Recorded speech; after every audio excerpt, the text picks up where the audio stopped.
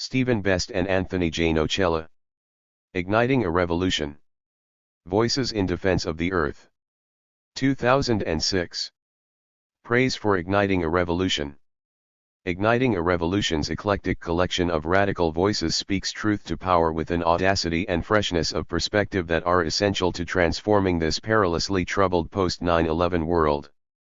As important, these essays help to continue and yet, redefine a much-needed conversation among a wide range of activists and scholars committed to such a transformation. Winston Grady Willis, author of Challenging U.S. Apartheid, Atlanta and Black Struggles for Human Rights, 1960 to 1977. Before his 1969 assassination, Karen Fred Hampton of the Black Panther Party in Chicago famously remarked that, when one of us falls, 1,000 will take his place. This book proves Fred's point. No matter the degree of repression visited upon it, the spirit of revolution cannot be quelled. To the contrary, it will continue to evolve until all are truly free. Ward Churchill, author of On the Justice of Roosting Chickens. Igniting a Revolution effectively tells a holistic story of revolutionary environmentalism through poems and essays that take us on a journey full circle from the background to the spiritual essence to the necessary actions. In an age when wars are waged over oil and other natural resources, we need to use this book as a tool to speak to larger audiences about the sci-fi reality TV show we are trapped in, where there is a race to artificially create and perfect all that is natural, desirable, and necessary. Autumn Marie, Critical Resistance, Prisoners of Conscience Committee, Sistas on the Rise. Their tactics are controversial, and are often labeled as violent, but there is no doubt that these insurgents represent the new cutting edge of the movement for a healthy planet and a just peace with nature. We may not agree with their tactics, or even their claims that the destruction of property is justified by our dire circumstances, and is ethical and essentially non-violent, but we ignore their message of crisis and hope at our own peril. Mike Roselle, founder of Earth First. This radical book seeks to uncover the roots of the environmental crisis we've created in search of solutions to what its contributors identify as in great part our lack of emotional bonds to the earth. Igniting a Revolution provides a stimulating sounding of ideas to help us decide what courses of action to take. Dr. Karen Davis, President, United Poultry Concerns, author of Prisoned Chickens, Poisoned Eggs, an inside look at the modern poultry industry in an age of insurgent conservatism, fundamentalism, and militarism, it is more than heartening to come across a hopeful book that reminds us of this planet's real coalition of the willing, the diverse cross-section of human beings who adamantly refuse to allow corporations and bad governments to destroy Mother Earth. These writings put to rest the lie that sane environmental policies are impossible to achieve or that revolutionary activism is a thing of the past. Reading this book will not only assure you that a better world is possible, but that its realization is a desire of the majority. Dr. Scott Richard Lyons, Native American Studies Program, Syracuse University, and columnist, Indian Country Today. The authors of Igniting a Revolution urgently demand that we take stock of our role and purpose as global citizens. Igniting a Revolution demands our attention, taking us from a world of observation and analysis to one of direct action politics. Peter McLaren, author of Che Guevara, Paulo Freire, and the Pedagogy of Revolution. This book is both a protest against human greed and arrogance and a call for revolutionary action to reverse the accelerating pace of our planet's destruction. Charles Patterson, author of Eternal Treblinka, Our Treatment of Animals and the Holocaust. Best and Nocella's volume is unlike any other work available on this topic. Igniting a Revolution is a profoundly important and timely volume, and one that I and many other scholars in the field will find extremely useful. Dr. Matthew Calarco, Chair and Assistant Professor of Philosophy, Sweetbriar College, Virginia. Industrial society is destroying our planet. It must be stopped by any means necessary. If you agree, read this book. If you don't, read this book. David Rovics, musician. Only in a society this removed is love a revolutionary act. Read this book, change your heart. Gen 1:29.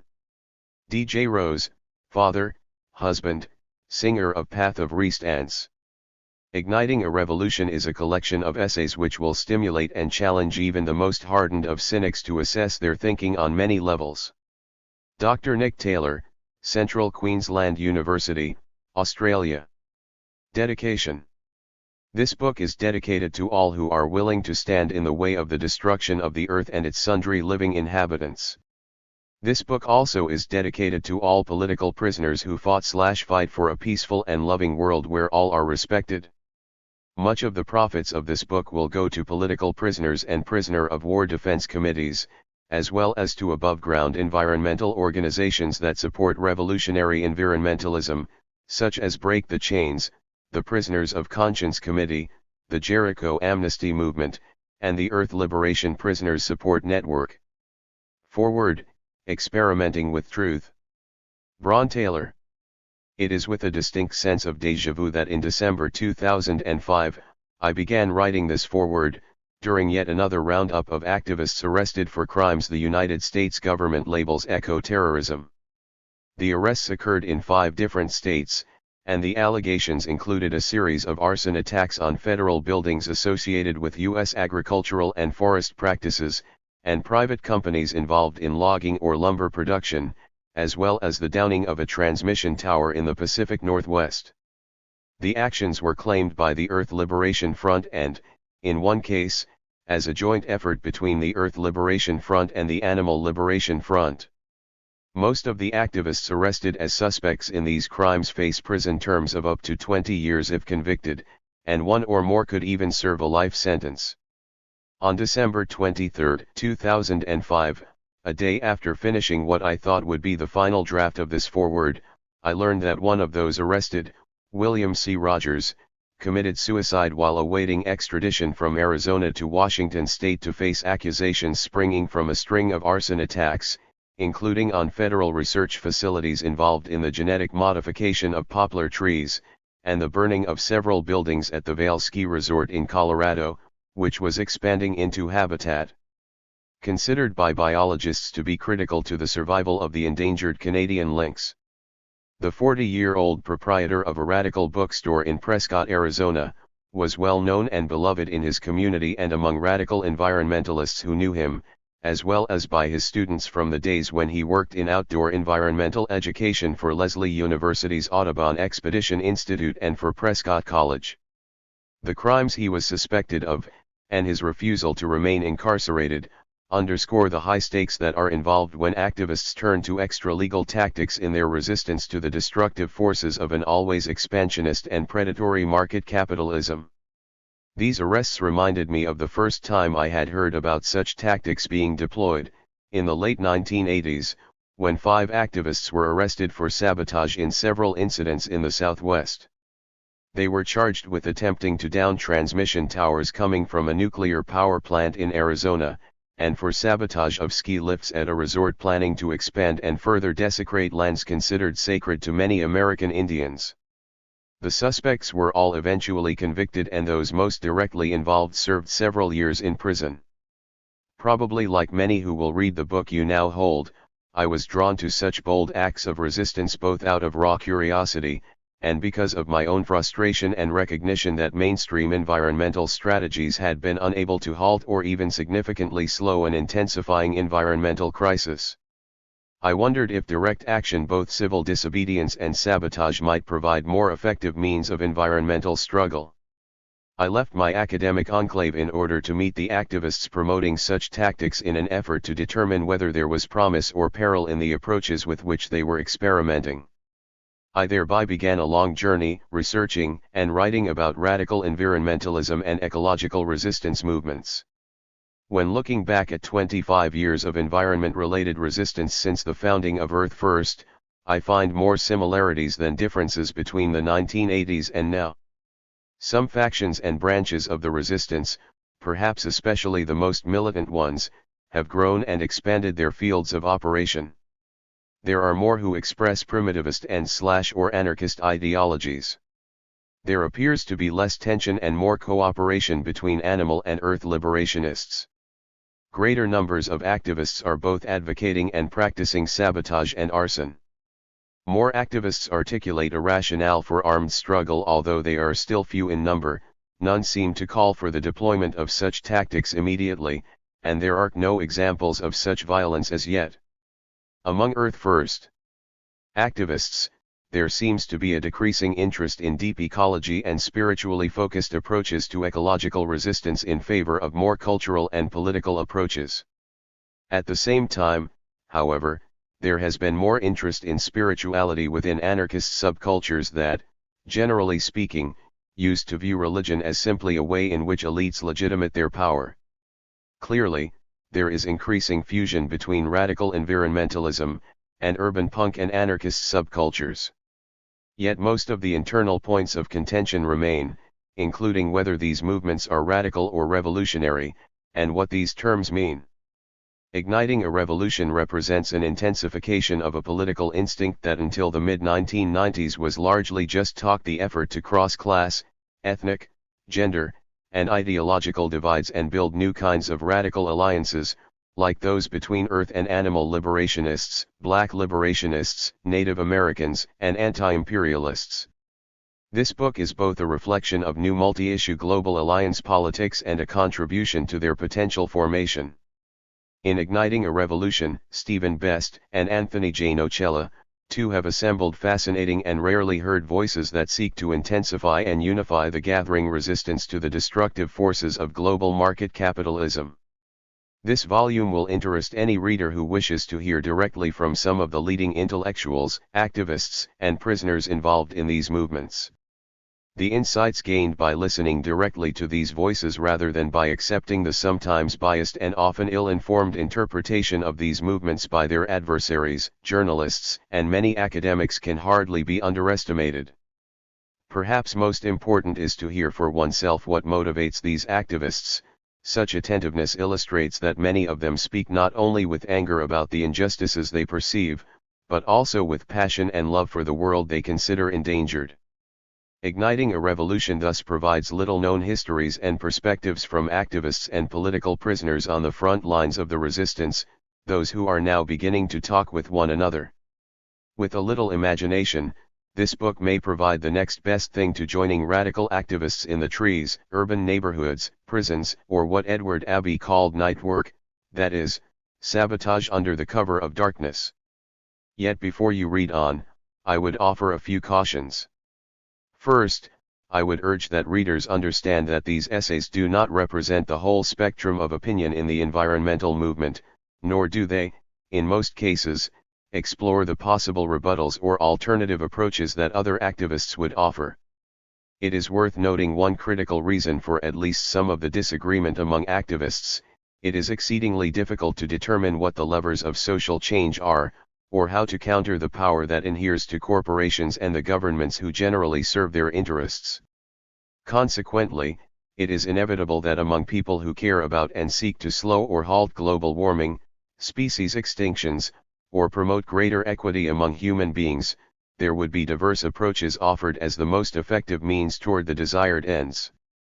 This particular book, by focusing on what the editors call revolutionary environmentalism, provides a unique window into such visions and related political perspectives and practices. Second, I would stress that revolutionary rhetoric often does not match the reality on the ground. It is one thing to argue that it is morally permissible or politically effective to deploy a given tactic, and another to undertake that action. It is yet another thing for readers who agree with the position to then put it into practice. Here I am thinking especially about the rationale for tactics involving property destruction, or tactics that seek to injure or kill adversaries. There have always been more people who are willing to argue for the permissibility or necessity of such violence than who are willing to put their ideas into practice. Perhaps as the ecological crisis grows ever more severe, the most militant and martial rhetoric will converge with activist practices. To date, however, there are still relatively few activists who defend the use of violence, and very few indeed who have elected to actually harm people in an effort to achieve their goals. Certainly, many who hear the term revolutionary will have a visceral, fearful reaction. But it is worth underscoring from the outset that for many, the term revolutionary is concerned primarily with making lasting, Systemic change.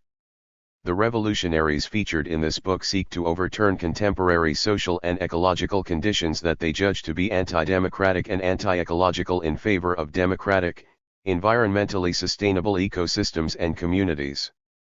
Many of them fervently believe their demands and visions cannot be realized within the constraints of current social arrangements, without abolishing these systems altogether. Such qualifications made, there is no doubt that for many who identify with revolutionary environmentalism, there is both a willingness, if not insistence, that more militant tactics are necessary, including sabotage, and sometimes actions even more risky to activists and adversaries alike. So anyone drawn to such tactics should be clear-eyed, for this is serious business. The authorities have steadily increased the penalties for such actions. The Patriot Act and other laws have further empowered government surveillance, increasing the likelihood and costs of apprehension. The case of Jeffrey Luers, from whom you can hear directly in this volume, is instructive. He was convicted for torching several sport utility vehicles in an action that resulted in no injuries, and sentenced to over 22 years in prison. This draconian sentence reminded me of Saul Alinsky's rules for radicals, which asserts that arrests and jail can be very good for a revolutionary or social change movement by dramatizing the cause, making its leaders martyrs, and inspiring others to action. Alinsky added that jail can provide precious time to think carefully about and refine goals and strategies. But he also argued that if the incarceration is too long it will be counterproductive, removing the revolutionary from action. To Alinsky's concerns I would add that long incarcerations can discourage followers while costing the movement time and resources, as these are shifted into prisoner support. Some activists and, no doubt, contributors to this volume, would view Alinsky's rules as quaint and obsolete, but it is certainly worth discussing if and when Alinsky's rules should be ignored or followed. Third, while appreciating the many contributions of this groundbreaking volume, it is also important to recognize its limitations. Despite the many essays included in this anthology, few activists have the time or inclination to focus on movement history. Consequently, commonly received depictions of the alleged racism or other faults of earlier activists are sometimes based on thin evidence, or statements ripped out of context, which have become magnified through oral transmission. In my view, the depiction of some of the early founders of Earth First as racist provides a good example. Some criticisms of certain writings were made that ignored the context or qualifications that accompanied the offending statements. Often these criticisms were made by political rivals uninterested in fairness, but the criticisms were subsequently taken at face value, passed on orally and in later writings, becoming something of their own reality. Just as it would be wise to avoid taking criticisms of specific figures at face value, so is it ill-advised to accept uncritically romantic depictions of individual activists or specific movement branches. A critical approach leads to appreciation of both virtues as well as limitations, failings, and sometimes, outright unreasonableness. Finally, I think ongoing, critical thinking about the reasons for the emergence and intensification of radical or revolutionary environmentalism is crucially important. Clearly, contemporary political institutions have been corrupted by corporate power and wealth. It is certainly understandable why some would question even civilization itself, given its obvious destructive power and inertia, and decide therefore that the only appropriate response is a comprehensive revolution. Some articles in this volume present forceful arguments for such approaches. If a revolutionary response is indeed justifiable or is the only reasonable response, then such strategies will stand up to critical scrutiny. There are a number of questions that seem seldom raised by those most inclined to urge a revolutionary response, however. One might ask, for instance, how compelling is an ideology that requires a highly optimistic view of the very species that is responsible for so much destruction? That there are elites who are more responsible than others does not seem to overturn this question, for few people seem immune from desiring greater affluence or power when the opportunity is present. From this, a second question follows: does an ideology, revolutionary or not, have the resources within it to bridle the abuse of power, even if wielded by the revolutionary agents themselves? It is understandable that those intent on halting destruction and living in the revolutionary moment, would not be focused on this latter question. But before we conclude any ideology is worth our energy, let alone our prospective liberty, it would be wise to have an answer to this question. It is, essentially, the age-old question central to social philosophy: how can we order our common lives to promote the commonwealth and protect the weak? While revolutionary environmentalists have arguably contributed to moral evolution by insisting that the commonwealth be understood to include all forms of life, it is less certain they have found a compelling answer to how we achieve and maintain it. This may, indeed, be an unobtainable task, but it is a worthy pursuit. It is, therefore, important to scrutinize every proffered solution, both means and ends, to see which sorts of political systems might actually be compatible with the flourishing of ecosystems in which they are situated. Then again, it is only through experiments with truth during concrete political struggles that we have a chance to discover or recover viable solutions. Perhaps generations from now, revolutionary environmentalists will be lauded for making a decisive contribution to a sustainable future by having the courage to experiment boldly with paths to it. And perhaps some key elements of the solution will be found in the pages of this important and provocative collection. In an anthology I compiled entitled Ecological Resistance Movements, I spoke about how values are linked to and embedded in narratives. I urged readers to consider whether they found any of the stories in that volume inspiring, and if the forms of resistance described and analyzed there made sense, and were worth emulating. The same question seems equally pertinent here. The narratives and voices in this volume flow within the broader currents of progressive environmentalism and social justice movements. Which of them are compelling emotionally, and square with your own moral sentiments? Which make the most sense strategically? This volume, carefully considered within the light of social movement histories and the analysis of them, might well help us discern how we might more effectively stand up for life on Earth. Introduction. A Fire in the Belly of the Beast, The Emergence of Revolutionary Environmentalism. Stephen Best and Anthony J. Nocella, 2. Barely out of the starting gates, on the heels of the bloody and genocidal century that preceded it, the 21st century already is a time of war, violence, environmental disasters, and terrorism against human populations, animals, and the earth as a whole. This omnicidal assault is waged by powerful and greedy forces, above all, by transnational corporations, national and international banks, and G8 alliances. Stretching their tentacles across the earth, they hire nation-states as their cops, juntas, hitmen, dictators, and loan sharks to extract natural resources, enforce regimes of total exploitation, and snuff out all resistance. These menacing foes are part of a coherent system rooted in the global capitalist market, currently in the final stages of the privatization and commodification of the natural and social worlds. The net result of millennia of Western culture, and roughly 200,000 years of the reign of Homo sapiens as a whole, is hideously visible in the current ecological crisis involving dynamics such as air and water pollution, acid rain, genetic crop pollution, chemical poisoning, species extinction, rainforest destruction, coral reef deterioration, disappearance of wetlands, desertification, and global waging. This planetary crisis is caused by forces that include human overpopulation, hyperdevelopment, mass production, overconsumption, agribusiness, militarism, and a cancerous greed for power and profit that consumes, entraps, or kills everything in its path.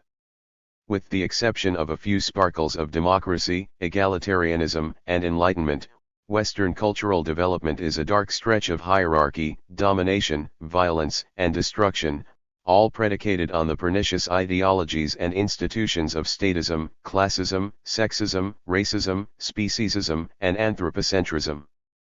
Despite great works of philosophy, music, art, and architecture, regardless of brilliant advances in science and technology, much of which was built on the backs of the enslaved and exploited, the Western world has created few social forms deserving the name civilization. Rather, it spirals headlong toward barbarism, self-destruction, and oblivion. Indeed, the very concept of civilization is problematic, as Western cultures have defined it in antithesis to everything wild, non-domestic, animalic, primal, emotional, instinctual, and female, all forces to be subdued and conquered. As global temperatures climb, ice caps and glaciers melt, sea levels rise, and forests fall, the short-lived human empire has begun to devour itself and implode like a collapsing white dwarf star. The earth itself, the bulk of which has been domesticated, colonized, commodified, bred and crossbred, genetically engineered, and cloned, is refuting the myths and fallacies of progress, development, science, technology, the free market, and neoliberalism, while demonstrating the inherent contradiction between capitalism and ecology. This book is a rebel yell. It is a manifesto for a new social movement that we call revolutionary environmentalism. It stands in solidarity with all struggles outside the Western world and Northern Hemisphere, but it calls for a revolution within. As the Earth Liberation Front once stated in a communiqué, "Welcome to the struggle of all species to be free. We are the burning rage of a dying planet." Fed up with apathy, lies, and excuses, driven by passion and anger, moving through the night in black clothes and balaclavas, armed with the healing fire of resistance, the Earth Liberation Front is just one of many radical groups attacking exploiters and sabotaging nihilists who would trade in cultural and biological diversity for another mansion or yacht. These guerrilla warriors are joined by people of color protesting chemical poisoning of their communities, Chipko activists protecting forests in India, the Ogoni people fighting shell oil in Nigeria, and countless other indigenous peoples from Central Africa and the Amazon basin to the Canadian subarctic and the tropical forests of Asia fighting pollution, mining, deforestation, biopiracy, oil and gas drilling, agribusiness, and other methods of human, animal, and earth exploitation. Global in its vision, igniting a revolution nonetheless arises from the belly of the beast, from the core states that control their satellites, from the corporate command centers of the great imperialist powers, the US above all. This book is shaped by the era of global terrorism, the so-called clash of civilizations, struggles over dwindling natural resources, and the intensification of state repression against eco-terrorism, liberation movements, and dissent of any kind. Igniting a Revolution was conceived amidst the smoke and rubble of 9/11, it was written during the blasts of 3/11 and 7/7, assembled throughout the U.S. terrorist war against Iraq and the encroaching fascism of phenomena such as the USA Patriot Act and UK rules of unacceptable behaviors, and finalized under the spectral shadow of ecological disintegration, biological meltdown, and impending global chaos. Increasingly, calls for moderation, compromise, and the slow march through institutions can be seen as treacherous and grotesquely inadequate. With the planet in the throes of dramatic climate change, ecological destabilization, and the sixth great extinction crisis in its history, reasonableness and moderation seem to be entirely unreasonable and immoderate, as extreme and radical actions appear simply as necessary and appropriate. After decades of environmental struggles in the West, we are nevertheless losing ground in the battle to preserve species, ecosystems, wilderness, and human communities. Politics as usual just won't cut it anymore. Origins of Western environmentalism. Environmentalism, a term developed in the modern Western world, is an articulated philosophical and political concern human beings have with the destructive impact of their societies and life ways on their surroundings and the natural world that sustains them. Most improbable in societies that respect and live in harmony with nature, environmentalism is a symptom of a disease. It is a manifestation of a dualistic outlook whereby human beings see themselves as separate from nature, view it as mere resources for their use, and seek to bend it to their will. Ecological life ways in harmony with nature are primal, but environmentalism is a modem development. Environmentalism is a necessary step toward healing the pathologies of a destructive and domineering society, but some forms of environmentalism, as we will show, only treat the symptoms of disease while others seek to eliminate its causes. There are many histories of environmentalism appropriate to various national, geographical, or cultural settings, such as may be found in Australia, Asia, England, Finland, Germany, or the US. Our brief narrative here only touches on a few points relevant to traditions in North America and Europe during the 19th and 20th centuries, but verges toward a broader international narrative.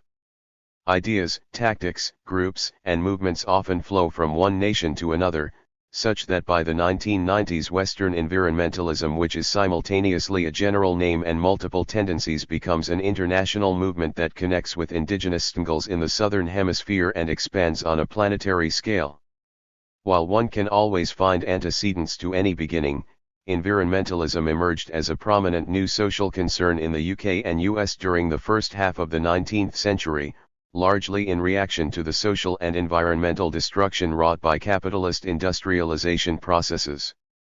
With the onset of the Industrial Revolution in London, the urban setting became a grim, overcrowded, polluted, smog-choked, disease-ridden prison house of squalor and ugliness. In his poem, Jerusalem, William Blake decried the city's dark satanic mills, and in novels such as Hard Times Charles Dickens vividly portrayed the hellish lives of the urban poor. In protest against encroaching industrialization, groups of English weavers known as Luddites took up their sledgehammers in 1811 and attacked the machines that mass-produced inferior products, eliminated their jobs, and destroyed their communities. The state crushed the burgeoning social movement, handing out death sentences for sabotage, and industrialization rolled right along under the banner of progress, democracy, and freedom. As various radicals and social reformers organized against the destructive effects of industrialization on working classes in cities such as London and Manchester, a new sensibility emerged in the late 18th century, championed by romantic poets, artists, and thinkers who were concerned with the impact of capitalism on the beloved countryside and forests of England. Within the belly of the industrial beast, William Blake, William Wordsworth, Samuel Taylor Coleridge, John Keats, and others observed with alarm how both outer and inner worlds were threatened by mechanistic science, the technological onslaught, and the ruthless commodification of nature and human relations. Following the lead of Jean-Jacques Rousseau, who declared everything natural to be free and good, they praised nature as the antithesis to all that was rotten in modern life, and extolled the beauty and divinity of the wild. In the early 19th century, Romanticism spread from England to America, where it took on similar form in the guise of transcendentalism. Millennia after Native Americans established roots on the continent and lived with reverence for the earth, transcendentalists such as Ralph Waldo Emerson, Henry David Thoreau, and John Muir embraced a similar pantheistic outlook. They rejected the prevailing Puritan ideology that saw nature as evil and repulsive, as something to be conquered, not contemplated, and they spoke rapturously of the divine spirit manifest in all things.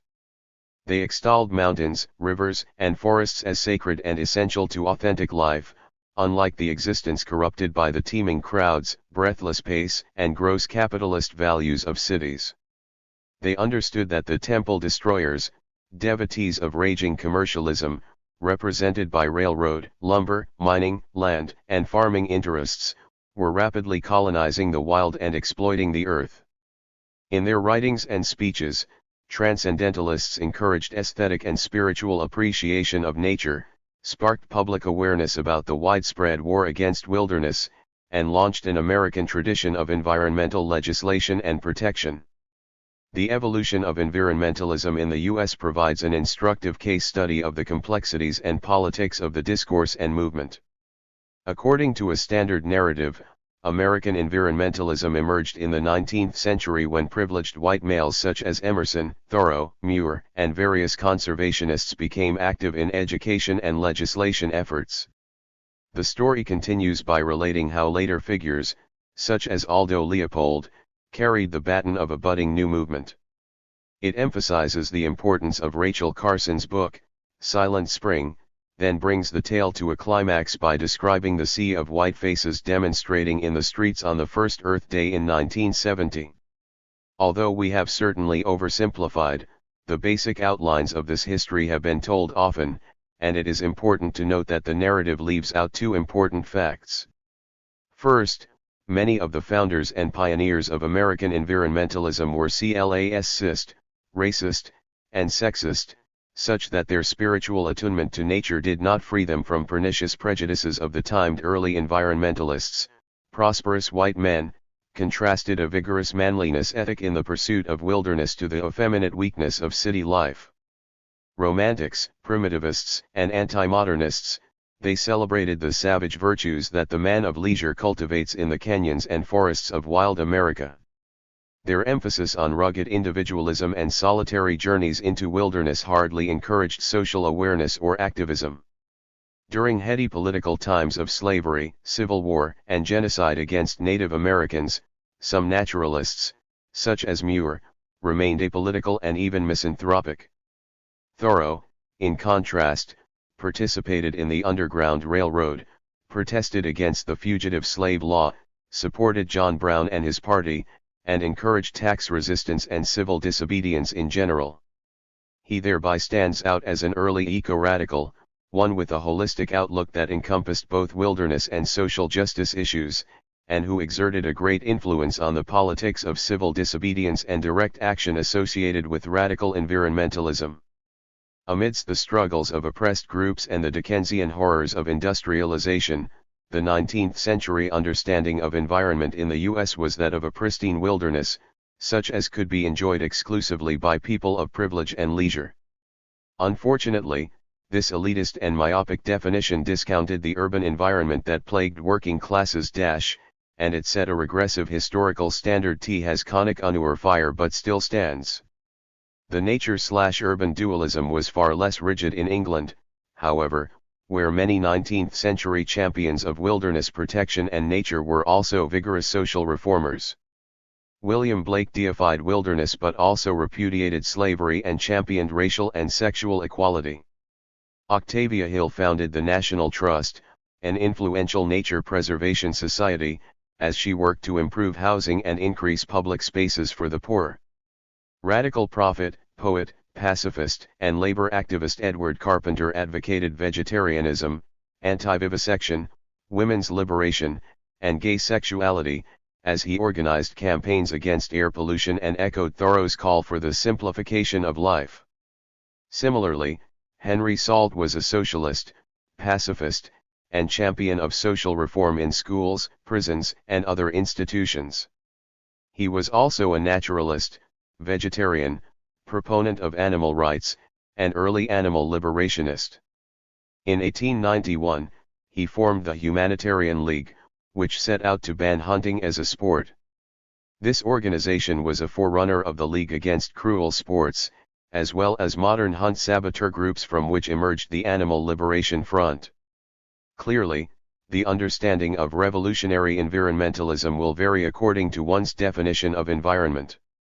If the definition focuses on wilderness apart from cities, communities, and health issues, then it will exclude the plight and struggles of women, people of color, workers, children, and other victims of oppression who work, live, play and attend school in toxic surroundings that sicken, deform, and kill. If, however, the definition of revolutionary environmentalism is broadened to include environmental justice and indigenous struggles against corporate exploitation and imperialism which bring to the table key issues of race and class, then the contributions of Native Americans, Black liberationists, Latino/as, non-Western peoples, and others can be duly recognized and integrated into a broader and more powerful resistance movement. One must look to the 19th century roots of modern environmentalism to understand why, in the US and elsewhere, the environmental movement is still comprised predominantly of middle or upper-class white people. Tragically, narrow definitions of the environment and ideologies such as elitism, racism, sexism, and misanthropy persisted throughout the 20th century, often surfacing in movements such as deep ecology and Earth First. Such attitudes, while not endorsed by all deep ecologists or Earth First, ERS, and which by no means capture the complexity of their positions and politics, were not exactly welcome mats for women, workers, and people of color, who regardless were preoccupied with their own forms of oppression and survival needs. A second and related problem with the standard historical narrative of American environmentalism is that it leaves out the important roles played by oppressed and marginalized groups. Long before Rachel Carson, African American abolitionists opposed the use of chemicals such as arsenic being used to grow crops.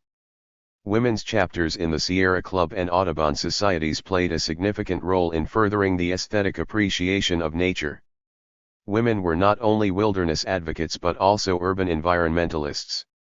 These activists included the sewer socialists of the late 19th century who militate for better sanitation conditions in cities, Alice Hamilton, a pioneer of occupational health and safety, and Jane Addams, whose activism on behalf of women, children, workers, and people of color was inseparable from her push for better housing, working, and sanitation conditions. Anticipating by 6 decades the environmental justice movement that emerged in the 1980s, Grace Fryer and other radium girls sickened from radium poisoning sued the company responsible and raised awareness about the dangers of this deadly substance. Modern radical groups have roots in forgotten social histories, such as we see in today's environmental justice movement. Similarly, well before the sabotage and monkey-wrenching actions of the Animal and Earth Liberation Fronts, the Sea Shepherd Conservation Society, and Earth First, Native Nations, rebellious slaves, abolitionists, Luddites, suffragettes, and others damaged machinery, destroyed property, and set buildings ablaze. Contemporary direct action and civil disobedience tactics, moreover, have immediate roots in the civil rights struggles of the 1950s and 1960s, and of course reach back to militants such as Gandhi, Thoreau, and Tolstoy. Thus, the modern environmental movement hardly emerged in a vacuum, nor did it evolve without deep imprints from intense struggles over class, race, and gender. The ferment of the 1960s. Rachel Carson's book, Silent Spring, is often credited with sparking the modern environmental movement. It captured the attention of the nation with its vivid prose and dire warning of the systemic poisoning effects of newly invented pesticides, especially DDT. In an era that promoted better living through chemicals, DDT and other deadly substances were spread liberally across the land, from the suburban lawns of New Jersey to the agricultural fields of California where migrant workers toiled, with first-hand knowledge of their deadly effects. Carson's book prompted President John F. Kennedy to order the President's Science Advisory Committee to examine her claims against pesticides. Despite ferocious opposition from the chemical industries, her research was vindicated and DDT was eventually banned, although the use of countless other deadly chemicals thereafter increased and continued to poison soil, crops, animals, rivers, and human communities and bodies. Exclusive focus on Carson's great achievements tends to cloud the importance of other contemporaries. In the 1950s, for instance, Murray Bookchin wrote numerous articles and books on the poisoning of the environment and food supply by nuclear testing, pesticides, herbicides, and various additives and preservatives. During the same period, he also merged anarchism and ecology in a new revolutionary framework he later called social ecology. Bookchin argued that all environmental problems are deep-rooted social problems and therefore demand far-reaching social solutions. Biologist Barry Commoner also protested against nuclear testing in the 1950s, warning of the dangers of radioactive fallout, and he helped bring about the 1963 Nuclear Test Ban Treaty. A national figure, Commoner wrote on a wide range of issues including pollution, the dangers of fossil fuels, and alternative technologies. His books, such as The Closing Circle, Nature, Man, and Technology, provided clear understandings of the laws of ecology and how modern society recklessly violated them. Populist and progressive, Commoner provided another early attempt to connect environmentalism to left-wing politics and broad social agendas. Yet it is clear that the modern environmental movement did not arise because of Rachel Carson, or a few other key individuals. It emerged and sustained itself in the larger social context of the 1960s, as shaped by the struggles of the new social movements. These movements, in turn, arose amidst the turmoil spawned by the civil rights struggles of the 1950s. During the 1960s, however, blacks and a number of white radicals rejected environmentalism as a bourgeois concern, elitist and racist cause, reactionary primitivism, and even dangerous diversion from the hard-won focus on civil rights and the Vietnam War. The political mindset was dominated by humanist and anthropocentric concerns, and even progressive figures and groups were unprepared to embrace an emerging new ethic that challenged human species' identity as lord and master of the wild. As they began to take shape in the 1960s, environmental concerns were and mostly remain enlightened anthropocentric worries that if people do not better protect their environment, human existence will be gravely threatened. At the turn of the decade in 1970, however, the future of the environmental movement seemed bright. Riding the crest of 1960s turmoil and protests that were beginning to wane, environmentalism became a mass concern and new political movement. The first Earth Day on April 22, 1970 drew 20 million people to the streets, lectures, and teach-ins throughout the nation, making it the largest expression of public support for any cause in American history. In this decade of environmentalism, the U.S. Congress passed new laws such as the Clean Air Act, and in 1970 President Nixon created the Environmental Protection Agency. Some environmental organizations such as the Sierra Club existed before the new movement, but grew in members, influence, and wealth like never before. The larger groups known as the Gang of 10 planted roots in Washington, D.C., where they clamored for respectability and influence with politicians and polluters. The movement's insider/growth-oriented recipe for success, however, quickly turned into a formula for disaster. Many battles were won in treating the symptoms of a worsening ecological crisis, but the war against its causes was lost, or rather never fought in the first place. Potentially a radical force and check on capitalist profit, accumulation, and growth dynamics, the U.S. environmental movement was largely a white, male, middle-class affair, cut off from the populist forces and the street energy that helped spawn it. Co-opted and institutionalized, in bed with government and industry, mindful of the taboo against social intervention in the production system, defense of Mother Earth became just another bland, reformist, compromise-based, single-interest lobbying effort. Increasingly, the Gang of 10 resembled the corporations they criticized and, in fact, evolved into corporations and self-interested money-making machines. Within behemoths such as the Wilderness Society, the Environmental Defense Fund, and the Sierra Club, decision-making originated from professionals at the top who neither had, nor sought, citizen input from the grassroots level. The Gang of 10 hired accountants and MBAs over activists. They spent more time on mass mailing campaigns than actual advocacy, and their riches were squandered largely on sustaining bloated budgets and six-figure salaries rather than protecting the environment. They brokered compromise deals to win votes for legislation that was watered down, constantly revised to strengthen corporate interests, and poorly enforced. They not only did not fund grassroots groups, they even worked against them at times, forming alliances instead with corporate exploiters. Perversely, Gang of 10 organizations often legitimate and profited from greenwashing campaigns that presented corporate enemies of the environment as benevolent stewards and beacons of progress. Radical backlash and the grassroots revolution. As Gang of 10 type organizations emerging in the US and Europe spread throughout the globe, they created a bureaucratic organization paradigm that shaped the structure of Western environmentalism. Yet, while mainstream environmental machines churned away ineffectively, and the plundering of the earth expanded in scope and pace, waves of new approaches that used militant tactics and sought radical change surged forward in the US, the UK, and throughout the globe.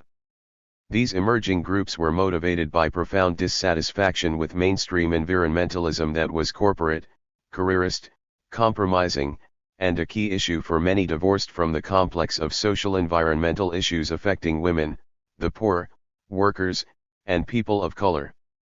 Adopting more confrontational tactics and radical politics, the new orientations repudiated reformist models that sought merely to manage a growing environmental crisis through diluted legislation, illusory techno-fixes, and market-based solutions for market-based problems. Realizing the futility of working through the political and legal structures of corporate-controlled states, many groups adopted direct action tactics whereby they confronted oppressors on their own high-pressure terms through actions ranging from blockades to sabotage. Direct action is not just a tactic, but rather a process whereby activists develop decentralized and egalitarian politics based on cells, affinity groups, and consensus decision-making models. Within these democratic forms, direct activists use civil disobedience and or sabotage tactics to empower themselves against corporate state structures and facilitate social change impossible to achieve through pre-approved political channels. Throughout the 1970s, the American Indian movement was absorbed in the struggle to defend itself from violent government attacks, fighting to preserve sovereignty, land, and culture. In 1971, Greenpeace was born as a new kind of direct action group protesting nuclear testing and protecting whales, but it condemned sabotage and degenerated into a Gang of 10 bureaucracy. In 1972, drawing on a host of spiritual sources including native wisdom, Norwegian philosopher Arne Næss formulated the biocentric deep ecology alternative to the anthropocentric shallow ecology of mainstream environmentalism, thereby promoting ecological and earth-centered perspectives. The same year, Green parties emerged in Australia, Canada, and New Zealand, spread to the UK in 1973, surfaced in Germany by the end of the decade, and migrated thereafter to the US and throughout the world. Broad-based and alliance-oriented, the international Green movement is organized around core values that include ecology, democracy, peace, feminism, respect for diversity, and social justice. In 1974, French writer Françoise d'Aubagne coined the term ecofeminism and the new framework was developed worldwide. As evident in groundbreaking analyses such as Carolyn Merchant's book, The Death of Nature, Women, Ecology, and the Scientific Revolution, ecofeminists demonstrated strong links between the oppression of women and the domination of nature, such that ecology and feminism supported and required one another. Evicted from Greenpeace in 1975 for the violent act of throwing a sealers club out of harm's way, Canadian Paul Watson turned to confrontational and sabotage-oriented actions to defend sea animals from attack, eventually founding the Sea Shepherd Conservation Society. From the direct action culture of hunt saboteurs in England, the Animal Liberation Front was born in 1976. Freeing animals from captivity, attacking with hammers and fire, the ALF became a transnational underground group that advocated nonviolence, as UK splinter groups such as the Animal Rights Militia and the Justice Department urged attacking exploiters themselves, not just their property. Beginning in the mid-1970s, anti-nuclear and peace movements mushroomed in the US and throughout Europe, especially in Germany, inspiring millions of people to embrace direct action and radical politics in the struggle for an ecological society. The U.S. Clamshell Alliance, for instance, formed in 1976 to stop the construction of nuclear reactors in the small town of Seabrook, New Hampshire. Despite thousands of members engaged in constant mass civil disobedience, the Clamshell Alliance failed to prevent the completion of the Seabrook facility, but it was a key part of a larger movement that thwarted the development of nuclear power in the U.S. It was also an essential component of and contributor to an emerging cultural revolution that sought to change economic, political, and social structures in democratic and egalitarian directions, using direct action and anarchist-inspired tactics. Direct action strategies, grassroots movements, and radical politics continued to proliferate during the 1980s. The ALF migrated to the US and throughout the world as Earth First. Emerged in 1980 and changed the face of environmental struggle with militant civil disobedience and monkey-wrenching actions. Earth First spread from the US to Australia in the early 1980s, and to the UK and Europe at large beginning in 1990. In the UK, Earth First landed amidst a political culture already radicalized in the 1980s by the Green Anarchist movement and magazine, which helped to promote Earth First ideas and actions. Both Green Anarchism and Earth First embraced anarcho-primitivist philosophies that repudiated civilization and advocated a return to hunting and gathering society. Primitivism was becoming more influential in the US as well, developed in its most radical form by John Zerzan. Beginning in 1986, Murray Bookchin launched fierce attacks on deep ecology, Earth First, and primitivism. On the surface, Bookchin's blend of anarchism and ecology seemed compatible with other anarchist philosophies, but his emphasis was social not personal, rational not spiritual, and forward not backward-looking. He thereby excoriated these approaches not always accurately as mystical, asocial, apolitical, irrational, and atavistic, wholly unsuited for his goal to build a revolutionary social movement that could abolish oppression and transcend a capitalist system rooted in grow-or-die imperatives. Many activists understood the value of a social ecology orientation, but rejected Bookchin's forced option of either social ecology or deep ecology. These people included Earth First member Judy Bari, who worked in theory and practice to synthesize social ecology, deep ecology, and ecofeminism in a revolutionary ecology approach that was immensely influential in the UK during the 1990s. During the late 1970s and early 1980s, the US environmental movement broadened in scope and diversity with the proliferation of thousands of grassroots environmental groups. These were organized by women, people of color, and community members to fight corporate pollution and exploitation. With no patrons, politicians, or corporate sponsors to answer to or offend, grassroots groups such as spearheaded by Lois Gibbs to protest the 20,000 tons of chemical waste that sickened her community of Love Canal, New York adopted a confrontational, no-compromise approach and won battles the professionalized mainstream would or could not fight. A critical part of the grassroots revolution was the environmental justice movement that engaged environment, race, and social justice issues as one complex. Building on a long and sordid U.S. tradition of racism and discrimination, corporations and polluters targeted the poor, disenfranchised, and people of color to produce and discard their lethal substances. Far from the trimmed lawns and picket fences of privileged white neighborhoods, corporations ensconced themselves near people of color, where they built landfills and manufacturing plants, dumped hazardous and nuclear waste, operated incinerators, spewed deadly chemicals, and turned neighborhoods into toxic badlands. To protect their communities from real eco-terrorism, Native Americans, Asian Americans, blacks, and Hispanics organized and fought back, proving that marginalized did not mean powerless. An early expression of environmental justice was the Black Revolutionary Group, MOVE, founded in 1972 by John Africa and Donald Glassy. MOVE railed against industrial pollution, and related social and environmental problems to the exploitative dynamics of capitalism.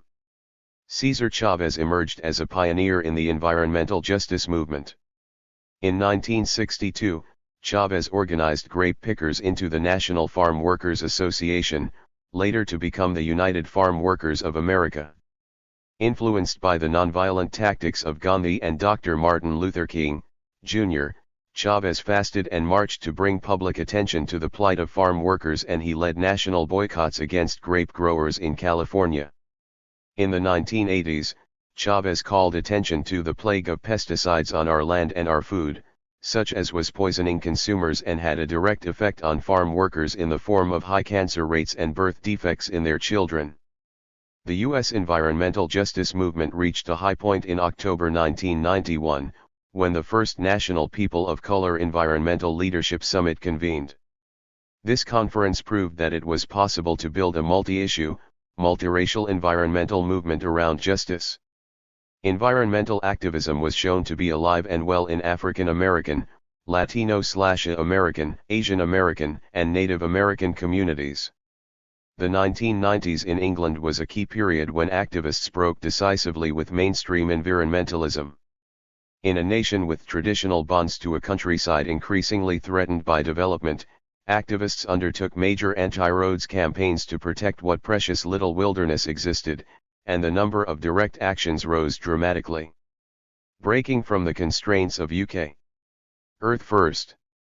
In order to employ ALF-style sabotage tactics, the Earth Liberation Front formed in the early 1990s, and spread like a beamfire throughout Ireland, Germany, France, Eastern Europe, Australia, the US, and elsewhere. In defense of the Earth, the ELF burned down housing complexes under construction, torched SUVs and ski lodges, and ripped up biotech crops. As elves made their merry way across the US and Europe, transnational corporations such as ExxonMobil, Shell Oil, Chevron Texada, and Monsanto were advancing deep into the southern hemisphere and other areas ripe for trade and development. Their predatory advances were supported by new legal treaties and institutions, such as the Free Trade Area of the Americas and the World Trade Organization, and bolstered by corrupt client states and beamtel military forces. The onslaught of hydroelectric dams, commercial foresting, road building, mining, and agribusiness threatened lands, communities, and livelihoods. Indigenous peoples formed new ecological resistance movements and fought back in every possible way. The Zapatistas, for instance, announced their presence to the world just after midnight on January 1, 1994, the day that the North American Free Trade Agreement, a new imperialist weapon to undermine workers, the environment, and the rights and autonomy of indigenous populations, became operative in Mexico, the US, and Canada. The Zapatistas are a stellar example of the new revolutionary politics. Alliance-oriented, egalitarian, and global in outlook, they promote feminist values, consensus decision-making, ecological principles, a respect for all life, and the support and/or use of armed struggle. As dramatically evident in the 1999 Battle of Seattle, anti-or-alter globalization groups throughout the world recognized their common interests and fates, and formed unprecedented kinds of alliances. The interests of workers, animals, and the environment alike were gravely threatened in a new world order where the WTO could override the laws of any nation-state as barriers to free trade.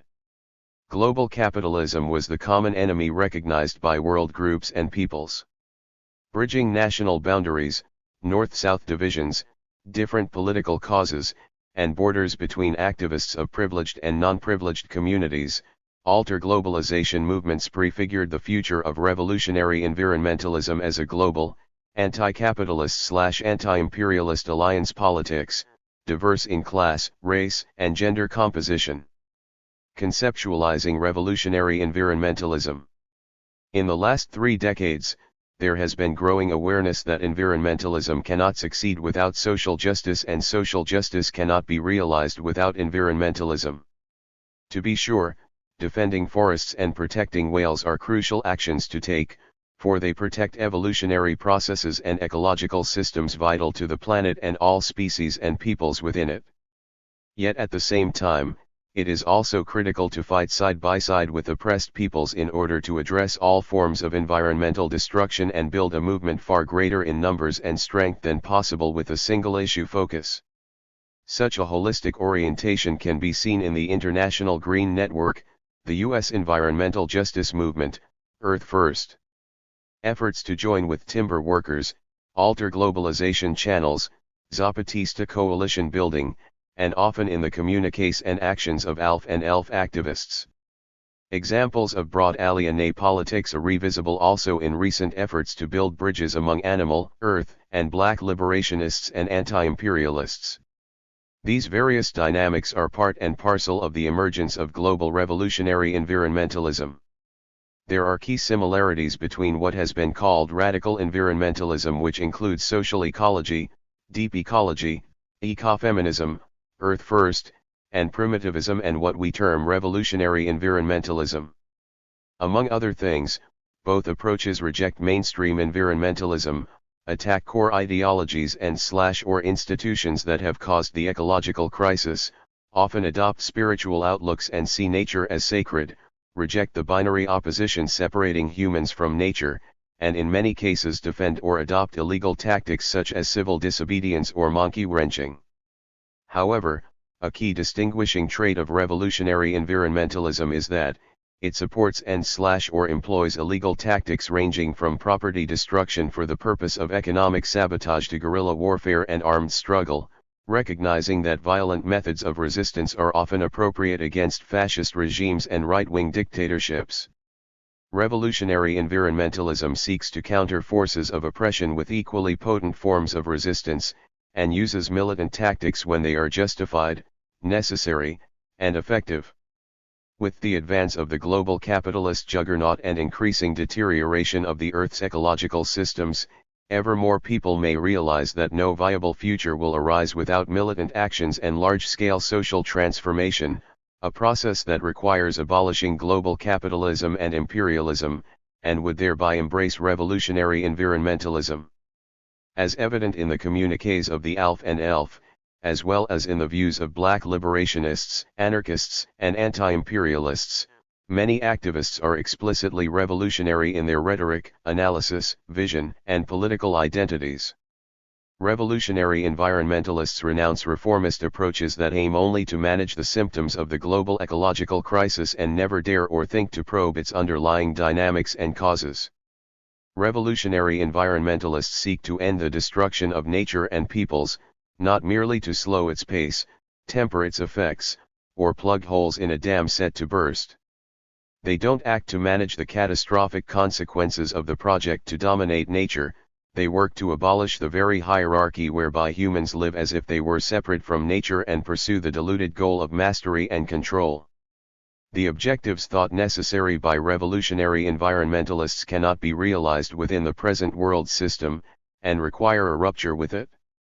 Revolutionary environmentalists recognize the need for fundamental changes on many levels, such as with human psychologies, interpersonal relations, social institutions, technologies, and the prevailing economic system. Revolutionary environmentalists see separate problems as related to the larger system of global capitalism and reject the reformist notion of green capitalism as a naive oxymoron. They repudiate the logics of marketization, economic growth, and industrialization as inherently violent, exploitative, and destructive, and seek ecological, democratic, and egalitarian alternatives.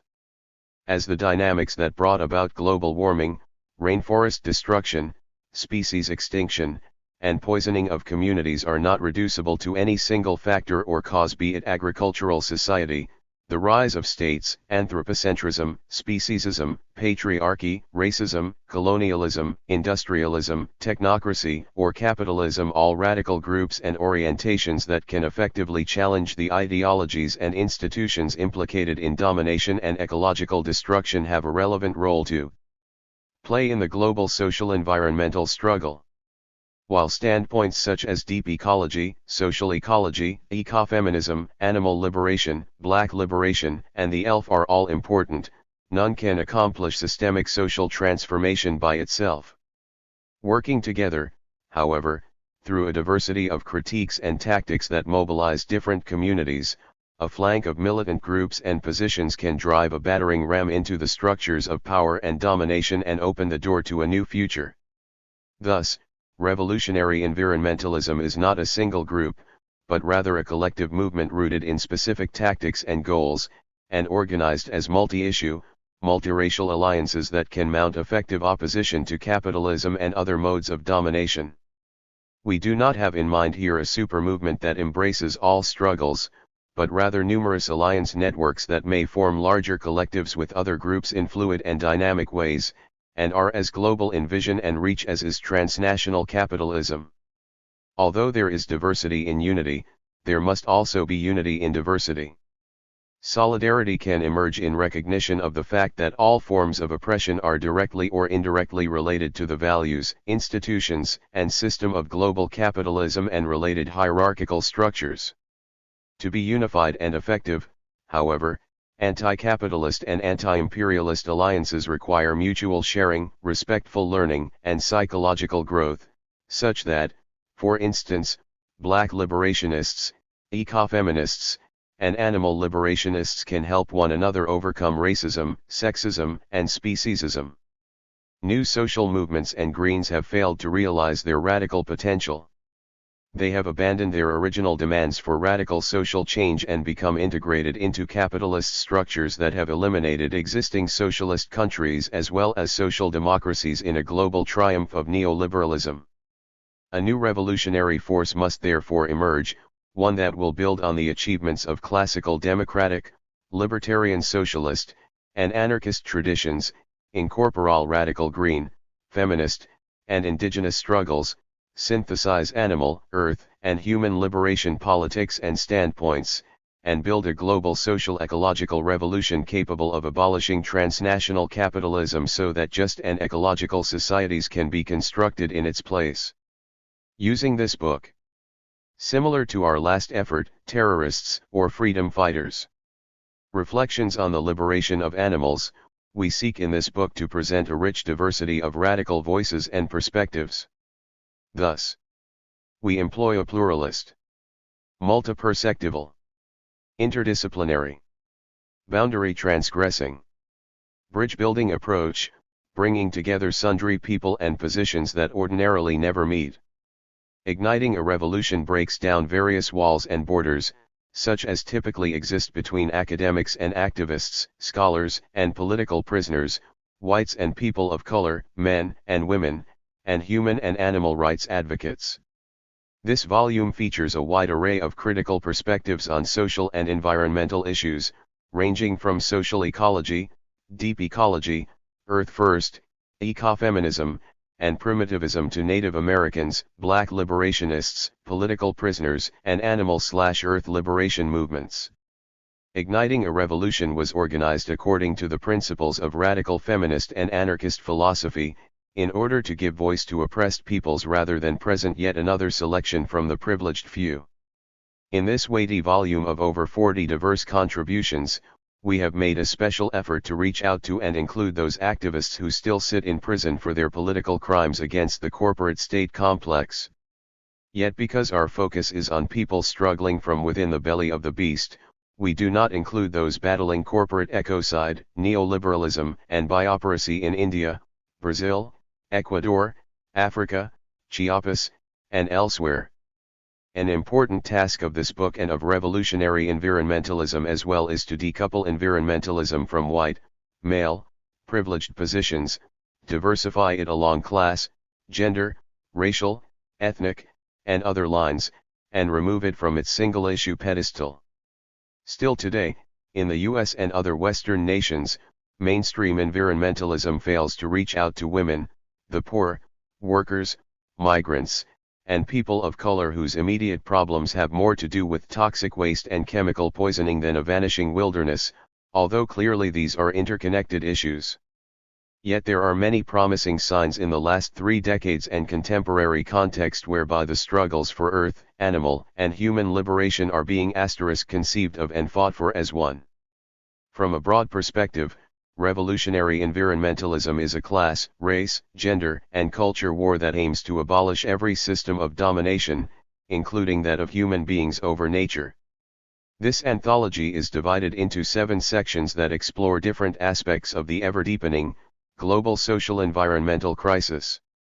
Each section begins with a poem by a renowned activist poet relevant to its general themes, as we close the book with a poem, and include an appendix of rarely collected elf communiques.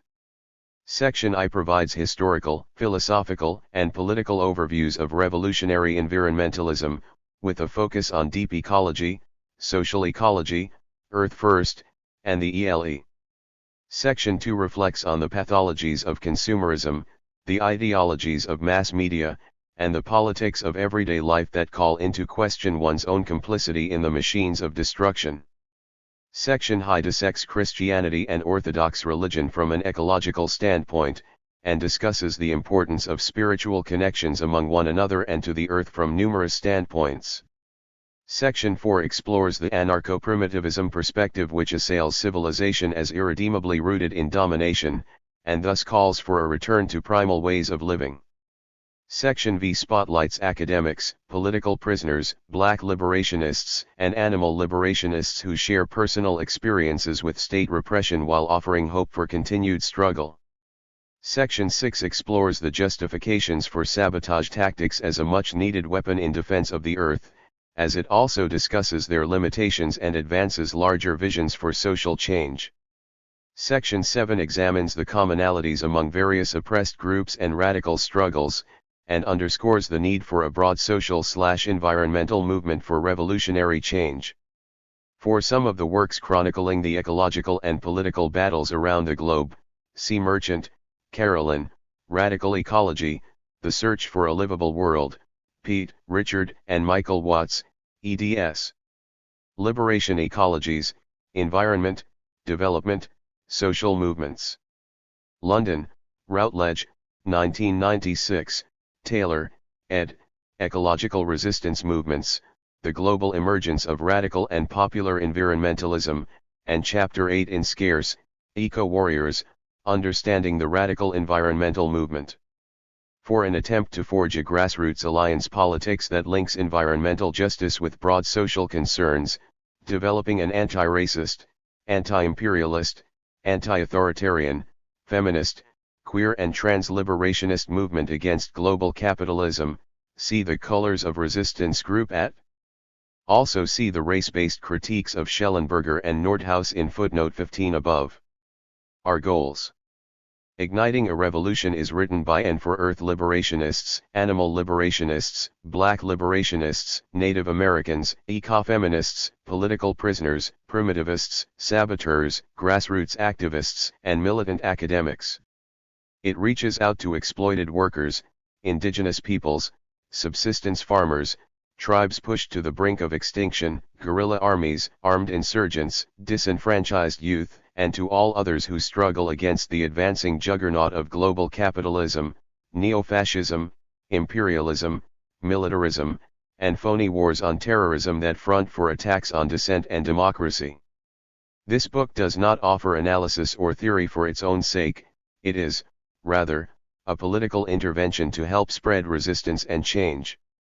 It is not a haphazard collection of thoughts, but a strategic effort to unite radical struggles in the Western world and beyond. It is not a history book, but a book to help make history. This volume aims to promote thought, provoke anger, stir passion, emphasize commonalities, establish connections, advocate systemic thinking, and, ultimately, to galvanize militant action appropriate to the level of the destruction of the earth and its sundry inhabitants and communities. While the voices in this book speak in different ways on social, political, and environmental issues, together they recognize the insanity, injustice, and unsustainability of the current world order, as they seek profound transformation on many different levels. Windows of opportunity are closing. The actions that human beings now collectively take or fail to take will determine whether the future is hopeful or bleak. The revolution that this planet desperately needs at this crucial juncture will involve, among other things, a movement to abolish anthropocentrism, speciesism, racism, patriarchy, homophobia, and prejudices and hierarchies of all kinds.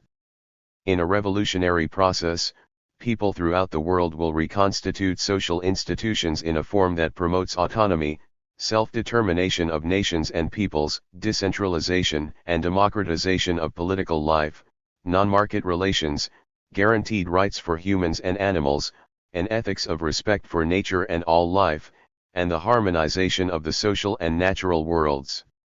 The earth will survive indeed, it will regenerate and flourish without us, but we will not survive without a healthy earth. Numerous hominid species such as Homo neanderthalensis have perished because they could not adapt to changing conditions, and countless human civilizations have collapsed for ecological reasons.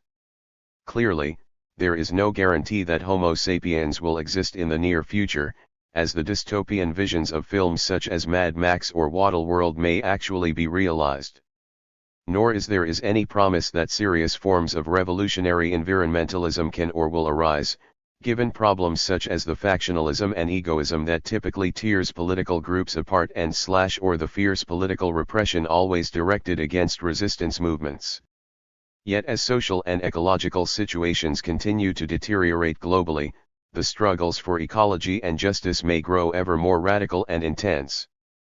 Amidst so many doubts and uncertainties, there is nonetheless no question whatsoever that the quality of the future if humanity and other imperiled species have won depends on the strength of global resistance movements and the possibilities for revolutionary change. May this collection of readings help blaze the trail forward and ignite this revolution. We invite you to read, reflect, resist, and revolt. Part I, The History and Nature of Revolutionary Environmentalism. Starting from the very reasonable, but unfortunately revolutionary concept that social practices which threaten the continuation of life on Earth must be changed. We need a theory of revolutionary ecology that will encompass social and biological issues, class struggle, and a recognition of the role of global corporate capitalism in the oppression of peoples and the destruction of nature. Judy Bari. No real social change has ever been brought about without a revolution. Revolution is but thought carried into action. Emma Goldman. I throw a Molotov cocktail at the precinct, you know how we think. FBI spying on us throw the radio antennas. And them hidden cameras in the streetlight watchin' society. With no respect for the people's right to privacy. Bring the power back to the street, where the people live. We sick of workin' for crumbs and fillin' up the prisons. Dyin' over money and relyin' on religion for help. We do for self like ants in a colony. Organize the wealth into a socialist economy. A way of life based off the common need. And all my comrades is ready, we just spreadin' the seed. Dead press. The planet is not dying. It is being killed. And the people killing it have names and addresses. Utah Phillips. Poems from Prison. Marilyn Buck. Velvet Fans. Butterfly Wings Falter. Poisoned or commodified.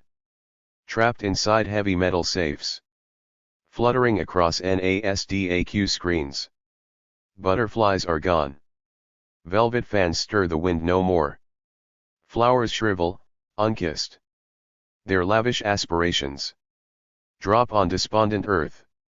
American Gothic. Gaunt-eyed farmers stand stripped. Earth turned over by hands waving a piece of paper. Prayer.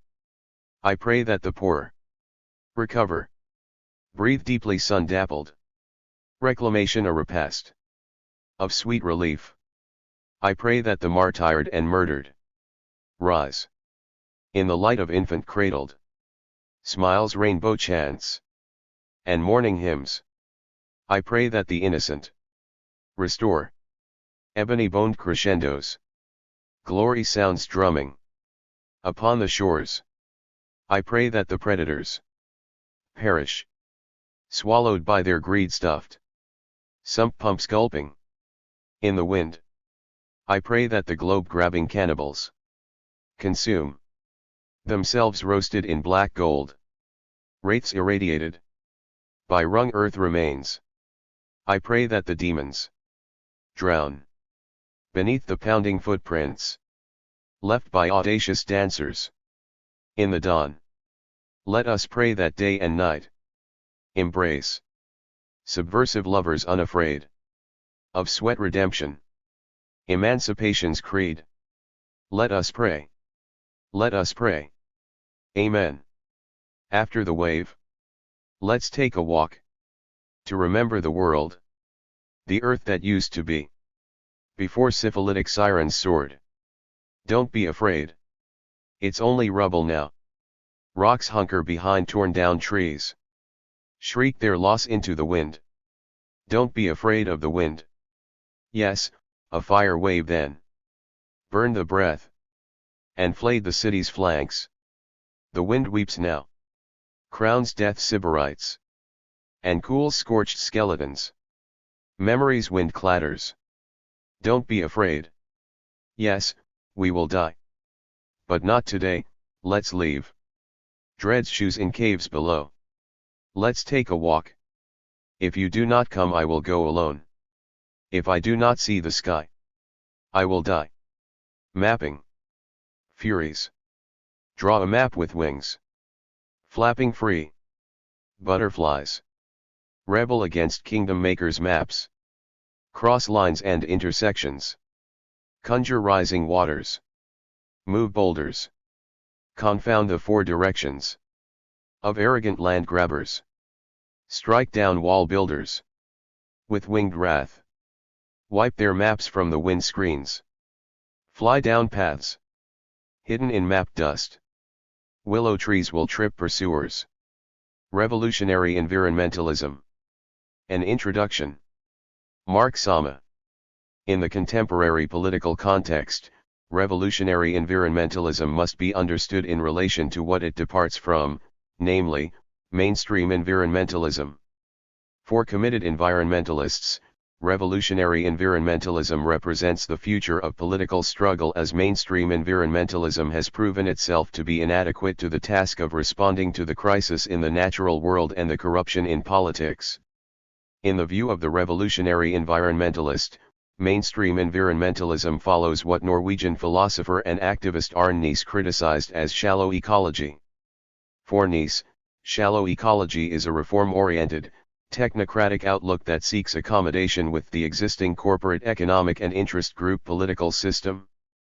It is mired in the burdens of organizational maintenance via donations and grants, and contracts are crucial to mainstream environmental leadership. Revolving door ambitions motivate decisions by mainstream environmental leaders as they move from corporate positions to government appointments to interest group leadership. In some ways, they become indistinguishable from their corporate adversaries who travel through much the same career pathways. Shallow ecology also is distinguished, Næss argues, by a human-centered or anthropocentric outlook that is alienated from nature and clings to a dysfunctional vision of mastery and control that lies at the root of the environmental crisis. In direct contrast, revolutionary environmentalism, as I present it here, relies heavily on Næss' concept of deep ecology. Deep ecology differs fundamentally from shallow ecology on two key points. Politically, it rejects bureaucratic models of change and seeks far more than reforms within a technocratic system of exploitation of nature. Philosophically, it advances a biocentric worldview that aims to reintegrate human beings into nature through radically different forms of selfhood, values, and ethics. This essay aims to clarify some key differences between mainstream and revolutionary environmentalism, between shallow and deep ecology. Clearly, different interpretations of revolutionary environmentalism exist, but most perspectives share some attachment to deep ecology. Deep ecology engages the fundamental problem of anthropocentrism and human alienation from nature. Yet, while the philosophical aspects of deep ecology are profound, the political aspects are themselves shallow and fail to develop an adequate theory and practice of forging new social institutions. I draw a distinction between radical actions and revolutionary change, and I argue that while tactics such as direct action and écotage may be radical, they are not revolutionary because they cannot, by themselves, bring about a qualitatively new social system. Such transformation requires a new social movement and a positive vision of a new society, the likes of which does not yet exist and remains to be invented. The logic of revolution. A profound transformation awaits us in the immediate future as we grapple with the ravaging effects of human society against nature. The changes needed to heal the planet and the rift between human beings and nature far exceeds any reasonable interpretation of the word reform. The change required is revolutionary, it is systemic and far-reaching in scope. It demands a different conceptual paradigm, new values and lifeways, and a dramatically different set of social institutions. Radical actions and organizing may help push society in the proper direction, but radical is a word best left to describe behavior and tactics. The Earth Liberation Front burns down logging company trucks to stop the destruction of a specific old-growth forest. That's radical direct action. But forming a new society that values old-growth trees and thus preempts their destruction from the start, that is revolutionary. The demand for change is radical. The overthrow and replacement of the existing social paradigms and institutions of society constitutes revolution. As yet, too little written work exists establishing a workable deep ecology, politics and biocentric society. Radical tactics to defend nature and life only take us part-way toward our goal of a society that respects nature and lives in harmony with life. Radical tactics and revolutionary ideologies and politics evolve as environmental destruction accelerates and mainstream approaches fail to stop the destruction and adequately defend nature. Consequently, emergent radical groups splinter from their parent organizations. Thus, Earth First arose from the Sierra Club and, in the early 1990s, a branch of Earth First became the Earth Liberation Front. Likewise, in 1975, Paul Watson broke with Greenpeace when it condemned the use of sabotage tactics. He subsequently started the Sea Shepherd Conservation Society, a direct action group which he termed the most aggressive, no-nonsense, and determined conservation organization in the world. Increasingly, environmentalists urge radical tactics to meet the mounting crisis in the natural world. Much of the informational fuel for their insistence on radical tactics comes from the scientific community whose research into such diverse fields as herpetology, climatology, and Arctic ecology shows dramatic declines in species populations and habitats. Revolutionary semantics and biocentrism. Successful insurgencies require a clear political message in order to communicate effectively with the populace. It's a requirement that revolutionary environmentalism doesn't yet meet, as it presents a muddled political message. It's primarily a message of don't, as in, don't do this and don't do that, but doesn't provide a viable framework for positive action to bring about social transformation. Several contemporary attempts to codify a revolutionary environmental message exist, beginning with Arney's famous essay on deep ecology, the work of George Sessions, Bill Duvall, and their collaboration, in addition to Warwick Fox and poets like Gary Snyder. Perhaps the most easily digestible version of deep ecology's political message is Bill McKibben's The End of Nature. The following summary abbreviates the deep ecology argument that many versions of revolutionary environmentalism assume. Shallow ecology represents the cultural and political battles over pollution and resource scarcity. Culturally and philosophically, shallow ecology remains tied to anthropocentrism, the view that human existence and wants are the central fact of the universe. Such widely held beliefs that wilderness is wasted and less developed, or the all-encompassing modern social experience of consumerism, tie directly to anthropocentric orientations. Politically, the battle joins mainstream environmental groups with the conventional tactics of campaign donations, legislation, litigation, and media-organized argumentation. Shallow ecology assumes that the ecological problems can be fixed without fundamental personal and social transformation, and thus that a series of minor reforms are sufficient. Deep ecology begins by rejecting human-centered arguments about the relationship between society and the environment. All life ought to enjoy certain rights, and human society must recognize the interrelatedness and the intrinsic value of nature. Thus, deep ecology involves a break with the mechanistic ontology of nature, requires a system of ethics based on biocentrism, and an application of equality and justice extending to the natural world.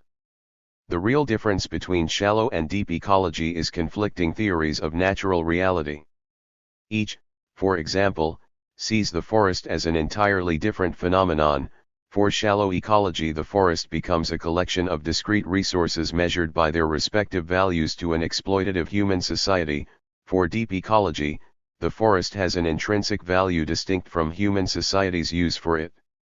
A central statement of deep ecology is the 8 key platform principles developed by Bill Duvall and George Sessions in their book, Deep Ecology. The platform principles of the deep ecology movement. The well-being and flourishing of human and non-human life on Earth have value in themselves.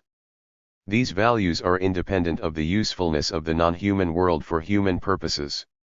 Richness and diversity of life forms contribute to the realization of these values and are also values in themselves. Humans have no right to reduce this richness and diversity except to satisfy vital human needs. The flourishing of human life and cultures is compatible with a substantial decrease of the human population. The flourishing of non-human life requires such a decrease. Present human interference with the non-human world is excessive, and the situation is rapidly worsening. Policies must therefore be changed. These policies affect basic economic, technological, and ideological structures. The resulting state of affairs will be deeply different from the present. The ideological change is mainly that of appreciating life quality rather than adhering to an increasingly higher standard of living. There will be a profound awareness of the difference between big and great. Those who subscribe to the foregoing points have an obligation directly or indirectly to try to implement the necessary changes.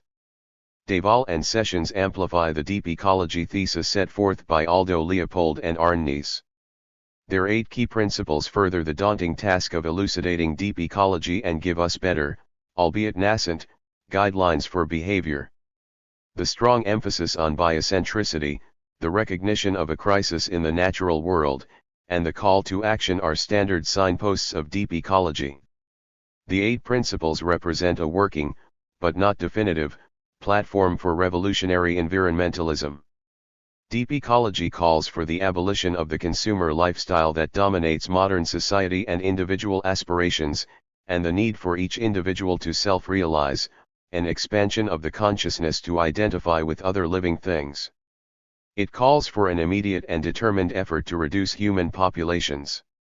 Deep ecology argues that human society needs to accommodate its technological and material progress to the greater value of biodiversity. First-person accounts of participation in the Earth Liberation Front and other radical environmental organizations yield derivations, often abbreviated, of deep ecology principles. Rarely does mass recruitment occur. Individuals come to revolutionary environmentalism via word of mouth and moving from one group to a more radical one.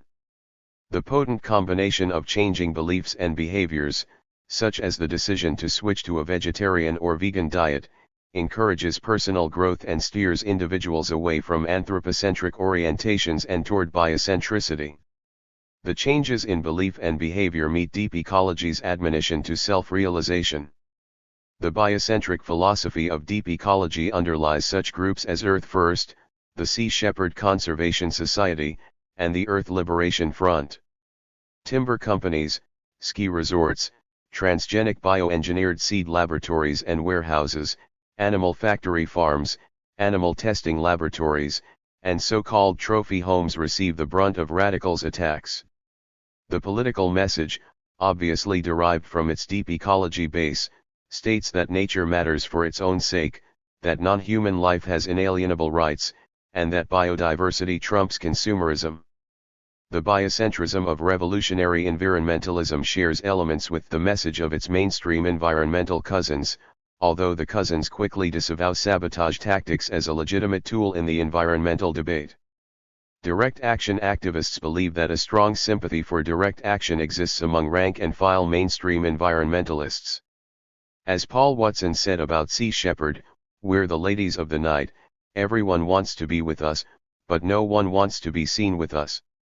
The political message of revolutionary environmentalism distinguishes itself in its acceptance of direct action. The radicals argue that mainstream environmentalism cannot succeed.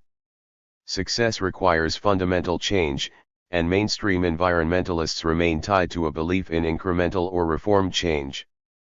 But little evidence supports any claim of mainstream environmental success.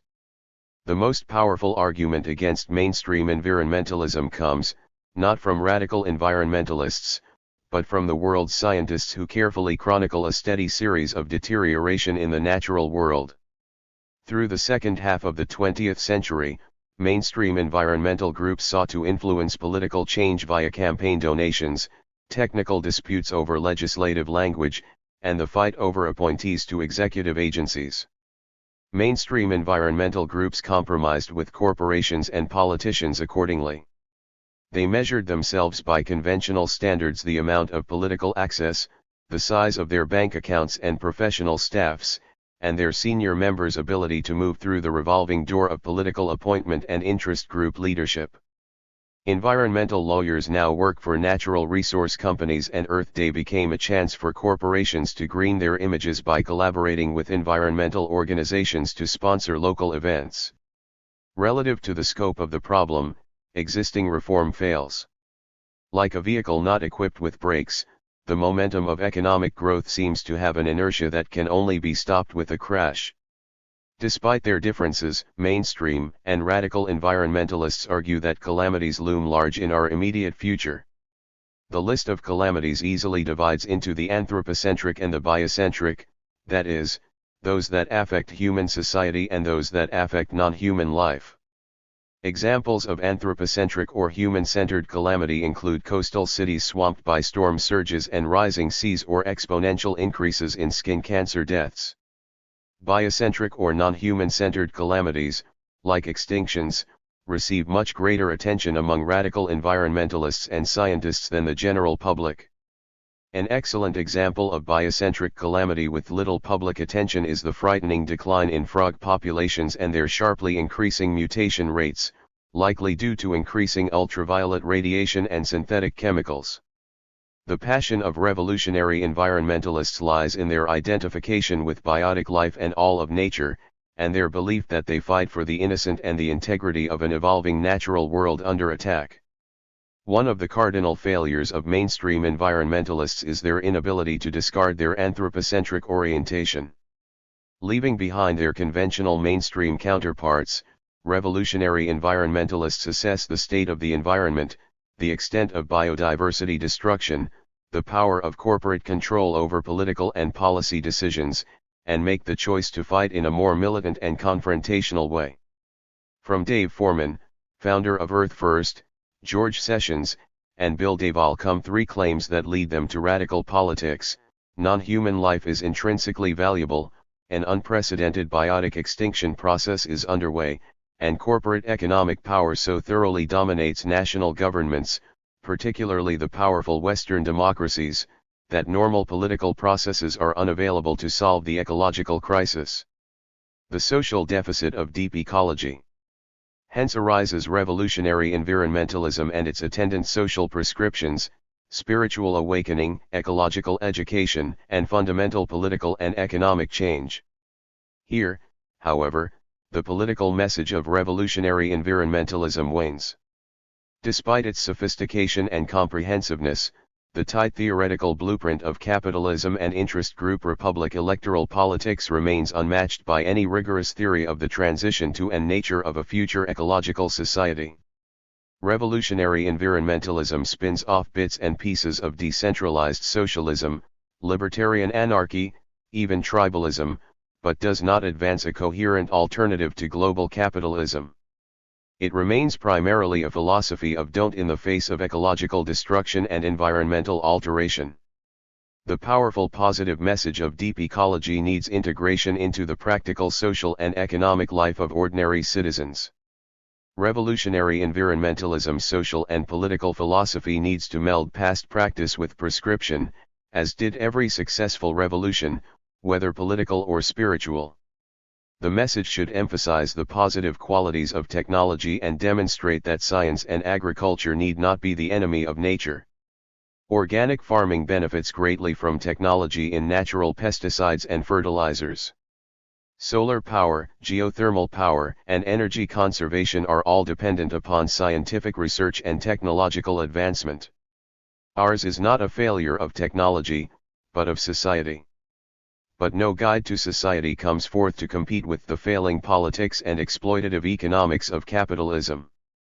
Yet some noteworthy efforts to identify new forms of societal organizing exist. Recent work by Carter is useful as it nicely sums previous work in the activist and scholarly literature. Carter argues that social change requires decentralized, egalitarian, and cooperative autonomy. He uses interrelatedness to replace the individualism of contemporary societies. The decentralization and egalitarianism of the co-op represents the political schematic of green politics, such as it exists. Wendell Berry's seminal work, The Unsettling of America, condemns corporate agriculture's domination of rural America and its destructive effect on the physical environment and culture. Equally important, Berry presents solutions, some ancient and some futuristic, to our environmental crisis. Successful first steps exist in the practices proposed by a constructive environmentalism, including California's 1991 creation of 10 ecoregions for the purpose of managing environmental protection and resource management. Across the spectrum of environmental groups, some shared policy prescriptions emerge.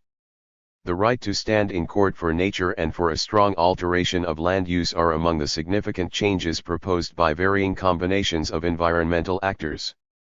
Massive expansion of roadless wilderness, complete protection of the remaining old-growth forests, and a concerted effort to change our energy policy are also positions shared by most, if not all, environmentalists.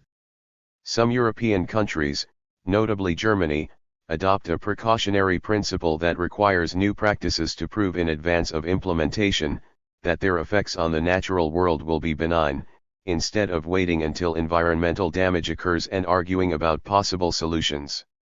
If some new technology or practice poses a potentially serious and irreversible environmental effect, then the precautionary principle states that the technology or practice should not be used.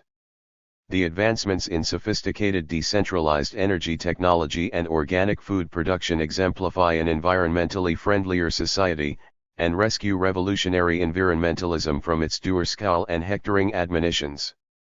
Policy recommendations should argue for tax changes in public policy to promote smaller family size, financial advantage to builders and consumers using sophisticated renewable energy systems, and incentives to adopt organic farming methods while discouraging the polluting, wasteful practices of current corporate agriculture.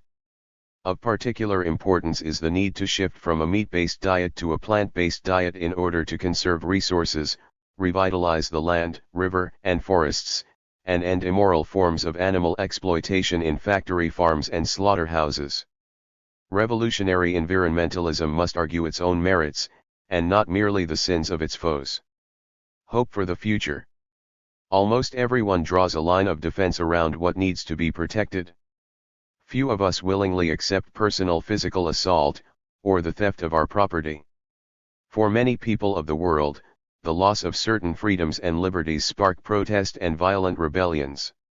Nations go to war to protect their sovereignty, their boundaries, and their independence.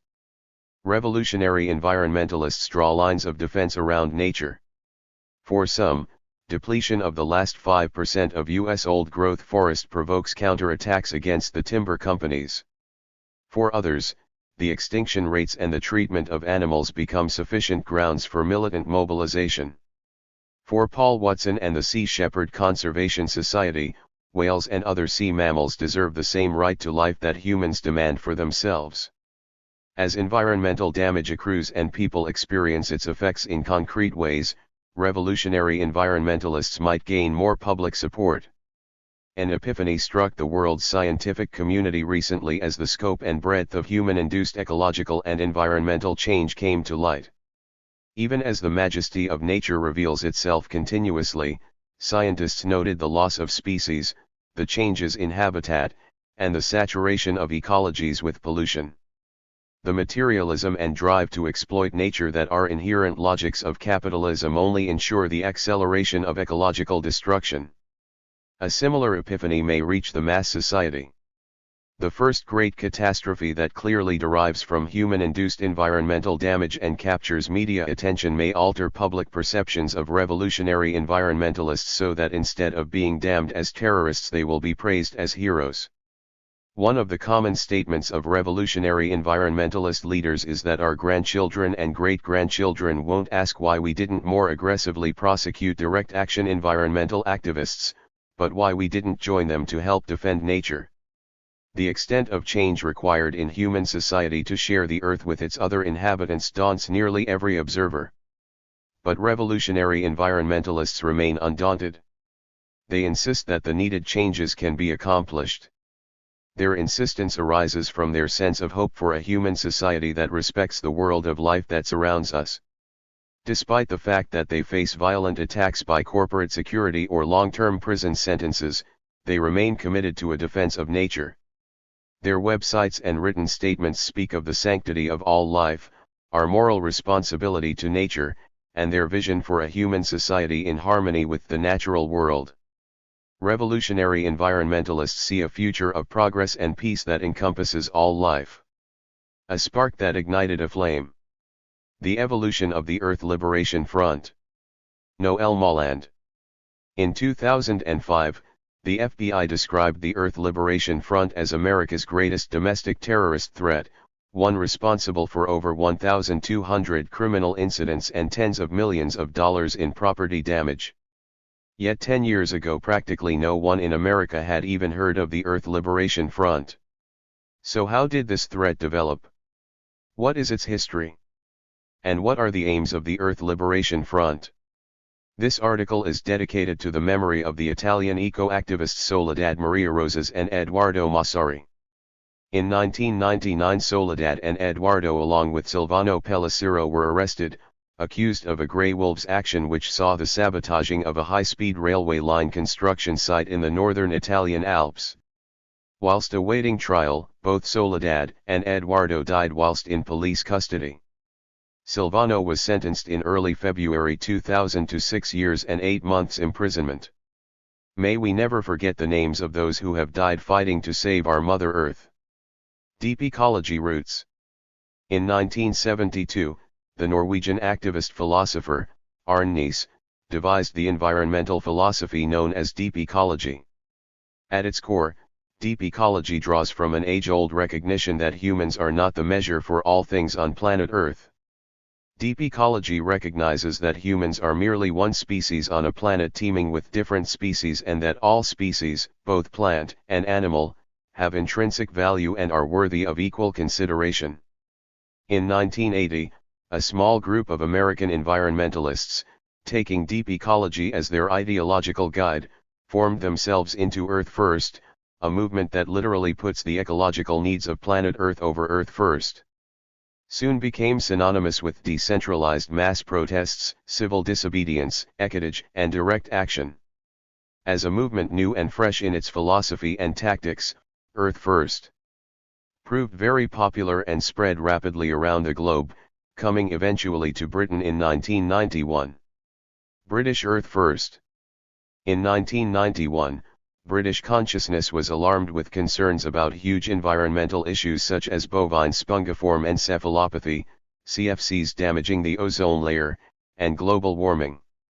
More and more people were adopting a vegetarian diet, and even in mainstream politics environmentalism was on the agenda, culminating with the Green Party of England and Wales securing a landmark 15% of the popular vote during the 1989 European Parliament elections. However, despite the popular concern about the environment, many people were finding the established paths of environmental concern highly frustrating. Groups like Greenpeace were centralized in their structure and focused on fundraising, such that they appeared more interested in one's money than one's help as an activist. Likewise, the mainstream political system was a cul-de-sac for the young enthusiastic environmentalist. For example, despite the resounding European election success in 1989, the Green Party of England and Wales failed to win a single European parliamentary seat. People felt frustrated at the obstacles which constantly silenced the environmental voice within the British political system, and this frustration was compounded with the lack of opportunity for people to be able to do anything active themselves for the established groups like Greenpeace, other than to help raise money so the professional campaigners could do their actions. Added to this was the fact that in 1991 a lot of environmentally minded people had become involved with protests against the Gulf WAP, which helped to introduce them to alternative politics.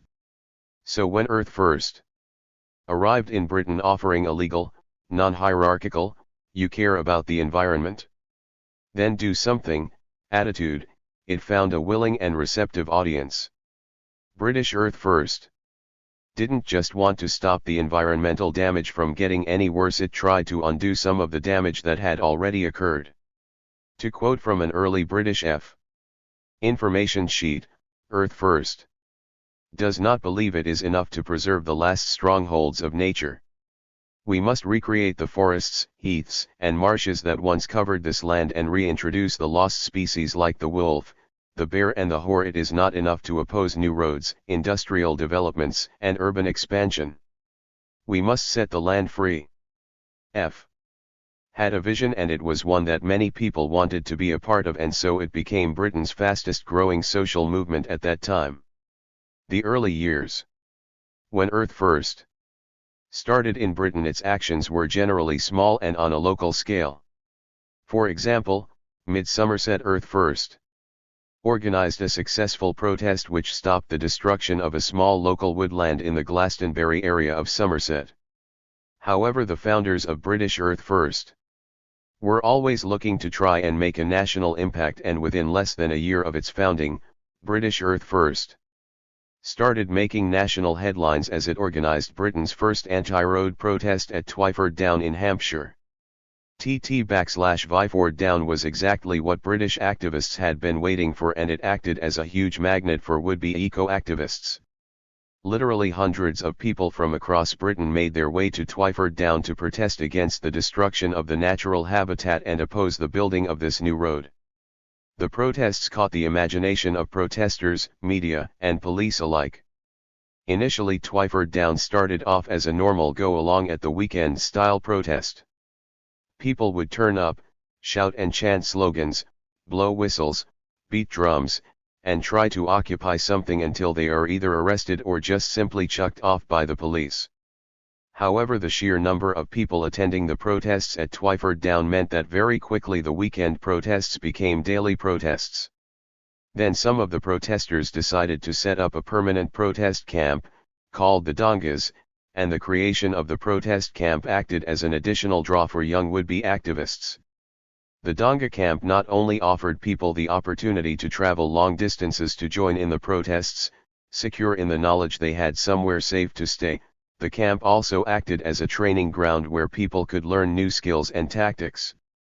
The tactics being used by British Earth First at the time included everything from sit-downs and lock-ons to active machine sabotage. Although the Battle of Twyford Down was ultimately lost, it helped to really establish radical decentralized environmentalism in Britain, and demonstrated to the authorities that British F was a new force to be reckoned with. The Earth Liberation Front emerges.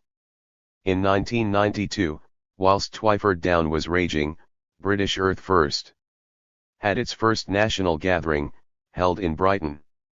At that gathering, some people argued that as F was becoming so popular as a movement that everyone needed to make sure F maintained its popularity by not associating with overt law-breaking.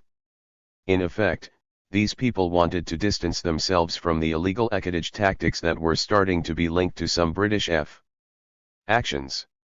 Although there was not universal agreement for this proposal, it was ultimately accepted that British Earth First would concentrate on mass demonstrations and civil disobedience. If people wished to carry out ecotage, then this would be done under a new name, that of the Earth Liberation Front. The name Earth Liberation Front was chosen as a direct copying of the already established Animal Liberation Front, which emerged in England in 1976. The ALF was organized in small autonomous cells which carried out illegal nonviolent direct action against animal exploiters.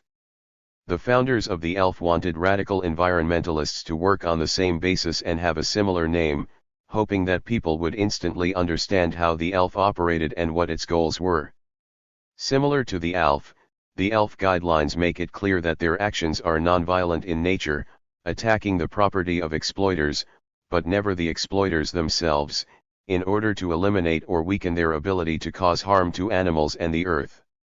The three stated goals are: to inflict maximum economic damage on those profiting from the destruction and exploitation of the natural environment, to reveal and educate the public about the atrocities committed against the earth and all species that populate it, to take all necessary precautions against harming any animal, human and non-human.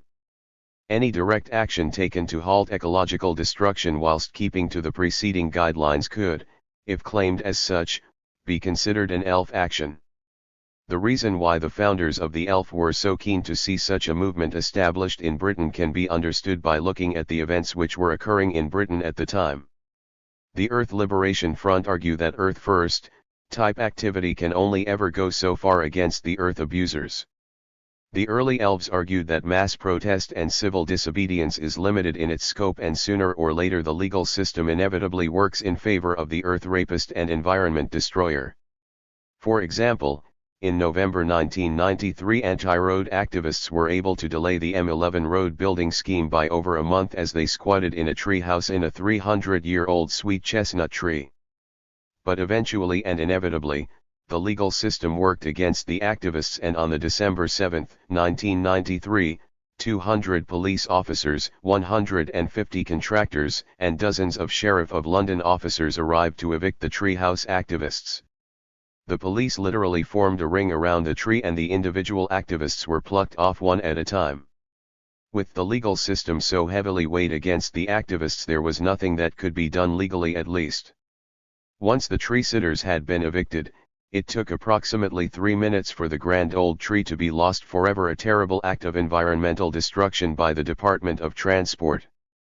In recognition that legal protesters are always limited by the law in their actions, the elves argued that illegal action is needed to help the eco-resistance movement. The elves hoped that illegal action would aid the Earth Liberation Movement in exactly the same way similar action had helped the Animal Liberation Movement. So rather than forming roadblocks, elf activists set fire to the roads. Rather than sitting in front of a bulldozer, elf activists physically disabled the machine. In effect, the elves wanted to become an eco-elf that will do whatever is necessary to save the planet and its inhabitants. Like the elf, the Earth Liberation Front is opposed to using physical violence against their targets but do not regard economic sabotage as violent. Rather, they see it as the most effective form of protest and resistance to the destruction of the Earth. Once the elf was created as a concept, its activists very quickly went round establishing the elf as a real movement. In the early days, elf actions tended to be small and more token than having a real impact. For example, during British Earth First's Mahogany Means Murder campaign of the early 1990s, elves would mingle in with the F activists, and whilst the F activists dropped their banners and blockaded the premises, the elves would be busy gluing the locks of the buildings that the F activists were occupying. Similarly, during the early 1990s, the supermarket chain Sainsbury's applied for planning permission to build a store just outside Yeovil in Somerset. F responded to this by squatting an empty supermarket in the centre of Yeovil to draw attention to the fact there was a perfectly good building already built that could be used. F also started a nationwide campaign against Sainsbury's which involved protests up and down the country. The elf, wishing to help out their F brothers and sisters, also joined in the campaign and started doing a number of small actions like going into the supermarkets, filling up a trolley full of frozen meat, and then leaving it to defrost in a warm part of the store. Besides these token actions, the elf also launched an arson attack on a supermarket in southern England. Sainsbury's backed down and did not build their supermarket. April Fool's Earth Night 1992. Another tool of the Earth Liberation Front during its early days was the use of Earth Nights. British elves learnt that in Australia eco-activists had Earth Nights where ecodage was carried out on a specific night.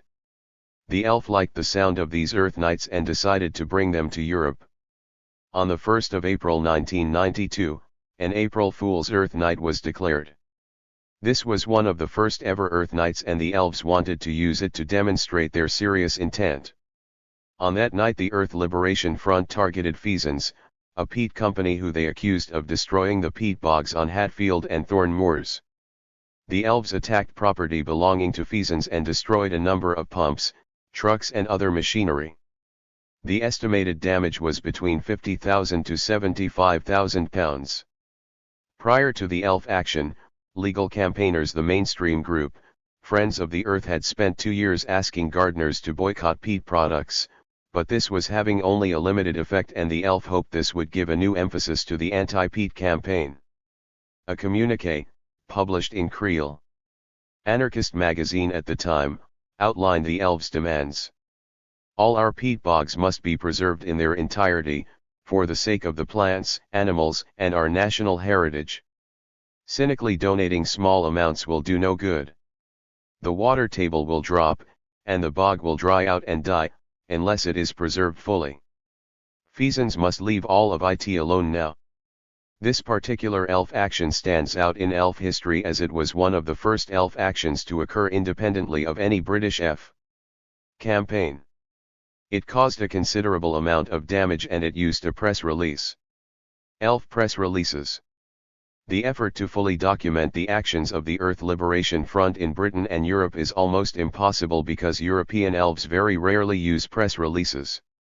Quite often an elf-style activist will hit and run without leaving any clue as to who did the damage.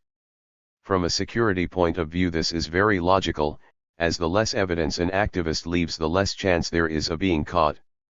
But from a chronicler's point of view this means that it is very hard to keep an accurate record of their actions.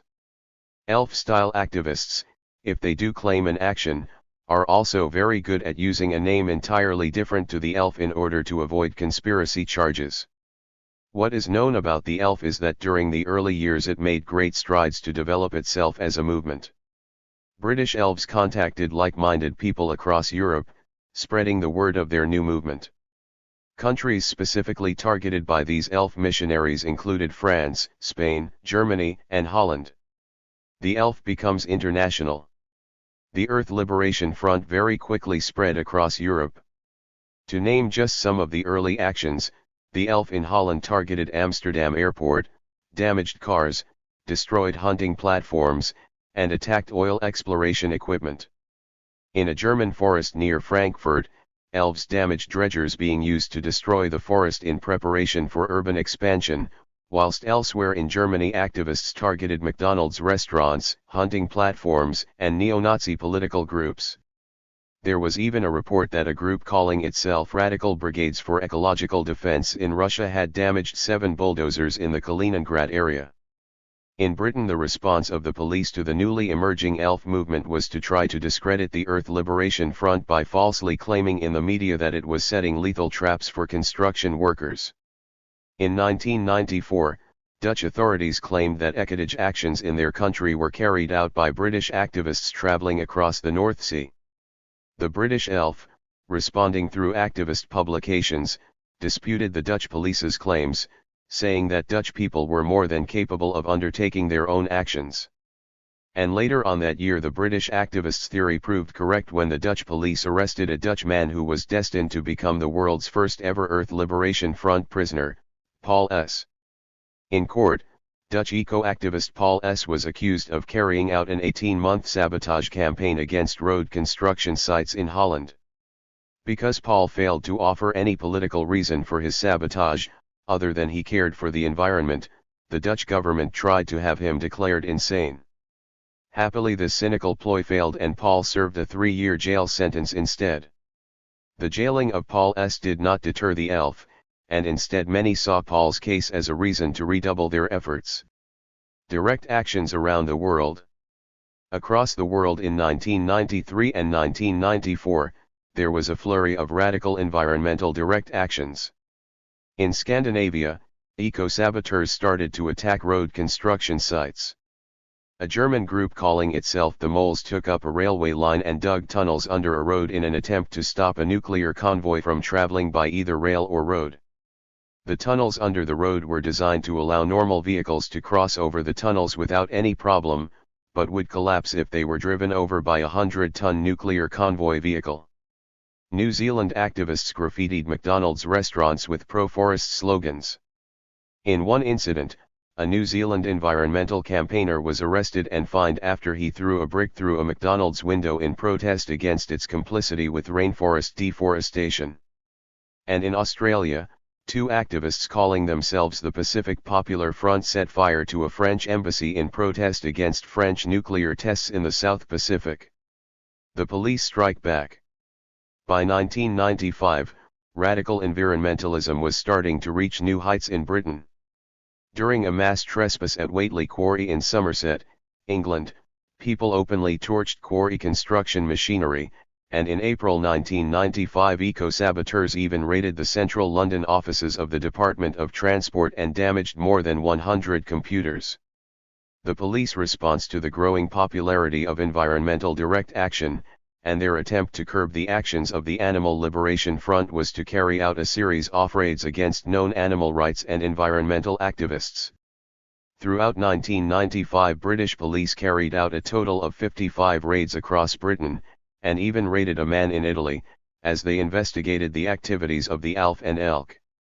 These police dragnets were largely regarded as a fishing expedition and information-gathering exercise, but they also laid the ground for a series of coordinated dawn raids on January 16, 1996, against 6 men charged with involvement in a 5-year-long conspiracy to incite animal and earth liberation direct action. Subsequently, in 1997, after a long and complicated trial, 3 of those men were convicted of conspiracy to incite persons unknown to commit criminal damage and each was sentenced to 3 years imprisonment. Oppression across Europe. At the same time of the police repression in Britain, similar repression was happening across Europe.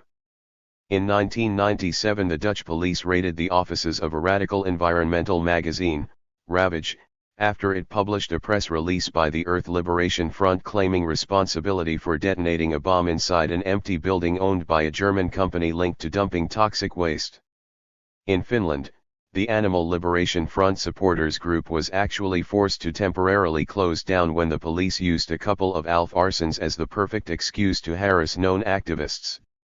Despite all this repression, the actions continued, and in an admittance of defeat the British government announced that all new road construction plans were being put on hold because the government could no longer afford the cost of policing the anti-roads protests and securing the sites from eco-tours. For example, it is said that the security costs alone for the Newbury bypass anti-road protests exceeded £20 million, and the government just couldn't keep on affording these high costs. But as soon as the road wars ended, genetically modified crops reared their ugly heads in Britain, and GM crops became the new target for many eco-activists, leading to the destruction of any GM crop site which could be located. Some of these actions were done in the open, in full view of the media and police, while other strikes took place during the dead of night, and avoided the otherwise inevitable court proceedings. Eco-actions continue. Despite all the police repression across Europe, eco-militants around Europe and Scandinavia continued in their work. In Finland, road construction machinery was targeted, and petrol stations and McDonald's restaurants all lost their windows at the hands of the ELF. In Italy, eco-saboteurs calling themselves the Grey Wolves ripped up high-speed railway lines in the northern Italian Alps. Activists in Spain cut the cables on machinery used to construct the controversial Itoas Dam, thereby delaying the project by a full 12 months. In Ireland, the Gaelic Earth Liberation Front tore up GM crop sites. A man in Sweden was accused of incitement to violence after he allegedly published details on how to sabotage road construction machinery.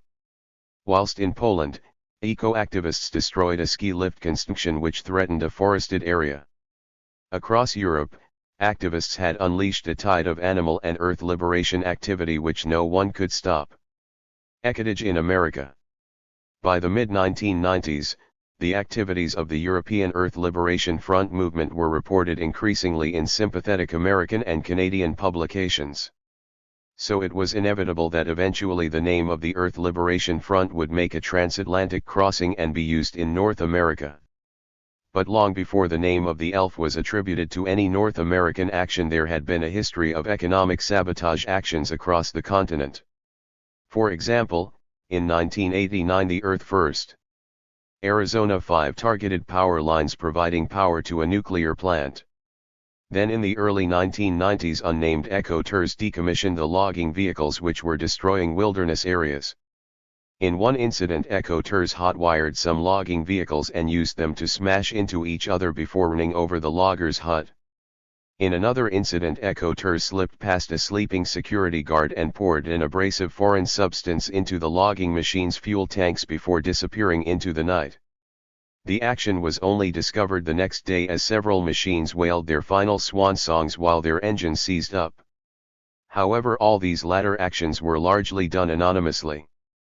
The first time the title of Earth Liberation was used in North America was in 1995 when a Canadian group calling itself the Earth Liberation Army started targeting trophy hunters.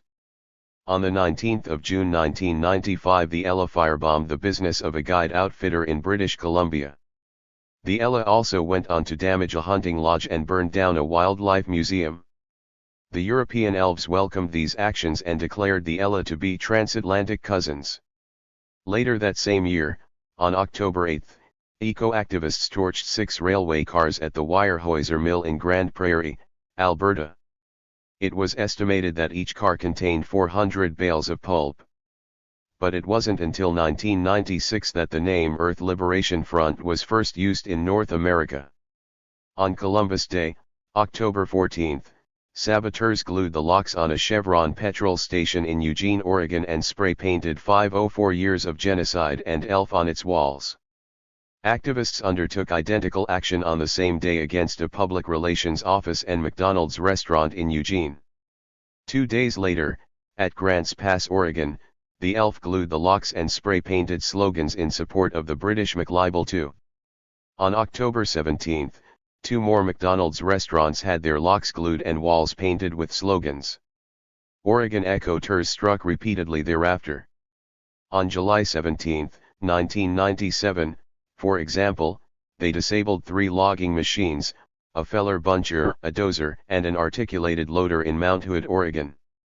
Less than a week later, the ELF destroyed heavy machinery including 3 dump trucks, 2 hydraulic excavators, and 2 front loaders at Cougar Hot Springs, Oregon. On October 27, 1996, the Earth Liberation Front made their mark in Detroit, Michigan, by setting fire to a truck and spray-painting various slogans onto a U.S. Forest Service's Rangers station. The European elves were delighted with the development of the elf movement in America and openly applauded these actions through anonymous letters in a series of publications. However, not everyone felt the same way, and some British and American Earth First activists, who disapproved of the elf, actually started to criticize the European elf and their supporters for publicizing the American actions. However, neither the elf nor their supporters were deterred by the criticism, and a couple of months later, on Christmas Day, 1996, a group calling itself the Great Lakes Earth Liberation Front raided Jack Brower Fur Farm, Bath, Michigan, and released 150 mink. Then on March 15, 1997, the Great Lakes Earth Liberation Front claimed credit for a raid on Ebert's Fur Farm in Belgium, Ontario, which led to the releasing of 240 mink. 2 weeks later, on March 31, Ebert's Fur Farm was hit for a second time and 1,500 additional mink were released. However, on that occasion 5 people from Detroit were arrested and charged with theft, possession of burglary tools, and possession of stolen items. ALF and ELF unite.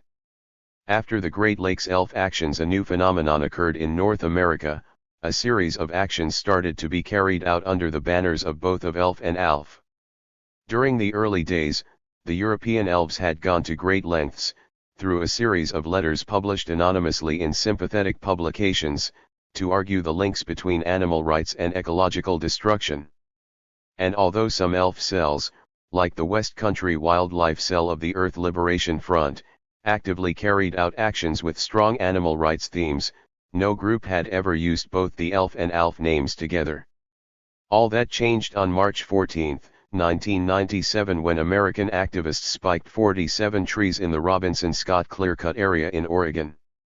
A press release by the Animal Liberation Front Eco-Animal Defense Unit claimed the action was a joint effort between the ALF and ELF, and warned of more collaborative actions to come. 5 days later, the Bay Area cell of the Earth and Animal Liberation Front claimed responsibility for firebombing an animal research laboratory at the University of California in Davis, California. On November 29, 1997, moreover, there was a joint ALF and ELF claim of responsibility for another Oregon action that released 500 wild horses and torched a Bureau of Land Management corral in Burns to protest BLM policies to round up wild horses and allow thousands to be sold for slaughter. A flurry of activity in North America. The North American movement was growing and increasingly emboldened. On the day after the Cougar Hot Springs action in Oregon, anonymous eco-activists used a loader to rip up 115 meters of railway track used by Weyerhaeuser Mill in Grande Prairie, Alberta. They also crashed the loader into an electricity pole, taking out the main power line.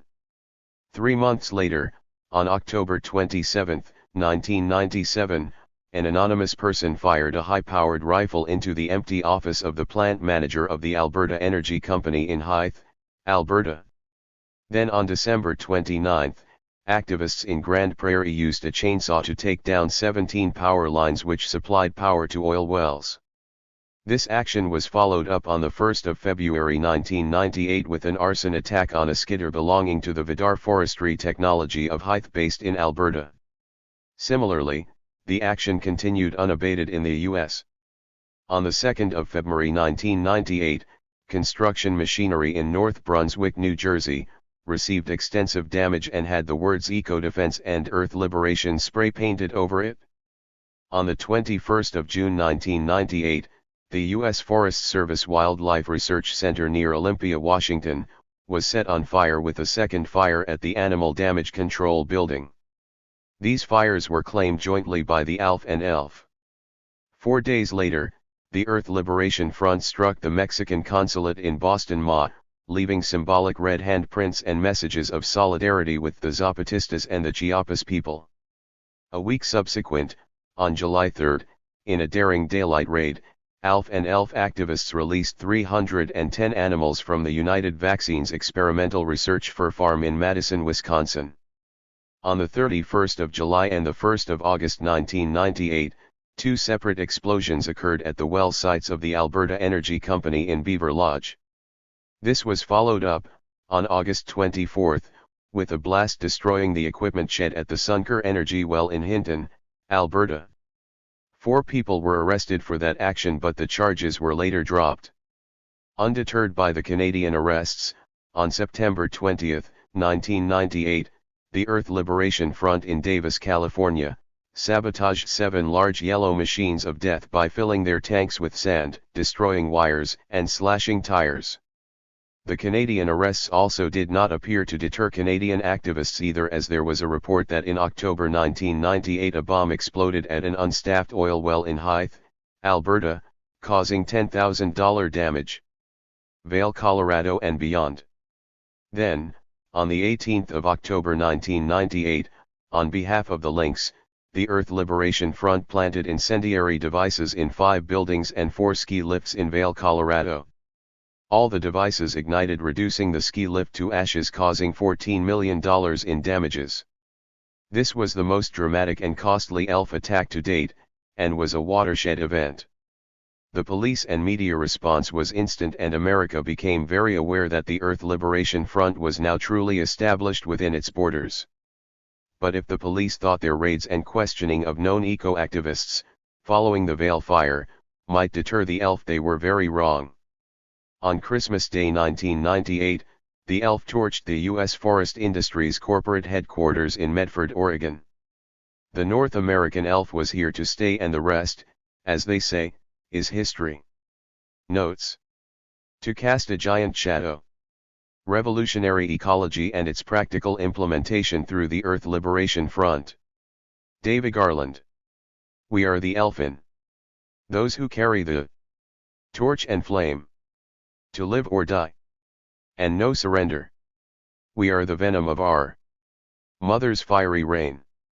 From Night of the Elfin, in E. Cowers, and Other Poems, David Garland. Elfin is a fraternity amongst members of the ELF. Carving out a new role.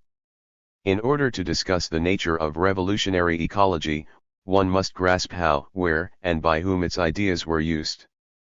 As I will analyze it within the historical context of Britain during the 1990s, revolutionary ecology was formed from a hybrid of ideas taken from the social and deep ecology camps, and put into practice in the actions of Earth First groups and the Earth Liberation Front. The key concepts of deep ecology, such as the notion of living in harmony with nature, respect for all species, developing appropriate or non-dominating forms of technology, and the belief that everything has intrinsic value, stem from the writings of Norwegian philosopher, Arne Naess. The work of Naess, along with others such as American deep ecologists Bill Duvall and George Sessions, helps to illustrate how modern society has alienated and isolated humans from nature. Deep ecology argues that to be reconnected with the natural worlds, we must enter into a new self-realization process rooted in identification with the non-human world. Earth First was inspired by and grounded in this biocentric philosophy when it emerged upon the environmental campaign scene in 1980, as was the ELF, later born out of Earth First. UK. Social ecology, on the other hand, calls for a libertarian and decentralized model of social organization which rejects all forms of hierarchy, including the human attempt to dominate nature. Founder Murray Bookchin insists that all environmental problems are social problems and cannot be solved apart from attacking hierarchical institutions such as patriarchy, class, racism, and the state. Above all, Bookchin argues, we must overcome capitalism in favor of decentralized and autonomous communities guided by the principles of ecology and anarchism. For Bookchin and his followers, deep ecology is a primitivistic, misanthropic, and spiritualist outlook that favors individualist over social methods of change. It is the social and political fabric of society, namely hierarchy and power systems, that has to be deconstructed and realigned if we are to go forward. Such a complex project is hardly a matter of just abandoning an alienated mode of existence for some spiritual nirvana. Social ecologists reject much of the deep ecology message, arguing, for example, that society cannot dispose of its technological evolution, but rather should harmonize technology with ecology. Nor does society need to greatly reduce the large human population the planet now holds, so long as it develops sustainable forms of production and consumption. However, activists including the late Judy Bari and organizations such as MOVE, a U.S. black radical group, embraced deep ecology as they urged that social injustice and ecological destruction shared a common source. Derek Wall notes that the beliefs of both Bari and MOVE suggest that a distinction can be made between social and asocial forms of deep ecology. While both reject anthropocentric approaches, a social deep ecology ignores the fact that ecological destruction is the product of particular social practices and institutions, or at least is mediated through them. Equally, while neither Bari's approach nor that of MOVE rejects intrinsic worth of other species, both do also embrace human justice issues. Many ideas from both social and deep ecology philosophies were instrumental in forming the practical realization of resistance amongst the radical environmental movement in Britain during the early 1990s. I stress that activists drew from each of these outlooks, as neither would have fully stood up on its own, mainly due to the broadness and diversity of communities and people to which the movement wanted to appeal. Rather, each was modified to fit the specific situations that activists were experiencing during community actions. Personally, I had been inspired by Bari, and later by MOVE, but never felt happy with the deep ecology label, as my own political history prevented me from adopting a strict biocentric approach. I saw it as unrealistic within a heavily populated and urbanized Britain, as I also felt uncomfortable with some elements of the movement, such as expressed in comments from Dave Foreman that often seemed racist and blatantly misanthropic. I was attracted to both Bari and Bookchin, though on occasion was confused as to where my true alliances lay. In retrospect, I was nearer to Bari in taking up a pragmatic community organizing approach, jumping from one issue to another, be it animal, land, labor, or human rights. It was only in early 1994, after reading an article by U.S. labor and environmental activist Oren Langell, that revolutionary ecology resolved my confusion. For activists like me who were campaigning on a number of diverse issues, revolutionary ecology bridged the social/deep ecology divide, taking the best from both philosophies. It held a socio-political theoretical base, as it also urged the importance of new relations with nature. Revolutionary ecology acknowledged the many institutional obstacles, such as including the power of the state, that we would have to overcome if we were to achieve our aims and rebuild our communities. As Oren Langell sums up the holistic emphasis of this approach, revolutionary ecology recognizes that all forms of life are equal and practices of domination are part of a control pattern that leads to the exploitation of all forms, which includes our living, breathing planet, Gaia. An injury to one is an injury to all.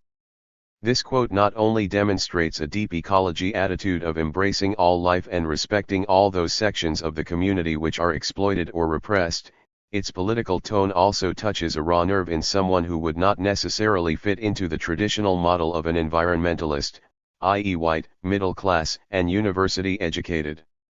There were many activists from ordinary working class or peripheral backgrounds who became aware of environmental issues through health or social campaigns within their community, workplace, or squad.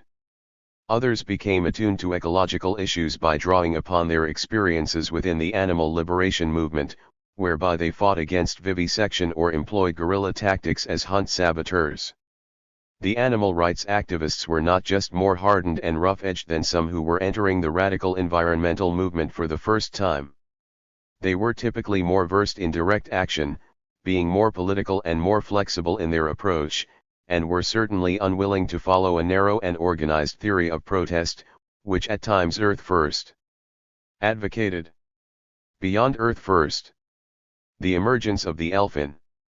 Many of these more seasoned direct action types were responsible for pulling Earth First UK out from its political naivete in order to adopt a more confrontational style. This did not occur until the radical environmental movement was brought into the real world of having to stand by its words or lose face. The ability to appear tough was challenged, and slogans such as "No compromise in defense of Mother Earth" became empty words when UK failed to fully acknowledge, let alone support, one of Britain's most significant ecodage strikes involving the destruction of peat-cutting machinery at Thorn Moor in Yorkshire. The moor had been stripped by Feason's company for some years and had been the focus of major campaigns for many mainstream environmental groups, most notably Friends of the Earth. Immediately following the sabotage, there was panic within the office in London, as activists rushed to distance themselves from the incident, as did many other ecological organizations. Booth acknowledges this juncture in the movement's development, noticing how the two distinct wings decided to separate two different types of action in the aftermath of Thorn Moor. At Brighton roughly the same time held a meeting which agreed the two groups shouldn't be critical of each other and that would adopt a policy that monkey-wrenching was neither condemned nor condoned. Sabotage was to be claimed under the ELF banner. This distancing formula was then used by the manipulative eco-bureaucrat tendency to marginalize the ELF, the opposite intention to that of the Brighton meeting. This respectable wing of very often refused to mention direct action or sabotage in their periodicals or statements. They preferred the nonviolent direct action and Gandhian methods from anti-nuclear and peace movement circles that increasingly influenced the environmental movement away from the UK context towards problems that were occurring on the other side of the world. The pacifist approach was very much an empty, if not short-lived, philosophy. It attracted attention, ruffled some feathers, and even stirred the blood to fight and protect one's environment, but it lacked body and depth and was culturally remote from the harsh life and times of Thatcher's Britain. Revolutionary ecology is and has been for me an instinctive feeling that has its roots foremost in the attachment to one's immediate community. Dissent and reaction were born once the community came under threat. I also found it ironic that UK was spouting the radical rhetoric of US activists such as David Foreman and Christopher Maynes, whilst past social/ecologists/animal rights advocates from our own shores such as Edward Carpenter and Henry Salt were forgotten. We needed to search back into our own history of environmental resistance, so as to stamp our own identity upon radical environmentalism, and not just be an export destination for some elements of US or to act as one of its satellites. This led me to the conclusion that the radical environmental movement would best advance if it focused upon issues that were culturally close to people's hearts such as the air and water pollution problems in their own community. This was the way to motivate citizens to look to problems in their own backyards, rather than to issues and struggles beyond their borders. For those activists who pursued a more radical agenda of action, however, it was to Europe that we looked for inspiration, through such groups as the Autonomen in Germany, the anti-nuclear movement in France, and the Angry Brigade or Diggers in Britain, all of which had been ignored by many new activists who were captivated by the media roadshow of US. Public resistance to the destruction of our planet would not be mobilized through the tokenistic rainforest defense campaigns that initially brought into the limelight, but rather by focusing on the vast road-building program that the government had initiated that threatened to flatten hundreds of miles of meadow and fields. One of the early anti-roads campaigners of the 1970s, John Time, summed up the anti-roads sentiments of many activists, especially those who, like me, lived in the countryside. None of our national enemies have so mutilated our cities, undermined the long-term economic movement of people and goods, destroyed our industrial base, diminished our ability to plan our community life and reduced our capacity to feed ourselves. This greater goal of building a new society inspired us to contact those sectors of the community that were alien to most environmentalists, namely the employees who worked in offending places of pollution, or construction sites. At a large tropical timber protest in Oxford, for example, over 400 activists who had blockaded a timber yard refused to move until the bosses had agreed that, if they sent home their staff, they would not dock them any pay. Environmental activists actually addressed the workers in their mess hall.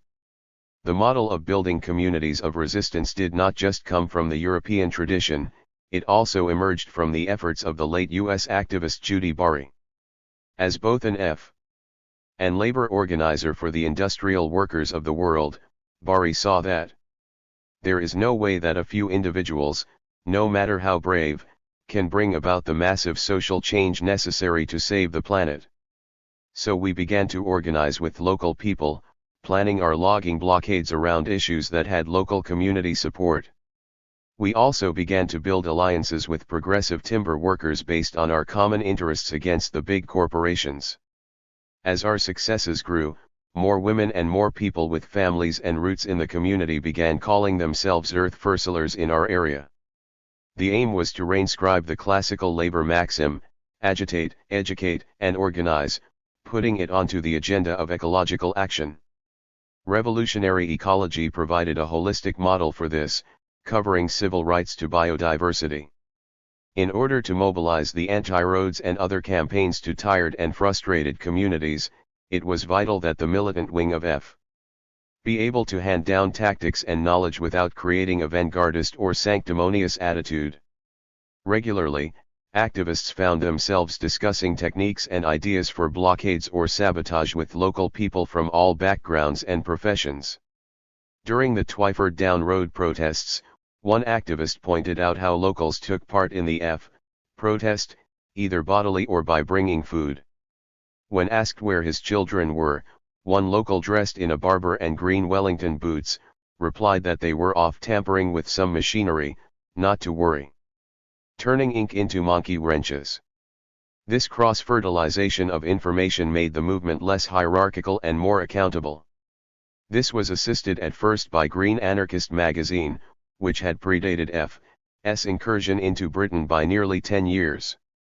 GA would regularly print descriptions of all actions, blockading techniques, and the raids of ELF or ALF cells. GA would suffer later for this, when across the country police raided its readers and writers, with 6 standing trial for incitement to violence. But the GA Collective, and those it sought to connect with in F, built a production and communication network that for the first few years of F, assisted in mobilizing groups of activists at a moment's notice. By the autumn of 1992, complementary papers/zines began to appear such as Do or Die, which sought to combine F and ELF activities that were not being reported by the official F paper, Wild. Around the same time, Green Revolution emerged, demonstrating a strong internationalist and socialist flavor in its columns. By April 1994, ELF sympathizers were selling the terrorist and unapologetic Revolutionary Ecology magazine at demonstrations, and cops were arresting the street vendors. These magazines were not alone in advocating such militant action. There were underground publications being produced like Partisan, inspired by the French Marquis Nazi resistance groups, which sought to list names and addresses of company directors as well to offer advice on how to attack their premises. The state reaction to this was paranoid, with thousands of pounds spent on security. Within all these publications, the ELF and others hardened their call to direct action through the International Earth Nights, which, though based upon original U.S. tactics, were now more coordinated and themed. But all of these could not be mobilized without the resistance culture, rooted in the minimalist philosophy of accomplishing political goals with little or no resources. As Jasper acknowledges, considerable attention to resources makes the interaction between most protest groups and their opponents less interesting, since the opponents usually have greater resources and so win in the long run. but what is often interesting is how those with few resources manage to attain certain goals despite their handicap precisely through strategy and culture. This culture of conjuring something out of nothing was not just akin to the political movements that inspired us, but also found in the images to which we aligned ourselves. In their communiques, elf activists took on various names, such as Terra and the Sea Elves, Gandalf, Faradon, or Twinkle Toes the Tooth Fairy. This comedy would hold a darker side, inspiring people to take action at the Vail Ski Resort, in Colorado in October 1998. The design and images of sabotage manuals regularly invoked these fairytale/Celtic icons, as for instance the Book of Bells was taken from the Book of Kells, the renowned Irish manuscript featuring ornate illuminations of the four Gospels. GA even printed T-shirts including, "I Believe in Fairies," which portrayed a fairy sitting on a dozer while trashing it, and one with the word terrorist with the image of a bullseye and a list of past successful raids on the back. The projection of resistance could not be dependent on myths alone, the activists had to tap into the TV and comic culture also. By using familiar images from most people's childhood, we hope to attract a wider audience, especially those from the younger generation. In some ways, this strategy was akin to the tactic of détournement, or image subversion, employed by the Situationist International in the 1950s and 1960s. As the Situationists attempted to intensify the class conflict through films and manifestos, the elves deployed artistic means to agitate in favor of the environment. Messages of resistance were intertwined through familiar characters, such as Asterix or the Magic Roundabout, and were utilized for their alternative and counterculture status. Following an example from the late 1970s to 1980s when anti-nuclear activists fighting the proposed nuclear power station at Plogoff, northern Bretagne, incorporated the French comic hero Asterix into their protest culture, anti-roads protesters borrowed this character and transformed him into a champion of the movement through the comic book Asterix and the Road Monster. This depicted fellow character, Obelix, with a huge elf logo on his chest, swinging Romans above his head. Apart from the action, the comic book made a concerted effort to valorize worker solidarity, animal rights, feminism, and local communities against the corporate forces stacked up against them. Asterix and the Road Monster rode blockades, Roman style. Some of the graphics designed for Earth Night evoked this imagery further, using various contemporary resistance figures in circulation at this time.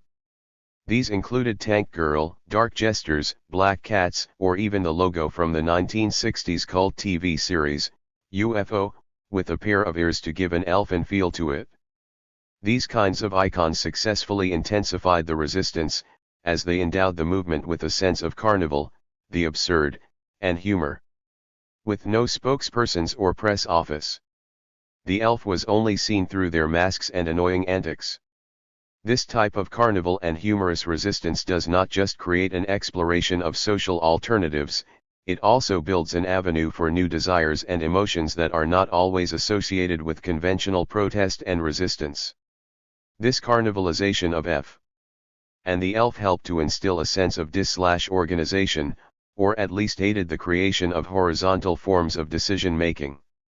For those who advocated a more militant and revolutionary stand, this dis/organization meshed with the anarchist lifestyle, and also worked with a variety of activists and their cells, thereby helping to construct affinity groups of trust and stability. The principle that each member contributes something vital and useful to the cause, and that all things can be utilized to create havoc or resistance, matches Jordan's observations about how groups best function, in terms of flat hierarchies. Flat hierarchies are an ethical statement. They are a belief that all who participate in a dis/organization have something to contribute and that forms of coordination must strive to draw all the worth they can from everyone's contribution. In practice, this means ensuring open access to all coordinating meetings, as well as leaving space for spontaneous reinterpretation of actions. If a coordination network is truly fiat, there is no privileged decision-making point. Instead, at any moment, a decision can be revisited by those involved. While this seems on the face of it to remove all notion of coordination from dis/organization, it ensures that the decisions taken do not strangle improvisation. Anarchist notions of dis/organization were already present in Europe and held sway in many of the direct action groups there, especially in the anti-nuclear movement. They captured the imagination of fellow environmentalists who, unlike their British counterparts, were far more willing to employ confrontational tactics and more extreme forms of sabotage. Going international. The spread of ecological direct action into other European countries was essential for the ELF, especially as this form of action and motivation was waning in Britain, being replaced by an almost benign pixieing, a new term for anonymous sabotage. Elves felt that mounting actions in Europe would revive flagging efforts in the UK, and they sought to exploit networks and links which were at times very limited or weak. Thus, some elves began to travel through Europe, setting up meetings and conducting interviews, thereby spreading the knowledge of the elf and further publicizing the designated Earth Nights. The first country outside the UK to embrace the elf was the Netherlands. In the autumn of 1993, elves sat in the office of NN Magazine, an anarchist bi-weekly, in the center of Amsterdam and told their story. The journalists were fascinated by the description of activities such as THIRD-WORLDism, along with the different approaches the elf wanted to take, especially with regard to social causes. The Earth Night poster that launched the Dutch backlash. This interview must have caught the imagination of Dutch activists, as a few weeks later on Halloween, an auspicious occasion for the elves, Earth Night started with the destruction of a fuel tanker at Schiphol Airport in Amsterdam. Over a period of 7 nights, various actions targeting vivisection labs, cars, and several diggers unfolded across the country. These actions in the Netherlands started a trend that for 18 months spread to other European countries and were reported in magazines in Finland, Germany, Poland, and the Czech Republic. These new networks produced many results, such as the vandalizing of construction machinery or petrol stations. What was most important for the European movement was that the ELF encouraged debate about the need for a holistic model that sought the liberation of people, animals, and the earth. Consequently, they called for solidarity with struggles in developing countries, including the Zapatista resistance to the Mexican government and the Nigerian Ogoni tribes' battle against the aggression of Shell Oil. Many of these actions set the tone for later actions, and certainly inspired new saboteurs to emerge in the US. Embracing the darkness, new methods for a new millennium. In such a brief overview, it is impossible to give a detailed analysis of the nature and meaning of revolutionary ecology as it emerged in Britain, apart from showing that for a few of us, myself in particular, a mixture of deep and social ecology was the fuel that stoked the fire of resistance against all forms of oppression. Infusing biocentric values with an anarchist politics, the ELF emerged because no other group was willing to go that extra mile, to take the increased risk, and to squarely declare open warfare against those who sought to destroy the earth and its inhabitants. The ELF was a new resistance we craved for, and one that I personally still hope will take up the gauntlet where others' approaches have failed or compromised their values. Although not a social movement in the sense advocated by Bookchin and other social ecologists, the ELF's ecological and anarchistic message is revolutionary to the extent that no others have ever dared to utilize such radical tactics or to embrace so many in its ethics and its cause. Its cell-like structure and hit-and-run sabotage tactics inspire other social movements to radicalize their actions. Some of us see the ELF as a necessary tool for the period we are in, to deal with the forces stacked against us. The militancy and resolve of the ELF is akin to the tactics and spirit of Paul Watson's Orca Force and Sea Shepherd Conservation Society, which sunk and destroyed parts of the Icelandic and Norwegian whaling fleets. Though Watson's actions were condemned by many mainstream anti-whaling groups including Greenpeace, he correctly stands by his principle that there can be no compromise in the face of such devastation of the earth and when so much is at stake. By combining aspects of social and deep ecology, we can produce a radical politics, ethics, identity, and a way of living that defends animals, biodiversity, and the environment, while also attacking a global capitalist system that is based upon greed and exploitation. The elf demonstrated this holistic and inclusive approach in practice, openly stating in its Earth Night literature the need for all groups from feminists and workers to animal liberationists and anti-nuclear activists to join and work together. Unity meant, certainly for me, to combine deep and social ecology, as much as linking various groups into a common struggle. Within an elf's heart lies a vital feeling, an injury to one is an injury to all. The elf has tried to bring substance to this line through its many activities. Revolutionary ecology, however, is not just about action, it is a philosophy characterized by humility towards nature, creativity, flexibility, and humor, while employing key tenets of anarchism to oppose corporate and state. In a world that is still intent upon destroying nature and itself, these traits, along with a determined endeavor to produce and mobilize a new resistance culture, are vital. The tools of resistance are changing fast, with hacktivism and other technological methods becoming more frequent in undermining corporatism and government policy within the 21st century. The elves are still here, though nighttime is a little longer for them these days, as cyberspace can provide that extra darkness and shadow time to carry out their activities, and allows them to be more efficient than they could ever be with just a monkey wrench and other standard implements in the saboteur's toolkit. The elf is evolving with the times, and likely will employ and develop new methods such as cybertage, but it will always be defining tactics from the field, fighting corporate ecocide by any means necessary. Elves Cross the Atlantic, Vale Co. 1998. If I were to sum up the revolutionary ecologist, then it would be as the character in Scaramouche, the dual personality of actor and avenger. He/she may be the gentle fool, the clown, the writer, the hacker, the poet, and painter with the world as their stage, but their blade is as deadly as their wit. Sabatini sums us up rightly, I believe. He was born with a gift of laughter, and sensed that the world was mad, and that was his patrimony. Ontological anarchism. The philosophical roots of revolutionary environmentalism. Michael Becker. History is on the side of the Earth Liberation Front. Elf communiques demonstrate a fundamental critique of contemporary technology and global capitalism, and a radical reassessment of human relations with one another and the natural world. The philosophy and tactics of direct action environmentalism are timely and necessary. Like the Sorcerer's Apprentice, both technological society and indigenous communities are becoming ensnared by a blind technological imperative. The will to technical control has a long history in Western culture, specifically in its subject-centered metaphysics. Western technological society denies the reality of anything other than human subjective striving.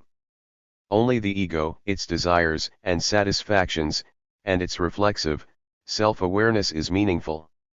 Starting from this subject-centered standpoint, the development of Western society has been marked by an expansive technological framework that transforms everything into interrelated, efficient systems designed for the exploitation of nature.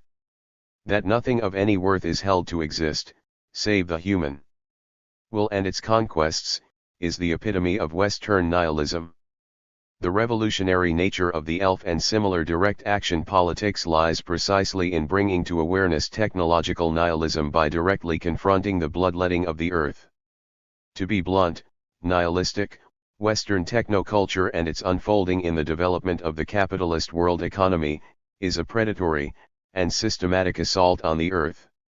In defense of life, revolutionary environmentalists employ direct action tactics to stop the extreme violence and destruction.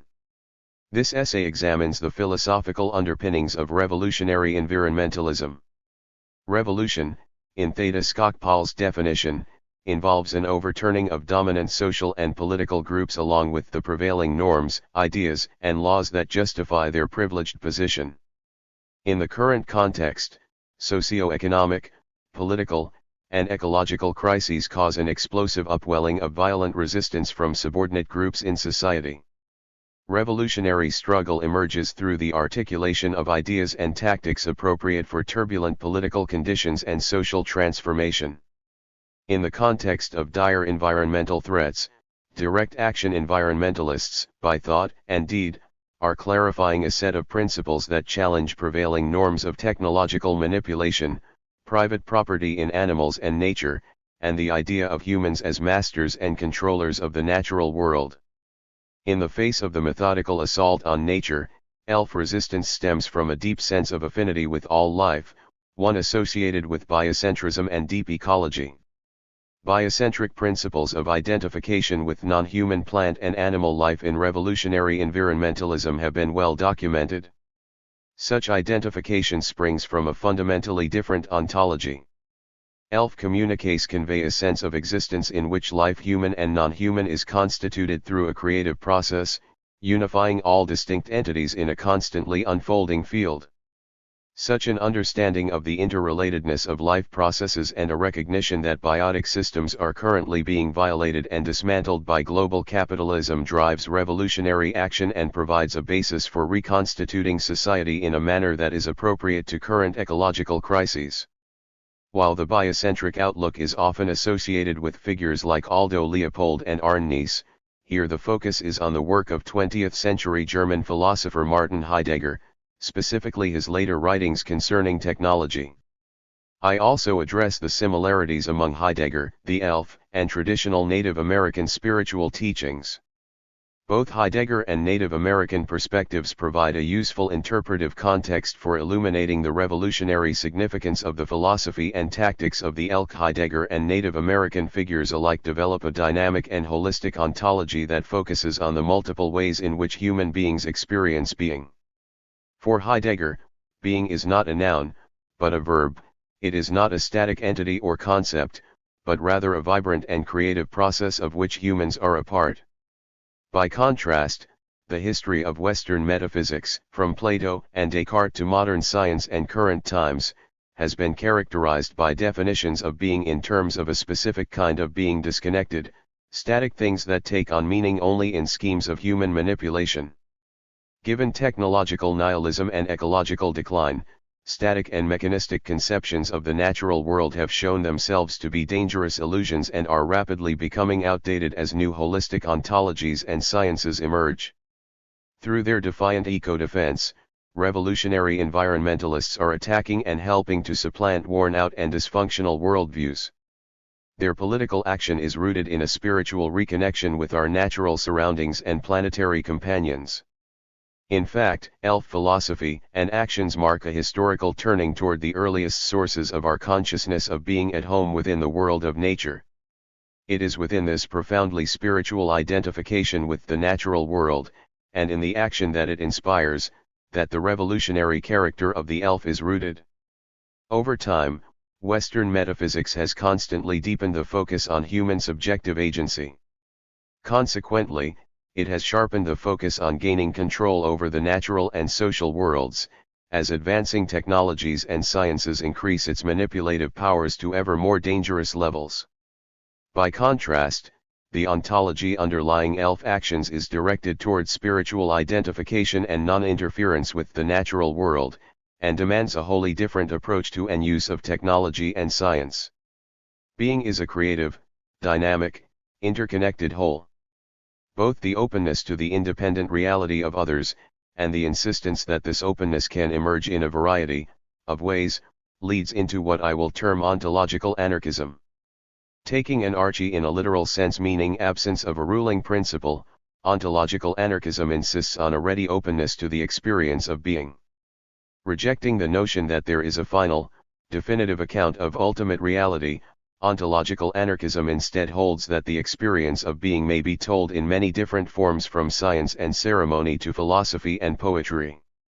In addition, ontological anarchism states that any particular being must be accepted as a unique kind of life with its own interests.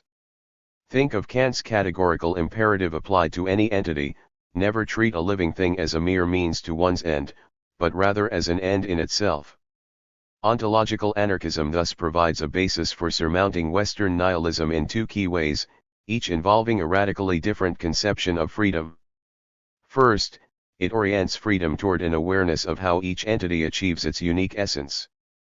Freedom is not the ability of the human will to range without limits, rather, it is the inherent movement from within each entity that defines its own, Irreducible nature. Second, ontological anarchism believes that the creative process of being frees in that through this process all things come into being. That is, freedom and being should be thought together. Existence is precisely the freeing or emerging of entities into presence. Ontological anarchism means one cannot control or exploit either the unique character of particular entities any more than one can control or exploit the unique, dynamic process of being itself. If we apply both of these transgressive conceptions of freedom to social reality and everyday life, the most fundamental bases of Western nihilism and its current political/economic form transnational capitalism are radically undermined. Efficiency, the demand for maximum control, the conversion of nature into profit, the demeaning of experiences that fall outside the norm of calculation, and so on, give way to new values, novel types and applications of science and technology, and different conceptions of freedom that can inform a new ecological society. It is in just this sense that necessary, revolutionary historic change is on the side of the elf. In my view, this is precisely the meaning of earth liberation. With good reason, much has been written of the decisive role of Descartes in the development of subject-centered, Western metaphysics. With the formulation cogito ergo sum, certainty becomes the coin of the realm and only the cogito can be certain of its own intellectual activities, even of existence itself. Hence, the radicalizing of subjectivity. Insufficient attention has been paid, in this regard, to the parallel notion of the will as the decisive seat of meaningful or purposive action. Specifically, I am thinking of St. Augustine's early description of the deficient will, the turning of the will away from God towards that out of which the will was created, nothing, 385-88. The association of human willing and a turn of the will toward nothingness is fundamental to the subsequent deepening of will-oriented nihilism in the West. In the modern period, the interpretation of the will as decisive in effective human action is most apparent in Schopenhauer and Nietzsche. The point is that both the point of reference for knowing and effective action is rooted exclusively in subjective agency. Heidegger's various accounts of nihilism, the abandonment of being, forgetting about the questions of being, the errancy in Western metaphysics run well beyond the scope of this paper. Suffice it to say that, as in the Native American context, and in the context of deep ecology, the sense is that technological society serves to undermine and alienate experiences of the spirit, specifically a deep inner experience of the felt or lived relationship between oneself and earth. Technological society is nihilistic in that it cuts off access to any sense of the sacred. Skocpol. Theta. States and Social Revolutions. New York, Cambridge University Press, 1979. See, for example, the work of Braun Taylor, especially, Ecology and Nature Religion in the Encyclopedia of Religion, 2005. Earth and Nature-Based Spirituality from Deep Ecology to Radical Environmentalism, Religion 31-2, 175-93. Earth and Nature-Based Spirituality from Earth First, and by Originalism to Scientific Paganism and the New Age, Religion 31-3, 225-45. Competing Paradigms of Technology. In many respects, the discourse in Elf and Other Direct Action Communiques reflects a critical interpretation of technology similar to that offered in Martin Heidegger's later works, namely, that technology is a historical and ontological formation.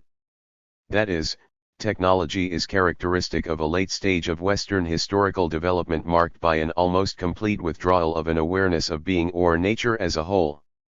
Technology might be better grasped as the name of a historical epoch rooted in Western metaphysics and centering on synthesizing all entities, inanimate objects, animals, and people into an enclosed, self-regulating system of control. Heidegger's interpretation of technology turns on a crucial distinction between a correct definition and an essential understanding of technology.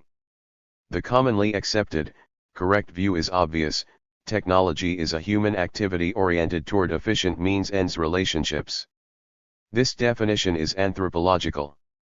Technology is unique to humans and instrumental; it improves the efficiency of cause-effect relationships.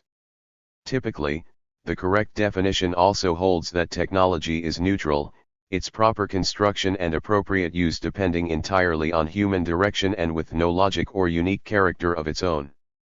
Such a view is correct in that it can be used to refer to any particular tool at any specific time in history, but it serves to obscure the deeper issue of how and why modernity is singularly devoted to technological control. An easy acceptance of the mundane definition of technology, Heidegger notes, makes us utterly blind to the essence of technology. Accepting that technology is merely neutral always already contextualizes responses to difficult technological issues. Profound technical problems and powers ranging from weapons of mass destruction and genetic engineering to reproductive technologies presumably must be resolved by establishing proper control over technology. The underlying conception of human beings as directors and masters of natural resources, methods, and machines goes unexamined. But it is precisely such an assumption about human nature and purpose that lies at the core of our technical appropriation of the natural world. Seeing technology as a neutral tool conditions every attempt to bring man into the right relationship with technology. Everything depends on our manipulation of technology. We will get technology in hand. We will master it. The will to mastery becomes all the more urgent the more technology threatens to slip from human control. That which is conditioning us the will to mastery and the urgency of technical problems that impede or defy our attempts to control nature is characteristic of our technological age. In fact, it is precisely these historically constituted factors that comprise the essence of technology. For Heidegger, three phrases help orient us to the essence of technology. They are challenging forth, standing reserve, and enframing. The first term refers to the essence of technology as it is disclosed within technological activity, the second explores the way objects appear or stand forth within the historical mode of technological appropriation, and the third represents the destiny of technology, the historical conjunction between being as a whole, creative process, and a profoundly mistaken Western conception of being which brings about destructive forms of technical development and social organization. To reductionism and challenging forth. Challenging forth is Heidegger's term for the way in which entities are revealed through modern technological practice. The common element of such practice is a constant provocation, an insistence that nature continually yield more resources through increasingly efficient processes. Challenging forth describes the command character of technological activity, such that nature, in all aspects, is viewed as something that opens itself up as a grid, ready for unlimited appropriation. Technological praxis ceaselessly channels nature into increasingly complex, extractive, and manipulative systems. Challenging forth describes the difference between a windmill and a wind-powered electric generator. In the first instance, there is a direct relationship between the airflow and the movement of the windmill's sails. The wind's currents can be appreciated as such and are directly related to the need that is served. In the second instance, the currents are perceived only as a calculable resource generated through a turbine and stored within the electric grid. They are reduced to a unit within the electrical system available for use in innumerable, potentially infinite applications. As a whole, technology can be grasped as a series of modes of challenging forth. Mountains are viewed as mining districts, forests are mere timber resources, and rivers nothing but power sources to be harnessed for human use. The essential manifestation of the four basic elements earth, air, fire, and water is elided as they are all challenged within increasingly complex, resource and energy intensive, and ecologically destructive systems of appropriation. Ultimately, the philosophy and science of cybernetics epitomizes the challenging forth character of modern technological life. In contrast to earlier modes of practice, challenging forth is typified by a constant demand for greater efficiency. Nature, in turn, is viewed exclusively in terms of manipulability. Human beings thus come to dominate nature, as nature appears to open itself up for the taking. For Heidegger, however, as we will see below, appropriate, less invasive technical means those that are not rooted in assault and expropriation are possible. but this possibility can only be realized by first grasping and moving beyond the ontological historical conditions that continue to underlie modern technological domination. ELF communiques reveal a similar critical interpretation of technological practice. The command character of challenging forth is revealed in the activist sense of the provocative nature of the business ventures they target in illegal direct actions.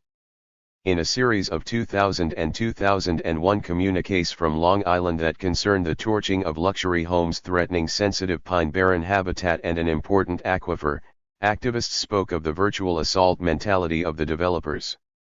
The communique held that the earth is being murdered. The writers speak of the rape of the earth by the earth's oppressors. The activists vowed to counter such destruction as long as the earth is butchered.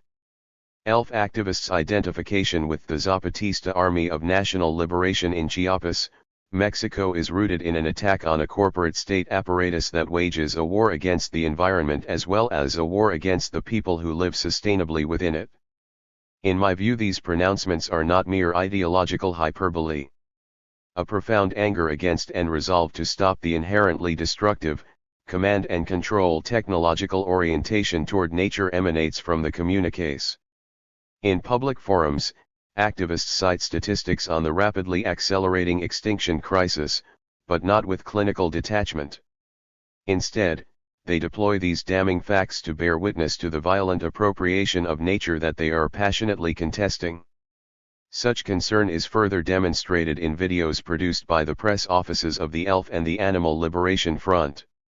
In the current age, defined domestically by intense state repression of dissent coded as a war against terrorism, ELF and ALF communiques give voice to a real, if hidden terrorism against the earth as it is bulldozed into oblivion, as forests splintered by the chainsaw crash to the ground, and ocean waters are befouled by oil spills and toxic wastes. One becomes a of the terror experienced by billions of factory-farmed, genetically and chemically manipulated animals confined in cages, force-fed, and then butchered for their flesh, bodily products, and fluids.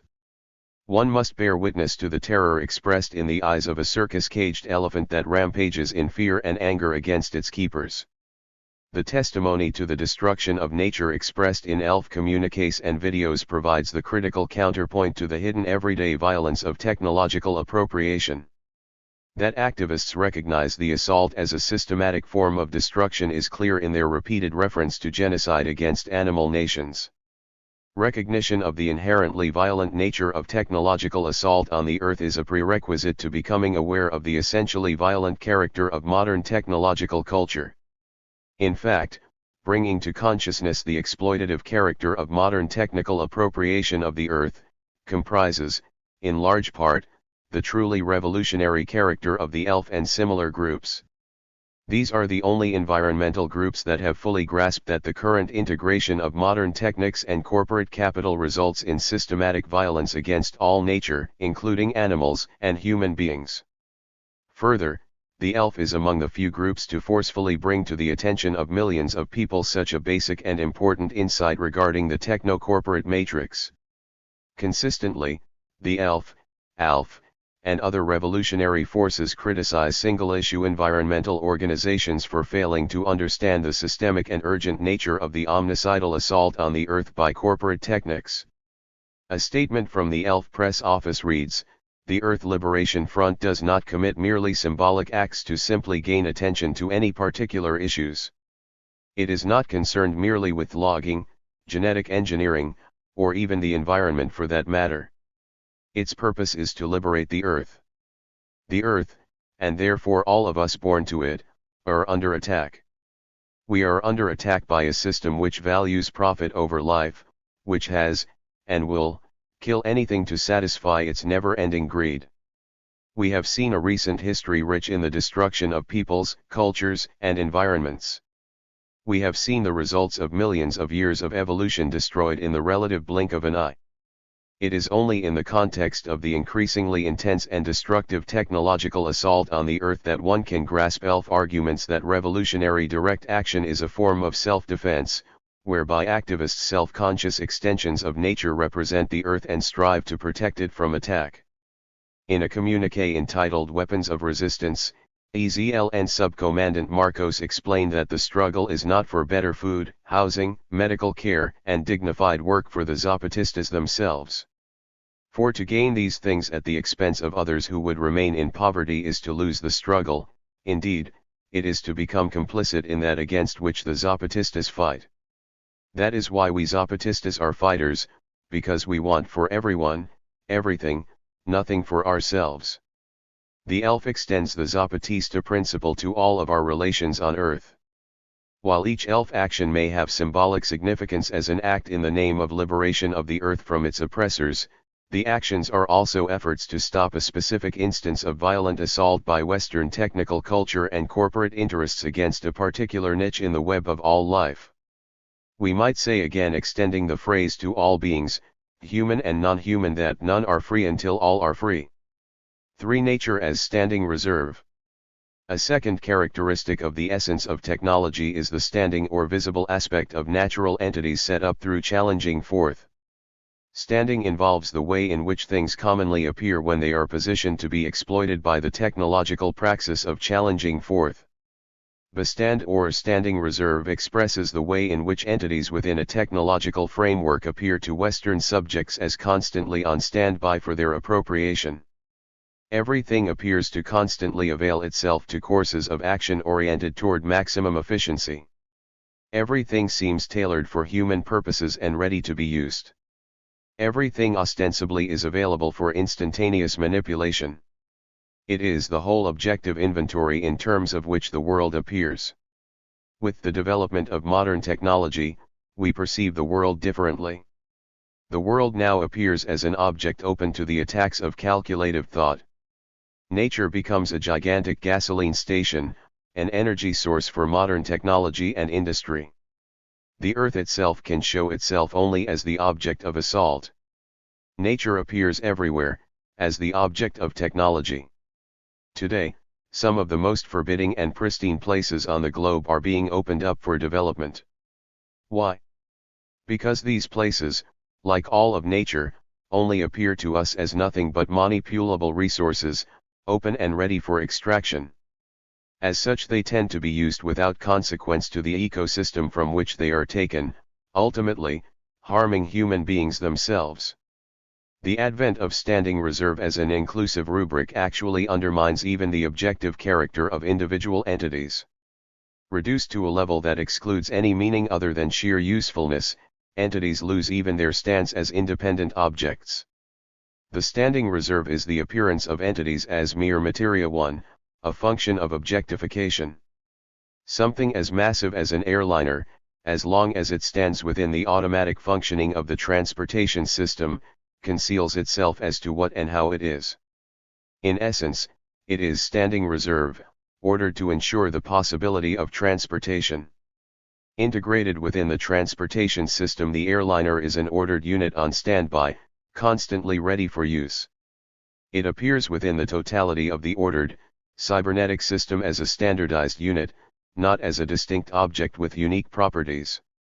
For Heidegger, this pattern holds for all manner of entities integrated into technical systems, and even for persons insofar as their production and consumption needs and habits are determined, calculable factors within the rubric of standing reserve. The crucial issue is whether from transportation and energy to communications and food it will be possible to relate to artifacts, other humans, animals, and the earth in multiple ways, primarily in ways that allow each entity to take its own unique course according to its own nature, and not only in a coercive manner that converts all entities into units of technically efficient, functioning systems. ELF communiques are meant to alert us to the fact that we already stand at this dangerous threshold.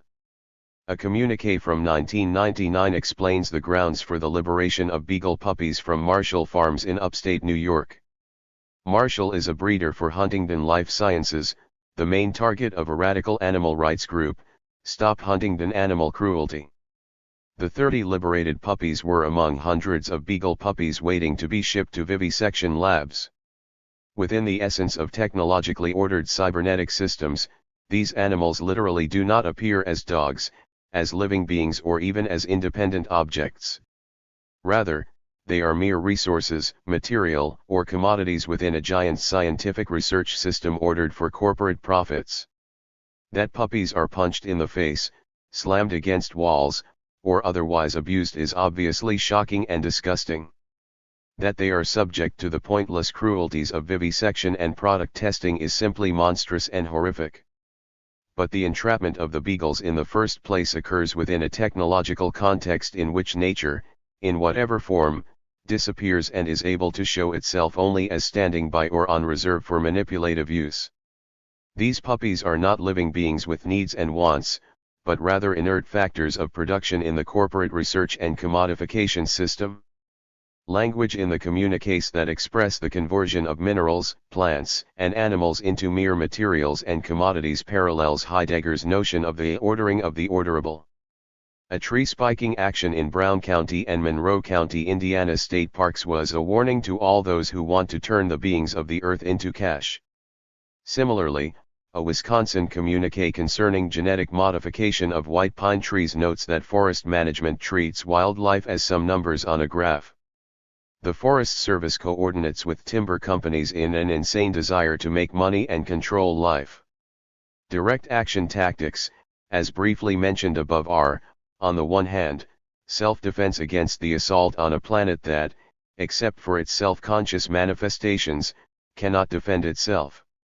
In addition, they are motivated by a reaction to the technical control of the corporate state structure that characterizes the conversion of humankind itself into standing reserve as the only natural relationship humans have with the earth. 4. Enframing and the forgetting of being. The third and most complex term Heidegger uses to discuss the essence of technology is enframing.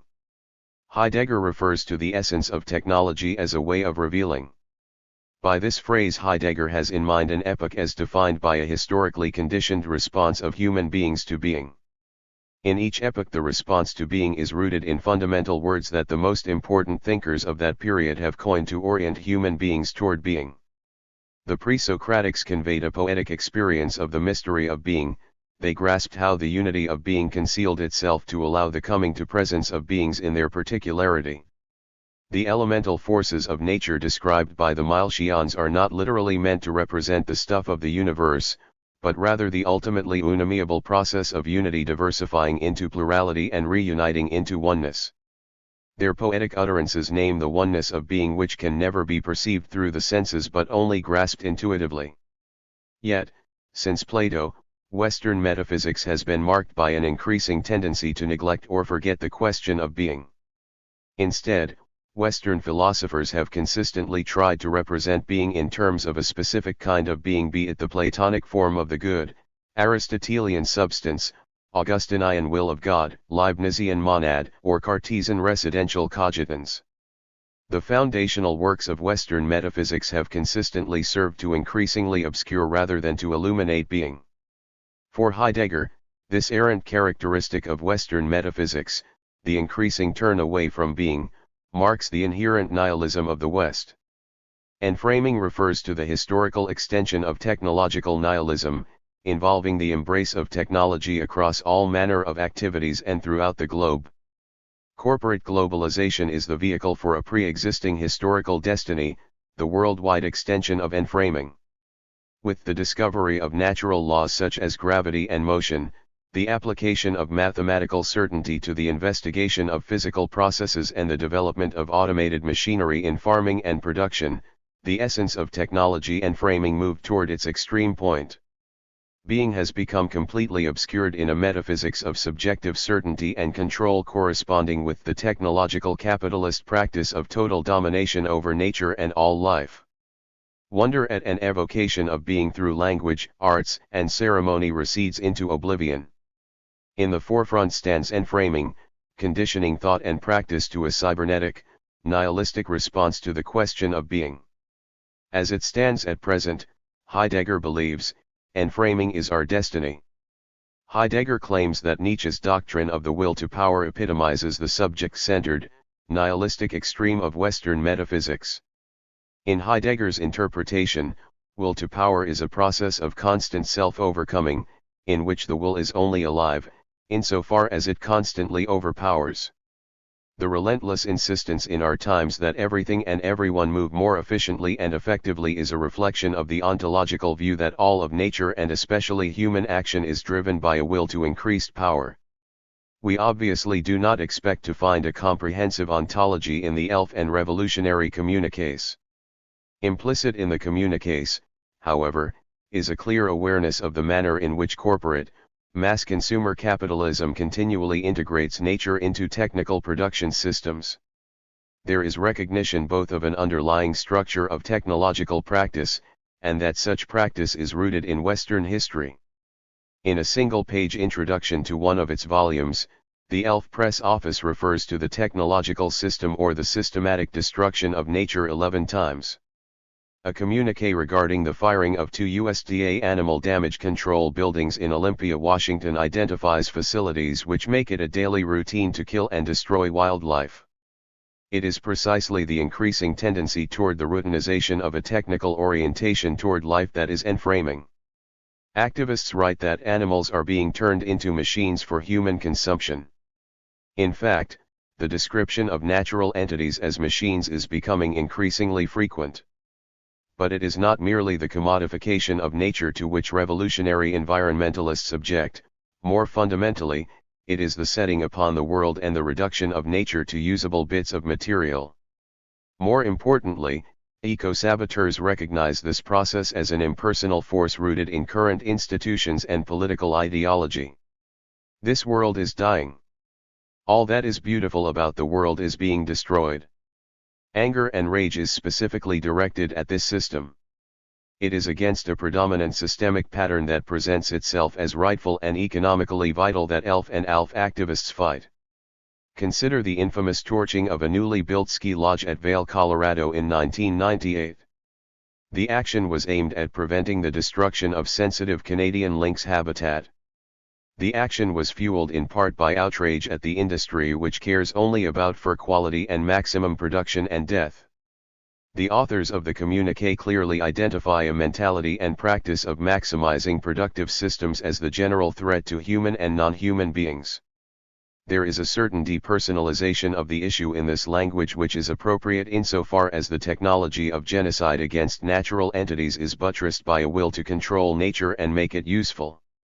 Rod Coronado, a Pascua Yaqui Indian and veteran of direct action environmentalism in the Sea Shepherd Conservation Society, the ALF, and other groups, recognizes the historical continuity between the decimation of his tribe and the systematic destruction of animals killed by the fur industry. The invasion and conquest in the New World continually being directed toward indigenous animal people, threatening the very last nations of wild beings. Similarly, in the communique on the Joe Romania car dealership fire, the authors refer to the continuous assault on both the planet and ourselves. In each of these instances the communiques refer at least obliquely to the sense that the current level of ecological destruction derives from sources fundamental to Western history and a Western conception of nature as resources to be, at best, managed. Both Heidegger and revolutionary environmentalists share a deep foreboding about the extent of the crisis posed by our utter separation from being. Heidegger writes of humans as the beings who, early on, hearken to being, but who emerge, in the end, as the laboring animal who is left to the giddy whirl of its products so that it may tear itself to pieces and annihilate itself in empty nothingness. It is not merely the physical devastation of thermonuclear war that Heidegger has in mind here. It is the philosophical and spiritual poverty wrought by enframing whereby humans are incapable of grasping the extent to which technical control has excluded a sense of interrelatedness with others as part of a unified, awe-inspiring, and fragile process of being. Confident talk of values is part of the armament mechanism of the plan, and that which is esteemed as progress is really an anarchy of catastrophes confirming the extreme blindness to the oblivion of being. Direct action strikes similarly reflect the rage of a dying planet. Activists are motivated by a commitment to divert us from a path towards annihilation, recognizing that the ultimate effect of destroying biotic diversity is suicide.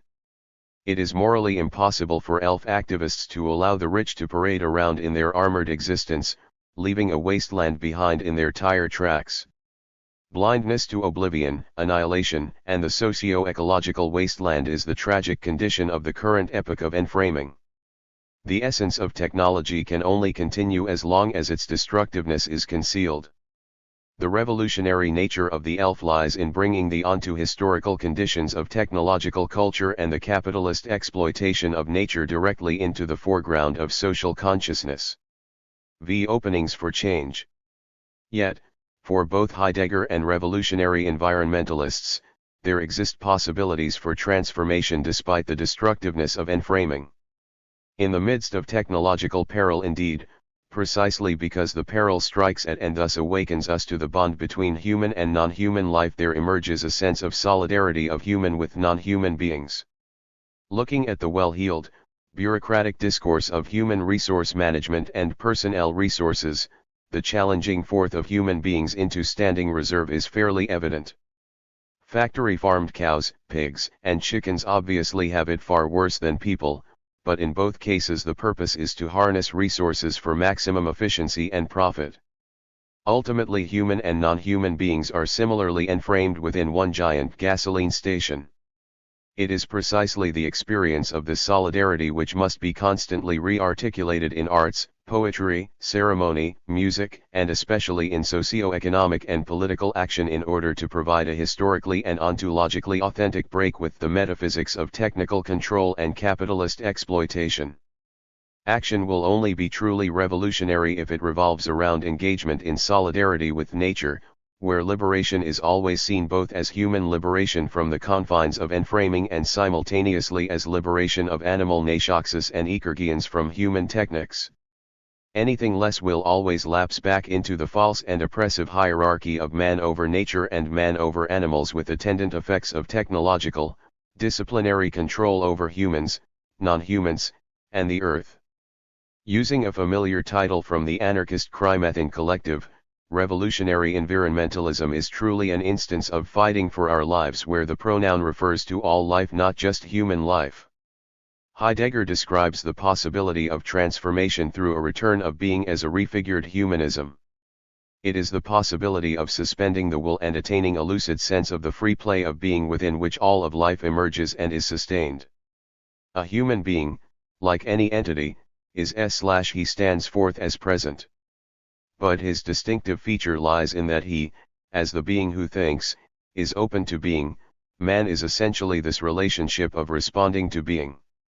Human being, in essence, is the experience of awareness of being. Such experience is the clearing of a space, and the patient readiness for being to be brought to language. Given the appropriate bearing and evocation through language, human beings can become aware of dwelling, along with all other existent beings, within being, the open realm within which entities are released into presence. What comes to the fore in suspension of willed manipulation is an embrace of other beings and the enduring process of evolution within which all beings emerge and develop. By reflecting on or experiencing oneself within the dimension of freedom that is the domain through which all beings pass, human beings can repair the willed manipulation inherent in calculative thinking and realize a patient equanimity toward life. It is only in the context of this reawakened sense of the unity of life that revolutionary action gains an authentic basis. It is this engagement with the other that shows that elf actions are truly about defense of plant and animal life, and they demonstrate genuine liberation concerns that typically are trapped within enframing. That is to say, elf actions show themselves as part of a dynamic and necessary historical evolution and transformation process, not merely a gesture of opposition and negation, because of their profound solidarity with animals and the earth. Such guidance and solidarity thus serves as a general basis for a post-enframing, post-capitalist order, an ecological, not a capitalist society. What will change is, first, the preeminence of enframing as that which animates the epoch and, correspondingly, our relationship to technology. No longer will technical solutions be sought after in realms of activity where technique is not applicable. No longer will everyday activities be pervaded by the standardization and frenzied pace of technology. No longer will nature be looked upon as a homogeneous field of resources to be extracted and exploited. No longer will resource-intensive and polluting technologies be utilized simply because they serve the blind interests of corporations over the needs of the earth. No longer will human beings take from the earth without thought of the far-reaching consequences of such actions on all present and future forms of life. Critics would wrongly denounce this position as atavistic, primitivist, or anti-science/technology. But as the turning toward the re-emergence of being unfolds, both through revolutionary action rooted in solidarity with nature and through new, non-exploitative modes of acting in the world, techniques will not disappear. Instead, the limits of technology as a mode of revealing will begin to be discerned so that new forms and uses of technology can emerge. Questions about technology will center on whether a given technology can be developed and used so that plant and animal life can appear as it is and not be reduced to standing reserve. The question, for Heidegger, is not whether technology, in the sense of a set of tools, is done away with, but whether enframing is surmounted. It is in this sense of releasement that Heidegger writes, "Mortals dwell in that they save the earth. Saving does not only snatch something from a danger. To save really means to set something free into its own presencing." I take this as the literal equivalent of the masked ALF activist reclaiming a puppy from a research lab so that it can become a dog rather than a unit of research, or an ALF activist who stops the destruction of an aquifer or forest so that it can remain an aquifer or forest rather than become a water or wood resource. It is just this new ethos which must guide a revolutionary reconstruction of society on grounds that preserve the openness to being and the ability of each kind of being to become what it is in its essence. Heidegger's ontology tends towards a fundamental dualism between human beings with their special charge to safeguard being and all other sentient and non-sentient beings. Ontological anarchism is meant to correct this privileging of human reason, even the specific language of a new humanism. Humans and each of the non-human animals have their own unique ways of coming into being. In fact, the distortions of technological culture eviscerate both humans and animals by forming them into units fit for various systems. Heidegger's ontology, despite its privileging of human reason, is a step towards simply recognizing the various unique qualities of different kinds of animals including humans. 6. Ontological anarchism and Native American spirituality.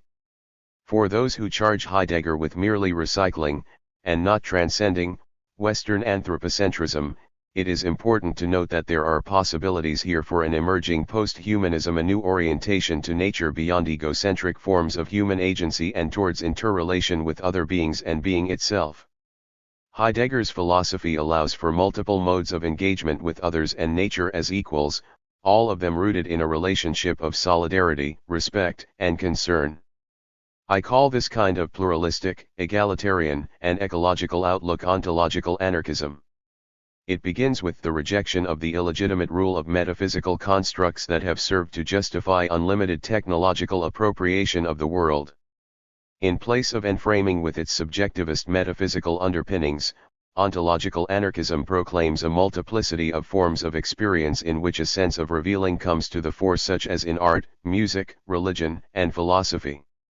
One such experience, a predominant theme of spiritual reawakening in the elf communiques, is found in Native American philosophy and practice.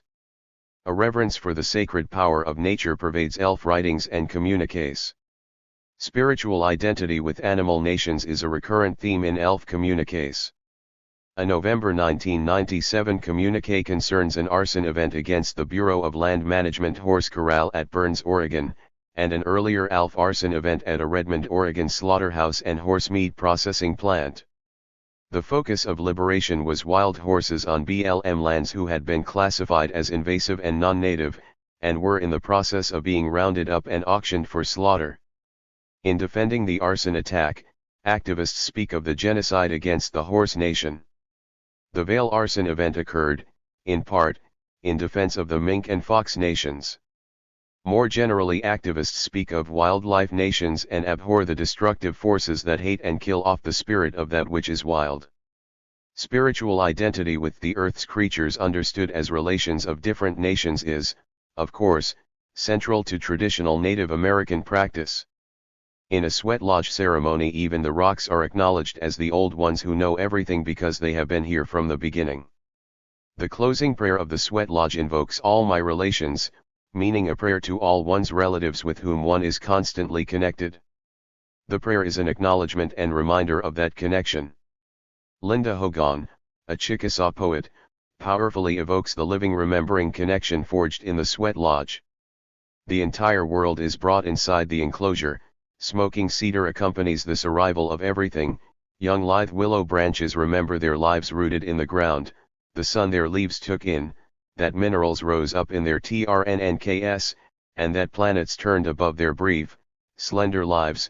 Wind arrives from the four directions. It has moved through caves and breathed through our bodies. It is the same air elk have inhaled, remembering is the purpose of the ceremony, it is the mending of a broken connection between us and the rest. The words all my relations create a relationship with other people, with animals, with the land. To have health it is necessary to keep all these relations in mind. Obviously it is difficult for a person from a Western, rational scientific technological context to grasp the notion of a willow pole remembering. The point is that the willow has an essence as a willow. As a natural being, it is also connected to other beings. Precisely the same is true for human beings, and ceremonies like a sweat lodge or a bear dance enable a spiritual identity with specific relations or with being as a whole. In such ceremonies the reflexive association with oneself as ego is often surmounted by a more authentic prayerful voice. Such a voice in song or prayer can attain a simultaneity of self and relation.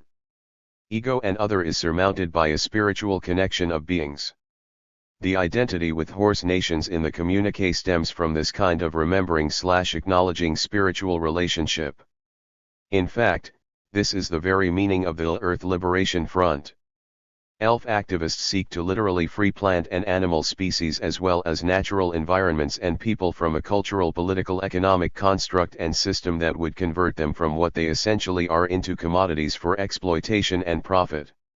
Welcome to the struggle of all species to be free.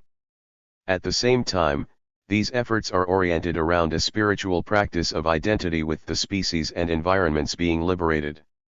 At the close of one communique is a petition for others to stop the slaughter and save our Mother Earth. Again, identification of Earth as the first mother, the life-generating and life-sustaining force from which all creatures live, is central to Native American belief and practice. The act of saving as restoration lies both in deed and in spiritual recognition. This is a restorative surmounting which unites actor and the fullness of the life-giving ground from which all our relations thrive. In profound ways, traditional Native American spirituality exhibits parallels to Heideggerian ontology and can provide a more substantial basis for environmental direct action, specifically regarding the evocation of an unseen and unamiable, but all-encompassing spiritual power. The article Oglala Metaphysics recounts an extraordinary dialogue between J.R. Walker, a Euro-American physician who lived among, and was accepted by, Oglala Wikasawakan and a number of such Oglala figures, including Finger. Finger describes how there are 8 separate elements: the sky, the sun, the earth, the rocks, the moon, the winged, the wind, and the beautiful white buffalo calf woman who brought the pipe and the first ceremonies to the Lakota people. Yet each of these elements are one Wakantanka, the Great Spirit, or Taku Skanskan, which is the living spirit in each thing, giving it its essence and causing it to behave in its own unique fashion. Walker asks whether the sun and Taku Skanskan are the same. Finger responds that this is not so, that the sun is in the sky only half of the time. But Finger adds that it is the sky which symbolizes Skan, because Skan is a spirit and all that mankind can see of him is the blue of the sky. What is fascinating here is the idea that a being which symbolically epitomizes the spirit cannot be delineated as a thing. The vault of the sky, a continuum within which everything unfolds, is taken to represent the unity of spirit which is unseen but through which every being takes its course. Similarly, for Heidegger, being the one is never grasped directly in the same way as a particular being. Yet, in certain modes of experience and language one easily grasps the unity within which each particular kind of being develops. It is just that sense of the hidden interconnectedness of all life which animates the actions of elf defenders of life. Insofar as the ideas and actions of revolutionary environmentalism help to elucidate an ethic based in spiritual, ontological unity, it advances a profound challenge to the culture of technological control. Heidegger can rightly be criticized for a tendency to emphasize an alleged interconnection between Greek and German language as the sole path to a recovery of a sense of being. On the other hand, in some instances Heidegger points to non-Western traditions and language as actually better exemplifying the human belonging together with being. See for example a dialogue on language which concerns Zen Buddhism. Martin Heidegger, On the Way to Language, trans. Peter Hertz, 1-56. Braun Taylor's work has been instrumental in documenting the diversity and pervasive influence of Native American religious themes in revolutionary environmentalism. See for example Braun Taylor, Earth and Nature-Based Spirituality, From Deep Ecology to Radical Environmentalism, Religion 31, 175-203. Totem animals and other Native American religious symbols are encountered frequently, especially among Earth First activists. This has been effectively depicted by Taylor in his video presentation Radical Environmentalism, Promise or Peril, presented at the Revolutionary Environmentalism Conference at CSU Fresno, March 13. 7. From the provocation of social ecology to an ethic of sacredness. Environmentalists of whatever stripe who embrace spiritual principles akin to deep ecology have been criticized not only for overlooking socio-economic factors that perpetuate illegitimate forms of hierarchy in society, but also for embracing an apolitical mystical view or even a potentially theocratic belief system. The most persistent such critic of deep ecology is Murray Bookchin.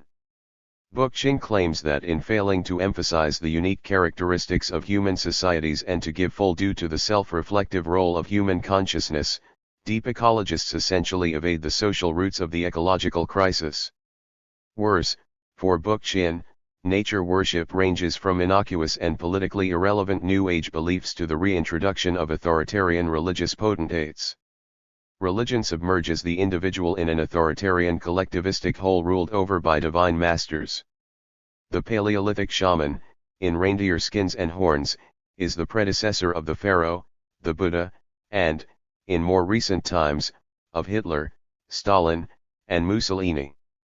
Similarly, Daniel Dudney has pointed to the holistic emphasis of deep ecology as a potential threat to those very issues of separation that have been a mainstay of religious tolerance in the West. There is no question that enframing emerges with the beginnings of capitalism and deepens along with the development of its corporate, mass consumer form. The practical significance of studies of the interconnection between this mode of political/economic system and ecological destruction cannot be overemphasized. It is also unnecessary to point out that the institutional forms of the state and the corporation must be overturned, not least of all because they reflect the very hierarchy and oppression rooted in man's domination of nature. Still, both Bookchin and Dudney recognize that a political practice that incorporates ceremonies reflecting ecological principles holds promise. At one point Bookchin himself, in speaking of Hopi horticultural ceremonies and other similar preliterate spiritual/natural practices, wrote eloquently about the ecological ceremonial and the profoundly important role it plays in integrating individual, society, and nature. Similarly, Dudney imagines that, as a civic religion, earth religion could provide a basis for self-discipline without an all-powerful state, while redirecting topophilia from nationalism to identification both with local geography and with the earth as a living whole. Aside from these observations, for anyone who understands the anarchical structure and decision-making milieu out of which revolutionary environmental and animal liberation groups emerge, it is quite clear that the movement is not likely to evolve into a theocracy. The very point of ontological anarchism is that there is no single referent for the experience of solidarity with nature or animals or for the meditative grasp of being. In the most common Native American ceremonial practice, the sweat lodge, this point is reflected by the sweat runner who clearly articulates his or her role as one who simply pours the water and directs the ceremony. Each participant has an opportunity to pray, sing, or speak in whatever form they wish.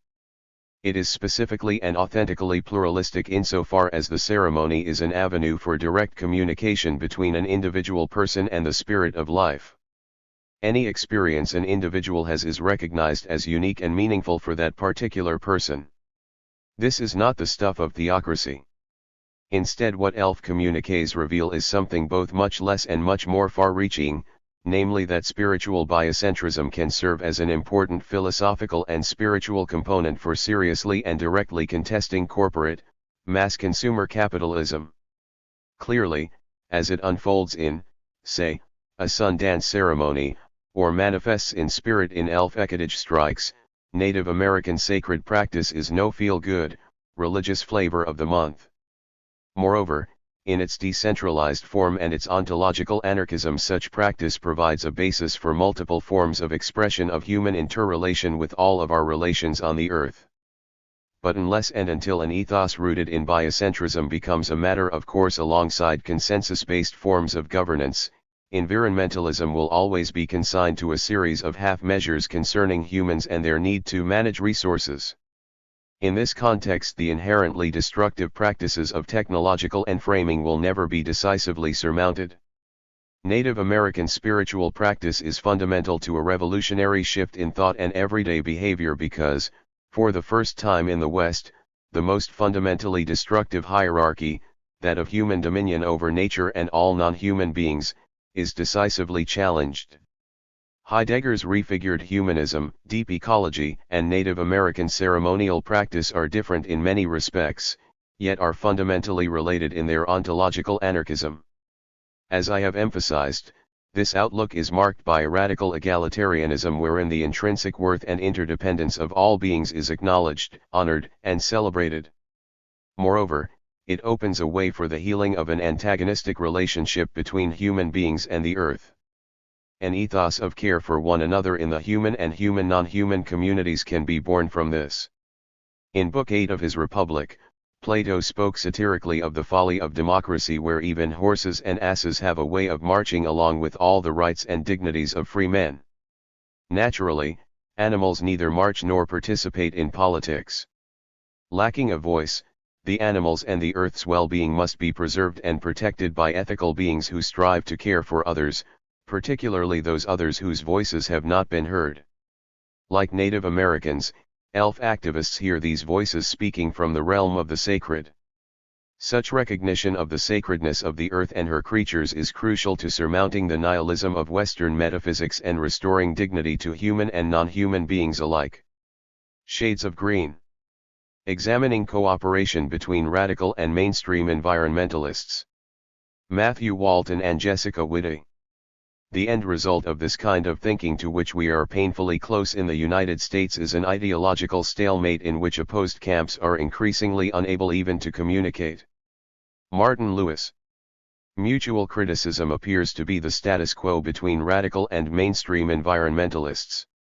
Where we might expect cooperation between groups with similar goals of protecting the natural environment, philosophical and tactical differences have led to a rhetoric of condemnation and disrespect. This antagonism has made cooperation in environmental campaigns difficult between the two camps.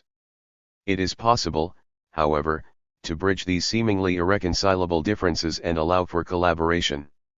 Groups that move away from the mainstream by adopting a more radical philosophy while continuing to use traditional tactics open up new possibilities for cooperation across the environmentalist spectrum. In this essay, we will look at one group that utilizes such an approach, and analyze the characteristics that set it apart from mainstream environmental groups and allow for complementary action with radical organizations. We begin by providing an overview of the development of rhetoric within the environmental movement, particularly between the radical and mainstream wings.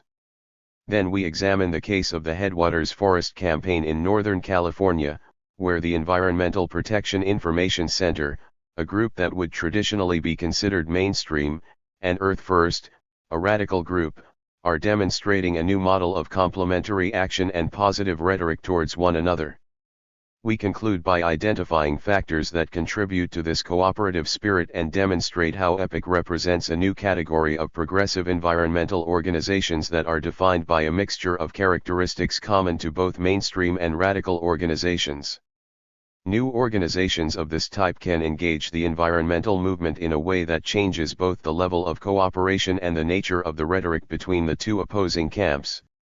We broadly define mainstream environmental activists as those who utilize traditional political tactics and take a pragmatic approach to solving environmental problems within existing legal structures. Radical activists, in contrast, are those that utilize non-traditional tactics and are not willing to make concessions in their defense of the earth. Rick Scarce defines radical activists not only according to their tactics and approach, but their aims, organization, personal wealth, and prospects of success.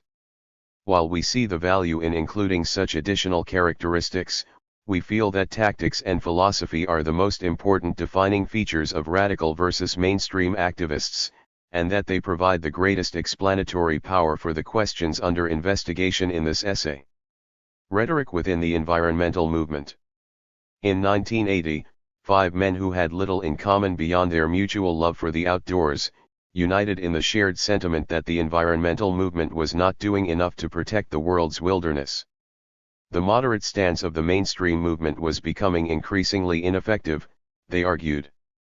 In its place, a new group was needed that would say what needs to be said and do what needs to be done and take the strong actions that wilderness protection requires. Following in the tradition of Edward Abbey's Monkey Wrench Gang, members of this new group, dubbed Earth First, set out to undertake direct action that illustrated their motto, no compromise in defense of Mother Earth. The emergence of F.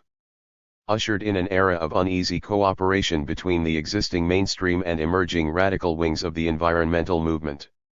Moderate groups issued public support for Earth First's ambitious conservation goals, while denouncing its ecotage tactics. Only a decade earlier, the Sierra Club had ousted its executive director, David Brower, for his radical leanings and no-compromise stance. Similarly, when Greenpeace founder Paul Watson undertook dramatic actions against Atlantic seal hunters that garnered much media attention, he was removed from his leadership position in the organization. Earth First. Developed at a time when mainstream environmental groups were becoming more professional in nature, with structured bureaucracies and highly paid leadership. They had established relationships with policymakers and were experiencing success in their use of legislative and judicial strategies. The radical actions of new guerrilla groups threatened to destroy moderates' hard-won credibility and authority within the Washington scene. The concern was that the negative publicity from ecotage and direct action would alienate potential supporters, jeopardize donations and funding, and harm the still somewhat fragile image of the environmental movement. This fear that radical groups may undo the tenuous progress made by mainstream organizations has resulted in an uneasy, and often antagonistic, relationship. Mainstream environmentalists argue that radical actions hurt, rather than help, the cause, resulting in self-defeating behavior. As one mainstreamer asserts, the quest for purity will in the end only undercut the prospects for change. Thus, while established organizations applaud the aims of Earth First and other groups that make use of direct action, they are quick to distance themselves from their tactics. Similarly, radical environmental activist groups such as Earth First have expressed mixed feelings toward more moderate groups. Initially, direct action groups set out not to replace the mainstream movement, but to complement it. As Dave Foreman noted at F's inaugural rally, the main reason for Earth First is to create a broader spectrum within the environmental community. 9. While moderate organizations undertook valuable actions that often met with success, FERS and other radicals felt that these actions alone were insufficient. The very first issue of the F Journal, which laid out the organization's mission, stated, "Lobbying, lawsuits, magazines, press releases, outings, and research papers are fine. But they are not enough. The legal approaches of mainstream organizations," they argued, "often result in compromised outcomes. Litigation may take years to resolve, during which time environmental destruction continues.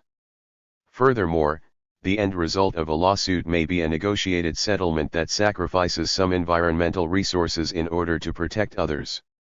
F's no compromise stance decries such trade-offs, and demands that all available means of defending the Earth be utilized. As Dave Foreman asserted, Earth First will use, but we will also use demonstrations, confrontations, and more creative tactics. F. explicitly stated that although they adopted more radical action in support of their no-compromise position, they did not pass judgment on the mainstream groups for working largely within the system. Earth First will set forth the pure, hardline, radical position of those who believe in the Earth First. We are not in competition with more moderate conservation groups, nor do we wish to criticize them. This separate but complementary form of interaction has proved unsustainable, however.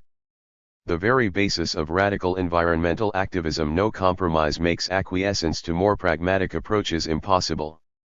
While moderate groups broker deals with legislators and industry, radical groups view these actions as unacceptable.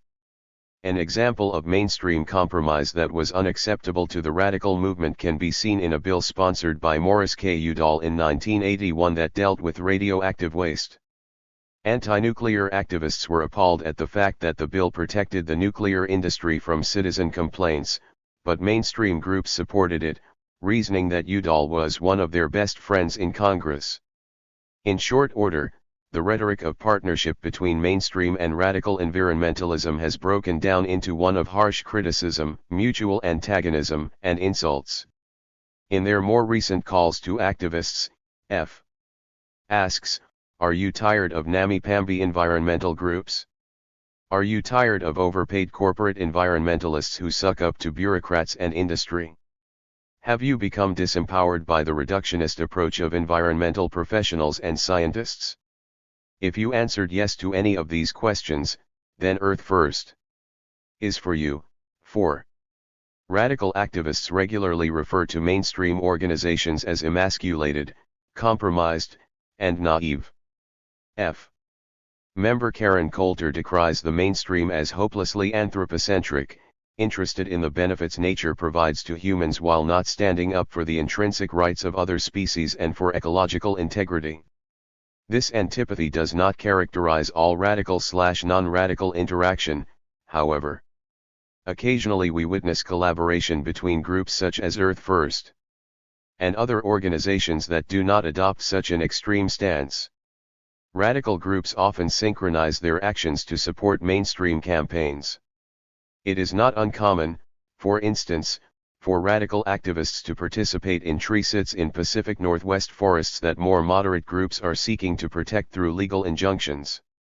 One way to facilitate such cooperation among groups that embrace different organizational tactics is through harmonization of philosophy. Groups that cooperate with radical organizations are not the moderate organizations of the mainstream. Rather, they represent a different form of environmental activism that falls somewhere in between the moderate and the radical. Although these groups often rely largely on traditional tactics, they are willing to undertake more direct, confrontational actions than their mainstream counterparts. More importantly, they adopt a no-compromise position, which aligns them more closely with radical organizations in terms of philosophy. Rather than criticize such progressive activist groups as namby-pamby, Earth First and others are turning to them as partners in the struggle for conservation. Direct action can be broadly defined as acts individuals or groups initiate against a political target, without maneuvering within the legal system, in order to prevent or stop an objectionable practice. This is as opposed to indirect actions, such as electing a representative to work on one's behalf. Direct action may be extra-legal, involving destruction of property or trespassing, but it also often takes legal forms such as demonstrations and boycotts. No compromise describes a way of thinking in which adherents are absolutely unwilling to accept anything other than a complete achievement of their goals. They believe that there is no room for concessions or negotiations, thus rejecting pragmatic approaches in which immediate goals may be sacrificed in the name of future success. Headwater Forest, a case for collaboration. To illustrate the complementary action between radical and non-radical environmental groups, we turn to the case of the Environmental Protection Information Center, a group trying to protect Northern Californian wilderness. EPIC was formed in 1977, and uses an integrated, science-based approach that combines public education, citizen advocacy and strategic litigation in its efforts to protect and restore local wildlife and habitats. In the early 1990s, EPIC became involved in the fight to save Northern California's headwater forest. By most standards, EPIC would be considered a mainstream environmental activism organization. They hold rallies and demonstrations, and their most effective tool is litigation that stops the destructive practices of extractive corporations, often halting them permanently and imposing significant fines. In contrast to a group like Earth First, which is also active in Northwest California, EPIC does not engage in more radical direct action tactics such as sit-ins, tree spiking, or chaining oneself to a bulldozer. Although it is likely that there is some overlap in membership between EPIC and EPIC publicly distances itself from its more radical cousin. However, in a news article in 2003, Cynthia Elkins of EPIC stated that although there was no coordination between her organization and the more radical activists, both groups clearly watch each other's actions. This is a far cry from the usual nasty rhetoric traded back and forth by mainstream and radical environmentalists. Moreover, as we will demonstrate, although the groups do not explicitly coordinate their actions, they are actively cooperating in the campaign to save the headwaters forest.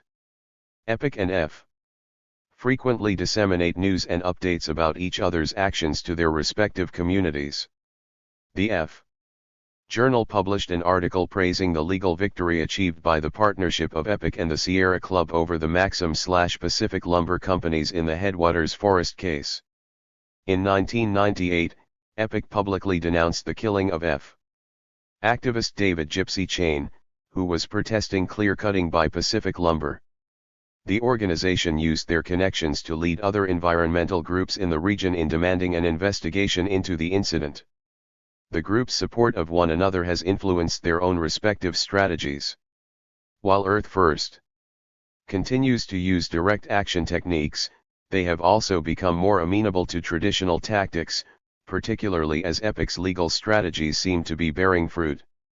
In a rare compliment bestowed on the mainstream from the radical, Josh Brown acknowledged that many different groups have contributed to the campaign to save the headwaters forest, but what has kept Headwaters standing is EPIC and the lawsuits they've filed. One of the easiest ways that mainstream and radical groups can work together without actively coordinating their activities is through complementary action. EPIC and Earth First were doing just this in the spring of 2003. While EPIC and the Sierra Club were fighting a lawsuit to stop Pacific Lumber from exploiting a loophole in a deal brokered in 1999, was setting up direct action camps to ensure that no matter what the outcome of the legal case, loggers would not be able to continue their destructive practices. These direct actions by radical groups opened up a space for legal action to be taken by more mainstream organizations.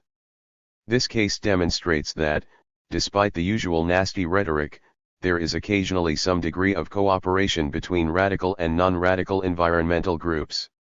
The question becomes, in what situations is this cooperation likely to occur and why does it happen? The news stream, somewhere in between.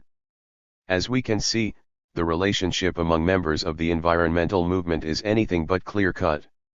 It is at times cooperative, at times combative. The nature of interaction is often determined by two key group characteristics, philosophy and tactics. Philosophy can range from a belief in no compromise, which advocates stopping at nothing to defend wilderness areas, to that of pragmatism, which argues that strategic actions including deal-making are most effective. Tactics may include direct actions such as tree spiking and human blockades, or they may center on more conventional strategies such as lobbying, demonstrations, and public education. The radical and mainstream movements are categorized according to these characteristics in the chart below. Tactics. Direct action. Traditional action. Philosophy. No compromise. Pragmatic strategy. Groups cannot always be easily characterized across a radical-moderate divide using these variables, however. In the case study above, Earth First is a clear example of a radical environmental group. However, labeling epic is not as easy a task. While their methods are firmly within the realm of the traditional, epic has adopted a stance that is much closer to the no-compromise position of F than the pragmatism of the mainstream. What we are seeing in the case of epic is a combination of factors that have created space for cooperative action between the mainstream and the radical. In embracing this type of approach, epic has evolved into a new breed of environmental organization, one that utilizes the traditional tactics of the mainstream while mimicking radical groups in refusing to make concessions in defense of the planet. We refer to this type of organization as a no-stream environmental group, and its position in the environmental movement is illustrated in the chart below. Tactics. Direct action. Traditional action. Traditional action. Philosophy. No compromise. No compromise. Pragmatic strategy. Superficially, no-stream environmental organizations appear to be a part of the mainstream. They utilize traditional activist tactics such as litigation, media coverage, and public demonstrations. Because they are often local in nature, no-stream organization goals pertain to specific areas only, making their position appear more moderate than that of radicals that promote the protection of wilderness everywhere. However, they differ from traditional mainstream organizations in several important ways. First, although their tactics are very similar to moderate groups, no-stream organizations are willing to carry out more extreme actions. Undoubtedly, these actions still stop far short of the radical direct actions of groups like Earth First, but they are nonetheless more directly confrontational than most mainstream organizations would be comfortable with, particularly in causing significant economic damage to corporations through lawsuits. In addition, the philosophy on which no-stream activist organizations are based is that of no compromise rather than pragmatic bargaining. Their actions may be mild in comparison to those of F, but no-stream groups are just as intent on refusing to compromise with politicians and corporations. This stance distances no-stream groups from moderate organizations that view the struggle for environmental protection as a long war, in which specific battles must be strategically sacrificed. While some perceive an inherent tension between the use of traditional legal strategies and a no-compromise stance, no-stream groups view them as compatible. Legal tactics are simply one strategy at their disposal. If lawsuits fail, the groups do not resign themselves to sacrificing that specific battle. Rather, the groups remain committed to utilizing alternative actions to secure environmental protection if legal options result in a less than ideal outcome. As one activist noted, "You've got to use every tool that you can." We didn't put much faith in the lawsuit at first, we were trying to stall until it got into court. This shared philosophy has allowed no-stream groups to succeed where mainstream groups have often failed in their ability to establish cooperative relationships with radical organizations. The radical environmental movement is founded upon the belief that the Earth deserves nothing short of total protection. In order to achieve this goal, humans should stop at nothing. By definition, this philosophy is non-negotiable, and because it is so central to radical environmentalism, there is little room for cooperation with groups that do not share the same view. Radical activists themselves have indicated that it is not the reformist actions of mainstream organizations that are problematic. Indeed, Dave Foreman has often noted that there is a clear need for other groups less radical than Earth First, and other methods. Rather, it is the divergent philosophies, which radicals interpret as a lack of commitment on the part of moderates, which create a gulf between the two wings of the movement. No-stream groups can successfully bridge this gulf. Forging the no-stream. Cooperation between radical and non-radical environmental activist groups is not easy or automatic, however. Collaboration is most likely when groups find themselves in close proximity. No-stream groups are most often local groups that focus on a specific environmental issue close to members' homes. The nearness of the threat encourages members to adopt a no-compromise philosophy. Groups that may not necessarily be overly interested in increasing national or globally protected lands are naturally more concerned with saving the forest located down the road from their home. This hardline stance endears no-stream groups to radical organizations, who share their zeal for rejecting all concessions in their efforts to stop ecological degradation.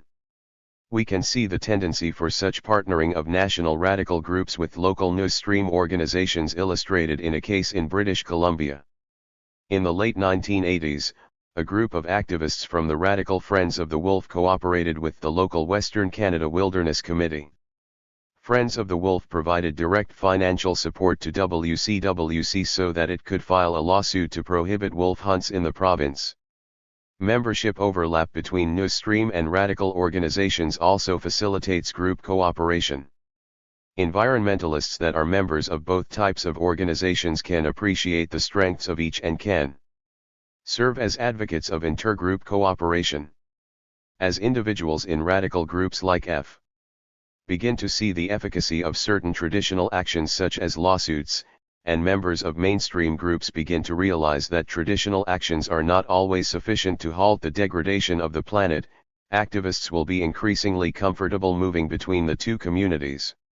No-stream adoption of a no-compromise philosophy makes radical environmentalists more likely to form strategic alliances or to join their ranks. Radicals are also more likely to align with no-stream groups when the groups carry out direct actions. These actions are still located within the traditional realm, yet are more confrontational in nature. The refusal of no-stream groups to enter into a cozy relationship with industry and legislators wins the support of radical organizations. Whereas mainstream groups are often afraid to criticize government bureaucrats, no-stream groups actively expose their shortcomings and failed promises. This can lead to no-stream groups being labeled as radical. While, according to our definitions, this characterization is not entirely accurate, the groups do not always oppose it. Rather than attempt to avoid all association with more extreme groups for fear of a tarnished reputation, no-stream organizations persist in their struggle. The development of no-stream groups that we have identified here is primarily a result of mainstream organizations moving in the direction of radical groups in their philosophical basis. By definition, it would be impossible for radical environmental organizations to adopt the techniques of the mainstream. However, an important aspect of this phenomenon is the recognition by radical activists that these progressive groups are not only beneficial to the movement, but in many cases, a necessary complement to radical action. Activists on both sides are beginning to realize that the defense of Mother Earth will require that every voice be heard. The very nature of radical environmental organizations is such that sustained collaboration with more moderate groups is unlikely at best, impossible at worst. And we do not wish to make a call to radical activists to temper either their philosophy or their tactics. Yet, the epic example points the way to a middle path of environmental activism that could bridge the gap between these two extremes, creating the potential for cooperation that could be both effective and sustainable. The changing rhetoric between radical environmentalists and those who are more moderate in their actions reflects this evolution. Confrontation and disagreement can be replaced by a language of respect and cooperation. This rhetoric remains the exception to the rule, however. Time will tell whether or not groups within the middle ground will continue to emerge and grow, fostering this rhetoric of support while still allowing for both radical and mainstream activism. If so, we can expect a more unified and effective environmental movement in the future.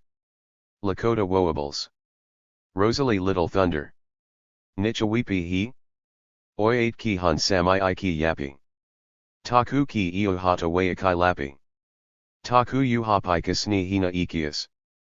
Hakablaela wayakanagapi, wasintan kapi ki slolyapis ni, kajisnes ni yan woso tapi. Na hesana isam sinpi.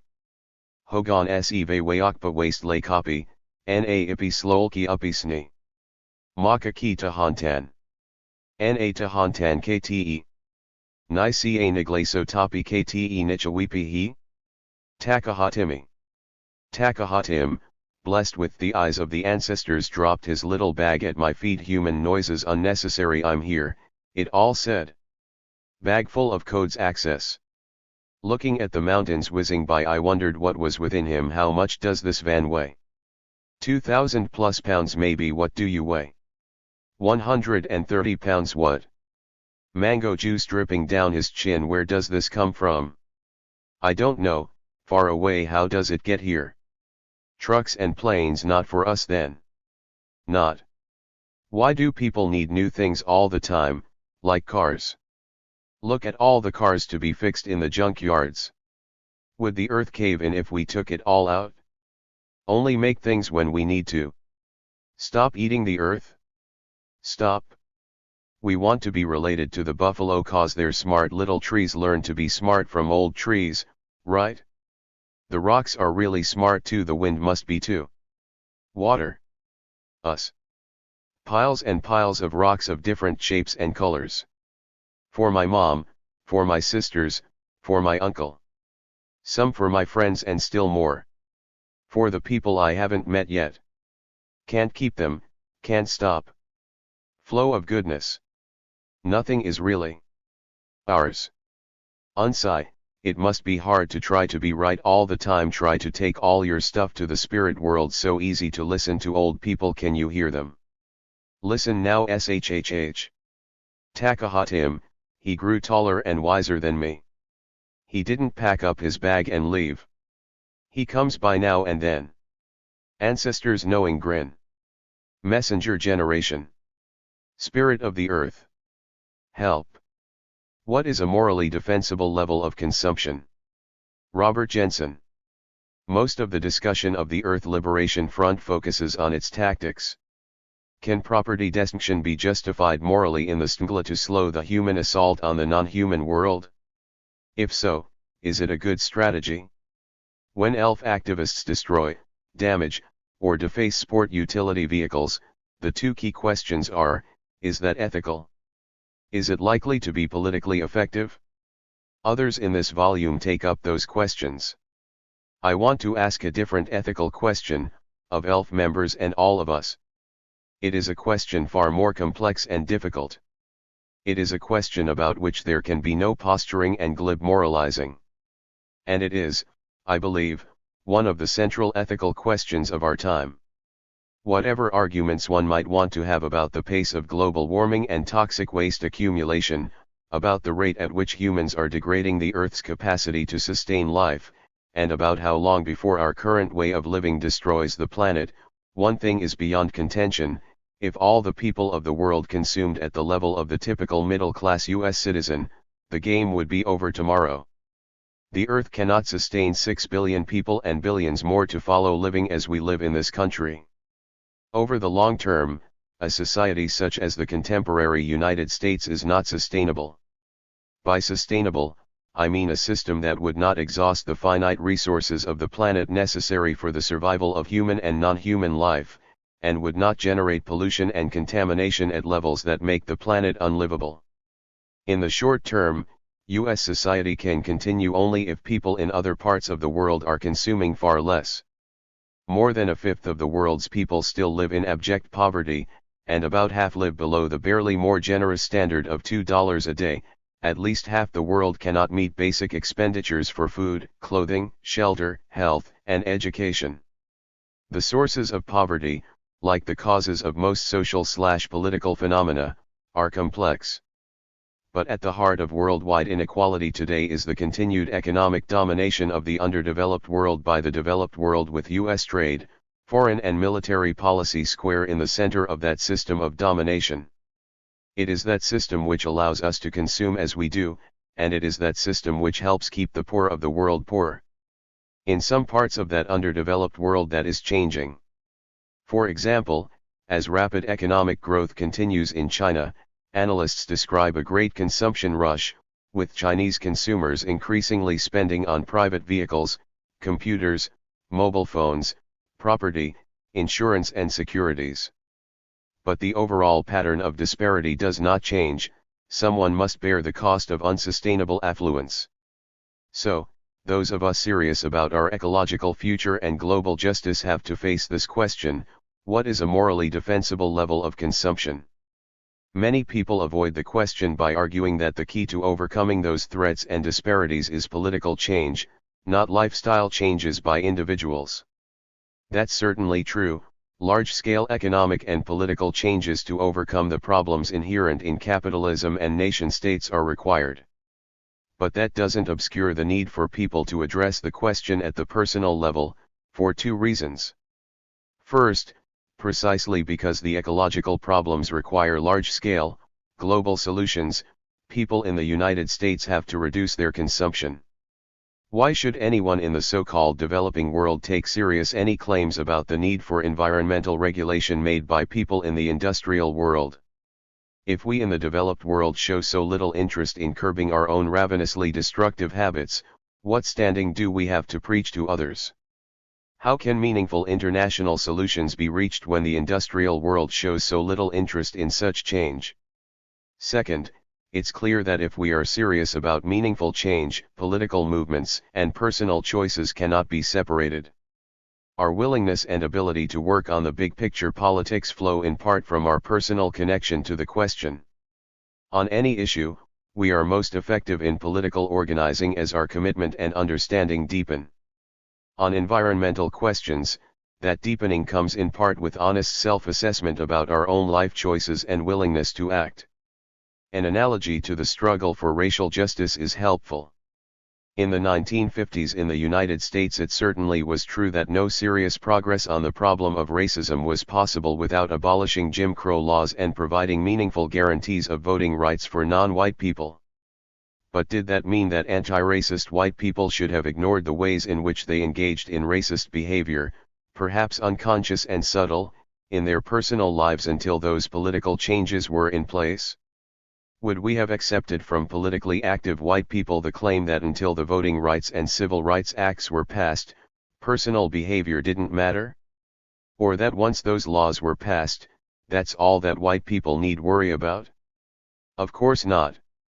We would point out that a real commitment to racial justice means that white people have to engage in self-criticism and commit to changing their attitudes and behavior, along with the pursuit of political change at the societal level. In such arenas, no one suggests it is acceptable to ignore accountability for personal behavior while pursuing political goals. So, we return to the question, what is a morally defensible level of consumption? The answer can't be that, until there is justice and equity, we should all consume at the level of the poorest on the planet. The poorest in the world live in misery and starve, and no one can be expected to adopt a lifestyle that leads to impoverishment and eventual death. Neither is it feasible to ask people to live at a bare subsistence level, the minimum needed to survive. Even if people were willing to do it, we couldn't be effective politically living at such a level. Perhaps if we all knew that we would face such a life unless economic and political change happened immediately, it would be a powerful motivator. But that is not the world in which we live. In a complex world, there can be no easy answer to this question. But that doesn't mean we have nothing to say about the search for answers. Instead, we can look to common ethical principles for guidance.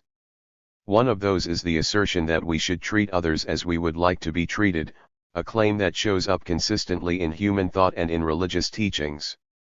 None of you truly believes until he wishes for his brother what he wishes for himself.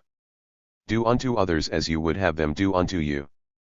Act only on that maxim that you can will a universal law. That concept easily could be extended to questions involving resources, consume at that level, which could be generalized to all other people. That is, the morally appropriate level of consumption is one that, if all people in the world lived at that level, life on the planet would be sustainable indefinitely. Obviously, the sustainable level of consumption depends on the size of the human population.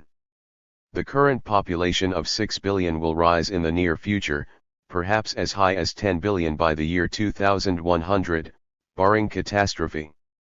Also relevant is the future of technological developments that might make more efficient and less polluting use of resources. But for purposes of this discussion, absolute precision is not required on either issue. The question of a sustainable level of consumption cannot be answered with great clarity. Instead, the goal is to assess where we stand today, and understand the direction in which we must move, with some sense of the urgency of the task. We can assume the population will continue to grow in the short term, and that whatever advances in technology lie before us, they won't solve all our problems. So, what we can say with confidence is that all the people of the world cannot live at the level of Donald Trump. A world of over 6 billion Donald Trumps is not sustainable. For those of us who aren't Donald Trump, that may at first seem reassuring. It's easy to focus on the most outrageous consumers as the problem.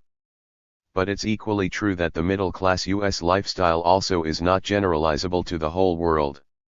Take the simple issue of automobiles. Klaus Topfer, head of the UN Environment Program, has made the point that China's aim of quadrupling its economy by 2020 can only occur if developed nations radically change their consumption habits to free up scarce resources for the world's poor. If China had the same density of private cars as a developed country like Germany, Topfer said, it would have to produce 650 million vehicles, which the world's supply of metal and oil would be unable to sustain. So, if we were to apply a golden rule of consumption, we have to get rid of some of our cars.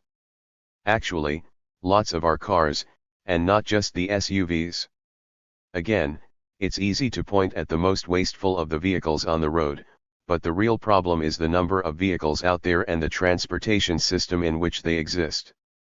The owner of a fuel-efficient small car is every bit as implicated in this as the driver of the gas hog. So, should everyone who owns a car stop driving?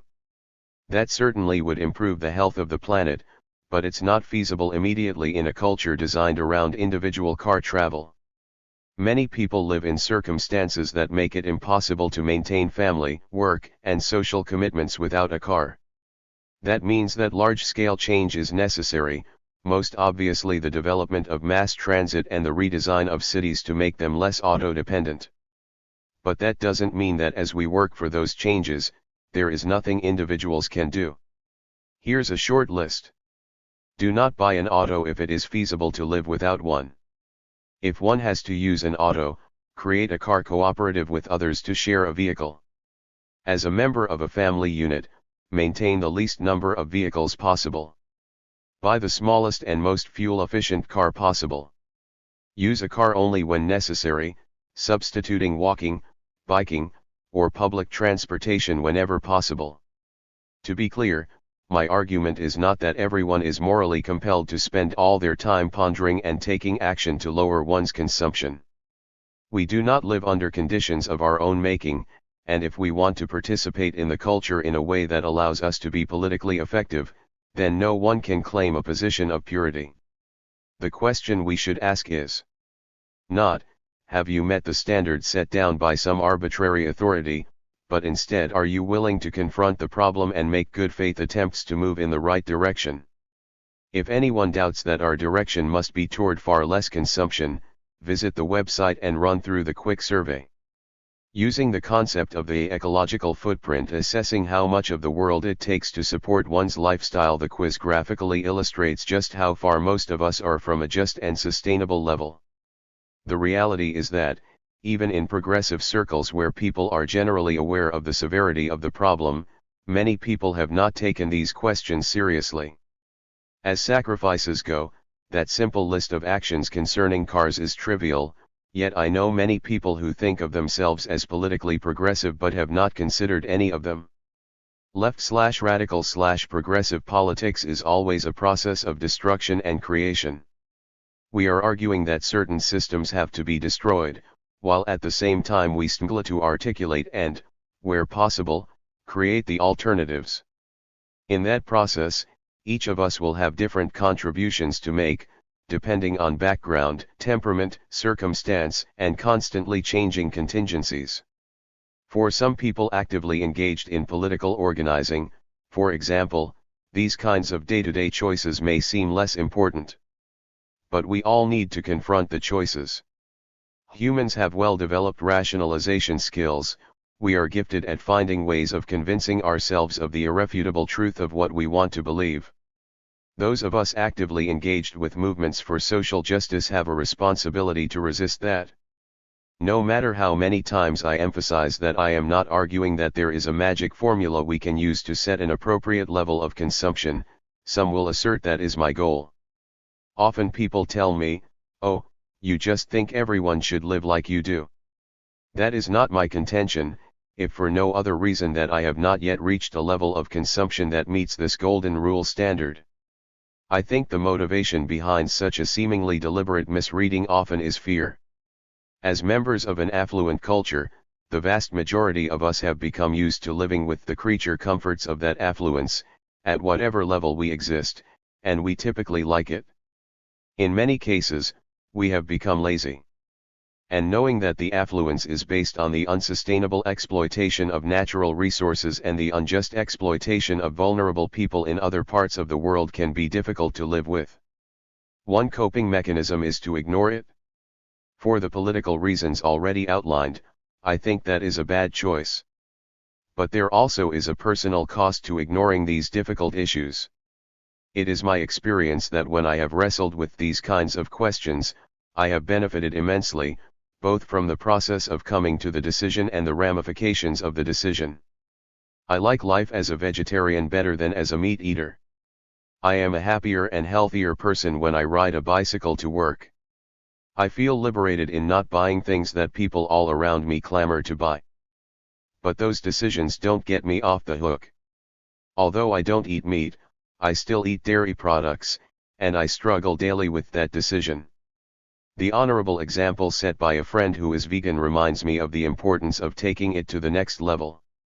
During the period when I didn't own a car, I rented or borrowed a car to travel for political events, but I also sometimes used those vehicles for personal trips that were purely a matter of convenience. Since buying a car I still sometimes do that. A friend who walks virtually everywhere reminds me of how I fall short in this area. Although I stay away from the mall, I still eat out more than I need to. A friend who grows and cooks his own food reminds me of that failure of mine. I could produce a long list of my own choices that create such conflict in me every day, and along with that a list of people I know who do better at me in the struggle to consume less. Their examples force me to face my own shortcomings. But I am grateful for them and what they freely offer the gift of making me uncomfortable, for it is that sense of being uncomfortable with my choices that pushes me to struggle with these issues. At some point, the entire culture is going to have to test these questions. For politically progressive people, it is crucial that we not shy away from those questions now. There need be no imposition of right answers, but there must be an honest conversation, with a willingness to engage in self-criticism and be accountable to others. Such conversations will often be difficult and sometimes quite painful, as are conversations about how well white people are living true to anti-racist principles, or how well men are living true to feminist principles. Their difficulty does not give us the right to ignore the issues. After reading an article of mine about the American Empire, a woman wrote to me recently and said that she could see the importance of the underlying question about our consumption. She asked me a simple question: if I want to be part of a movement for global justice, do I have to give up my house? By the tone and content of her email, I assumed she was a middle-class person with a comfortable house that was bigger than she needed, a house that wouldn't meet the Golden Rule test. To be part of the movement against U.S. imperialism and for global justice, do folks have to give up these houses? In the short term, the answer is no. There is much political work to be done, and running out today to sell off the bigger than needed house likely isn't the answer. But one has to acknowledge that if there is to be global justice, we can't live in these big houses indefinitely. Some might say, that's easy for you to say, you probably don't live in a house. That's true, I live in a one-bedroom apartment and don't have to worry about giving up my house. But if I am to be honest, I have to worry about giving up my apartment. If I am serious about striving to live at a level that could be applied to all the people of the world and be sustainable, my one-bedroom apartment, though admittedly rather dumpy, is a luxury. I have my own refrigerator, which sits there gobbling up electricity all day. I take a hot shower every morning. When the Texas heat becomes uncomfortable, I can switch on the air conditioning. Most of the people of the world do not have those things, and it's not at all clear we could live sustainably if everyone in the world had a separate apartment with those luxuries. We all are implicated. We all have to struggle. It won't be easy for any of us. It can be hard even to imagine how we as a species are going to find our way out of this mess. But it is not an all-or-nothing scenario. The only thing worse than struggling with it imperfectly is to abandon the struggle altogether. Then not only will we have failed in our moral obligation to the rest of life on the planet, but we will have failed ourselves. Contesting the economic order and media construction of reality. Lauren E. Eastwood. The nature of consumption at this precarious moment needs to be recognized, seen again, and thought anew in such a manner that its inseparability from nature becomes every bit as explicit as its deep entanglement with politics, the economy, and culture. 2004, the year of an American Revolution. So claims the recent ad campaign of the Chevrolet automobile company. While the use of progressive rhetoric to market products is not new, it represents one of the significant mechanisms whereby the general public is convinced not to contest the social and environmental costs associated with the production of goods in this current phase of capitalism. Indeed, there are strong mechanisms that undermine the ability to draw the link between consumption and environmental degradation. Articulating some of these mechanisms allows us to begin to think through the ways in which current dynamics of global capitalism necessitates an indoctrinated and mediated public. That consumption is political is not a new argument. The anti-sweatshop movement, for example, has made apparent many of the human costs of the current mobility of capita. That is known as globalization. The argument that I wish to make in this essay takes up a slightly different point. Not only have the connections between the environment, politics, and consumption been minimized, glossed over, or simply made invisible, but activities and ideologies which have the potential to contest the current economic order are likewise significantly diffused by the media. In order for the current economic order to be upheld, we must be complicit in the process of capital accumulation.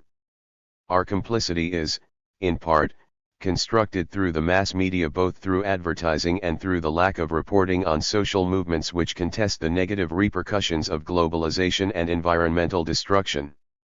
The current economic order. The 1980s and 90s saw the emergence of what is now known as globalization, the setting in place of institutions and ideologies that support the mobility of capital across the constructed borders of nation-states. During this period, economies were adjusted by multilateral organizations such as the World Bank, international trade policies, such as the General Agreement on Tariff and Trade, were negotiated, and domestic policies, such as U.S. welfare and environmental policies, were reformed to reflect the tenets of neoliberal economics.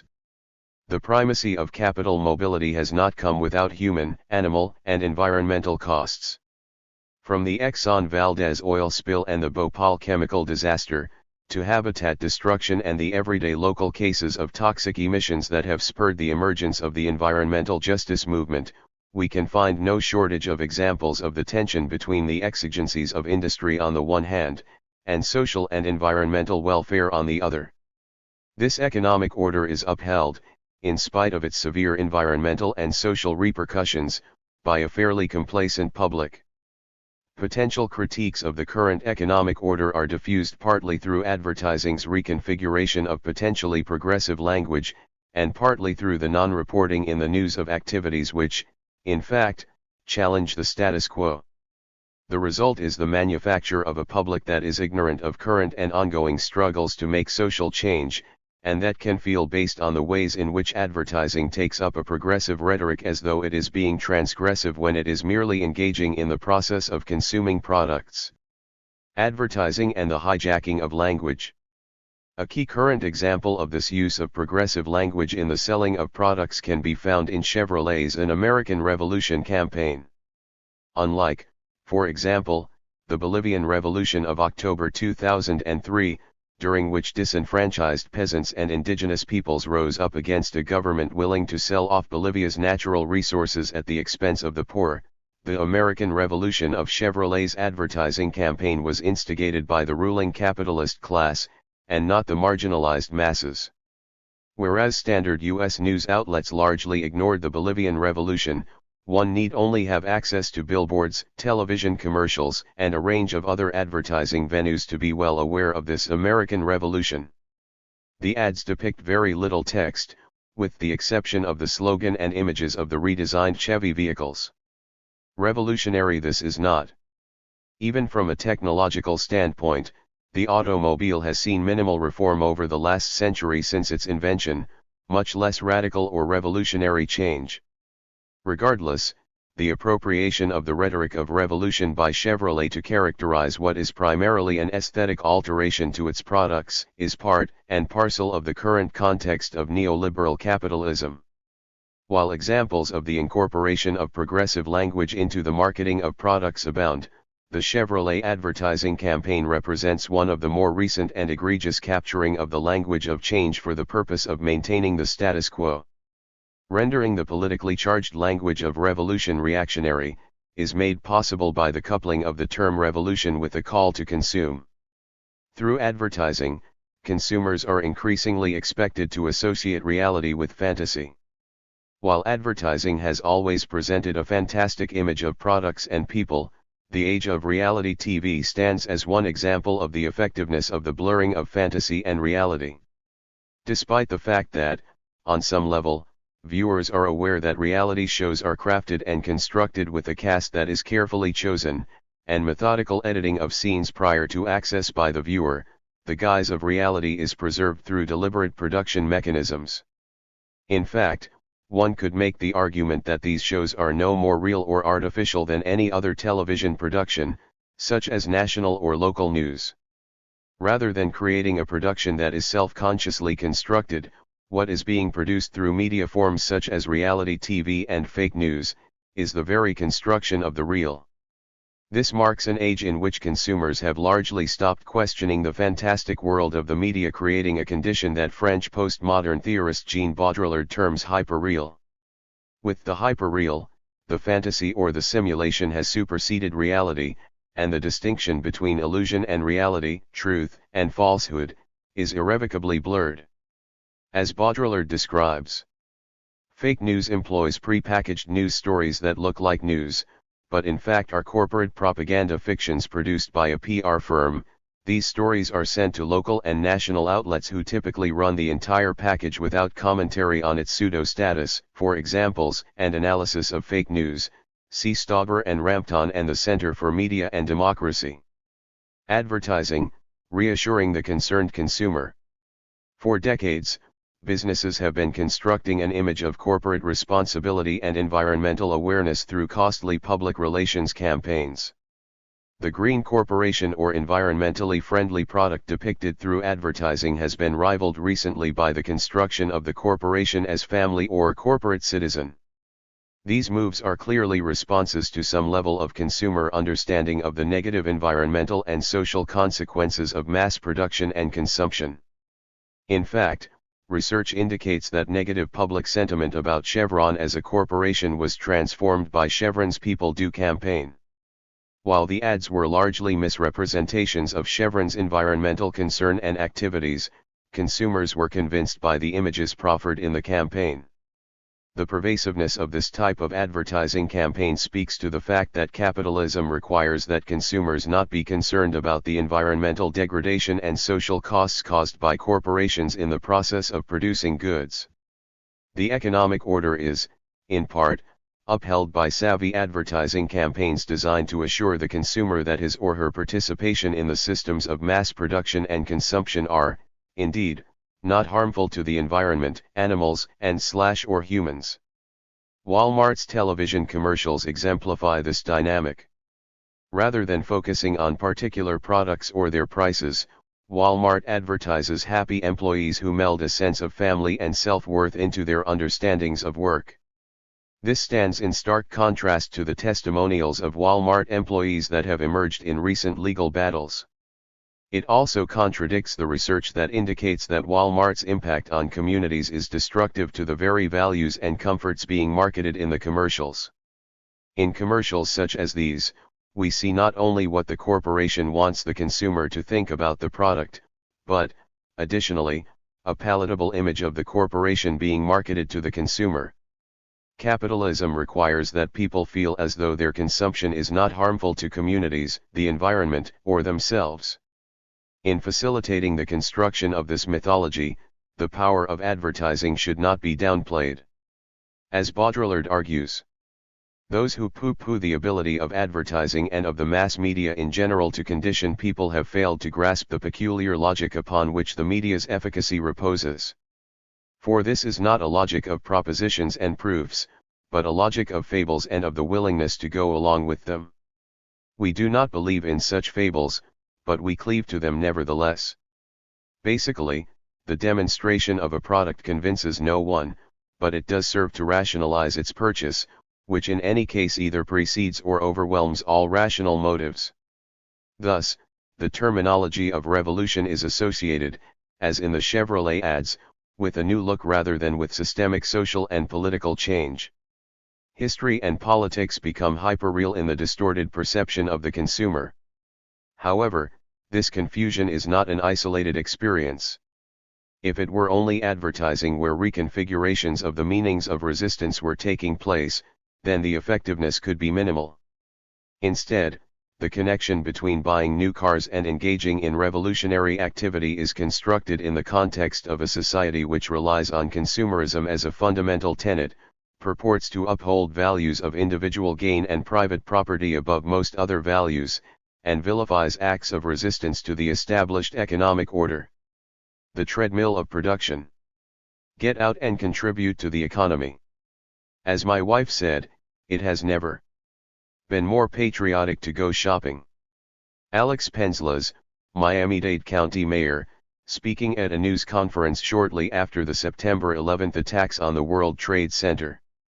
As was clearly demonstrated in official responses to the economic slump following the terrorist attacks on the World Trade Center of September 11, 2001, U.S. culture is closely aligned with consumerism. Miami-Dade County Mayor Pamela's sentiments, quoted above, were publicly reiterated in a concerted effort by heads of state such as Blair, Bush, and Chrétien. With the heightened emphasis on hyperconsumption, even the classic American dream has been transformed over the past couple of decades. Whereas attaining the American dream once meant having the capacity for a suburban life with the trappings of middle-class status, it has moved to the level of hyperconsumption in terms of its associations with compulsive buying, conspicuous consumption, and attaining excessive wealth. In reality, however, ever fewer people can attain anything approaching the consumer fantasies as the gap between rich and poor widens and the bottom drops out of the middle class, who work harder for less. Alan Schneeberg's analysis of the systemic nature of production and consumption is a useful analytic framework for drawing out the complexities that are glossed over in many analyses of consumption. Standard treatments of consumption tend to see it as related only to individual wants and desires. The primary assumption is that the rational individual engages in the market by making logical decisions within budgetary constraints. The consumption process, however, has little to do with the fiction of rational choice and far more to do with psychological manipulation, and systemic and structural issues which constrain consumer choice. Capital accumulation relies not only on the production of goods, but also, as was mentioned above in reference to Walmart's campaigns, on the production of the willing consumer. According to Schneeberg, and contrary to common consumerist rhetoric, needs are constructed and produced through advertising. Schneeberg and Gould's use of the term treadmill of production is particularly apt here. In this term, Schneeberg and Gould intend to encapsulate how the process of production and consumption, rather than being a function of the rational actions and choices, is instead deeply connected to larger social relations that extend beyond the individual actor. For example, in looking at how modern U.S. society has taken up the 3 Rs of reduce, reuse, and recycle, it is apparent that the only one of the 3 that gets implemented in any meaningful way is recycle. This is due to the fact that to reduce or reuse interrupts the process of production and consumption, whereas recycling maintains productive and consumptive activity. Understanding our society as being deeply wedded to the ideology of the treadmill of production, whereby the production process must not be interrupted, allows us to question the existence of the individual actor in the marketplace. We can begin to analyze such fictions as producer autonomy in addition to consumer choice. Planned obsolescence of products, the collusion of government with industry, and other structural decisions which have implications for consumer choice can be integrated back into the analysis once we move away from the mythology of the autonomous individual and recognize the ways in which consumption and production are fundamentally social construction processes. A key example of this kind of analysis can be applied to the automobile. While the car is often presented as central to U.S. identity, and our landscape and culture is clearly marked by its ubiquity, the history of how this dominance came to be is not part of the lore. We are presented with the guise of consumer choice through the staging of various models, colors, upholstery, and other largely aesthetic choices. However, questions are rarely asked regarding why we are not given a range of personal transportation choices, or why the choices we do have are not less harmful to the environment, communities, or personal safety. As with many of our social or environmental problems, the causes are chalked up to individual decisions, rather than to problems revealed by the structural analysis of profit and mass production imperatives of the automobile industry. Most U.S. citizens do not know that General Motors, Firestone Tire, Standard Oil, Phillips Petroleum, and Mack Truck colluded to buy up efficient and popular urban trolley systems in the 1930s and 1940s with the express purpose of rendering them inoperable, and replacing them with buses. That these facts are not common knowledge contributes to the effectiveness of the mythology that individual choice precipitates the serious problems we have with automobiles today. Problems ranging from traffic jams and pollution, urban and suburban sprawl, and habitat destruction, to foreign oil dependency, oil wars, and geopolitical conflicts. Additionally, the myth of consumer sovereignty is undermined by the fact that the automobile industry has lobbied, not only to expand the highway system, but also to oppose regulations on automobile fuel efficiency. Indeed, in this context, the fact that the term "an American Revolution" is copyrighted by an automobile industry is significant. The choices that we actually have as consumers, such as what color or shape we want our current car to be, are trivial. We are not allowed the space to think about, and advocate for, alternative transportation choices which might reflect our concerns about our communities and our environment. Reporting of potentially disruptive activities. The constructed sense of reality in which hyperconsumption is disconnected from its environmental and social implications is carefully created through mass media in general, and not only through advertising. What additionally serves to uphold this sense of reality is the lack of popular reporting on activities, movements, and individuals who contest the repercussions of the current economic order. Furthermore, when such individuals or movements are treated in the popular press, their actions and motivations tend to remain disconnected from the larger political issues. Rather than being portrayed as reacting to the negative repercussions of processes of production and consumption, movements which contest the current economic order are represented as isolated and misdirected, a tactic that renders these larger political projects nearly invisible. As Eduardo Galeano argued of the 1960s, human murder by poverty in Latin America is secret. Every year, without making a sound, 3 Hiroshima bombs explode over communities that have become accustomed to swallowing with clenched teeth. This systematic violence is not apparent but is real and constantly increasing. Its holocausts are not made known in the sensational press but in Food and Agricultural Organization statistics.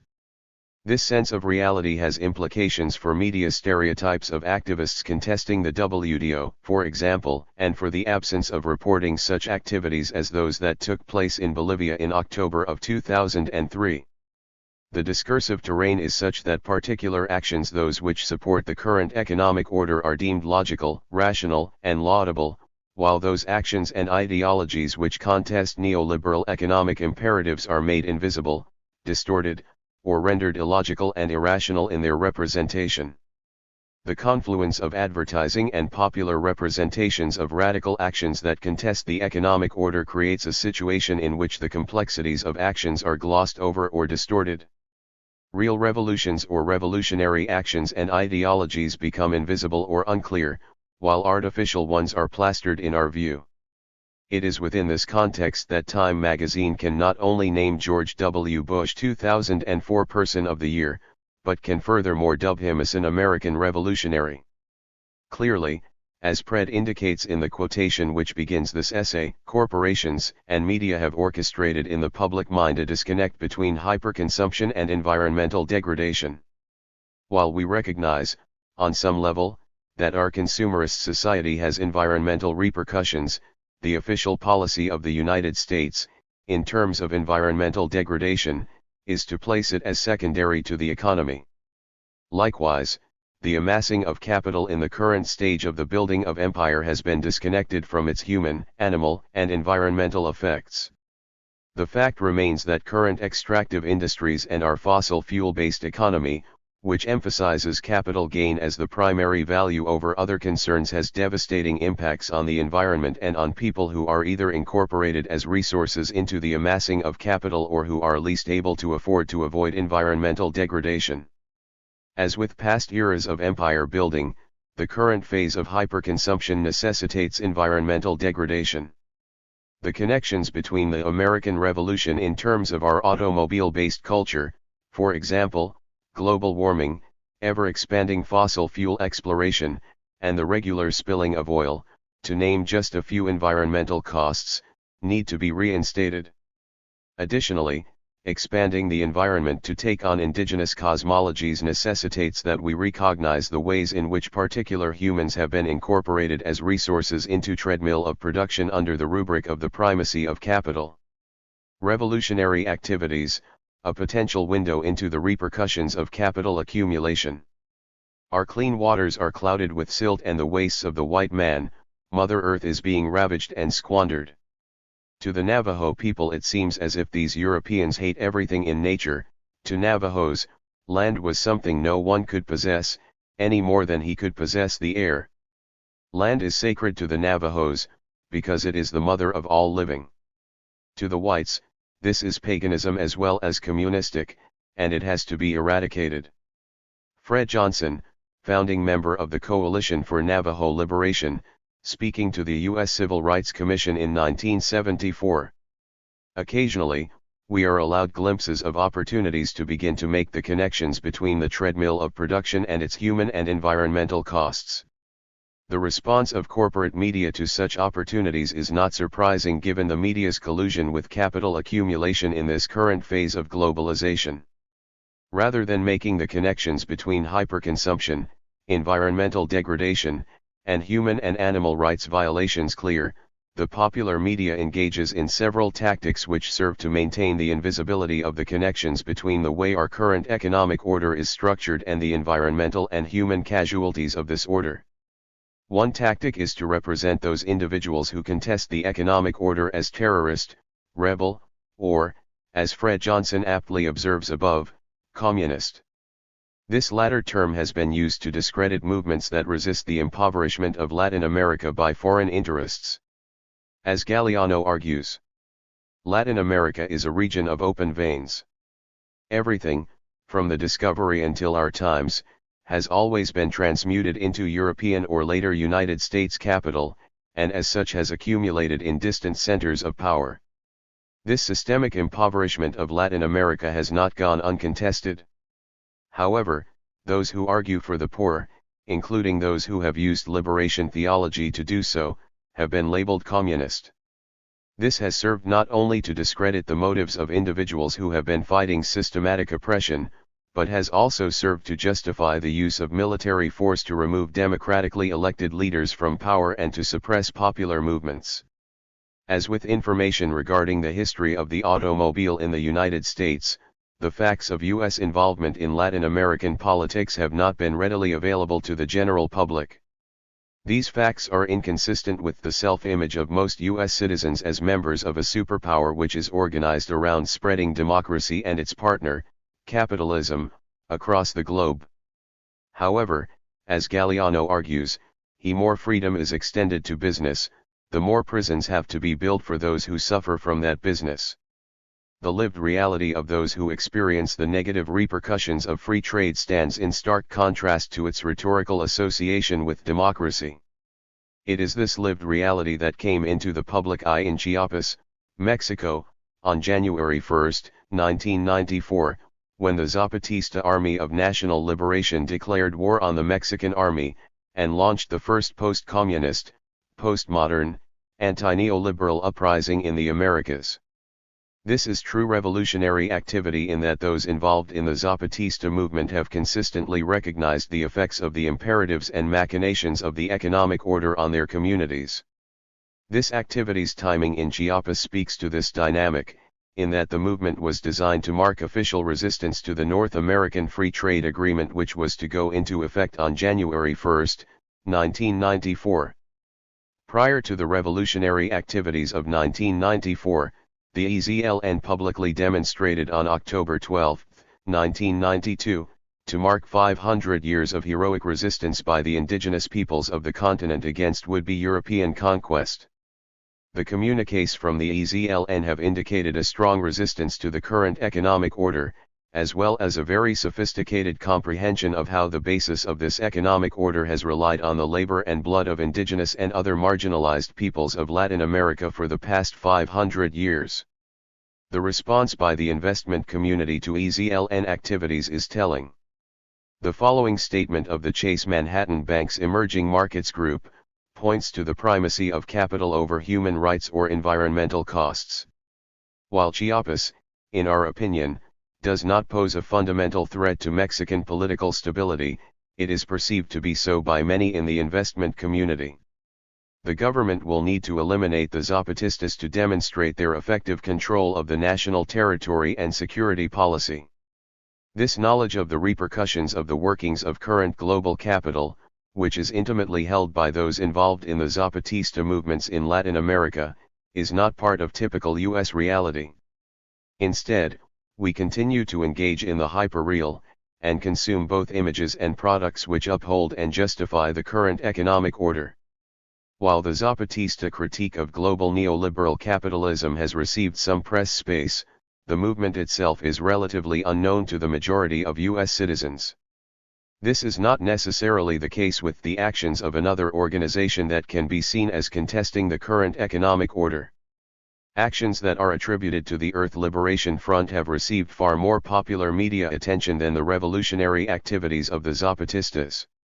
In part, this is due to the domestic location of these activities. However, the nature of the activities also strikes a particular chord with American values. The torching of SUVs or suburban developments, for example, hits precisely at one of the values that Americans hold dear: private property. The destruction of private property associated with ELF activities has been duly reported in the mass media. What we are lacking, however, is a forum for discussing the complexity of the issues wrapped up in all of ELF's targets. For example, not only do all of the targets represent opulence and hyperconsumption, but they also represent fascinating examples of the collusion of government and industry that have actually resulted in a reduction of consumer autonomy. The lack of discussion of this latter dynamic upholds the continued guise of consumer choice, when in reality a complex array of decisions which serve to diminish consumer choice have been made by a few individuals in powerful corporations. As with the automobile, we are presented through advertising and a general rhetoric of individual autonomy in the market with the illusion of choice, individual power, and venues for democratic participation in society and politics. As Baudrillard suggests, advertising's careful omission of objective processes and the social history of objects is simply a way of making it easier, by means of the imagination as a social agency, to impose the real order of production and exploitation. Without a structural analysis of the ways in which our choices and desires, the desire to lead more environmentally friendly lifestyles, for example, are greatly constrained by decisions that are made outside of the public realm, we are left only with the explanation that terrorists torched SUVs or suburban homes. While this very well may be a media-ready reality, Without a discussion of the historical and political complexities of consumption and expansion of production in the United States, we are not able to have complex discussions about the reality we would like to create, a reality that might better reflect our concerns about environmental degradation, destruction of habitat and species, and the human costs of capital accumulation. Conclusions, from hyperreality back to reality. When we begin to investigate the current terrain on which the consumption of media-ready images of revolution is taking place, we find a twofold dynamic. On the one hand, we have the rhetoric of revolution deployed to sell automobiles, and on the other, we have the vilification or lack of analysis of activities which might be considered to be revolutionary, or, if not revolutionary, at the very least pose a critique of the current economic order. It is important to draw conceptual connections between the invisible hands of the media and the popular representations of those who contest the current economic order as rebel, terrorist, or leftist/communist. Rather than representing those who challenge the economic order for what they potentially demonstrate about the current repercussions of capital accumulation, the dominant media's lack of reporting on actual revolutionary activities demonstrates a need on the part of the general population to not know THC ways in which we all participate, through our own consumption habits, in the degradation of the environment and the concomitant violation of human rights. What is at stake is our ability to make informed decisions about foreign and domestic policy, as well as our participation in the treadmill of production. While the argument has been posited that the media provide what the people want, the complicity of the media with capital accumulation and dominant ideologies calls this logic into question.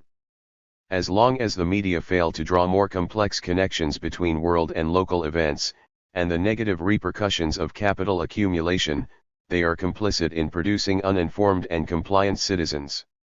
While I am guessing that this is precisely the goal, as they themselves are powerful corporations and members of the ruling elite, this is not a seamless hyperreal enterprise without inherent conflicts and contradictions.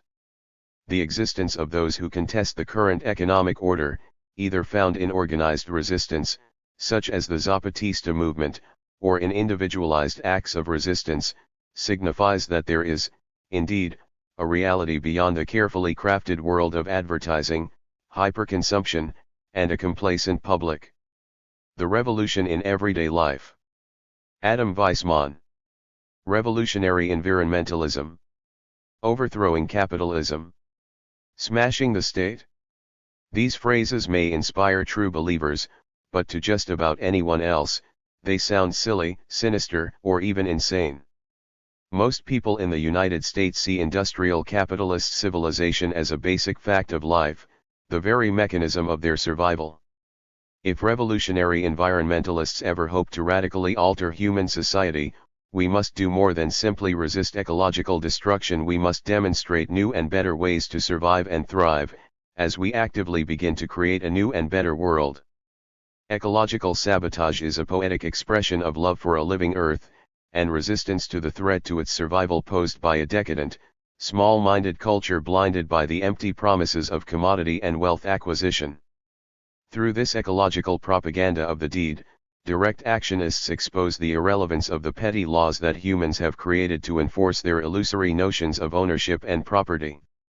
Eco-saboteurs declare their independence from a ravenous, insatiable industrial civilization that will leave no stone unturned, no mineral deposit unmined, no oil reserve untapped, no rainforest unlogged where there is a dollar to be made.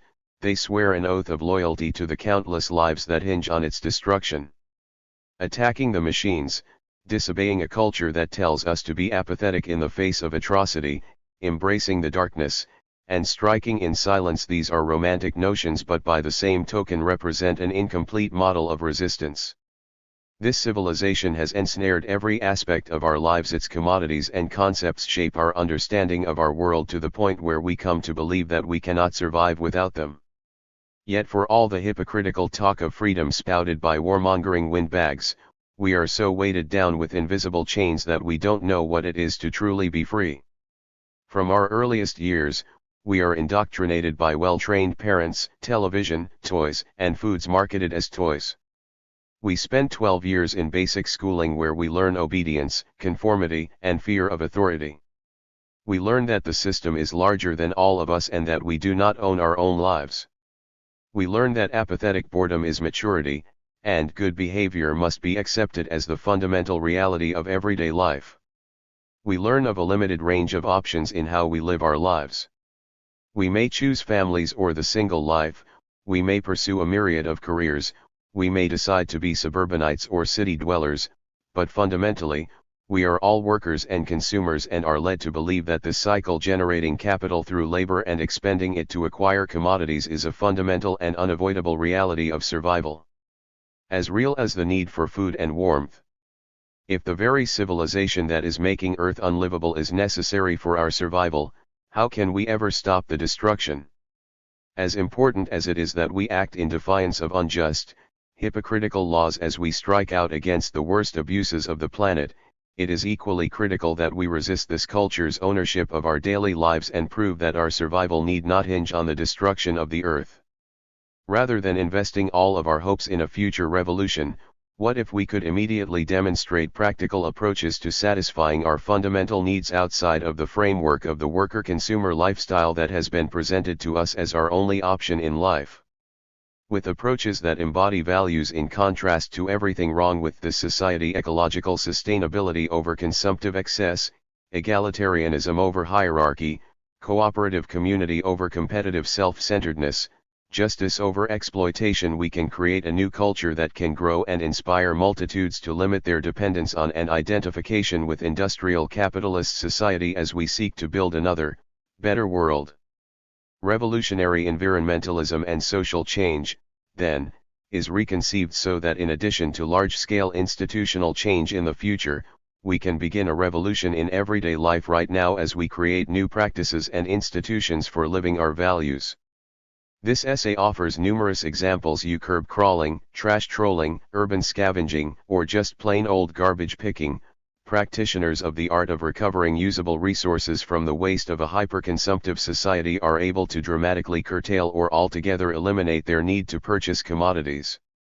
Whether finding couches on the curbside, recovering fresh, clean food from the dumpster of retailers, building libraries from discarded books, supplying kitchens with reclaimed appliances, plates, and silverware, creating wardrobes out of discarded clothing, or recovering everything from replacement computer parts to entire systems, foragers find that they rarely have to use money to acquire the items they need. In the process, they reduce waste, limit their personal environmental impact, curtail their economic complicity with the socially and ecologically destructive multinational corporations responsible for the creation of most consumer goods, relieve the pressure to work 2 or 3 jobs to make ends meet, and avoid funding corrupt, militaristic governments by limiting their contribution to sales and income taxes. In rural areas, gleaners harvest fruits and vegetables spilled and left behind by inefficient industrial farming practices. Urban scavenging is a key component in renewing community around the principle of mutual aid. Many urban foragers recover goods in groups. Some use recovered food for communal meals, sometimes in communal living spaces. Scavengers frequently point each other to reliable sites to recover usable goods. For many, urban scavenging is rooted in freegainism, an ethic of economic non-participation in the conventional consumer economy. The term is a response and light jab at the concept of veganism, a lifestyle based on refusing to purchase and use products made from animals, their secretions, and products tested on animals. Freegans, by contrast, focus on eliminating to the best of their ability all consumer purchases from their lives, recognizing that industrial, capitalist mass production is responsible for injustice, exploitation, and environmental destruction even in the case of products that don't come to the retail shelf by way of the slaughterhouse or animal testing lab. Freegans recognize that products that are socially responsible in some ways, are often exploitative in others. Bananas, coffee, and chocolate are vegan in the sense that they aren't made from animals or their secretions, but they are hardly cruelty-free or even animal-friendly. The standard corporate model for producing these commodities involves clear-cutting wildlife-rich rainforests to create plantations, heavy spraying with toxic insecticides, and severe exploitation of peasant farm workers. Discarding the myth that we cannot survive without buying, Freegans embrace a myriad of alternative survival strategies. Food Not Bombs. Food Not Bombs is a global grassroots movement founded to challenge the waste of massive military spending in a world where hundreds of millions are starving. Over 200 FNB chapters on 6 continents recover food that would otherwise go to waste, either foraged or donated by retailers who would discard it. With these foods, they prepare hot, wholesome, vegetarian meals to share on streets and in parks. Rather than serving the poor, FNB shares food with anyone who wants to eat, shucking the paternalistic notion of charity for the unfortunate, and instead promoting the idea that we can share and help one another as equals without a profit incentive. While our society, for the most part, accepts that giving to the destitute and desperate is admirable, challenging the assumption that we should expect payment from those who can afford to pay for what we give them is subversive. Wild foraging. Humans began as a species of plant foragers in anthropological terms. We have only recently adopting hunting and agriculture as means to provide food. Seeking to recapture this ancient and sustainable means of sustenance, some are rediscovering traditional wild foods and medicinal herbs. In the New York City area, naturalist Steve Brill leads tours in local parks introducing urbanites and suburbanites to edible and medicinal wild plants and mushrooms. Books like Brill's The Wild Vegetarian Cookbook, videos like Brill's Foraging with the Wildman, and zines like Wild Roots Feral Forager, a guide to living alt of nature's bounty, are helping to widely disseminate this information, germinating a new culture of wild foraging, even in heavily urbanized areas. Rewilding. While some practice wild foraging in the contexts of fairly urbanized lives, others go further, adopting a primal, wilderness-based existence, living in birch bark lodges, building stone tools, cooking on an open fire, living in an interdependent community, and healing with traditional medicine and wild herbs. Many rewilders are anarcho-primitivists, believing that civilization and progress have been disasters for the earth and its human and non-human inhabitants, and that the most egalitarian and ecologically sustainable human lifestyle can be found in primitive cultures. Anarcho-primitivists seek to recapture this way of life, and view rewilders as pioneers of a return to ancient ways of living. Sadly, many rewilders have embraced the killing of animals for food and clothing through hunting and trapping. Free cycle, free markets, and free stores. Free Cycle is a network of regional email lists where waste-conscious people post items they wish to give away, and individuals seeking to acquire items without purchasing them post the items they are looking for. Giver and receiver make contact over email and arrange to meet to transfer the item with no expectation of reciprocity beyond gratitude. FreeCycle.org's free meets resemble flea markets where all available items are offered free of charge. People donate items they wish to share and acquire items they can use. This is also the concept behind really free markets. People happily share books, magazines, clothing, records, food, and artwork. Free markets complement free goods with services, performance and activities, massage, dance, comedy, music, tarot readings, anything that can be shared freely. Projects such as Free Cycle and free markets foster community, prevent usable goods from becoming waste, provide a practical venue for an ethic of sharing, and break down the idea that the distribution and acquisition of goods must be accompanied by the exchange of money. A smaller but more permanent version of this concept is the free store, where people can donate or freely take a plethora of useful goods any day of the year. By attaching cooperative values to a permanent community institution, free stores allow this ethic to become a part of everyday life. Sharing becomes second nature, while looking to fulfill needs in the competitive capitalist marketplaces ceases to be a necessity. Squatters and guerrilla gardeners. Squatters and guerrilla gardeners are challenging the idea that the property deed of an absentee owner should prevent urban communities from making use of empty, abandoned buildings and lots. Squatters take debilitated buildings and convert them into living spaces and vital community centers. Guerrilla gardeners find abandoned, often garbage-filled lots, and rehabilitate them into beautiful green spaces, oases in deserts of asphalt and concrete where city dwellers can witness the miracle of growing plants, cultivate the food they eat, breathe fresh oxygen, and develop an appreciation for the non-human world. Alternative media and info shops. When major corporations own the mass media, and corporate advertisers routinely influence and distort even news coverage, mainstream newspapers, magazines, television, and radio simply can't be trusted. In response to this compromised information stream, a global independent media movement has flourished with the commitment to bring people credible information without corporate bias. Alternative media makers present news and opinions in a myriad of formats: websites, pirate radio stations, free newspapers and magazines, books on topics too dangerous for corporate publishers, zines, satellite and public access television, podcasting and streaming audio and video content, subversive videos and DVDs, independent documentary films, and public speaking and presentations. Independent media centers have sprung up in cities around the globe, providing venues and resources for the creation and dissemination of news and information without the distorting filter of corporate ideology. These centers are managed collectively through consensus decision-making that eschews hierarchy. Info shops are other community-building institutions committed to creating space in communities for expression and dialogue about radical ideas. Info shops integrate elements of libraries, bookstores, cafes, and community centers. While some info shops are based in squatted buildings, others operate out of rented storefronts to maximize exposure to the general public. The shelves of info shops are filled with magazines and books by radical philosophers, exposés of injustices hidden by the corporate media, and practical guides to activism and anti-capitalist living.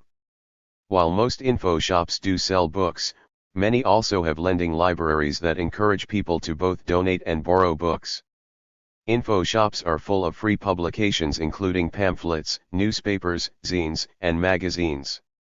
Alternative press publications that expose corporate hegemony and preach sedition rarely find their way into chain bookstores, so info shops provide a critical venue for these voices to share information and ideas with people in a vast array of communities.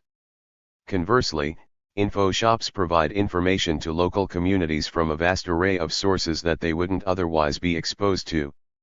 In addition to publications, info shops also provide space for poetry readings, music events, art exhibits, lectures, workshops, discussions with authors, slide presentations, and films.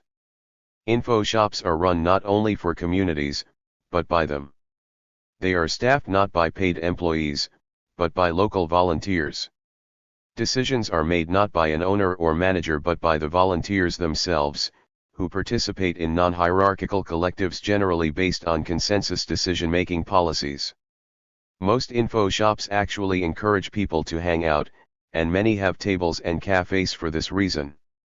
Info shops offer meeting space to activist groups, provide bulletin boards for notices on community events, and serve as points of convergence in moments of crisis, like after a violent police attack and mass arrest at a peaceful demonstration.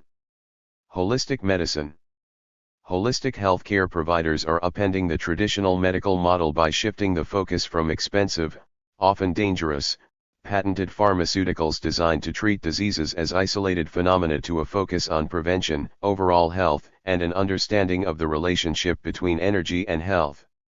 Alternative therapies rely more on diet, exercise, stress management procedures like acupuncture and spine adjustment, herbs and vitamin supplementation, than they do on patented pharmaceuticals, and often achieve far better results. They offer the promise of healthcare without dependence on monopolistic, animal testing, and polluting megacorporations like Glaxo and Merck. Defending our communities. These few examples only scratch the surface. Throughout the US and around the world, people are engaging in projects and practices that prove that we can live and live better without contributing to ecological destruction, financing corporate atrocities, or depending on corporate-controlled governments for our survival. Strategies like healthcare cost sharing, medic collectives that provide free care to protesters and striking workers, community-based disaster relief, and collectively run community centers explore the promise of cooperative, non-hierarchical, self-managed institutions as a more humane and sustainable approach to providing for people's needs than the free market. Efforts to build a more just and sustainable culture are a complement to direct resistance to the destruction of ecosystems, and large-scale institutional change. Some campaigns combine both approaches. Principles of ecological sustainability, egalitarianism, autonomy from state or corporate power, cooperative mutual aid, and consensus decision-making can be embodied in the collectives we build to take direct against the destruction of biotic and urban communities, from tree villages in ancient forests to community gardens. It should come as little surprise that the capitalist system, based on an ideology that views fierce competition as a natural imperative, has attempted to crush these new approaches to living rather than coexist or cede ground to them. Time and again, corporations, state institutions serving their interests, and corporate front groups have undermined such projects. Retail stores deliberately damage merchandise as they discard it to prevent scavenging. Sharing food is criminalized, and Food Not Bombs activists are surveilled by the FBI and arrested on felonies. Squatted are evicted and the buildings torched. Community gardens are bulldozed. Respected alternative physicians are smeared as quacks. Police forcibly remove eco-defenders from tree villages. Critical mass bike rides face mass arrests. Just as we resist the destruction of biotic communities, we must also defend the communities, institutions, and practices of the new culture that we are building. The struggle to preserve and protect our spaces and way of life powerfully dramatizes the conflict between the real needs of people trying to live decent, ethical, sustainable lives, and a government more interested in defending the economic interests of landlords, car manufacturers, pharmaceutical companies, and wasteful retailers. People facing similar threats can come together to defend our communities. In New York City, the More Gardens Coalition, an alliance of community gardeners and supporters, built a citywide campaign of resistance to the destruction of gardens, exposing the officials and private interests behind the destruction of the gardens, winning broad public sympathy. Along with education and protest, garden defenders chained their bodies to stationary objects in gardens to blockade these cherished spaces from bulldozers. While the activists were eventually removed, these passionate defense efforts heightened public outcry against the destruction of these cherished spaces, to the point where the city was forced to agree to leave 138 gardens unmolested. Many of these projects stretch beyond our conventional understanding of environmentalism. A radical approach must address our relationship to our world not simply in abstract terms, but must relate to the values and institutions that guide our everyday lives. Challenging the hierarchy, materialism, commodification, and competitiveness that are intrinsic to industrial capitalist society is absolutely necessary if we hope to stem ecological destruction. Rethinking revolution. If the very civilization that is making Earth unlivable is also necessary for our survival, how can we ever stop the destruction? After all, aren't we, as taxpayers, workers, and consumers, part of the problem? In the United States, tax dollars provide corporate welfare for cattle grazing and logging on public lands, and fund hideously cruel experiments on animals, military atrocities, and the mass incarceration of people of color, which benefits private prison management corporations, prison supply and construction contractors. With very few exceptions, our paid work almost guarantees some level of complicity. In many cases, it is those who enjoy the lowest levels of economic privilege who carry out the most savage tasks, spraying pesticides, slaughtering animals, ravaging forests with chainsaws and bulldozers, stripping the seas of life with long lines and drift nets, and bombing cities. Yet, without the secretary, accountant, checkout clerk, franchise owner, and graphic designer, the businesses responsible for these exploitative practices could not exist. As consumers, even our most seemingly benign purchases contribute to ecological destruction and social injustice. We rarely consider the enormously complex series of steps that bring a product to market. So long as people view their survival as dependent on compliant participation in our industrial capitalist civilization, they will view it and its ravages as necessary evils. To truly liberate the future and cast off the yoke of domination, we must complement direct resistance to ecocide with efforts to limit our support for the economy that is responsible for the destruction in the first place, building new lives and new cultures based on kinship and community rather than domination and destruction. If we are to build a revolutionary movement with the power to truly challenge the status quo, we must demonstrate that the principles we uphold offer not only planetary survival, but a better everyday life. For most working people, the threat of not being able to pay rent is much more immediate than loss of biodiversity or global climate change. Considering this, it is not particularly surprising that beyond groups fighting environmental racism in low-income neighborhoods of color, the U.S. environmental movement remains mostly white and middle class. People need a clean environment and require wilderness more than they realize, but they also need food, shelter, health, community, security, intellectual stimulation, and joy in their lives. When we build a movement that demonstrates the capacity to offer all of these things, while challenging the greed, misery, and destruction of megacorporations, their puppet government, and the entire capitalist industrialist model, then we can begin to build broad support and engagement in ecological resistance struggles, and finally have a real chance to liberate this world. Part 3, Religion and Spirituality. Honor the earth, our mother. Honor the elders. Honor all with whom we share the earth.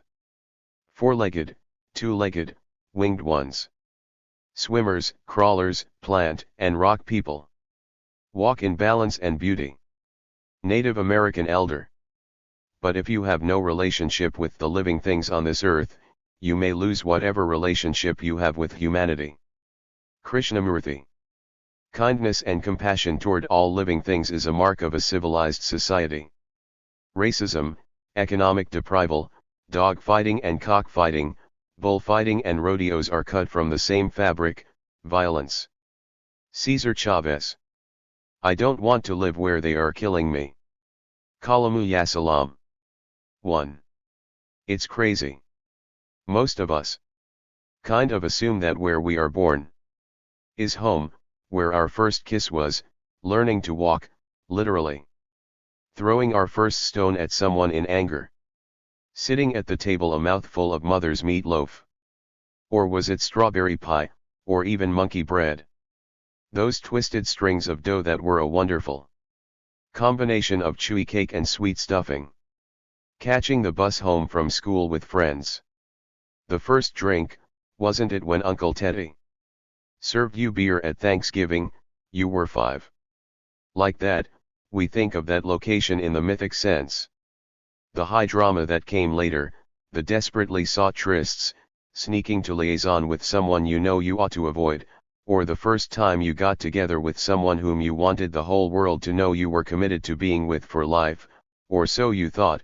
How wonderful the world looked as you lay dreaming on your back, your head secure in a special someone's lap, or how short the walk after the dance from the club to the parking lot, what you wouldn't have given for a reprise of that heaven, the way a lover looks when their whole face smiles just because you came around the corner with a yellow tulip in your hand and a pack of almond M&Ms secreted behind your back as you whispered Smokey's "Oh baby baby" into an eagerly waiting ear. Actually, those were the preludes. The real high drama came some years later, the first time calling someone, anyone, to come and get you out of jail, which you were in for doing something stupid, something really, really stupid. And then there was the accident when you banged up someone's new car, but those were just the breaks, not the actual high drama of sitting sullen in some counselor's waiting room, your head thrown back to the wall, avoiding the eyes of your better half, who was now the loyal opposition and whose eyes were the same eyes, only smaller, in the head of the child to whom you could not somehow find the right words to make sense of this mess that was formerly your marriage. Where these scenes take place, the parlor in which a cousin's camera has caught you crying, the foggy mirror where you examined yourself, one flight up in a total stranger's house, and sheepishly you wonder what were you doing in this blue-tiled bathroom so very early in the morning when you were supposed to be somewhere else. Life is what some people call this, and where you live your life, shouldn't that be the place you call home? 2. The water. My God, the water, the angry water. Rain roaring sideways with the force of a freight train. Smashing your resolve to ride it out, or inching down an interstate at 2 miles an hour, so-called evacuating from the water. The dirty, angry water, running. If you were lucky enough to have wheels and a wallet with plastic in it. The water you will dream of. Wet mountains falling on you and wake up gasping for air as though you were drowning. Oh, the water. Deeper than any pool you've ever swam in. Water more terrible than anything you can think of. Another Middle Passage, except this time they don't even provide ships. I used to wonder how my ancestors survived the Atlantic. Katrina has answered that question. I wonder no more. There is a faith that is beyond faith, a belief when there is nothing left to believe in. No, not God. Well, yes, God, for some, for many, it was Jesus, a few humdul ahead, or whatever, but it was also whatever that visited this terror upon us, and so to keep believing in whatever, now takes something the mind cannot imagine, the realization that in order to live you had to survive, and in order to survive you had to do whatever needed to be done. Few of us really know what we will do when we've got nothing but have to find something to keep us going. How you manage your sanity in the water, corpses floating by, gas flames bubbling up from some leaking underground line, and you sitting on a roof and you just pissed on yourself because, well, because there was nowhere to go and do your business. 5 days of filth, no water but flood water, no food but hot sun. No sanitation but being careful where you stepped, where you slept, where you turned your back and eliminated, being careful to survive 12 days later and you still don't know where all your family is. If you've got faith, you're about to use it all. Is this what our ancestors saw? 3. It is over a month later and you still can't walk on the land that used to be your backyard. They treat you like a tourist. You can only be driven down your street in a big bus. You can only look out the window at what twisted, funk-encrusted little remains of all you ever owned, and some kid with a gun won't let you go to get Big Mama's Bible.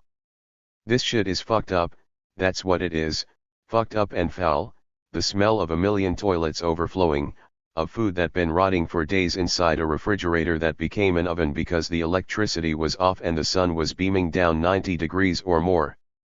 And the worst part is that none of what you already went through is the worst part. The worst is yet to come, as government peoples with boxes and things they stick into the ground tell you that even if the water hadn't drowned you, something called toxicity has made it impossible for you to stay here.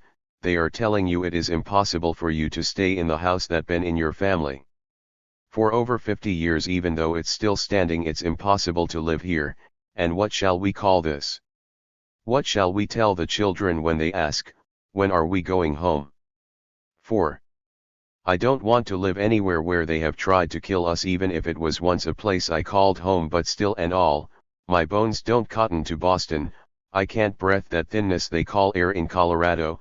A Minnesota snow angel don't mean shit to me, and still and all, even with all of that, all the many complaints that taint my appreciation of charity, help and shelter, even though I know there is no turning back to drier times, still as a fan when the man done cut the electric off, still, regardless of how much I hate the taste of bland food, still, I may never go back, not to live, maybe for a used to be visit, like how every now and then you go by a graveyard.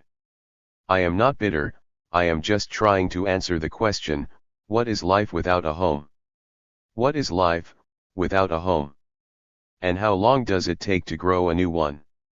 Janes, the Alf, and the Elf, antagonists or allies. Charlotte Laws.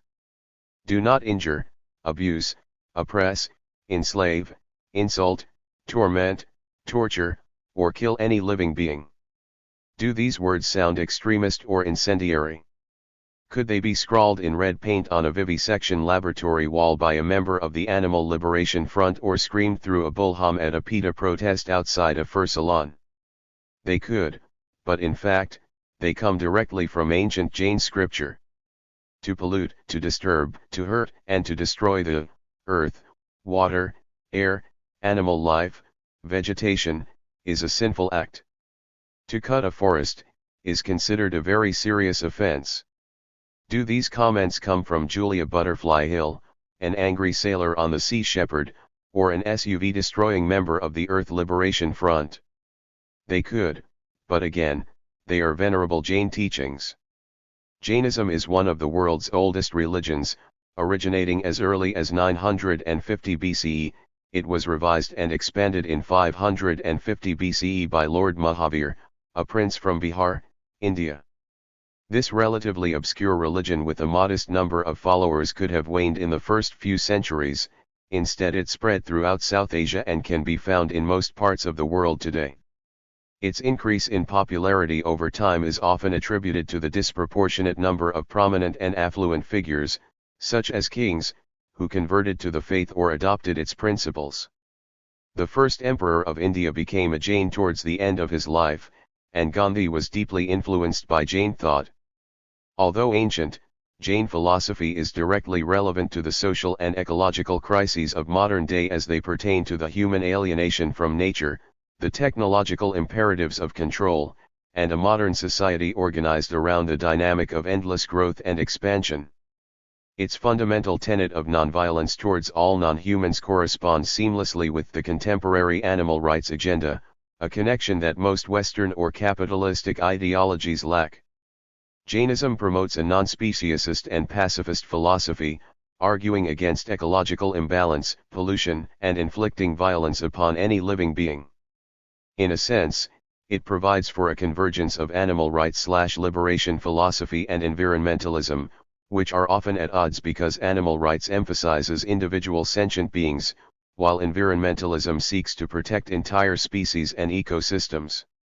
Environmentalists may hold that individual members of a species can be sacrificed in order to benefit the whole, whereas animal advocates find this notion abhorrent. By advancing an ethic that encompasses both living beings and the earth, Jains dissolve such tensions, and honor both animal rights and environmental worldviews. Jain philosophy can do more than assuage the animal rights versus environmental conflict, it can aid the movements themselves in their battle against the anthropocentric worldview. Jains can be embraced as ideological and political allies of the ALF and ELF contingent who fight with spray paint and homemade firebombs. Jains may refrain from violent behavior themselves, but they do not disparage resistance strategies involving ecodage and animal rescue. Although nonviolent and non-judgmental, Jain philosophy has much in common with direct action philosophy. Both have a strong ethical nature, recognizing the innate value of living beings and the natural world. Both emphasize a holistic and non-materialistic philosophy that positions them outside the social mainstream. Both the ascetic Jains and the action-oriented ALF and ELF, moreover, make great personal sacrifices to adhere to what they believe to be right, evincing a commitment similar in strength to the abolitionists, suffragettes, and adversaries of the Nazi regime. Although Jain philosophy has quietistic implications, its similarities with animal and earth liberation such as its rejection of speciesism, its all-encompassing nature ethic and holistic outlook, and its condemnation of causing injury to life outweigh the differences, such that animal liberationists and revolutionary environmentalists can consider them their allies. Fighting the cultural authorities. Although the word radical is commonly taken to mean extreme, deviant, disruptive, or fanatical, this is not an accurate definition of the term. Stemming from the Latin radix, it means to get to the root of something or to dig below the surface of a situation. Authoritarian forces, usually those who seek to maintain the status quo, utilize words such as radical or terrorist in order to marginalize and discredit those perceived as their adversaries. A term can be tweaked over time to have a less than noble connotation in order to stigmatize or condemn a person, organization, or tactic. The animal and earth liberation fronts have never caused the death of a human, yet they are labeled terrorists, radicals, and extremists by the FBI, mass media, and industries that exploit animals and the environment for profit. Which was the disreputable buzzword of the Spanish Inquisition. As evidenced by the procedures outlined in the Hammer of the Witches, church authorities demanded an outward display of remorse from the accused heretics and a public renouncement of their so-called wrongdoing. Absent this, they feared these witches would be martyrs, converting the remainder of the community to an unconventional way of thinking, subverting the mores, morals, and religious precepts of the time. It was much the same in the U.S. during the 1950s when Joseph McCarthy, chairman of the Senate Government Operations Committee, embarked upon a patriotic enterprise to weed out suspected communists. He pressured those whom he deemed un-American to confess, repent, and name names. His overzealous campaign led to mandatory loyalty oaths for teachers, actors, clergy, union members, and others, as well as to character assassination, intimidation, blacklisting, and a vicious tone of intolerance throughout the nation. Anyone with an ideologically divergent view was likely to be perceived as a threat and a target. This is clearly a situation the ALF and ELF are familiar with today, as the weapons of persecution shift from communism to terrorism, from a Red Scare to a new Green Scare. To allow alternate visions to exist, such as those promoted by the ALF or ELF, is a threat to consumerism, corporate control, and the guilt-free lifestyle of indulging in meat, fur, SUVs, and other exploitative commodities. ALF and ELF philosophies challenge the necessity of vivisection, drilling for oil in Alaska, factory farming, rainforest decimation, urban sprawl, and wanton corporate expansion. The cultural authorities may hold that capitalism should not be sacrificed or even tamed for the sake of preserving the environment. They often refuse to give up convenience or the might makes right tradition that has from their perspective led to American hegemony and accomplishment. Because Jains do not aim to alter the behavior of others or sneak into labs at midnight to rescue distressed animals, they are not perceived as threats to the status quo. Their philosophy is one of setting an example, rather than attempting to dictate or control the behavior of others. Most Jains hold to moral relativism and to the notion that there are many legitimate perspectives to a situation rather than one truth. Jainism celebrates fluidity and flexibility, conveying an element of uncertainty about what qualifies as right and wrong. It is for this reason that they would not criticize the illegal or violent tactics used by the ALF and the ELF. As opposed to more malleable Jain precepts, the ALF and ELF belief systems tend to coincide with some form of moral absolutism, regardless of whether the framework is consequentialist, like that of Peter Singer, or deontological, like that of Tom Reagan. Most ALF and ELF members hold that violent acts against non-humans and/or the environment are immoral and that direct action is necessary to combat these conspicuous wrongs. To be lenient on their ideological opponents as Jains might be inclined to do would be shameful and antithetical to their mission. While the ALF and the ELF would no doubt appreciate the Jain emphasis on nonviolence, they would view it as politically naive and self-defeating in the context of a corporate-controlled state. They would describe Jain non-intervention as ineffective, ultimately leading to a society of greater violence through toleration of it.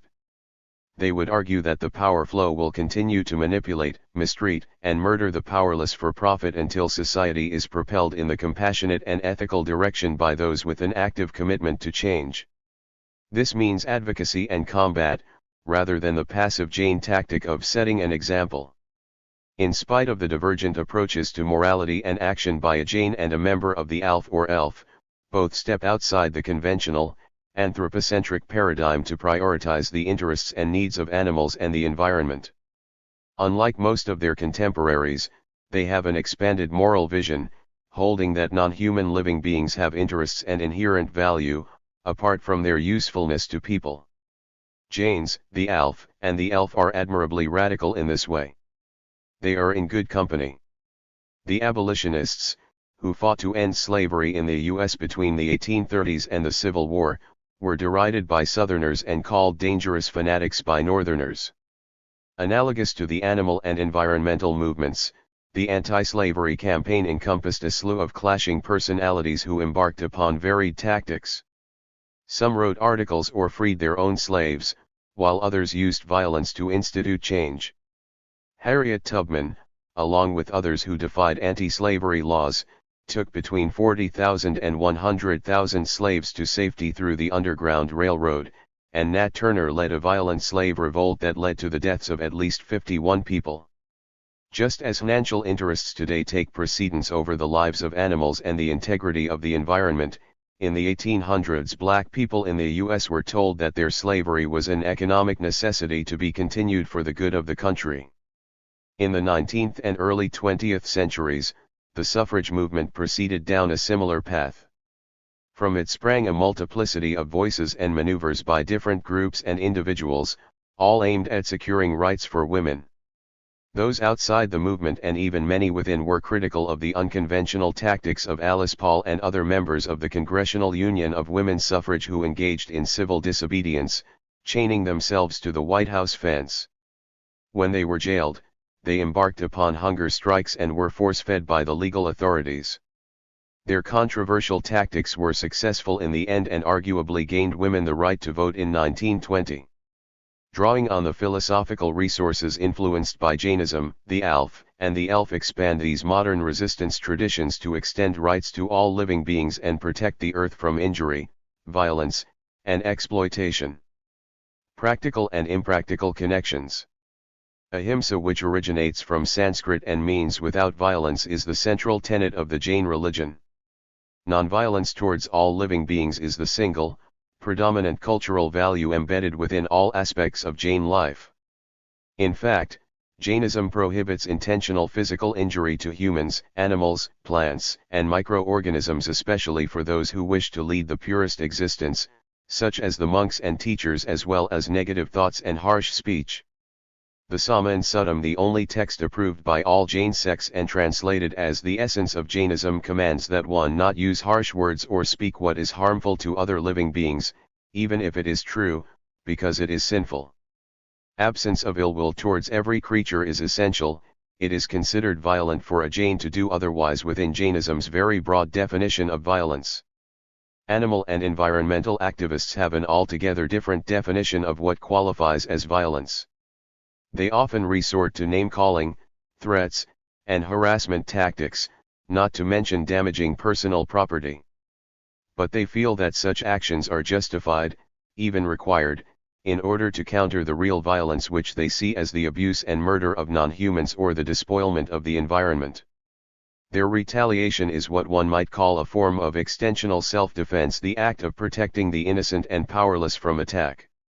Scottish political economist, Adam Smith, wrote The Wealth of Nations in 1776, where he criticized the vile maxim, the idea that those in control selfishly take all for themselves, and leave nothing for other people. The phrase "the violent maxim" could be used to describe how the human species violently takes all for themselves through overuse and abuse, leaving virtually nothing for other species. This plunder and killing is usually done for economic advantage and is usually informed by a might is right philosophy. Is damaging personal property always, or ever, a violent act? Perhaps surprisingly, there is no easy answer. For example, if one breaks the windows of a car with a hammer, is this considered violent? What if it is your automobile? Does intention matter? What if I break someone else's window to rescue a puppy from the debilitating heat? What if you rescue your own dog from your own car? Is the cost of replacing the personal property relevant? Is it violent to tear to shreds a piece of paper belonging to someone else? Do you have to be angry with this person for it to be considered violent? Is it violent to experiment on an animal? To raise a rainforest to the ground? It seems violence is dependent upon subjective interpretation, context, and other contingent factors, such that there may be no single, absolute, or objective definition. One could argue, of course, that some definitions of terms such as violence and terrorism make more sense than others, insofar as they are rich, nuanced, impartial, and sensitive to context. However they are defined, violent acts can involve pragmatic difficulties. For example, Jain activities are highly limited. The laity are asked to avoid killing living beings, and thus should not ingest animal products or root vegetables or enter into objectionable professions, such as farming. Jains tend to live in cities so as to protect the land and avoid digging in the earth because small beings can be injured or killed in the process. Jains often buy farm animals in order to save their lives. Those who wish to follow scripture in an orthodox way must adhere to even more stringent miles. They wear white robes or go naked and are prohibited from driving a car or so as not to trample on insects or tiny life forms. Walking requires carrying a small broom. They must sweep the path prior to setting their foot on the dirt. They abstain from sex so as to spare the lives of millions of sperm cells, and avoid baths so as not to harm minute forms of waterborne life. These ascetics will use mouthcloths in order to protect small beings in the air, as well as refrain from clapping, fanning themselves, or setting fires. The monks or ascetics are forbidden to prepare food, thus are dependent upon the laity for basic survival. Consequently, they must rely upon the less moral people to feed them, house them, and generally take care of them. Their extreme pacifism and asceticism makes their lives quixotic. Thus we encounter a utopian dilemma. A world full of obedient Jains would result in suicide by starvation, an act, by the way, endorsed by Jainism as a spiritual ideal, or virtual immobility and the inability to perpetuate the species due to the prohibition against intercourse. Who would remain to pass on the beauty of ahimsa? ALF and ELF members would no doubt call the Jain method laudable, but dub it internally inconsistent and impractical when strictly followed. They might add that Jains, animal rights advocates, and environmentalists must survive in order to enlighten the world about the innate value of all living beings and to reduce or eliminate cruel behavior and callous indifference towards other beings. The revolutionaries called the ALF and ELF may also face the impractical consequences of their ideals. Their behavior arguably advances their goals when practiced on a limited basis by a few cells of activists here and there, because a property attack, for example, may heighten public awareness and end exploitive conduct by a particular corporation or individual. Due to this type of encouragement, fur farms have been shut down, repeatedly vandalized buildings have become uninsurable, and vivisectors have become intimidated and sought other lines of work. Periodic and unpredictable ALF and ELF actions play a symbolic role in alerting the masses to the fact that war has been waged against an uncompassionate, financially insatiable system that dismisses the interests of non-humans and ignores the needs of the earth. These acts of sabotage, harassment, and animal liberation can also serve to keep their opponents on their toes, to motivate and inspire others in the movement, and to directly free animals in dire distress. An increase of sporadic and random attacks into a wide-scale project, however, is problematic for the ALF and the ELF. First, there is a philosophical problem involving a possible slippery slope. Everyone, even a conscientious animal rights advocate or environmentalist, probably participates in objectionable behavior at some point, at least from someone's perspective. For example, some animal activists shun the practice of dining with carnivores, or tenting houses for termite work, since rodents can be killed in the process. Others may engage in these activities. Some environmentalists may criticize those who drive cars or who fasten the occasional plastic diaper to their newborn, since the item will dwell in a landfill for years. Some condemn those who have children in the first place. Could a person be targeted for driving a car, buying diapers, having children, or choosing the wrong dinner companion? It is unlikely, but possible, especially if direct action advocates become overzealous or their tactics become less focused. The criteria for selecting a target could become lax or imprecise, especially when one considers the fact that ALF and ELF cells are decentralized and self-determined. Apart from a few rules that ALF or ELF activists must follow, such as abstaining from physical violence against opponents, those acting in the name of animal or earth liberation might assume they have carte blanche powers to attack whoever they want. As no commander sets an agenda, targets could be chosen based on convenience or the particular passions of one member rather than on which business or person commits the most heinous moral crimes. This invokes a second concern. There is a practical problem involved with the steep escalation of direct action. There are millions of activities, industries, businesses, and individuals impeding the goals of the ALF and the ELF, but they cannot all be coerced into change. If one fast food restaurant is continually attacked by the ALF or ELF, why ignore the others? If a researcher is routinely harassed for torturing animals, why are butchers and slaughterhouse workers who may contribute to greater suffering and death often left alone?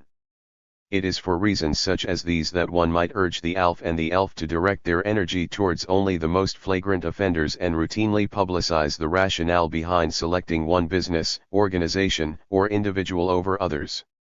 An action or series of actions can be more effective when part of a larger campaign.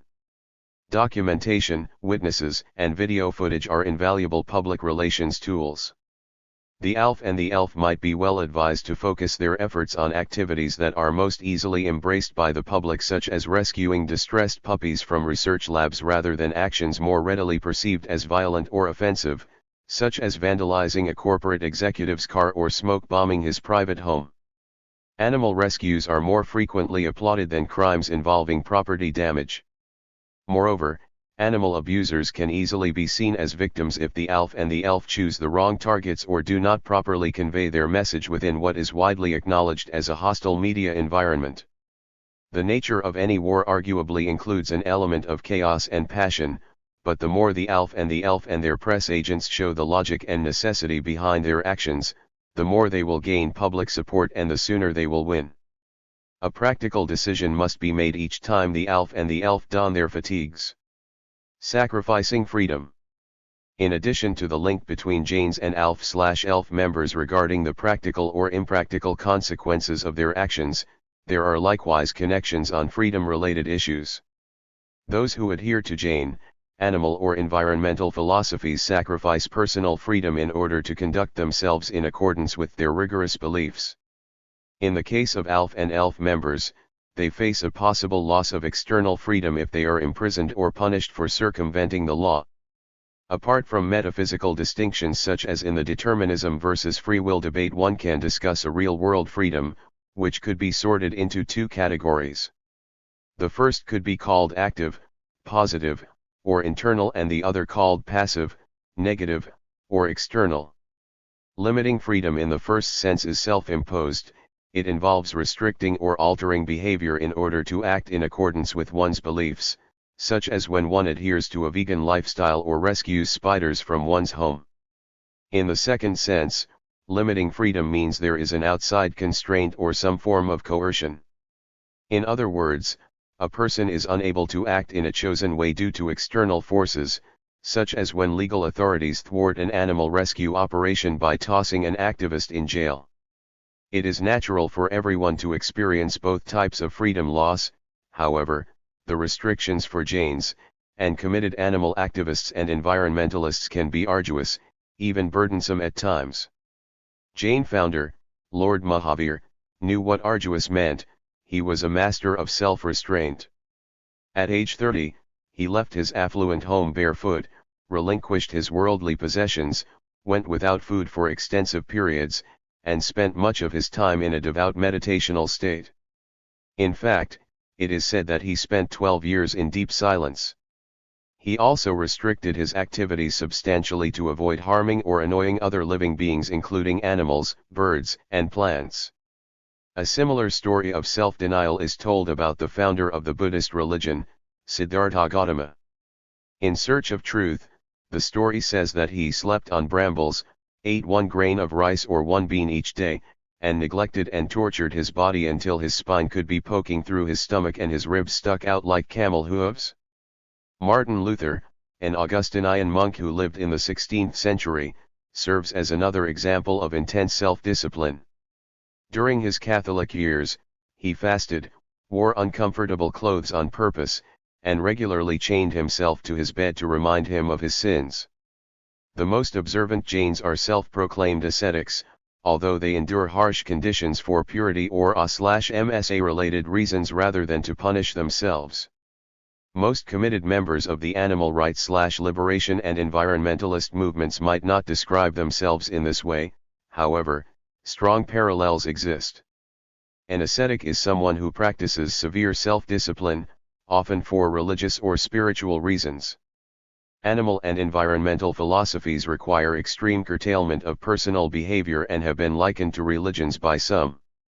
In their arguably tendentious book, The Animal Rights Crusade, authors James Jaspers and Dorothy Nelkin criticize the animal rights movement as a moral crusade and label the ALF as fundamentalists.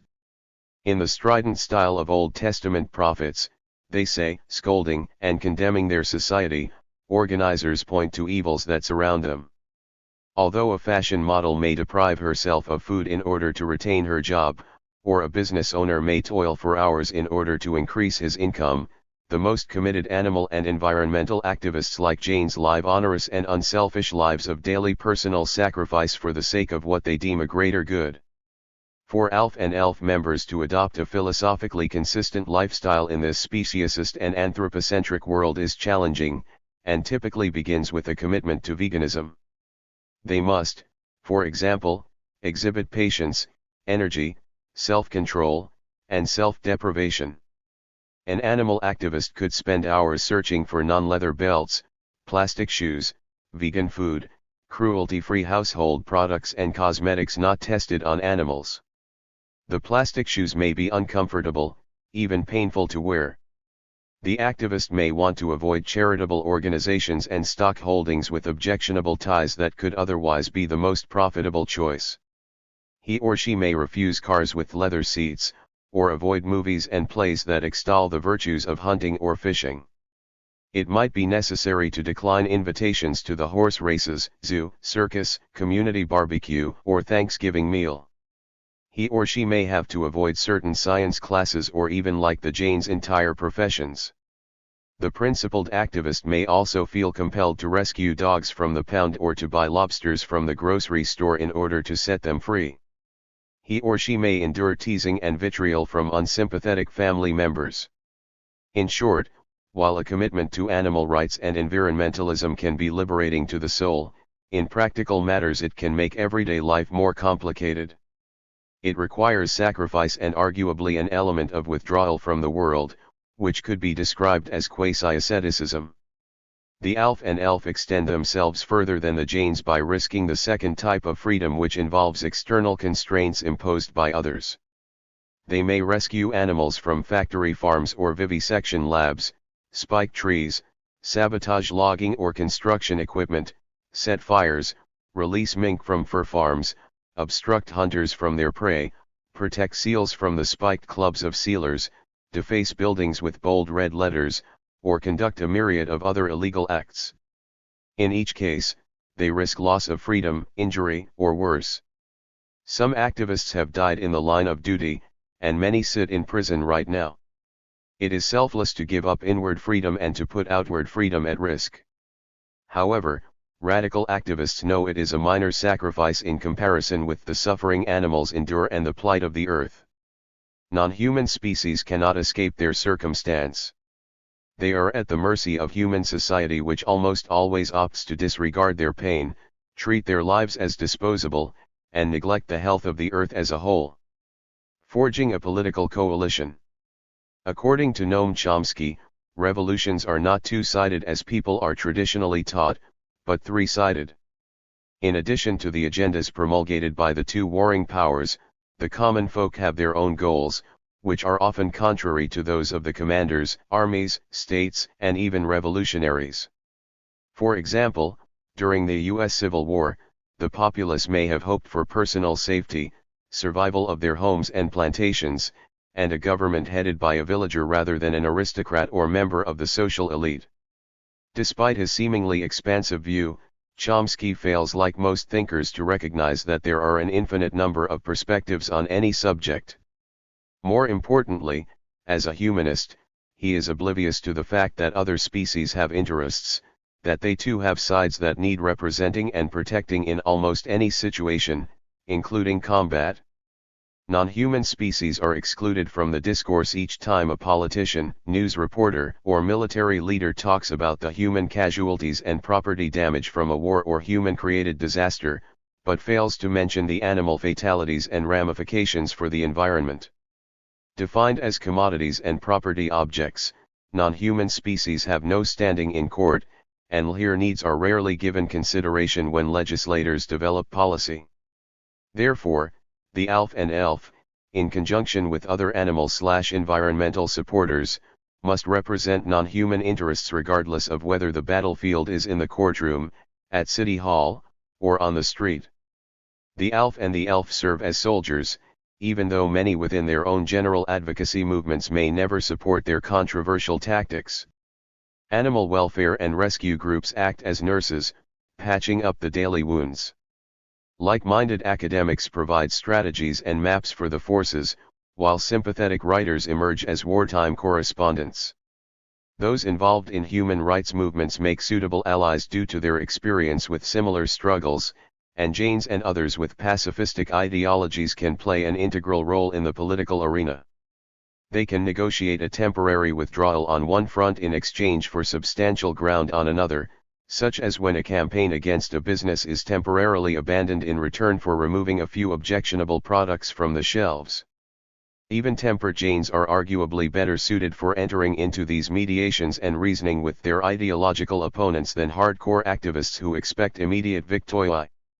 In India, Jains are overrepresented in the fields of politics and finance because the requirements for compassionate living prohibit them from entering professions that contribute directly to the death, injury, or mistreatment of animals and plants. These religious prohibitions have turned out to be advantageous, propelling them into white-collar positions of power and prestige, resulting in improvements for the non-humans in their communities. The pliable and relative nature of Jain philosophy, which allows for compromise, composure, and openness to other views, makes Jains attractive political prospects in India, America, and around the world. It is widely acknowledged that flexibility, negotiating talents, and the ability to set an example are useful, even essential, when serving as a council member, commissioner, assemblyman, congresswoman, or community leader. In addition, a Jain can authentically represent all beings, the humans, animals, and the environment in his or her district, thus allowing the ALF and the ELF jointly to support a candidate for office. Advancing progressive societal change can be an arduous and frustrating process that requires patience and baby steps. The sluggish system is loathsome to most animal and environmental activists who are passionate about their cause and concerned about the dire consequences for non-humans when gradual, rather than rapid, shifts occur. Many animal rights supporters and environmentalists stand firm, opposed to bargaining with the enemy. This inflexibility may be commendable, but it may not be politically savvy or constructive in the long run, at least without more moderate allies, such as Jains, coming to their defense. The composed Jains are more practical in this way. They are well equipped for combating the formidable and time-consuming political, legal, and procedural hurdles that require patience and finesse. According to the Jain Center of Southern California, countless numbers of people throughout the world are becoming enlightened to the Jain lifestyle and religion. Currently, there are 8 to 10 million followers in India and 20,000 practicing Jain families in America. There are no doubt thousands more who adhere to the principle of nonviolence, but do not associate themselves with the religion. As people throughout the world become aware of Jainism, there are likely to be new animal and environmental recruits who share a devotion to ahimsa and a willingness to step forward in leadership roles. They may describe themselves as Jewish Jains, Christian Jains, Muslim Jains, agnostic Jains, atheist Jains, or just plain Jains. They may refuse labels altogether, but become accomplished diplomats and negotiators for the cause. Plunging into politics and community leadership on the local, state, and national level is integral to the success of animal rights/liberation and environmentalism. Endorsing career politicians who are not true supporters of the movement can no longer remain the prevailing strategy. Those within the movement must run for office themselves, acknowledging either personally or publicly that all beings are their constituents, deserving of consideration. Jains and pacifists may not be willing to join the ALF and the ELF on the front lines, but they are well equipped to pass them a political shield. In the beginning, God created the earth and eco-terrorism. L.A. Kemmerer. Most of us do not view eco-terrorism as a standard Sunday activity for mainstream Christians. In fact, the ignoble title eco-terrorism strongly suggests something less than exemplary behavior. Yet surprising as it may seem, many of the activities of eco-terrorists are firmly supported by Christian scripture. Moreover, scriptural support comes from the heart of the Christian tradition, the first two chapters of Genesis, prophets, the injunction to love, and the life of Jesus. Two fundamental teachings are critical to an eco-sensitive spirituality, a sense of interconnections including an appreciation for the majesty and fragility of creation and a call to action on behalf of creation. Christian scripture offers both. Due to length constraints, this essay explores only a few key biblical passages and concepts. It supports what many would consider a radical, theologically based eco-justice movement. Though this interpretation is by no means fundamentalist or mainstream, it stems from a reasoned, literal exploration of Scripture, one that has been supported by both theologians and scholars. Special thanks for feedback on this essay to colleagues Rev. Kim Wost, Dr. Walter Golick, and D.L. John Halley. Biblical quotes are from the New Revised Standard Version. Genesis and creation, interconnections, majesty, and fragility. In the beginning, when God created the heavens and the earth was a formless void and darkness covered the face of the deep, while a wind from God swept over the face of the waters. Genesis chapter 1 and 2 provide the Christian account of creation. Creation preceded the fall of humanity, which occurs in Genesis chapter 3. The fall radically alters the perfect, God-given universe in which the first people are placed. Only in Genesis chapters 1 and 2 do we see the world as God hoped it would be. How do these chapters reveal God's intent for this spinning globe? Much of importance is revealed in Genesis 1:1-25. In the 6 days of creation the deity creates all that we know of the universe, light, the sky, the great bodies of water and land, vegetation, heavenly bodies, and living creatures, including birds, fish, and land animals. The Creator repeatedly observes that what has been created is good, and when creation is complete God notes that what has been done is very good. Scripture demonstrates that God cares about the natural world and all living things because they are good in themselves before people are formed. Genesis 1 is clear as to how God viewed the natural world even before people were created. It is God's, and it is good. Genesis 1 reveals the importance of the natural world to God. Theologians, cognizant of this, have included nature in their vision, interpreting it as God's good creation, a revealing pathway to the knowledge of God, and a partner in human salvation. How can we not wonder at the majesty of creation that the deity proclaims to be good long before human beings are placed on the earth? How can we fail to see our interconnections with beings created together on the sixth day are partners in salvation? Indeed, it is not surprising that Christianity, for roughly 15 centuries, held the natural world in some form of close relationship with humanity and God in their doctrinal and moral reflection. In his controversial essay, The Historic Roots of Our Ecologic Crisis, Lynn White noted, "What people do about their ecology depends on what they think about themselves in relation to things around them." Genesis 1 has stirred much controversy concerning the rightful place of humankind because, among other things, we are made in the image of God and given dominion. White accused Christianity of being the most anthropocentric religion the world has seen. Does Christianity place humans above and apart from the rest of creation such that all else is merely a support system for our purposes? Genesis states, "Then God said, Let us make humankind in our image, according to our likeness, and let them have dominion over the fish of the sea and over the birds of the air, and over the cattle, and over all the wild animals of the earth, and over every creeping thing that creeps upon the earth." So God created humankind in his image, in the image of God he created them, male and female he created them. What does it mean to be made in the image of God? No expression in Genesis 1 has been debated more forcefully by biblical scholars and theologians alike than the image of God, in the attempt to discover what qualities the image of God bestows on human beings. Being made in the image of God suggests that we have God-like responsibilities.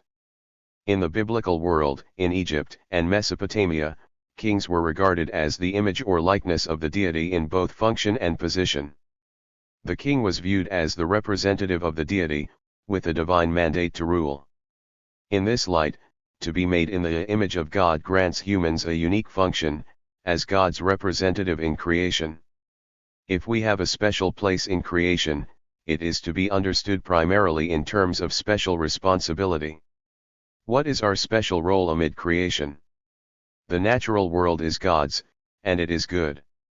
Maging God, we must love the world and take care of it.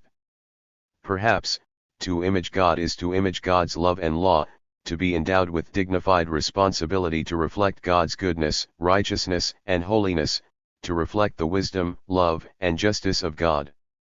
Biblical creation reveals that we are part of creation, with special responsibilities, and that we find God in and through creation. Dominion is perhaps the most misunderstood and misrepresented concept in the Hebrew Bible. Dominion is offered to humans over every living thing that moves upon the earth, which excludes vegetation, land, seas, and the earth itself. Human dominion is decidedly restricted. To better comprehend the limited nature of human dominion, we return to Scripture. Immediately after the passage offering dominion, it is written, God said, "See, I have given you every plant yielding seed that is upon the face of all the earth, and every tree with seed in its fruit, you shall have them for food. And to every beast of the earth, and to every bird of the air, and to everything that creeps on the earth, everything that has the breath of life, I have given every green plant for food." And it was so. God saw everything that he had made, and indeed it was very good. And there was evening and there was morning, the sixth day. Creation is complete only after the deity explains what we are to eat, only then does God pronounces creation to be very good, then God rests. Humans are to have dominion, but an herb-eating dominion is hardly a license for tyranny.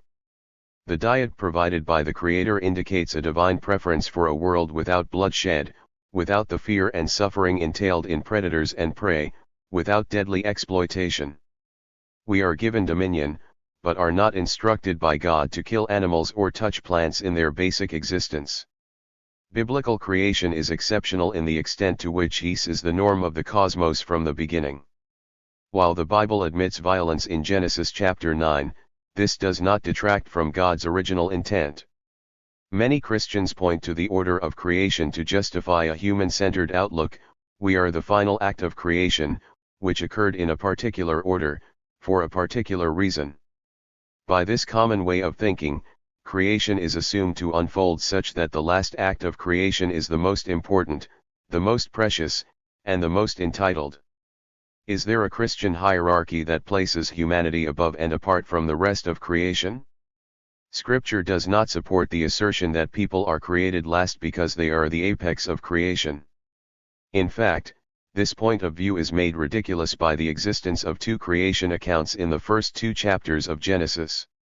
The second account reports, "In the day that the Lord God made the earth and the heavens, a stream would rise from the earth, and water the whole face of the ground. Then the Lord God formed man from the dust of the ground, and breathed into his nostrils the breath of life, and the man became a living being. And the Lord God planted a garden in Eden, in the east, and there he put the man whom he had formed. Out of the ground the Lord God made to grow every tree that is pleasant to the sight and good for food. Then the Lord God said, It is not good that the man should be alone, I will make him a helper as his partner.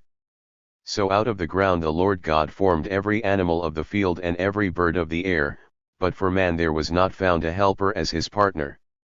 So the Lord God took one of his ribs, a woman, and brought her to the man." The order of creation here looks very different from that of Genesis 1, basic earthly elements, man, vegetation, more complex inanimate matter, animals, and finally woman. If we are to assume that the order of creation establishes a hierarchy, how will this hierarchy be understood in two such diverse accounts of creation? While the two accounts of creation are often understood to play very different roles, it is difficult to defend hierarchical interpretations that hold for only one creation story. If we are to find a hierarchy of being in creation, how are we to make sense of a creation account in which vegetation and all other animals are created between man and woman? The order of creation is best viewed as irrelevant to status and privilege. Just because God created humans first or last does not override the more important implications of creation. All that exists is good and it is God's. Genesis chapter 2 provides other key passages. For example, God took the man and put him in the Garden of Eden to till and keep it, telling the man that he might eat of every tree but one. Here we find the most explicit account of what human beings, or at least men, are to do. The Hebrew word often translated as till in Genesis 2, is translated as serve in other portions of the Bible, such as Joshua 24:15, choose this day whom you will serve, whether the gods your ancestors served, or the gods of the Amorites. The first man is a gardener, intended to serve and keep the garden, as slave to master. The biblical expectation that human beings will serve the garden means that we are to tend creation as an act of service. Service holds a place of prestige in many religions, and is understood to be foundational to Christianity. With regard to the natural world creation, human service should reflect God's love for the world. The word keep also appears in Numbers 6:24, the Lord bless you and keep you. Keep implies a vitality, a nurturing of life-sustaining and life-fulfilling relationships. Is an extremely rich word with a deeply penetrating meaning that evokes a loving, caring, sustaining keeping. We are to keep God's fragile bounty. As God keeps us, so should we keep God's earth. Dominion, viewed in its biblical context, a context of service wherein we are charged to serve and keep creation in all its splendor and vitality, requires submission and diligence, and reveals our rightful role with respect to Creator and creation. Genesis chapter 2 reveals man as the servant, not the master, of the land. It emphasizes human dependence on, rather than dominion over, the earth. People, all other animals, and vegetation are connected, made from the same arable soil, emphasizing that we are not distinguished from other forms of life but identified with them. The human being and animals alike are called living beings. Though Genesis only mentions that God has put the breath of life into human beings, we later find that all animate creatures have the breath of life.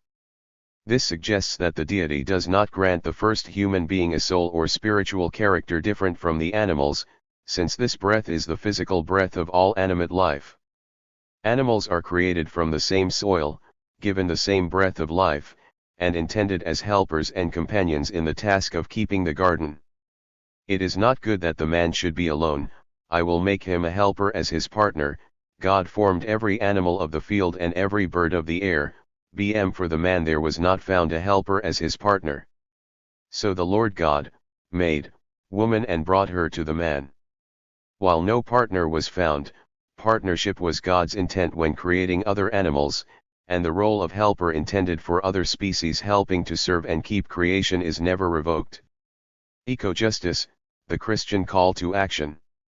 Christian love is understood to originate in the munificence of divine love and to connect each of us with the Almighty.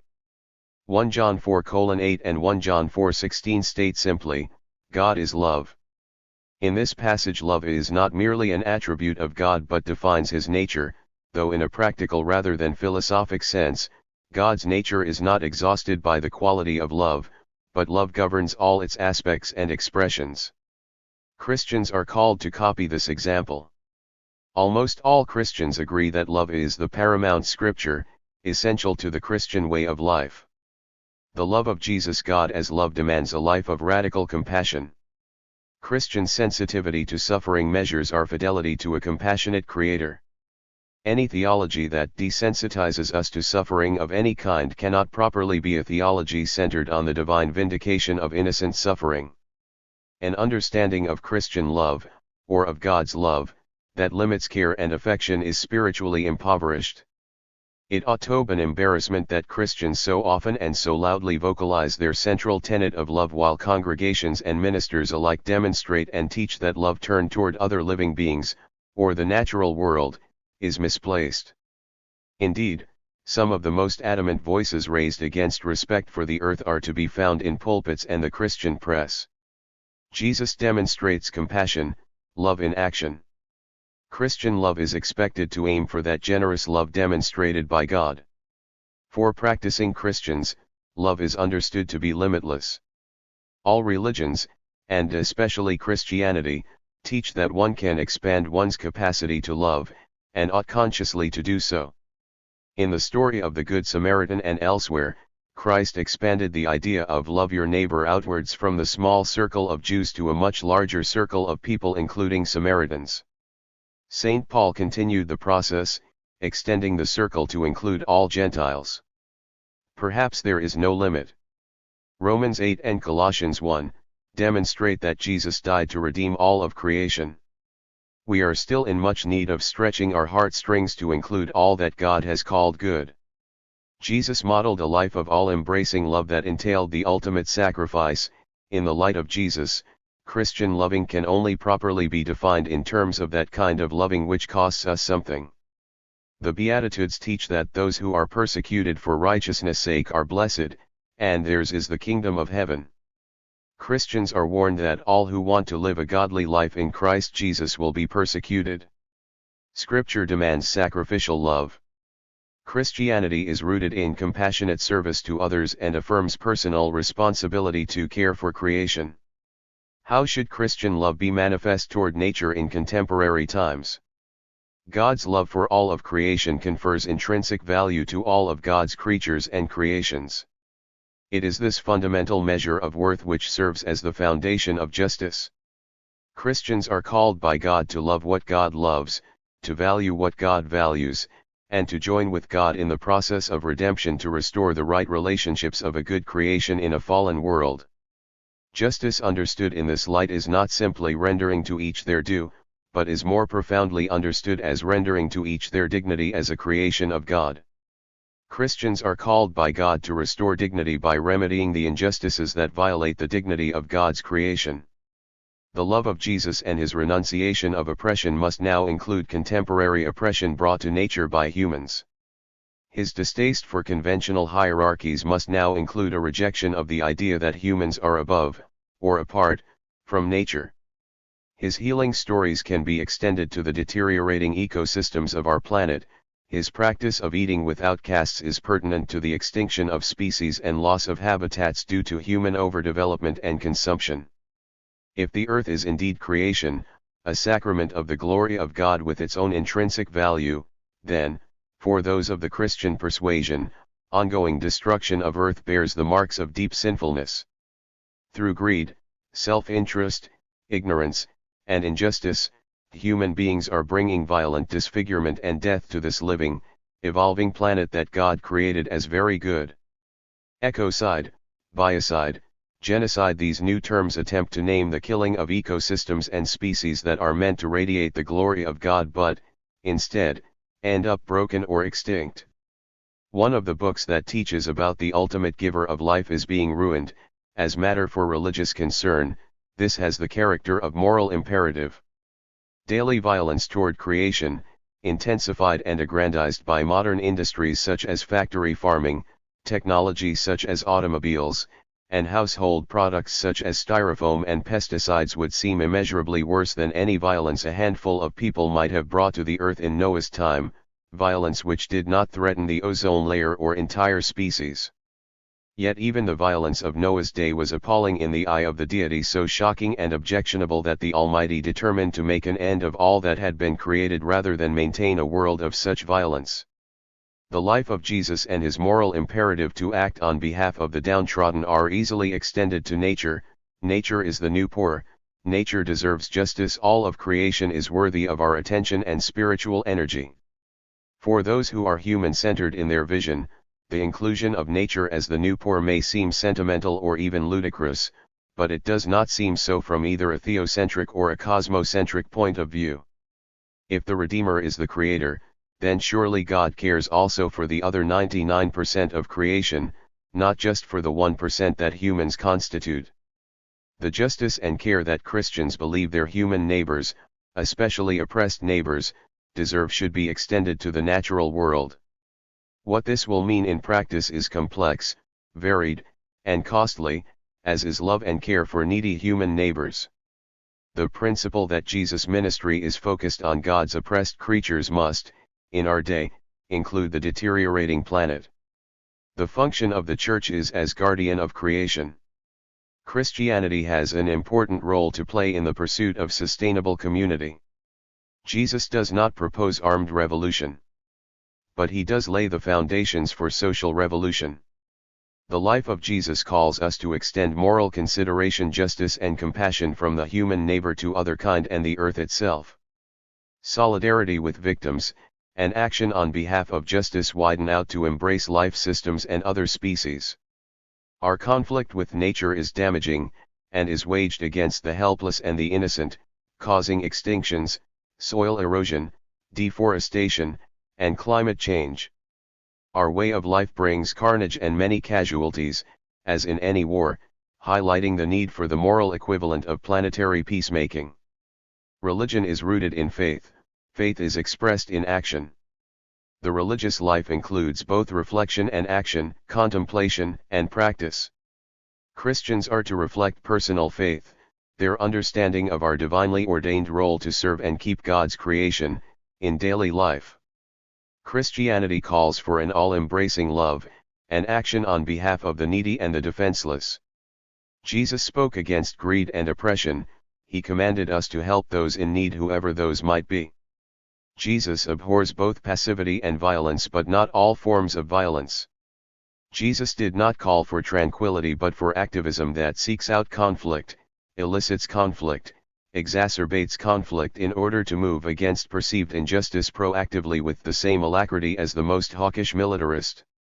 It is not surprising, then, that Jesus was stirred to overturn the tables of those who profited at the expense of devotees and the sacred. Jesus entered the temple and drove out all who were selling and buying in the temple, and he overturned the tables of the money changers and seats of those who sold doves. He said to them, "It is written, My house shall be called a house of prayer, but you are making it a den of robbers." According to Scripture, in the temple he found people selling cattle, sheep, and doves, and the money changers seated at their tables. Making a whip of cords, he drove all of them out of the temple, both the sheep and the cattle. He also poured out the coins of the money changers and overturned their tables. He told those who were selling doves, "Take these things out of here. Stop making my Father's house a marketplace." It is critical to note that turning over tables is not violence against life.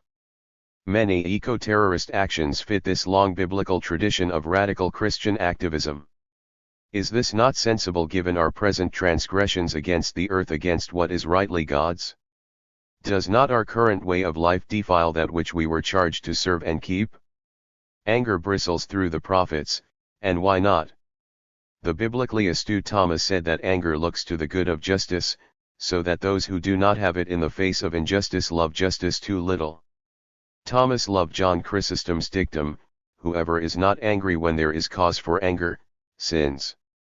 Christians have cause to be angry with individuals who profit at the expense of the earth, at the expense of all of us, at the expense of our rightful relations with God and creation. Faced with the realities of today, more radical actions are not only appropriate, but necessary. Sensible approaches won't do it. Given our wayward civilization, how are Christians to confess creation's integrity in word and deed? Some work with the government to change and create policies that limit the damage we cause to the natural order, and to promote policies that are earth-sustaining. Others simply turn to the earth, respecting it and caring for it in local, ordinary, mundane ways. Still others, seeking God's will on earth, are called to direct action. For wild creatures this may mean a benign beholding by human onlookers. For threatened creatures and kinds it will involve rescue work, considered incomplete until the rescued are liberated from human keeping into self-sustaining habitats. Yet other strong Christians are called to turn over the tables, to use physical force against property violence that harms no life in defense of God's beautiful and fragile earth. Does not the value of God's creation, and the Christian duty to the Creator, surpass human property rights? Many activists do not consider violence against property to be a form of violence. Many members of the ALF and ELF consider only threats against life to be violence. Based on the dictionary definition, this seems disingenuous. In Empty Cages, Tom Reagan writes, The American Heritage College Dictionary defines violence as physical force exerted for the purpose of violating, damaging, or abusing.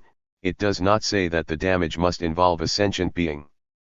We do not need to hurt someone in order to use violence against something. If the ALF uses an incendiary device to level a building, they engage in some serious violence. To speak of the violent destruction of property is not a contradiction in terms. Why persist in denying the obvious?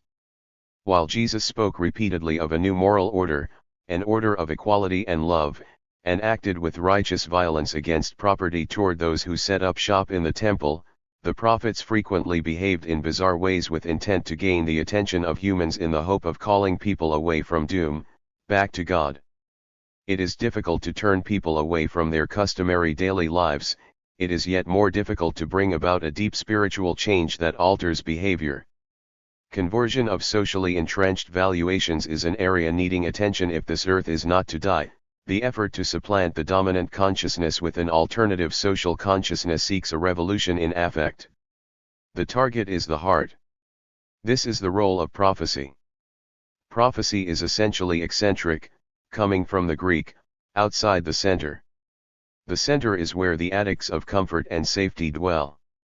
Prophecy leaves them and pushes to the edges where new horizons can be seen. Resistance to the dominant consciousness anchored in ill-gotten privilege is the essence of prophetic eccentricity. The prophets stood for truth, they stood against those with power. They were persecuted for stepping outside the center, for threatening the established order. Christians, too, must expect persecution when we move outside the center to align with God rather than humanity. Christians are to rejoice and be glad when persecuted, for it is written that when persecuted, your reward is great in heaven, for in the same way they persecuted the prophets who were before you. Radical actions on behalf of God, sometimes motivated by righteous anger, are fundamental to Scripture and to religious history. Again, consider the prophets. Isaiah wandered naked and barefoot for 3 years. Micah also abandoned clothing along with other conventional ways of behaving, therefore I must howl and wail and go naked. Nakedness was taboo in Judaism. Nudity became recognized as one of the indicators of prophecy, so that when Saul stripped, people asked, "Is Saul also among the prophets?" Jeremiah harnessed himself to a yoke and was seen, understandably enough, as a madman. Ezekiel cut off his hair with a sword and scattered it to the winds. Jesus was so intemperate he was seen as a prophet like one of the old prophets. He was a scandal because, as Walter Brueggemann says, he violated propriety, reason, and good public order. And shouldn't we all for the cause of God? Should we not use even the most radical actions, short of harming life, to gain attention and bring a conversion of heart on behalf of this creation that we were charged to serve and tend, and instead savage, exploit, and terrorize? The prophets intuited that only outrage speaks to outrage. Only shock gets through. With prophecy as a model, and a radical change from our present course of doom as the goal, biblical shock therapy is a legitimate Christian approach to serving and tending the earth. Like prophets of old, those in today's eco-justice movement warn of disasters that will befall the earth if we do not change our ways, if we do not have a change of heart that carries with it a change in the way we live. Radical contemporary environmental activists employ methods that parallel those of the prophets. The animal rights group, People for the Ethical Treatment of Animals, does an annual naked march on Fur-Free Friday, the day after Thanksgiving, in order to protest loudly against buying and wearing fur on the busiest shopping day of the year. They stage mock clubbings of women in which fur coats are torn from the victims and they are left lying naked in blood-red paint on a busy sidewalk. Protesters against the World Trade Organization in Seattle, Washington, put on extra garments to make an echo statement on behalf of endangered turtles. 240 people dressed as turtles marched together with a 20-foot inflatable sea turtle float. For those who witnessed the event, whether in person or on TV, such a lively herd of turtles was impossible to ignore. Their eco-message was carried to the masses via outlandish, turtle-clad activists. Many of these protesters were arrested for their efforts, Persecution is to be expected for those who act on behalf of God's good creation. Biblically, such modern persecution is lightweight. Jesus provides a paradigm for a way of life that ends on the cross because the powerful have a vested interest in oppression.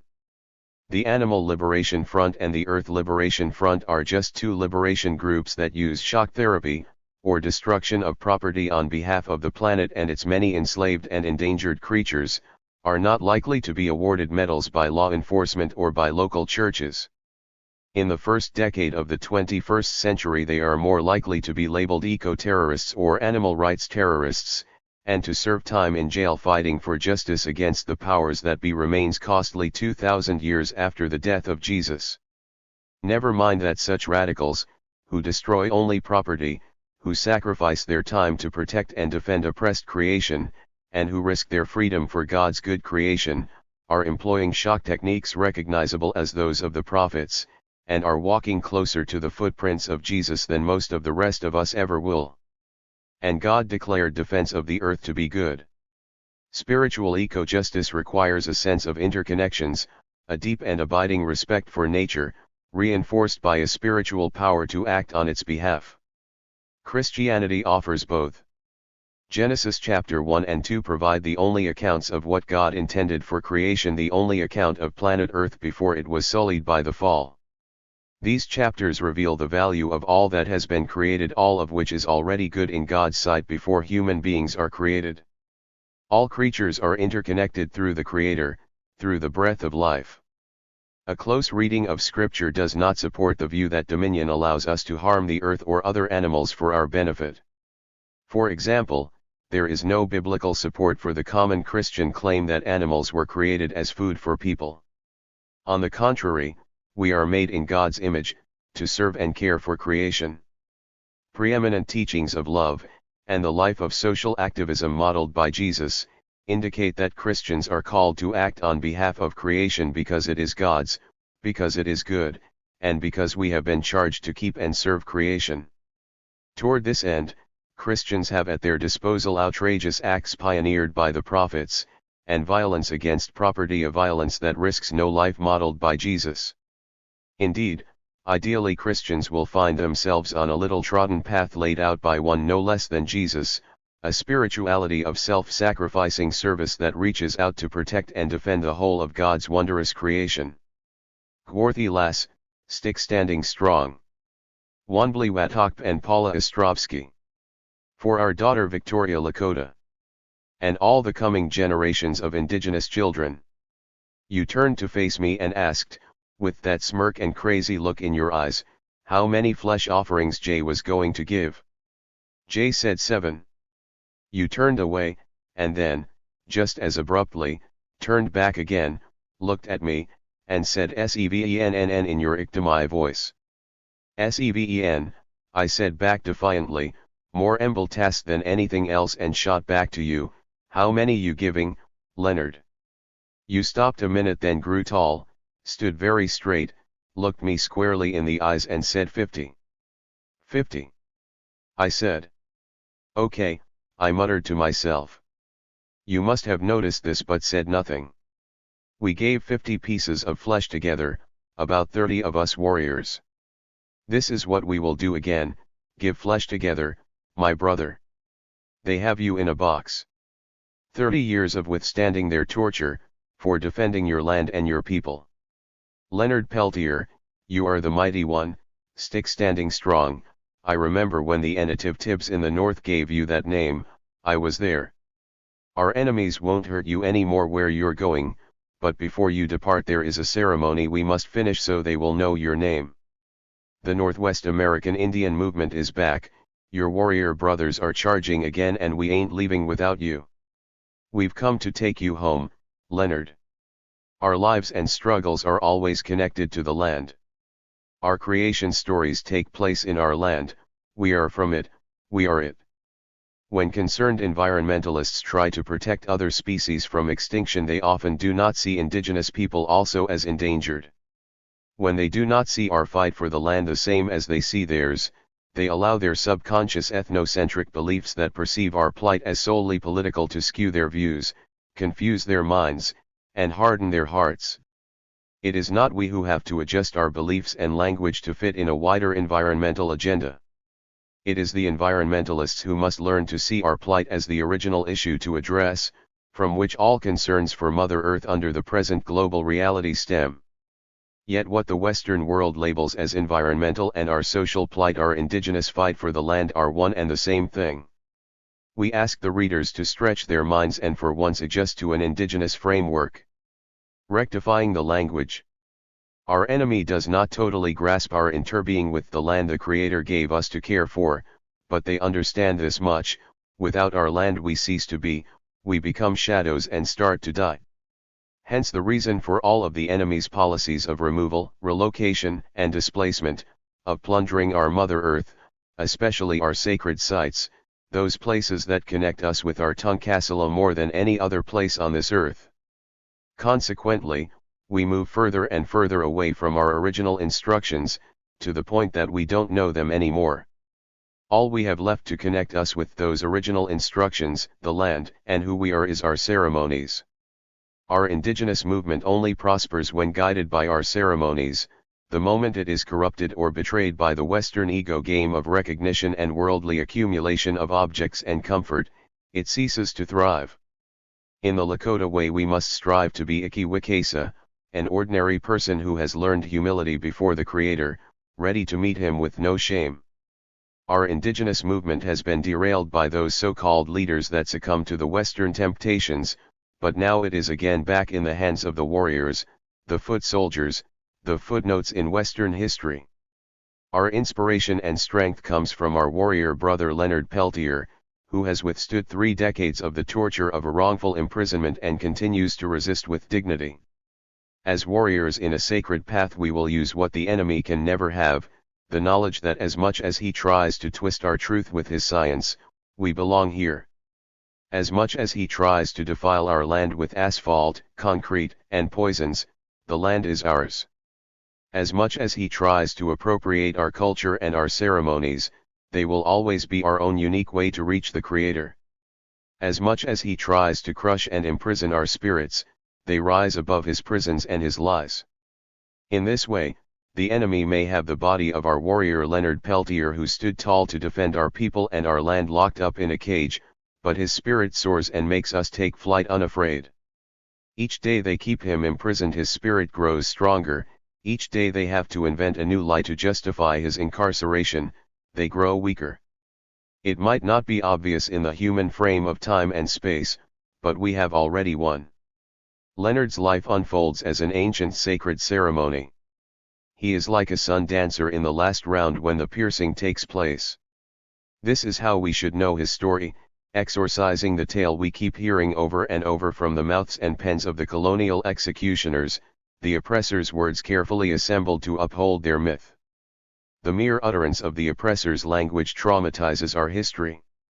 Those alien words, idiosyncratic encumbrances, words that are awkward for an indigenous tongue, carrying their jungle of junk culture, diffuse, affix, and reinvent to obfuscate meaning and fit circumstances.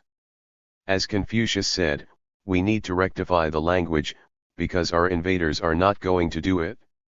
They call us Indians, our land America, their invasion discovery, our genocide conquest, our massacres battles, the battles they lose murders, our sacred places the devil's places, and on, ad infinitum. They need to perpetuate their lies to be able to continue living, walking on our ancestors' bones, raping our Mother Earth, as if it was their hard-earned right. We must begin to use our own words to wake up from this nightmare and begin our healing. The Siege of Wounded Knee. A lonely hamlet called the Wounded Kneeville was occupied and seized in the early morning hours on February 27, 1973, under the pretense of going to an Indian powwow. The forces that assembled there were from the superpowers' elite law enforcement community, the FBI and U.S. Marshals, with additional help from the Department of War and the Bureau of Indian Affairs. The superpower government provided training for all of the BIA officers and also the Special Operations Group, which trained its elite rangers at the School of the Americas in Fort Benning, Georgia. The Tribal Council also had their own police, and the chairman had deputized a local militia called the Goons or Goon Squad. The puppet tribal government and its pawns soon understood that they were in danger of being exposed before a worldwide audience. They rushed to devise a way to cut off exposure through their media. The first thing was to organize a local support group and next look for a viable scapegoat. That was not hard to find. In fact, the scapegoat was too willing, and held up at the historic Wounded Knee, America's most visible mass grave. This most unlikely group of warriors was not only not hiding but taking up arms and challenging the superpower, calling them out. We had no army, no money, no education, and no support, 200 warriors at most, but we held up the most powerful forces in the world for the next 71 days. We resisted the culture that spawned the crusades against the Islamic world, dropped the atomic bomb on innocent Japanese civilians, and now pretended to stand as guardian against tyranny worldwide. Over the next 3 years, with the support of the superpowers' federal law enforcement agencies providing intelligence, arms, and money, the puppet government was successful in putting down a potential revolt on the Pine Ridge Reservation.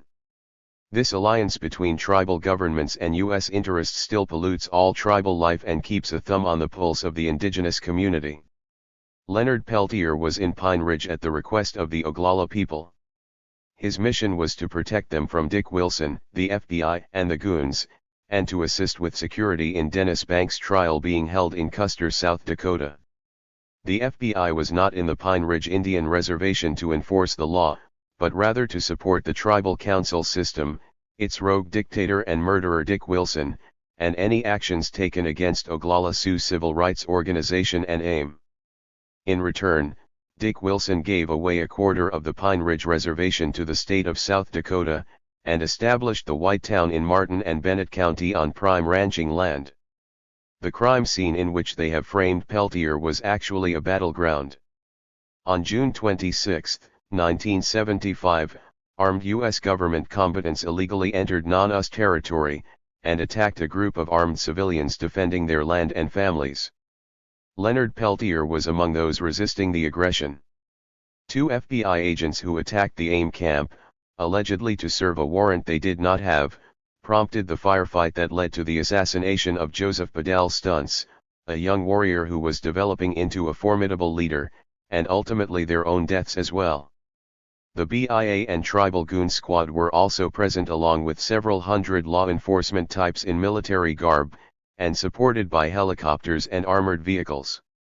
They fired all day against, perhaps, 24 people, half of whom were unarmed females and children.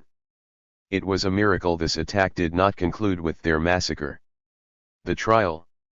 The FBI is responsible for protecting and investigating capital crime on reservations. This mission is in stark contrast with their causing and engaging in a firefight to allegedly serve a warrant they did not have, for a minor robbery case, on a person who was not there. After the melee and killings they gratuitously caused, the FBI framed and charged Peltier for the deaths of 2 agents. Peltier fled to Canada, but was extradited and forced to serve trial in the U.S. in 1977. Peltier's extradition from Canada and trial in the U.S. was another travesty that mocked even the U.S. own laws and judicial system. In order to obtain his extradition from Canada, U.S. attorneys, together with the U.S. prosecutor in Canada, conspired with the FBI to coerce Myrtle Pourbaix, a woman with a history of mental health issues, to sign affidavits implicating Leonard Peltier in the shooting of the FBI agents. Peltier was charged with the murder of the 2 agents and given 2 consecutive life sentences. During Peltier's trial, key evidence that exonerated him was withheld. Witnesses were held and intimidated by the FBI. The FBI had ex parte communications with the judge trying the case. Peltier's defense team was infiltrated, and the prosecution was receiving first-hand information concerning the defense. We have reason to believe infiltration was still occurring as recently as June 2005. As it has often done historically with indigenous issues, the U.S. government acknowledges its misconduct but washes its hands of the case. The United States Court of Appeals for the Eighth Circuit ruled in 1986 that the prosecution had indeed withheld evidence which would have been favorable to Leonard Peltier and would have allowed him to cross-examine witnesses more effectively. but it still upheld Leonard's conviction. Even the 10th Circuit Court stated, much of the government behavior at the Pine Ridge Reservation and in prosecuting Mr. Peltier is to be condemned. The government withheld documents. It intimidated witnesses. These facts are undisputed, but is a question we have no authority to review. Even U.S. Attorney, Lynn Crooks, has admitted the government does not know who shot the agents, but continues his work to ensure Leonard never again walks this earth a free man. They say there is nothing they can do to change Leonard's fate, but they can certainly torture him, and move him at will. This Western government operates with man-made laws and violates them at will because its men wrote them. This is a convenient exercise but also has a tactical purpose since it is used to distract people from the real intentions, which are not honorable, and do not include us. We do not operate by those intentions or laws. There is no man who can make a law to keep the salmon from swimming upstream, but they can certainly destroy the river. We operate by the spiritual laws, the law of the ceremony. The injustice continues. The government still refuses to release over 140,000 pages of documents related to the case, many of which are being destroyed.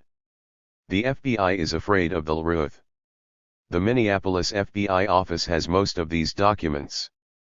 This is the same office that withheld documents on September 11 and Timothy McVeigh. This FBI policy of targeting Leonard Peltier has never ended. The agency has intervened at every juncture in which Leonard could have some hope of freedom, including presidential clemency and parole, by launching systematic and officially sanctioned campaigns of misinformation and disinformation. A memorandum, recently obtained by Peltier's legal team through the Freedom of Information Act, describes an FBI meeting in 1993 regarding the agency's intervention against Peltier's clemency bid and contains instructions to get the story out publicly through Reader's Digest, Life, Detective Magazine, or other publications which have worked closely with the FBI over the years. It also instructs that if Pulitzer Prize winner journalists Mike Royko and Jack Anderson wrote a fictionalized story or column, FBI headquarters should respond displaying Clark's name to show their level of concern with bad information. Other memoranda describe the FBI pressuring Robert Redford, Senator Daniel Inouye, and Judge Heaney to change their stance of public support for Leonard Peltier.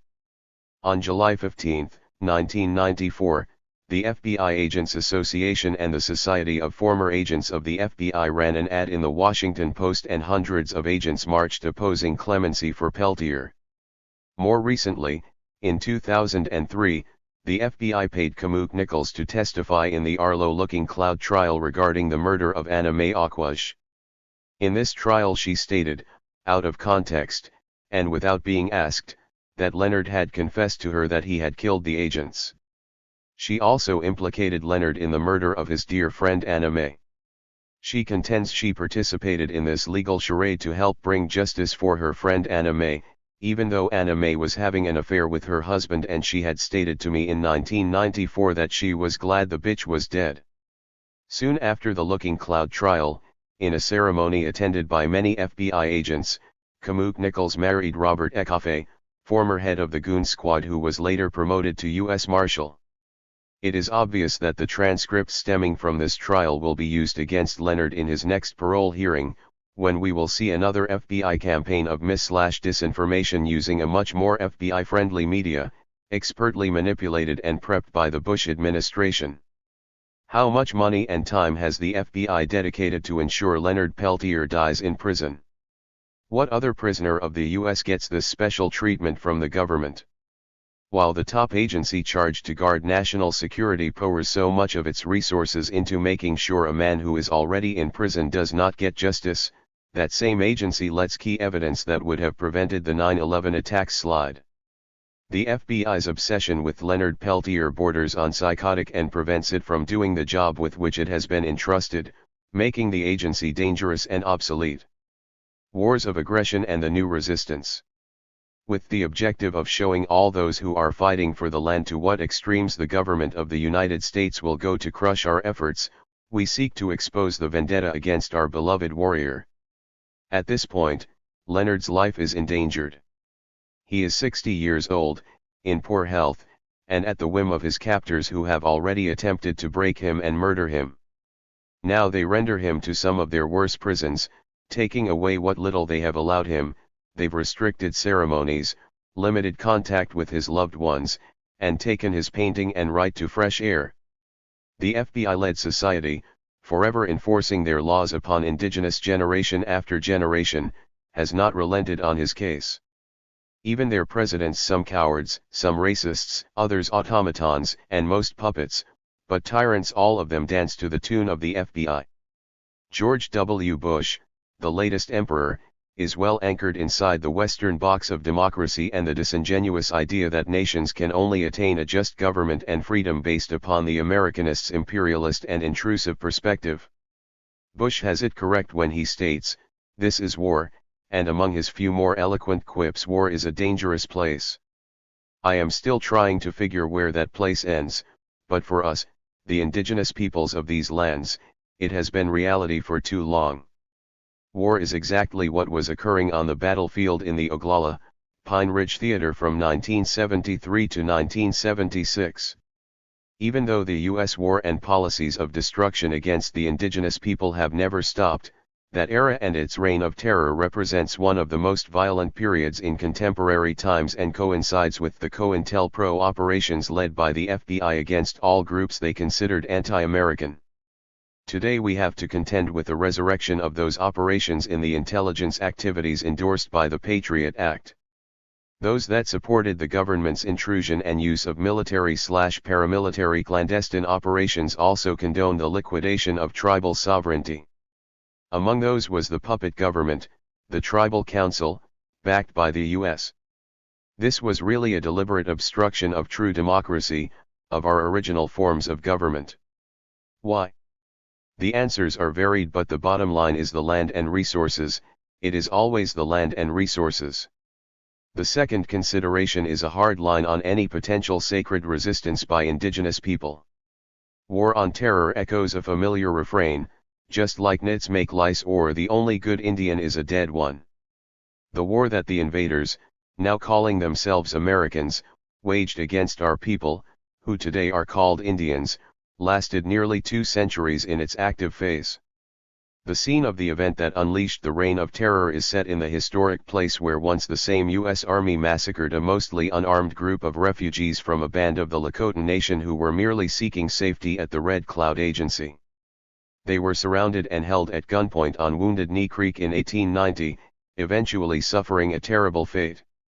They were gunned down by the 7th Cavalry, the same cavalry that had been wiped out only a few short years before at the Little Bighorn Creek in the Cheyenne Nation, now called Montana. Every square inch of America is a battleground. The vengeful and dirty campaign against Leonard Peltier is what those who stand up for indigenous peoples and their land can expect in return from a government that professes to be the leading example of freedom, justice, and democracy. Only a true philosophical unity among those in the global struggle can contend with the government's monstrous capacity to inflict harm to those that question its actions and intent. I believe an indigenous framework could provide such an encompassing purpose. To get behind such an idea, and perhaps take leadership from the indigenous peoples, will take great courage and introspection from the progressive groups all over the world who, in spite of their commitment to their causes, still benefit from our stolen land. Until all the social justice and liberation movements recognize and deal with the origin of the beast that threatens their causes, all their efforts will remain superficial and little real change will occur.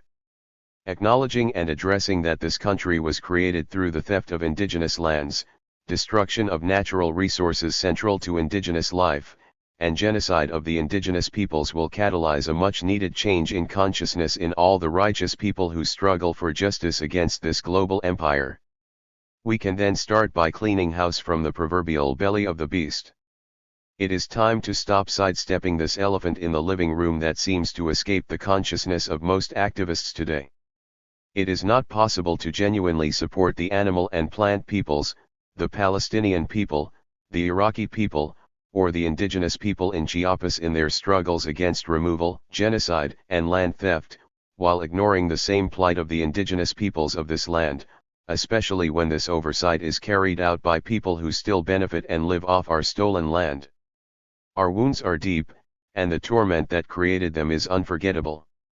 We know we cannot go back in time, but what can be done today is to put an end to the assault on indigenous people and indigenous land that has been taking place without reprieve since the beginning of this country. We implore all people of conscience to unite with us in demanding, enough is enough, America. Ya basta. You must all assume your responsibility by making sure this country honors its treaties, stops taking and destroying indigenous lands and their resources, respects indigenous sovereignty and culture here and abroad, rectifies the language of history, and frees the warriors, their people and lands. And, as historical beings yourselves, be determined to affect our futures together. The Animal Question. Uncovering the roots of our domination of nature and each other. Jim Mason.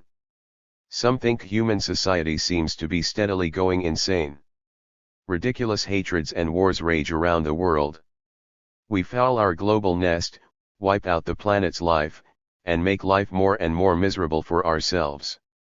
I don't think we are going insane, I think we have just not learned to look deeply enough into the causes of our resultant social and environmental problems. I believe, with a growing number of others, that these problems began several millennia ago when our ancestors took up farming, broke the ancient bonds with the living world, and put human beings above all other life. Because of this, we have no sense of kinship with other life on this planet, hence no good sense of belonging here. We are arrogant. The living world is a thing beneath us to be either used up or kept at bay. We are pathologically alienated from nature. For a far more detailed discussion of the ideas in this essay, see my book, An Unnatural Order, The Roots of Our Destruction of Nature. A World Alive and Ensouled. Our distant ancestors, those tribal forager societies before agriculture began about 10,000 BC, lived not merely close to, but in, and with nature. I call them primal people, since theirs is the oldest and most universal human life way. For them, food and materials came not by working the soil, not by controlling the lives and growth of plants and animals, but by incredibly detailed knowledge about them. They lived with daily reminders of their interconnections with the living beings around them and with constant awareness of how taking from the world might affect their lives. All of this evolved into the various tribal religions seen around the world. What they all have in common is a deep emotional attachment to, and respect for, the living world. Alienated from the natural world, our modern minds are too maimed to fully grasp how thoroughly the primal mind was fed by its environment, particularly by the moving, living beings in it. The early human mind literally took its shape and substance, its basic images and ideas, from the plants and animals around it. It came to know which plants out of hundreds made the best foods, medicines, and materials. It came to know the life cycles and day-to-day habits of dozens of kinds of animals intimately enough to be able to predict when and where a hunt might be most successful. It came to know how all of the above might be affected by weather, seasons, and the other forces in nature. Primal people knew the land, their foraging territory, probably better than any modern ecologist could. They had, after all, generations of wisdom and experience living in it and, most of all, a feeling for it that no books or journals can ever convey. Animals intrigued early human beings with their size, speed, strength, and behavior. They were believed to have powers humans did not. For primal humans, especially those with the flowering mind, consciousness, and culture of modern Homo sapiens about 45,000 years ago, the animals in their foraging lands were the most impressive, the most fascinating living beings in the world. Measured in terms of the amount of human wonder they caused, animals were the most wonderful things out there. The primal relationship with the animals/powers of the living world was not a hierarchy but more of a partnership in which human beings had interactions and a strong sense of interdependence with them. Other things in nature impressed us, too, like dark forests, violent storms, and rivers swollen by flood waters. Yet animals impressed us in ways that the rest of nature could not. Why animals? Why do animals figure so centrally to the process of mind formation? Why isn't the child moved by stuffed plants and figures of trees and rocks? Animals, like us, move freely, and they are more obviously like people than are trees, rivers, and other things in nature. Animals have eyes, ears, hair, and other organs like us, and they sleep, eat, defecate, copulate, give birth, play, fight, die, and carry on many of the same activities that we do. Animals are active, noisy, colorful characters, all of which make them most informative. In contrast, the rest of nature is background, relatively amorphous, still inscrutable, and not much help to the budding brain. Somewhat similar to us yet somewhat different, animals forced comparisons, categories, and conclusions. Of all the things in nature, animals stood out most. They were rich food for the developing mind. Animals provoked abstract and metaphysical thinking, and thereby drove and shaped human intelligence. From souls to slaves. As movers of the mind, thought, and feeling, animals are very strong stuff to human beings. No wonder our ancestors believed they had souls and powers. After centuries of manipulative animal husbandry, however, men gained conscious control over animals and their life processes. In reducing them to physical submission, people reduced animals psychically as well. Castrated, yoked, harnessed, hobbled, penned, and shackled, domestic animals were thoroughly subdued. They had none of that wild, mysterious power of their ancestors when they were stalked by hunter-foragers. Domestic animals were disempowered by confinement, selective breeding, and familiarity with humans. They gradually came to be seen more with contempt than awe. In subjugating domestic animals, farmers reduced animals and nature, in general, because crop-conscious farmers saw wild species as pests, and natural elements as threats. But it was animal husbandry in particular that nudged people from seeing animals as spiritual powers to viewing them as commodities and tools. It drastically upset the ancient human-animal relationship, changing it from partnership to master and slave, from being kin with the natural world to being lord over it. As farming and the agrarian worldview took hold some 10,000 years ago, human beings saw themselves, for the first time, as distinct from the rest of nature. This dualistic worldview spread with farming from Mesopotamia to the rest of the ancient world. It was already well developed by the time written history begins circa 3000 BC, and it grew to greater size and strength in Greece, Rome, and the other great empires of the ancient world. It is the foundation of Judaism and Christianity, which have taught that human beings have dominion over animals and nature, and it thereby forms the ideological backbone of Western culture. I call this outlook dominumsm, the view that human beings have a God-given power or right to use and control the living world for their exclusive benefit. Throughout the changing vagaries of over 2 millennia of Western culture, the one constant has been adherence to the dominionist worldview, and it is at the root of the crises in our social and natural worlds today. Misothery, misogyny, and racism, the reduction of animals, women, and people of color. Dominionism positions us as superior to, and distinct from, the living world. From that illusory position, we can only despise and deny the animal and natural wherever we see it in the world or in ourselves. To dissect this attitude of contempt for nature wherever we find it, whether in forests, animals, or our own bodies, I have coined the word misothery. It literally means hatred and contempt for animals and, by extension, the natural world as a whole, especially its animal-like aspects. One writer, for example, has described nature as red in tooth and claw, that is, as violent and bloodthirsty like predatory animals. We use the expression, "it's a dog-eat-dog world," in display of our condescension toward animals.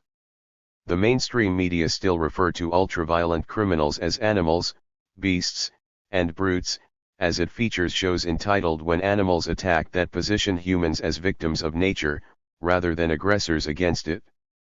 The trouble is, we have deep neuroses and anxieties about our own animality, as we try in endless ways to repress the fact that we are animals.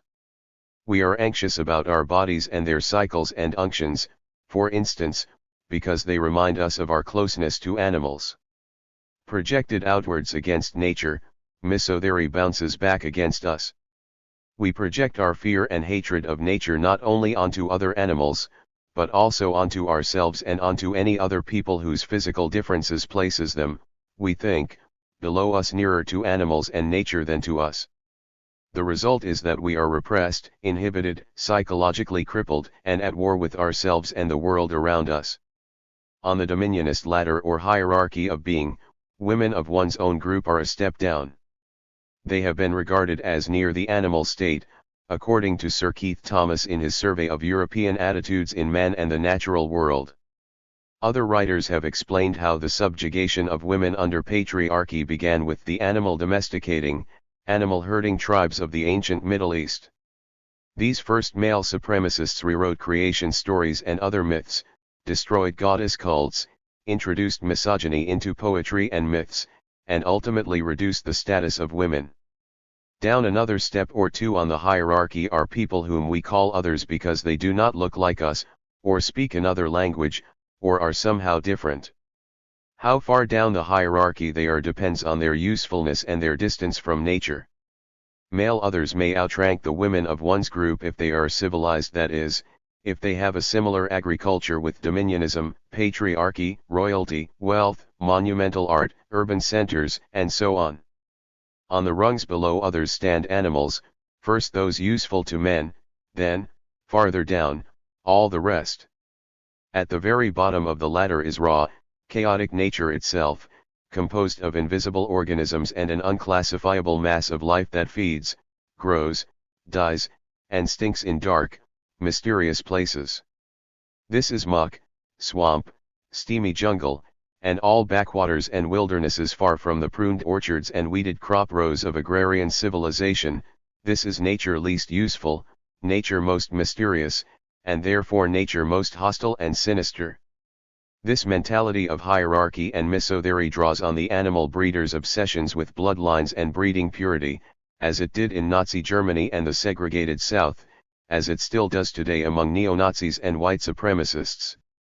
The rhetoric of all these racists speaks of the breeders' obsessions, and the extremity of their actions betrays the depth of their fear and hatred of lower nature. The Nazis ranted against Jews, Gypsies, Poles, and other mongrel races, and then methodically tried to exterminate them. Southern segregationists preached against race mixing and used lynchings, mob violence, and terrorist campaigns to keep people of color in their place. This is why, despite all the efforts of science and civil rights campaigns, the racial hatred still lies, like a great aquifer, just beneath the surface of consciousness in our culture. On occasion, it wells upward and becomes a very conscious, very political cause. The animal question. Biologically speaking, human beings have been too successful at the expense of other species. For one thing, our numbers have swollen quite recently. The global human population first reached a billion about 1830, it swelled to 2.5 billion only 40 years ago. Our numbers are 6.5 billion today and they increase by about 90 million every year. The average human being today uses dozens of times more energy and materials than ever before.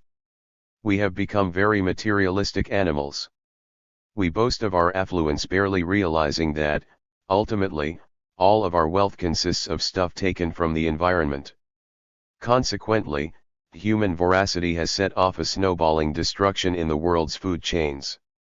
Since we began steadily intensifying human food production through agriculture 10,000 years ago, we have just as steadily wiped out species after species. Biologists fear that the impact of human existence is setting off mass extinctions that could eradicate a fourth of the world's remaining species in the next 50 years. The scale of war and massacre has increased with the scale of both technology and society. In sheer numbers, the 20th century has been the bloodiest in history. In that century alone, nearly 36 million were killed in the various wars. An incredible 120 million more were killed by the various genocidal programs carried out by governments. Human devastation this huge, this constant spiral of destruction must have some basic causes, which most people avoid looking for too deeply. Those few who do undertake such searching believe that our nature-alienated, dominionist worldview itself is the basic cause of self-inflicted violence on a huge scale. A well-known critic was Sigmund Freud, who wrote that, men have gained control over the forces of nature to such an extent that with their help they would have no difficulty in exterminating one another to the last man. They know this, and hence comes a large part of the current unrest, their unhappiness, and their mood of anxiety. As for the human impact on the planet, many are concerned but few are looking for basic causes. We see a torrent of writings calling for radical changes in our worldview and our relations with the living world. Dominionism is under attack at least in a few small, obscure circles of intellectuals. In their argot, we must address the nature question.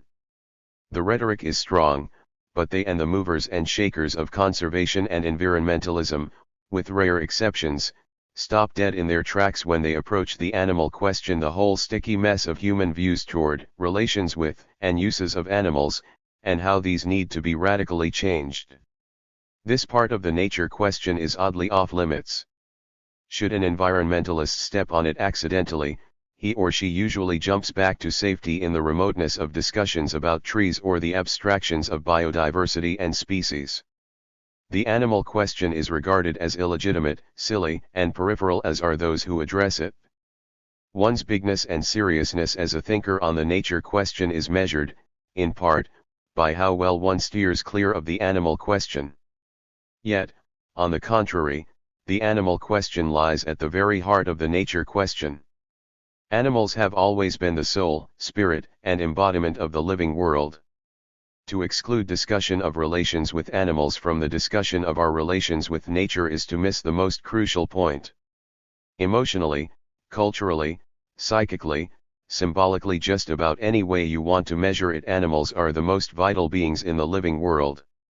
They are fundamental to our worldview, they are central to our sense of existence in this world. If we continue to regard them with misothery on the mind, we will continue to see the world and ourselves as savage and violent, females and different others as inferior, our sexuality and biology as shameful, and war as inevitable. We are fooling ourselves if we think we can deal with the big picture, the mangled mess of our relations with nature, without a soul-searching examination of our dealings with animals. For if we try to steer around the animal question, then of course we leave it in place, forever to trouble our relations with nature. We can't undo dominionism without a good overhaul of our views of and relations toward animals. When we come to institutions such as the experimental laboratory, factory farm, and the slaughterhouse, the calls for a radical or fundamental overhaul of relations with the living world suddenly go silent. Indeed, no reasonable person challenges these bastions of dominionism. Those who do so are pegged as the lunatic fringe, which is a handy way of disposing of them and their troublesome ideas.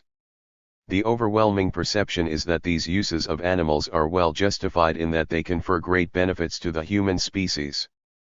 That perception is, of course, both the source and the lasting strength of dominionism. If we want a truly fundamental overhaul of our dominionist worldview, then we are going to have to deal with the most difficult issues, which are meat eating and animal experimentation. Many, of course, will refuse to step onto these sacred grounds. They will simply fall back on familiar dominionist axioms and stand their ground. To be charitable, we must excuse them, for many, if not most, people are simply not inclined toward soul-searching and changing their habits. Age, subculture, and other circumstances tend to instill a certain inflexibility in many people, and it is probably best not to bother them. But for those hardy souls who genuinely want to help reconstruct our worldview, our sense of ourselves, and our human spirit, nothing can be off limits for re-examination and soul-searching. Non-patriarchal manhood. One good place to start undoing the dominionist worldview is with ideas about sex and gender. Patriarchy is not good for human society, but men are reluctant to tackle their role in it. Men today needn't feel responsible for the attitudes of people who lived 5,000 years ago. Men do have a huge responsibility, however, to participate in the processes of restoring female principles, status, and power to society and of building an egalitarian sexual ethic. These are difficult tasks, of course, and no group that has long enjoyed supremacy and privilege of any kind has ever relinquished them gladly.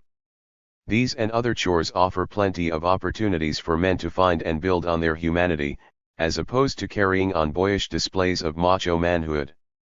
In the past, men showed bravery in the hunt or in battle, they showed strength in taking pain and dishing it out without feeling. Instead of macho displays, the modern man can show genuine human bravery and strength. He can be brave enough to tackle the thorny strands of tradition that warp human society and threaten the living world.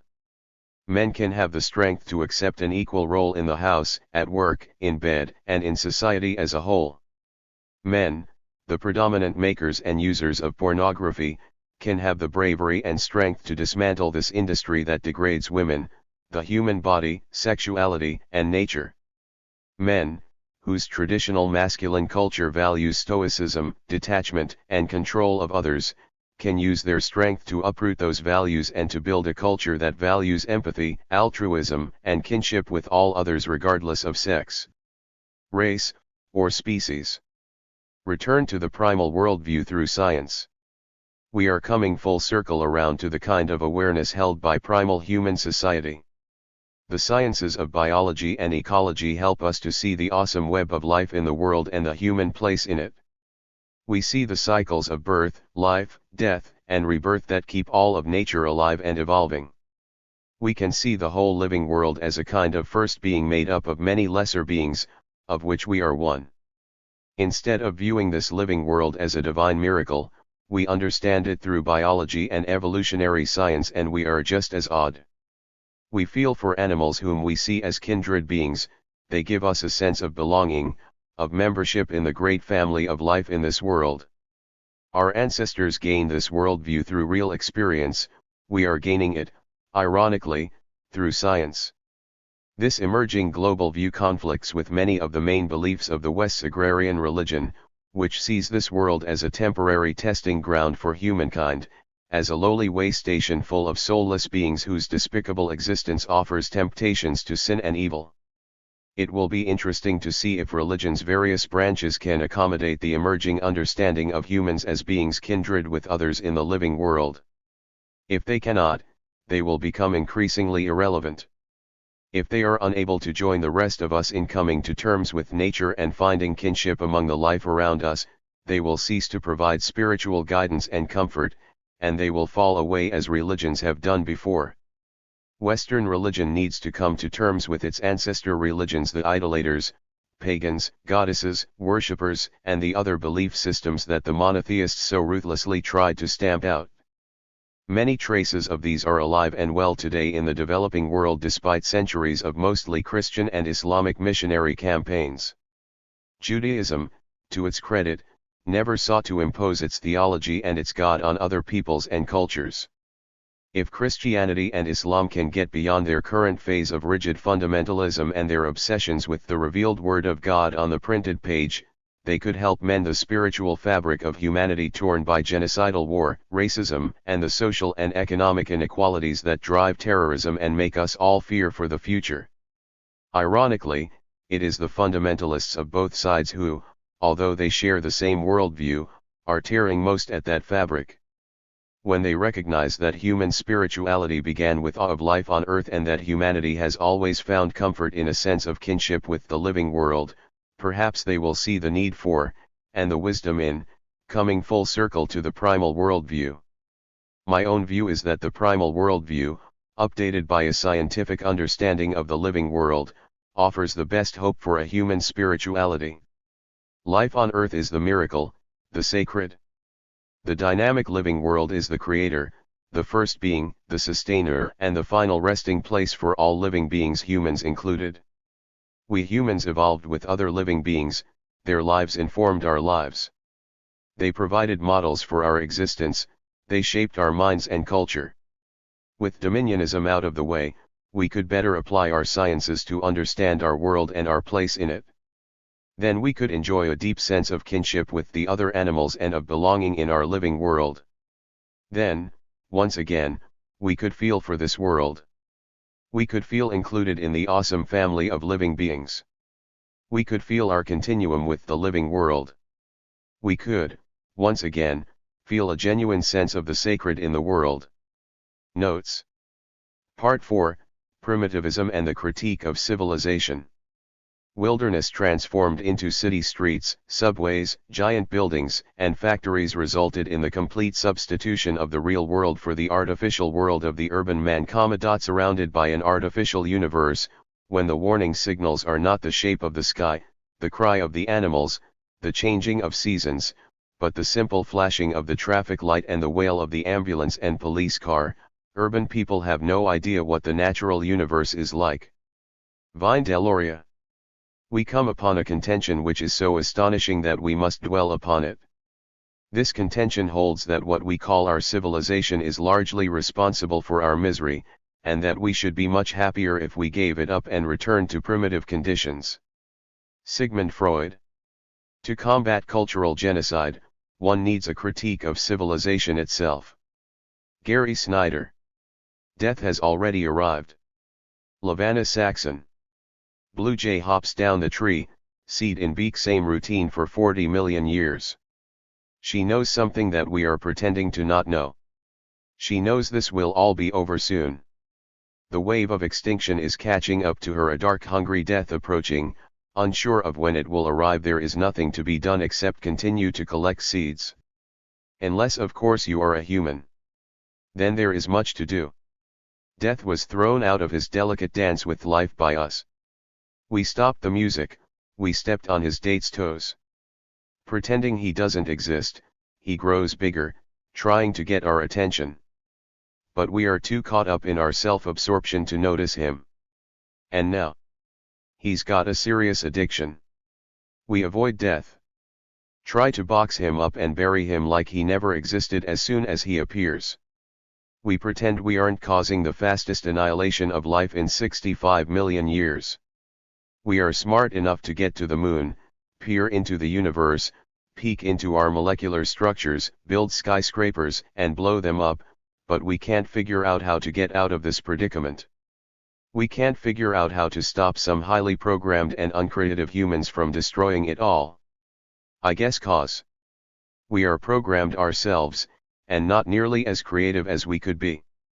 While we play the capitalist games of the aristocracy, doing our part to uphold patriarchy and white supremacy, death creeps closer, straight laughing at us, because he knows that we could stop this whole mess overnight.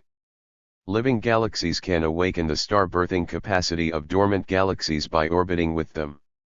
Molecules cling together in intimate embrace and become life. Tissues clutch to bones that protect organs, all desperately holding each other so that body can live. If atoms decided to have a system of measurements to figure out who was more worthy of benefits than other atoms, this whole matter thing would have never happened. Imagine if the sun got tired of the earth dancing around him and bounced. We are relationships vibrating on every level, and when we reject relationships we embody disintegration and collapse. There is nothing more natural than adoration. There is nothing more primal than curiosity. We are born beholding beauty in every body we meet, human, turtle, grass blade. Then something happens, like a star, we burn out. The universe didn't create us to just sit here and scrap. She wanted friends she could relate with, she could play with and create with. But we are just sitting up in here, in her. And ignoring our whole reason for being. Too busy shopping and doing our hair. Spirits and bodies under siege by chemical warfare, walking on poisoned earth, suffocating under concrete, our minds under attack by TV, billboards, bulletins, schools, hearts beat overwhelmed, can't take any more. We resort to zombification, thinking it's easier, but under this spell we let this nation become death's delivery man. Death has already arrived, taking up hundreds of thousands of us. Now ancestors singing from the other side to the seeds in our DNA to germinate, urging us to get together and sprout some dormant potential to create. Like the burned-out galaxy that orbits ours, we can be reignited with some kind of intimate embrace that is our birthright and our responsibility. Not so mysterious what we can do, you see. Like any codependency, death needs an intervention. Death will stop short when his supply of global capitalism and colonialism runs dry and is replaced with networks of local autonomous co-ops loosely organized when racism is replaced with justice and fear with liberation, a culture of rape replaced with love and reform with revolution, when the prisons are replaced with gardens and schools replaced with learning, oil replaced with wind and solar.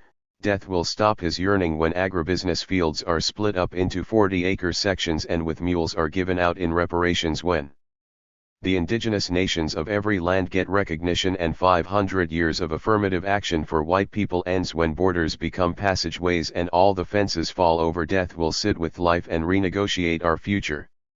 The lies of progress. Robert Thaxton. Progress is a lie used to justify the domination of the world by Europeans and their post-colonial bastard offspring. Global warming, chemical warfare, women and children sold into slavery, it's all the price of progress. Genocide isn't a concern of progress, progress is only concerned with economics. Let's imagine a people living peacefully along the shores of a lake, as their ancestors have done for centuries. Families share garden plots and homes. People hunt and fish. The people, as a whole, are healthy. No one goes hungry, and their culture of dancing, festivals, folk medicine, and sharing encourages everyone to integrate into the community. This is unacceptable. These people are not generating profits for corporations or banks, or paying taxes to a government. These people and their land need to be developed. Let's have a look at these people after a couple of generations of progress. First of all, disease killed off a great many of them when they first encountered hioles. With liquor and firearms, the developers corrupted a few of the people to help seize lands once held in common by the community. The majority of the people refused to go along with this plan, so THC military was brought in to subjugate them. With military occupation achieved, progress picked up steam. A dam was built upstream from the lake, to provide electricity for future development. Water is also diverted from the lake for use by the town that has grown around the military base. A paper and lumber mill once employed some of the people, but when the forest was gone, the mills closed. The lake is full of mercury and dioxin, byproducts of industrial processes. People still eat the fish, which gives them cancer. The land is all owned by former military leaders, who raise cattle on it. Jobs are hard to come by and most people work servicing the military, doing laundry, cooking food, prostituting themselves. The soldiers, in return, give the people unwanted children, venereal diseases, liquor, and DMGS. This is progress on a micro level, and this progress has been repeated over and over again in the Americas, Africa, Asia, even in Europe. On a larger scale, the lie of progress is even easier to see. Look at Argentina. Once, it had an economy built around beef production. After the Great Depression, Argentinians were determined to progress into a first world nation, like Canada or Australia. It took them 50 years, but they made it. Unfortunately for them, this wasn't acceptable to global corporate and financial interests. You see, first world nations require a great deal of the world's natural resources to maintain their affluent lifestyles. There just isn't enough. No, there is only enough for a few first world countries. I don't know how about 8. So the IMF and World Bank stepped into Argentina, and destroyed its economy. Just 10 years ago, Argentina was a prosperous country. Now its economy is all but imaginary, the currency unstable, unemployment is greater than 50%, and the economy is centered around debt servicing, just like any other third world country. This is progress, the disempowerment of local people in order to increase the power of global corporations and financial institutions. A tiny minority of people are waging an unrelenting war against the earth and its inhabitants. Knowing very well that they can never rule the entire planet, they've decided to destroy what they don't need and hoard what they do. They use methods which proved effective in the era of European colonialism, dividing populations so that they constantly make war on one another, poisoning the water supply, forcing people into concentrated population centers to better control them, rewarding leaders who will do the dirty work for a piece of the action, eliminating troublemakers, etc. The most hideous aspect of this death culture is that the powerful have convinced the weak to desire their obliteration. Actually, the powerful get the weak to destroy themselves and do it as a sacramental duty. Some of the weak can see the destruction they are visiting upon their world. They do what they can to limit the destruction they cause. They utterly fail to realize that the lesser of two evils is still evil. These kinder gentler destroyers are so afraid of looking at the consequences of their actions that they fight wholeheartedly to defend the rights of the powerful to destroy our world, and denounce any efforts to oppose the machinations of the death culture. Because, you see, not everyone is blind to the workings of the killers of the earth. Not only that, but there are still millions of people who are not connected to the apparatus of the death culture. These two types of people not only try to minimize their impact on the living planet, but they fight to stop the death machines. The powerful and the weak alike hate the primitivists. The powerful must destroy them in order to maintain their privileged status. The weak must destroy them so that they don't have to face their own cowardice. Also, they being weak are totally dependent on the death culture. Without it, they would suffer and perish immediately, rather than slowly. The powerful and the weak make war on the uncooperative, the wild, and the free. They are as effective as they are heartless. The powerful use fear to force the weak to kill the rebellious and the free. The weak are motivated by fear of offending their masters, fear of losing their illusionary status, fear of being killed themselves.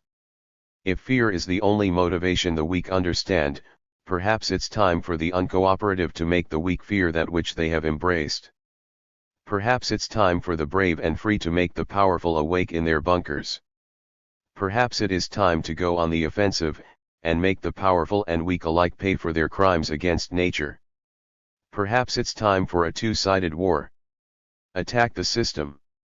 Craig Critter Marshall.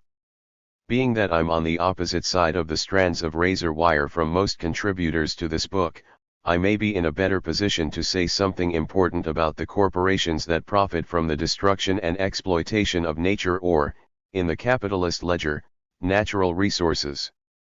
The mainstream environmental movements claim that the ELF's tactics are too extreme. In contrast, I feel that ELF actions are not extreme enough. My co-defendant, Jeff Lurs, is serving 22 years and 8 months for burning a few SUVs. If his lawyer hadn't died in the middle of our trial, forcing the prosecution into offering me a much improved plea deal of 5-6 years, I'd also be serving an absurdly long sentence for an action with minimal results. Most people do not get caught for their sabotage actions, which only proves how effective planning and dedication can be. If people are risking many years of their lives, however, shouldn't they undertake actions that are far more effective than torching a couple of trucks? I'm fairly sure that if my co-conspirator and I had burnt down the entire factory that produced the SUVs, we wouldn't have been facing much more than the 22+ years meted out to Jeff.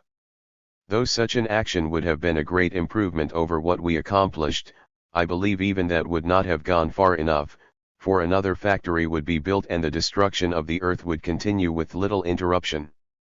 What we need to attack is the totality of the death machine that is industrial society, aka, civilization. As the earth and its creatures are being assaulted 24 hours a day on an enormous scale, how can we hope to stop this destruction by doing utterly ineffective actions such as burning a few trucks? Those who attack the logging industry are making bigger, longer-lasting dents in the machine's armor, but these too are still just dents. We need to cut off the head of the monster. No matter how many animals are rescued, no matter how many trees are saved, if the current technological state progresses or even carries on at the rate it is currently destroying planetary ecosystems, life on this planet is doomed. Civilization as we know it depends on the domination and exploitation of every type of resource, and cannot exist without such exploitation. Before the rise of agricultural society, humans were once mostly nomadic, only settling into permanent villages as plants and animals were domesticated. The exploitation of these life forms allowed the populations of early civilization to increase, which in turn called for the need to further exploit plant and animal populations. Flash 10,000 years into the future, to today. There are very few places on Earth where humans have not tried to form dominating relationships over the life forms that dwell there.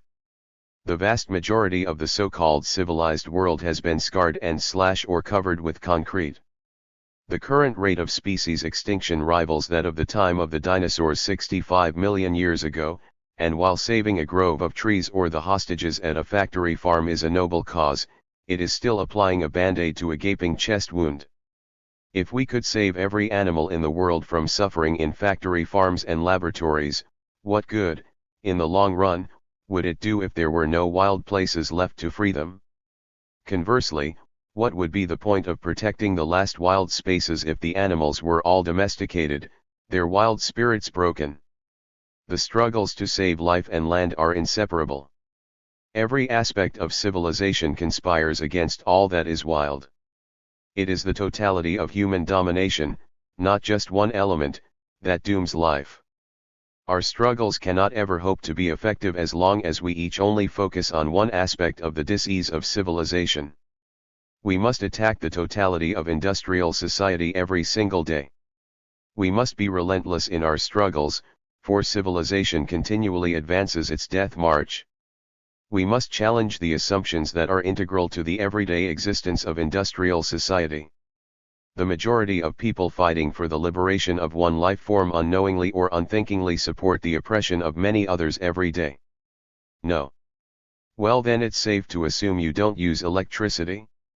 I do realize there are necessary evils if we want to be effective in our struggles, such as the use of petrofuels for ecotage actions that can bankrupt corporations. But we must be aware of the negative impact our actions and tools have on ecosystems, both local and distant. Of course, I am not condemning anyone who goes out and torches a sawmill. If that's what you want to do, by all means burn the fucker to the ground. At the very least you will make this political hostage smile. But just be aware that you are not stopping the Earth's destruction, at best you are only slowing it down. We need to relearn how to coexist with nature, to live in ecosystems rather than on top of them. As has been said, we have seen the enemy and it is us. It is hypocritical to attack one aspect of industrial society's nature-destroying machinery at night only to lend support to another aspect by making purchases in the morning. We cannot carry on with our lives in the manner taught to us by those who condone civilization, and ever expect to end any form of domination. Civilization, from its inception, has been rooted in domination. It depends on it for continued survival. We need to get back to a sustainable culture, one where we live in harmony with nature, but this will never happen as long as industrial wastes, from packaging to poisons, are being pumped out by corporations whose only concern is profits. People have been led to believe that comfort and security come from working at least half of their waking hours, so they can buy things that will save them time and energy. Am I the only one who sees the utter absurdity of this? Fortunately not, but more of those who see it need to realize that even if they stop participating in this work-consumed culture, the others who are still taking part are helping to poison all of us. While burning down a sawmill may slow the ecocide being perpetrated by industry, I think a much more effective tactic is to take out the consumer goods before the point of production by destroying the power plants and laboratories that enable such a cancerous society to exist. Evil moment that is not being spent on destroying industrial society is tantamount to condoning its destruction of us and every other life form. We are being poisoned by toxins that are being pumped out 24 hours a day, yet the average person spends less than 24 seconds a week doing anything about it. Hopefully this doesn't make you pat yourself on the back. If you do more, hopefully, it makes you realize that those of us who are doing something need to attack even harder. Each of us must face the totality and decide whether we want to continue to strike at the fingers of the beast that has all life in a chokehold, or if we need to strike at the head. Don't get me wrong, biting off one of these fingers is never a bad thing, but unless it is part of a larger strategy, it is not going to put an end to the human domination of animals and nature. We will never succeed in convincing corporate interests to stop the exploitation of animals and the earth. It is against their nature. We want to defend life at all costs, they want to protect an exploitative way of life no matter what the cost. Their job is to make as much money as possible regardless of the suffering. Our job is to put the bastards out of business. Against civilization, for reconnection to life. Tara Greenbrier. Civilization saturates us to the core. On physical, mental, emotional, and spiritual levels, we are born manufactured in civilization's image. It has torn each of us from our wild selves and the wild world that we rely on for survival. It flows in our blood, projecting itself onto the world around us and representing itself as reality. To perpetuate itself, it demands that we must separate, isolate, categorize, label, package and inevitably devour our own inner wildness, and the unmolested places around us that we have come to call wilderness. Existing as an interlocking complex of physical, social, emotional, spiritual, and psychological systems, civilization is not defined merely by physical places or specific eras of history. The word itself refers to the phenomenon of the city, which first appeared at different times in different places around the world. But the civilizing process looks similar in all these places. The transition from nomadic, foraging lifestyles, to sedentary, horticultural society, with its complex economic and property systems as well as various types of social hierarchies, define this process. This process has tended to result in the rise of the city, a glaring example of ecological imbalance and social alienation. Both in pre-industrial contexts, as with the Aztecs of Mesoamerica, and in industrial contexts, such as our own, it's clear that such scenarios have been, and continue to be, recipes for disaster. A deepening disconnection. An underlying logic of domination and control fuels civilization. The physical institutions that reflect and enforce this logic include school, work, media, science, medicine, religious institutions, the nation-state and its military, political systems, and economies. Concepts like progress, patriarchy, domestication, reason, morality, and politics constitute a social foundation for the machine.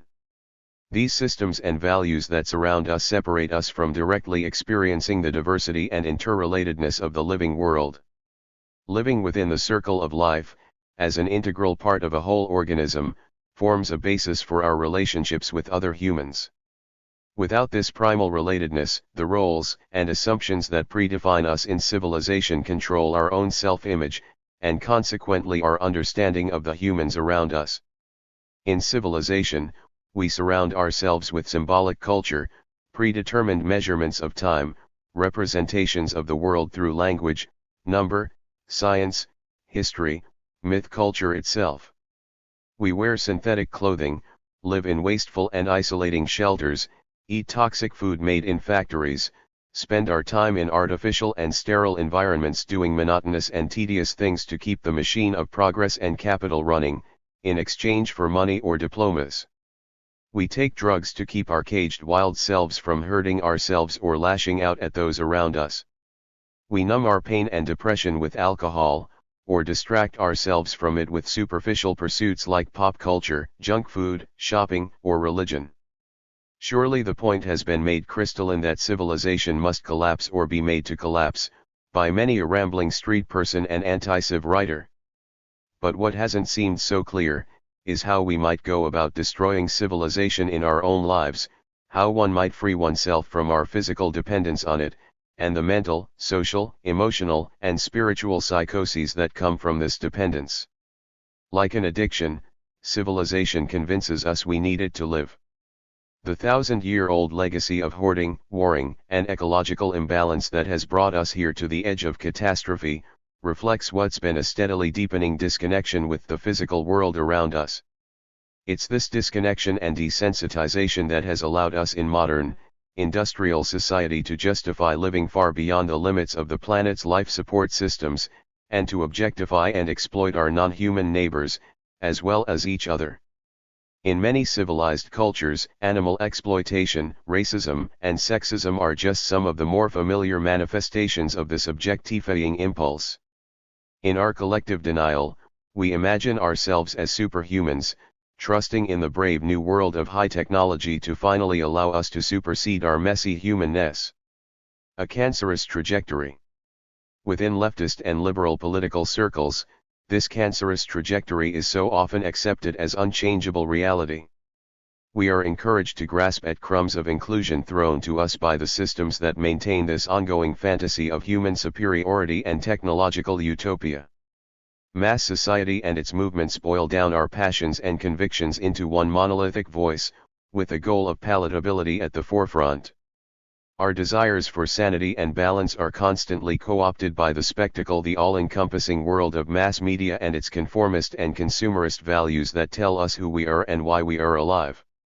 To dare to live outside of it becomes either a matter of societal privilege, or just sheer luck. In taking this critical analysis to the next step of confrontation, we continuously seek practical courses of action from which to express our opposition. Reform-oriented campaigns are crafted to appeal to society's moral conscience, while playing right into the hands of the political systems that guard the royal towers. Even the courageous and righteous direct actions of the Earth Liberation Front, while aimed at institutions profiting off ecocide, can only go so far toward toppling their foundations, the logic of civilization and all its institutions. While Ted Kaczynski may have spoken eloquently of some of the fundamental causes of the destruction of Earth, his actions too were limited in their effectiveness. In terms of an anti-civilization praxis, they can hardly be considered a threat. This is not to discount their worth. They serve a necessary purpose, propaganda by the deed. But symbolically exposing the perpetrators of ecocide is only one facet of our opposition to the mega-machine. We are also creating examples of possibilities of life outside of, and in opposition to, the institutions that control us.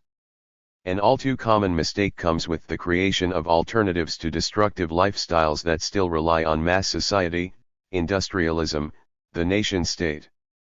These efforts usually simply reproduce the logic of civilized thinking, existing in a comfortable social niche. They are easily recuperated back into the spectacle, and offered up for consumption in the marketplace. The failure to challenge the most basic assumptions of society keeps us constantly dissatisfied and miserable, with just enough distractions to allow us to avoid this uncomfortable realization. Nation-state organization and industrial technology have enabled the domination of the individual by the majority, and suppressed the self-regulating, anarchic nature of life. They work counter to any physical patterns we could observe in wild nature. Even if masses of people all simultaneously removed themselves from industrial society by self-organizing alternative lifestyles, it should be clear that the corporate/state powers wouldn't allow it to happen without a fight. Their very existence depends on our dependence on them. Democracy itself is an institution that follows the logic of civilization perfectly. It serves to alienate us from our own power over our lives, controlling our personal and collective desires and values, channeling it into the marketplace of ideas and products. Catalyzing situations. From this perspective, and seen as a matter of community and self-defense, one might welcome the dissolution of the physical infrastructure of civilization industrialism before it renders life on Earth, and human freedom itself, dysfunctional. This is not a call to bring on industrial collapse, but rather a sobering acceptance of the inevitability of such a collapse, and a call to gather with others in decentralized, bi-originally based communities in order to survive it. In creating a multiplicity of examples of life without the super-system that only takes and gives nothing back, we can pass on information and experiences with different methods of ecological culture, while also defending our communities from those who would take control. What took thousands of years to come to this point could take even longer to unravel. But we can get the process started by creating, or merely participating in, catalyzing situations. Through these situations we might urge people to question the ecological wisdom of a human-centered, control-oriented culture. Global warming, power failures, computer glitches, and damage incurred by nature's whims in the form of hurricanes and floods, can all provide fertile ground for further, and more lasting, destabilization of the industrial infrastructure. This infrastructure is very tangible, and thus physically vulnerable. With enough people acting directly and simultaneously, around the world, interconnected systems of domination could, theoretically, crash. Without this mega-machinery clouding our vision of how to live in balance, people might just begin to sober up out of our collective hallucinations. The potential for living outside the institutions that control us may just seem to make a lot more sense, and propel us to start living with a realistic, biocentric view of ourselves on planet Earth. Many radicals and anarchists see no point in even embarking on such a project, considering what appears to be the average mindset in industrial culture. People don't want to destroy civilization, claim the already defeated. But consider this, just because it seems at this point in time that most modern humans don't want to destroy civilization, it doesn't mean that will always be the case, and if one deeply believes that civilization must end in order for humans to be truly liberated and live in harmony within nature, why should we deny our convictions by working toward a more realistic, less suffocating world, thus prolonging the painful effects of civilization on the entire planet? And besides, what is more unrealistic than believing that there is sufficient time to build a broad-based, multi-ethnic/racial/sexual/generational social movement? One that is so cohesive and powerful that it can resist the highly technocratic mechanisms of state repression long enough to allow millions to reorganize into decentralized, anarcho-communist, worker-controlled, ecologically harmonious, classless, international networks of syndicates that can maintain a global non-capitalist trade system that doesn't contribute to the degradation of the earth, or require that people work soul-killing, monotonous jobs to maintain it, and preserves people's individual freedoms, as well as returning stolen lands to native people, and administering reparations to Africans and others for slavery and other atrocities. It's a nice fantasy. Scattering seeds. In the time we have left before the wild chaos of nature takes back control from the hands of the human species, we might embark on the project of asking ourselves what seeds we can scatter here that will one day sprout from the compost of our decadent society. Visions of a post-civilized world have become more and more vivid to many of us who are attempting to live in ecological balance, free of our mental cages of domestication. Rewilding is not a political strategy aimed at organizing masses or exercising freedom of speech. It's an impulse toward personal and communal liberation that looks at the past for inspiration and wisdom, and toward the future to adapt and prepare for new and drastic changes in our daily lives. It also looks at the situation as it currently stands, and accepts both the impoverishment we have inherited, and the possibilities that we have to work with. Breaking free from our domestication helps us survive both physically and psychologically amidst waste and boredom. It allows us to confront the subtle, psychic logic of civilization within ourselves, and reclaim ourself from the false self that we were taught to create and project to the world. As opposed to hyper-competitive systems like capitalism, sharing and cooperation make life easier. This is a very old idea, of course perhaps even instinctual to our species. If seen within this context, modern decentralized DIY networks could not only render civilization useless, but they could be used to subvert it much in the same way the Black Panthers or the American Indian movement included morning breakfast programs for children and community-based cultural education in their strategy, or like the German autonomous squatting communities in the 1980s. Food, housing, education, health, trade, communication, music, and art can all be seen in terms of a post-industrial reality. It's not up to us to figure out how, and if, these things will function in the future for anyone other than ourselves and our immediate communities, but we can begin the task of that exploration now, and share it with the world around us. Beyond society. A large part of that exploratory process can include a deep questioning of the very existence of some elements of modern life that often go unquestioned, such as systems of food production, education and technology, mass society, and culture itself. Rather than merely looking to adapt these elements into our lives in a more participatory or ecological way, we can incorporate into our cultural conversations an active self-questioning of the very origins and functioning of these activities in our daily lives. Even without taking drastic measures like abandoning agriculture and modern medicine, we can take our process of unlearning and deconstructing our socialization, our domestication beyond where most radicals have typically gone before. Picking up where others have left off, we can move from veganism and organic agriculture to urban/suburban edible landscaping and wild food foraging, from Waldorf and Montessori schools to unschooling, cooperative homeschooling projects rooted in self-directed, ecologically based learning, from community theater and recycled object art to invisible theater and surrealism. Learning and practicing earth-based life ways can help us gain a more direct understanding of life without civilization's constructs, inspired by the wisdom of those who live them. Having been domesticated already, we can never return to a purely wild existence. Instead, going feral is a way of escaping the dense layers of our domestication. By peeling back our alienation from nature's cycles and stories just a few layers, we enter the realms of permaculture, edible landscaping, wild food foraging, earthen building, and even subsistence hunting. These experiences can help us resolve the basic crisis in our psyches, or what cellist Glendenning refers to as the original trauma, in her important book My Name is Chellis and I'm in Recovery from Western Civilization. On a personal level, an ethic of truth-speaking and radical honesty can transform our highly mediated interpersonal relationships into directly lived, interactive, and participatory exchanges.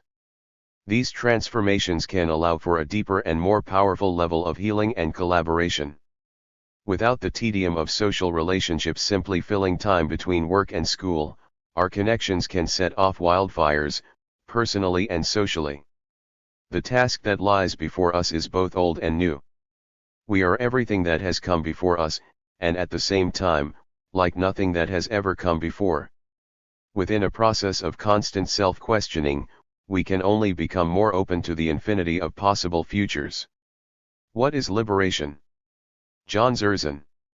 As the movement of the 60s collapsed, some refused to accept defeat and decided to remain active by other means, namely, tactics of violence. The Weather Underground began a campaign of bombs aimed at corporate and security offices in 1970. There was a string of bombings that petered out by about 1975 in which no target involved injury or death. The Black Liberation Army also took to the field, followed in 1973 by the Symbionese Liberation Army. Neither had qualms about inflicting casualties on the enemy.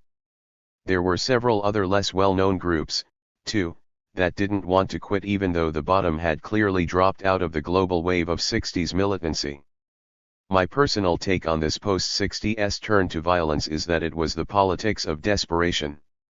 Without in any way discounting the very high level of personal courage involved, there really seemed to be no one in those days who felt that picking up the gun was going to reverse the end of that era of contestation. I had been a participant in San Francisco and Berkeley radicalism, and to me the relatively sudden end of those days of upsurge and optimism was unmistakable. It was as if one day it was plainly all over. Nobody knew what to do about it, very few showed up for projects, the absence of energy was palpable. Things went on to some degree, but the beating heart of it all was missing. This is my own memory, still vivid. Maybe others experienced it differently. In any case, the feeling of defeat or closure is what marked for me the sad pointlessness of the early to mid-70s tactic of violence. And that feeling has carried over, many years later, so that my first reaction to militant tactics today was that it is again the politics of desperation. But I can see that such a carryover reaction, in terms of ELF and ALF acts in particular, is not appropriate, because there are major differences between the activities of groups like these and what went down 30 years ago. The politics of the earlier illegalists was straight up backward, for one thing. It could hardly have been more authoritarian, as in Marxist-Leninist. In fact, hierarchy was the model across the board. As remarkable as it may seem today, this fact seems to be routinely omitted from films and memoirs on the subject. Yeah, just one thing missing, the embarrassing core philosophy of these outfits. ELF and ALF worldviews, if I may speak of them together in this context, could hardly be more dissimilar from that of the earlier hierarchical, vanguardist militants. Instead of aiming at seizing state power, these liberationists want to dissolve political power. They are motivated toward autonomy and a multiplicity of approaches, rather than toward collectivizing structures and universalized solutions. They are anti-statist, and also apply their anti-authoritarianism internally in their anti-hierarchical relations with one another. Instead of accepting the false and deadly promises of progress and the global mega-machine, the earth-based, life-based ELF and ALF attack corporate components of the systematic destruction of nature, its habitats and species. Occasionally the left employs passing rhetoric in favor of the natural world, but more often doesn't even bother, which is a modicum of truth in advertising. It isn't possible to affirm the globalized social world, with its foundation of domination of nature and mass production/consumption for all, while remaining in any real sense in favor of reconnecting with the earth. The stale humanism of the left prevents it from abandoning the ideology of dominating nature. In contrast, the ALF/ELF have abandoned humanism in favor of some form of biocentrism, and a vastly fuller concept of liberation. ELF and ALF communiques provide truly inspiring alternative visions to the senile, putrefying mantras of the left. These joyous and determined messages, backed up by arsons, sabotage, strikes against animal torturers, and the like, spell out the nature of the accelerating, deepening, totalizing crisis and show us how much of civilization must go.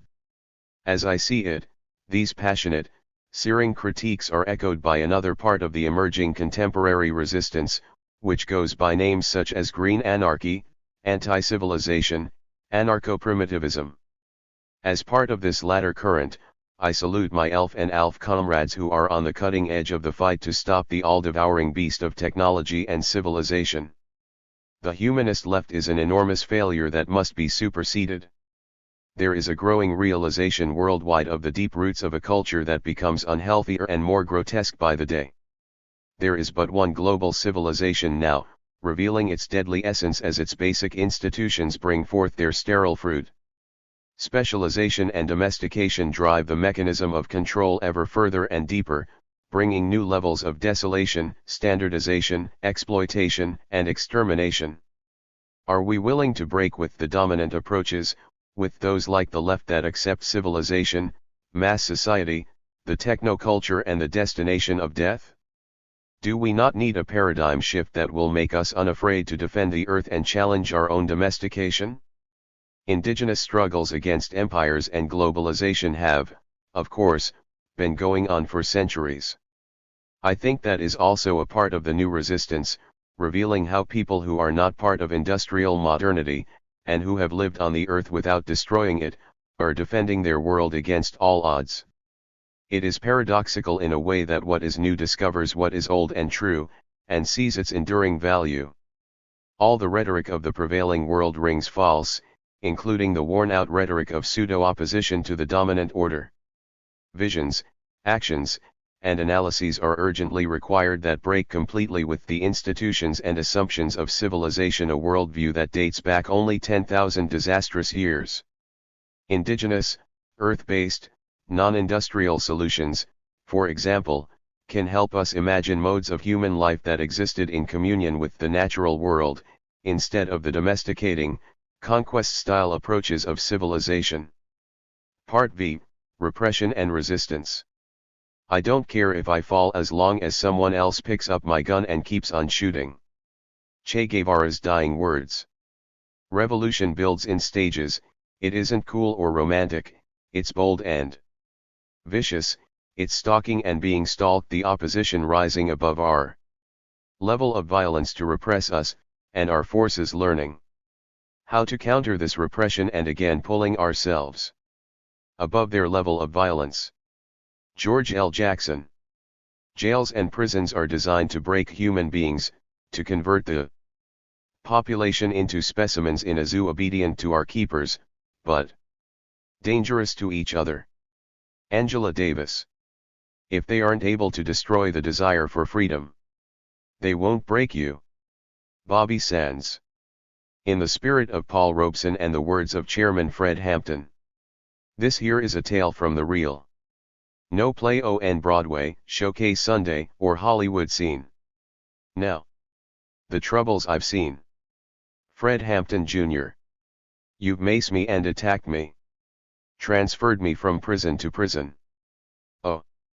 Tape record this also, for I want the world to listen. I've been forced to drink toxic water in order to survive.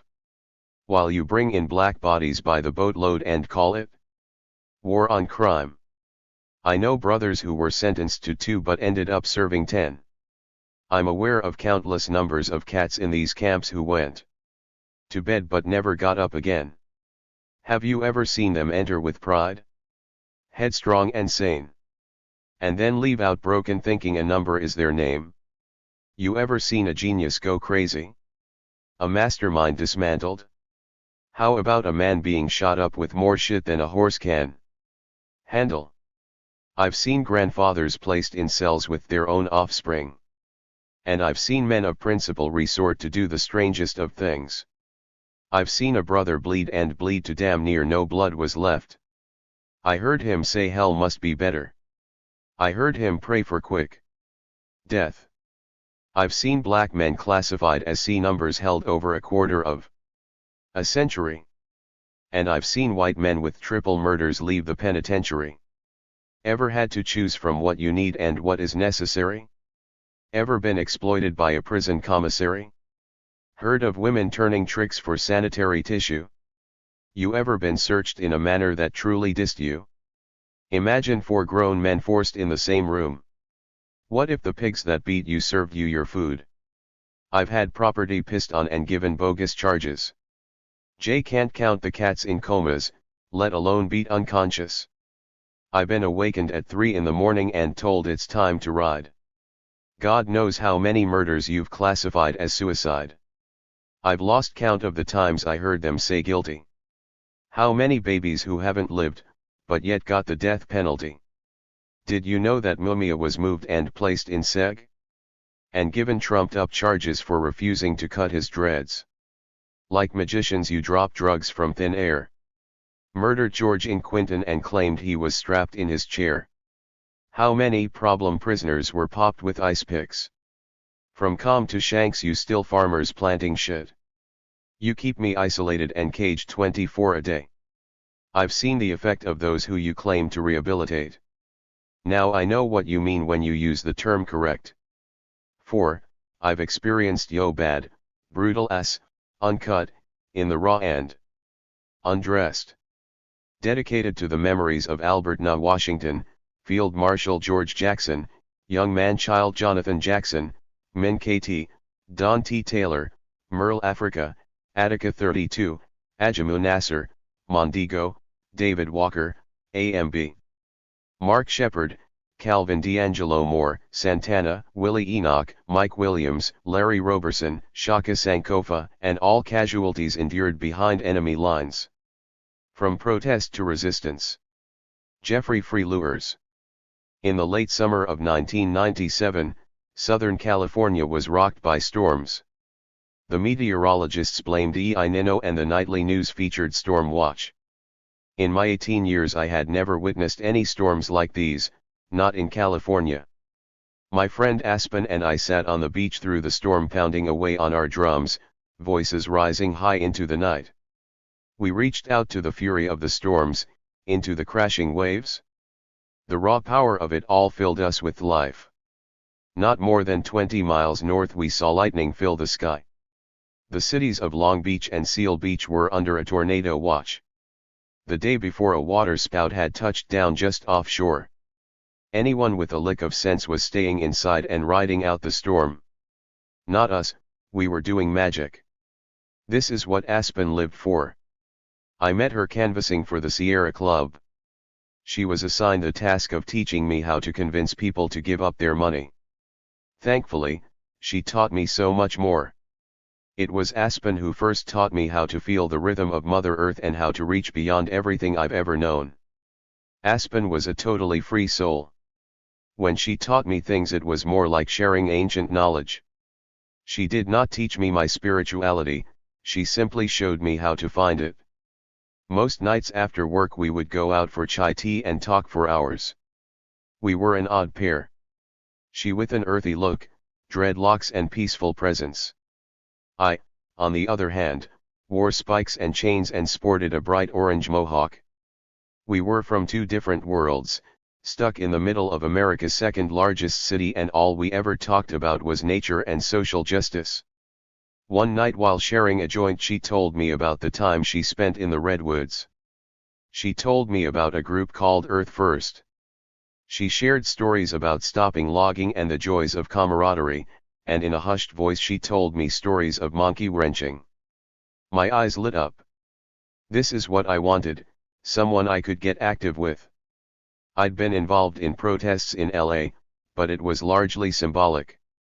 I'd been introduced to the Animal Liberation Front and I'd done a few minor actions. But frankly, I was still too scared to go out and do stuff on my own. I needed to do more. I needed to leave my comfort zone. My life in LA was stifling. It was time for me to cut my ties and move on. A few months later, Aspen and I parted ways with smiles. I was on my way to Eugene, Oregon. Something deep inside me told me I would find my destiny there. I knew very little about the city other than what the university was like. I had a few friends I could stay with until I had a place of my own. But it was something more that called to me. My heart told me Eugene was where everything was going to kick off. I arrived in January 1998. 1 month after my 19th birthday. By February, I had plugged into the local activist community and was living out in Fall Creek, an old-growth Douglas fir forest, preparing to defend it. I spent nearly 2 months living out there alone, going to town only when necessary. I camped under a single tarp. My only source of water was the creek. I learned the deer trails, observed the habits of the squirrels, birds, and owls. I listened to the frogs and crickets, and I watched salamanders mate. By day, I would get soaked in the rains, and by night I'd dry out by a fire. I sang to the forest, the animals, and the sky. I lost myself in the rhythm of life around me. As I climbed the big trees, setting lines in preparation for the tree sit, I was overwhelmed with the sense that these trees were sentient beings. Soon I was climbing just to sit and sway in the branches of the upper canopy. I had come home. In the hustle and bustle of modern life we rarely have time to stop or slow down. We move through life so quickly, from school to work, in our quest for meaning. Striving to make ends meet, to get the next must-have. Before we know it, life has passed us by, and in the end few can say what it was to truly live. Some people say science killed magic. I don't think it is knowledge that killed magic, it is how we applied it. When I talk to people about communicating with animals and trees, or about the power of the earth, most laugh. We have been indoctrinated to believe that we are not of the earth, that somehow we are separate from all other life on this planet. We have been taught to believe that the earth and her creatures exist solely for people to use and exploit. Nothing could be further from the truth. Mother Earth is a giant living organism. Much as our bodies are made up of cells and organs that together give us life, so, too, is the earth. The earth is the giver of life, whether by miracle or happenstance. It is only the combined symbiotic existence of the earth's creatures and geophysical features that allow life to flourish on this planet. All life is interconnected, making a web in which the survival of any one species rests on the survival of many others. As oxygen-breathing mammals, our existence depends on the forests, plankton, and algae that produce the air we breathe. These entities are dependent upon the complex webs of life that ensure their survival. When any one of these diverse ecosystems become adversely affected, a chain reaction starts, culminating in a global environmental crisis if left unchecked. Living in the forest, I learned more about life than I ever had in school. I sat alone for hours with my back against an old-growth tree.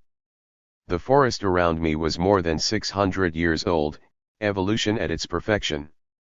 To be able to sit and take everything in, to experience all the forest had to offer, through every one of my senses, this is the reason we are alive. The meaning of life is simple, enjoy it. The forest was so harmonious it was hard to believe that it was in danger. Who in their right mind would destroy an entire ecosystem in order to make phone books and asswipe? I had a lot of time to ponder these questions, as well as question my own beliefs. The last package of supplies I had received had zines written by Rod Coronado, as well as some Earth First journazes. I was inspired by Rod's words, and for the first time I was exposed to the Earth Liberation Front. I read the history of the elf's evolution and commentaries about how the elf and alf should work more together. My road to militancy had begun in LA, and this had just reconfirmed my belief. However, I had made a decision to try every other method first. After all, I'd be a hypocrite to resort to the sword before diplomacy had failed. One day in April, the Forest Service started building roads into the forest. They cut down trees and buried streams, leaving torn earth in their wake. There was a sense of urgency now. The SID had to go up. In town we rushed to gather supplies. In 2 days the campaign would officially begin. That night I sat behind the log mill that had bought the right to destroy public land. I'd sat in this spot on many nights. Months ago I had tested the security systems and discovered only motion-sensitive lights. Nothing had changed. I knew all of this could end right now with one match. As I sat there thinking about my options, an owl appeared. It swooped over my head and circled me 3 times, as if to tell me something. As quickly as it had appeared, it was gone. I was profoundly affected by this encounter. I remembered my oath to myself. My path had already been set in motion, I had to see it through. The months passed. I left my tree SID for the ground, believing I could be more effective there. I'd watched from the treetops as ancient trees were felled to make way for the road. I vowed never again would I sit by and watch what I could stop.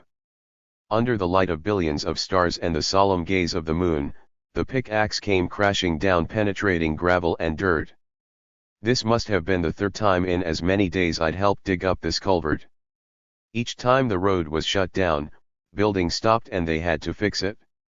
Each night, masked defenders would dig it up again.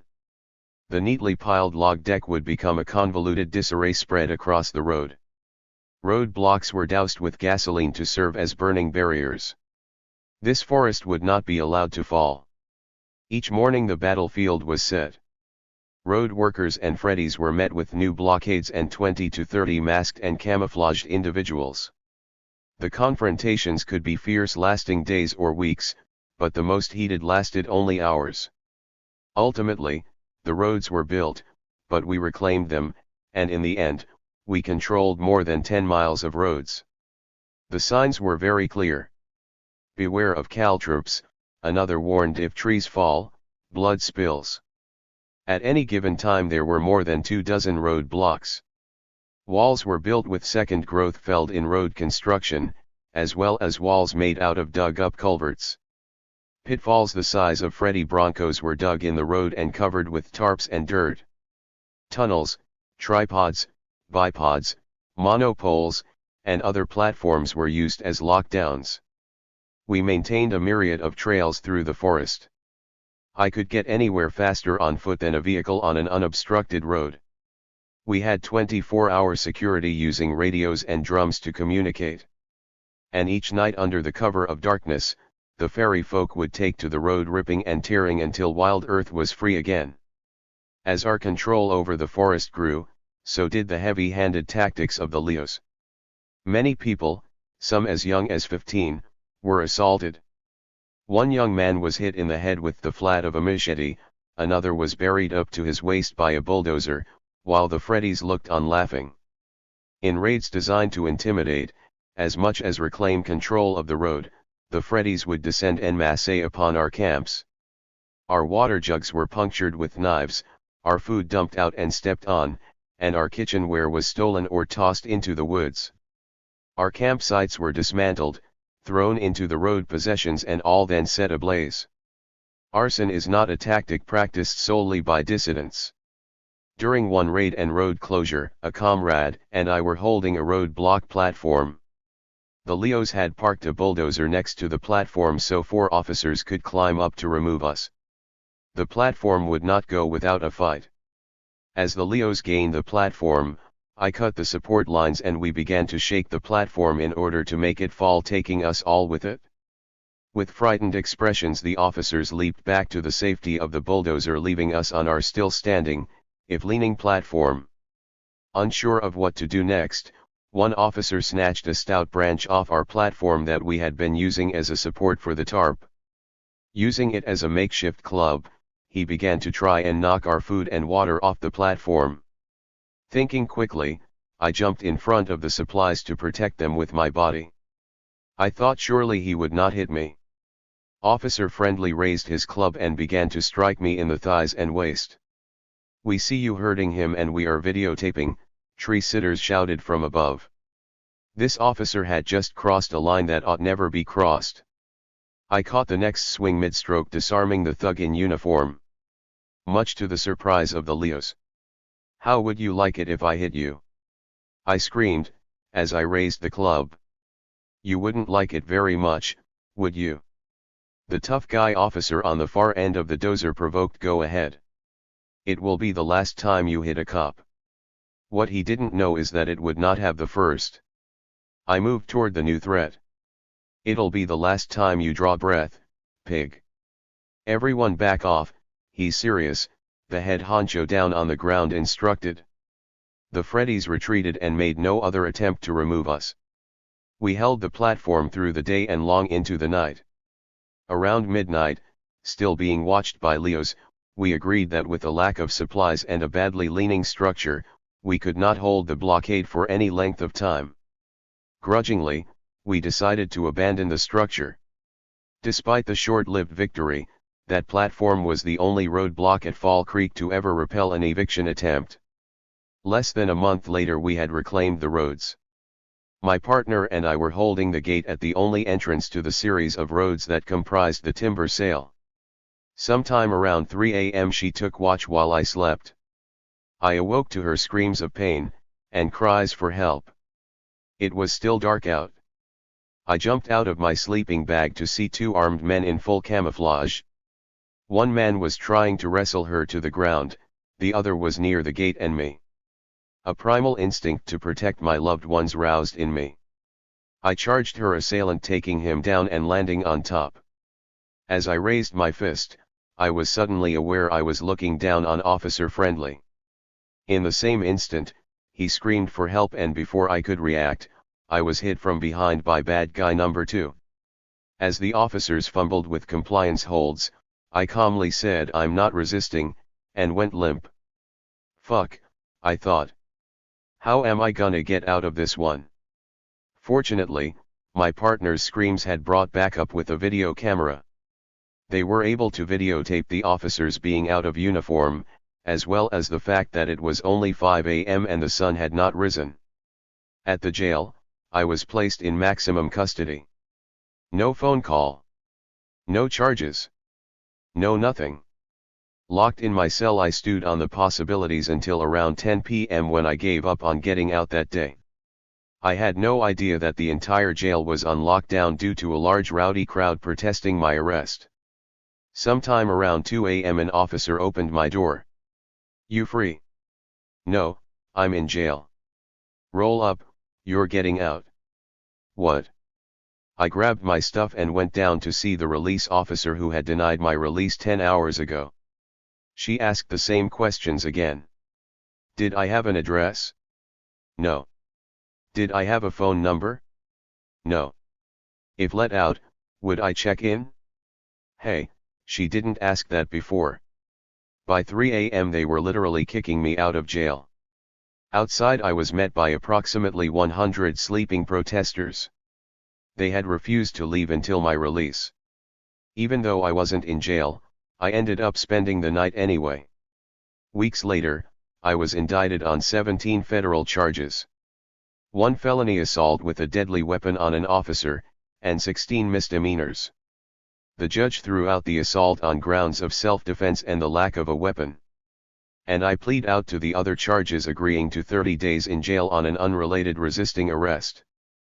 I served my time in a federal correction institution and was released in January 1999.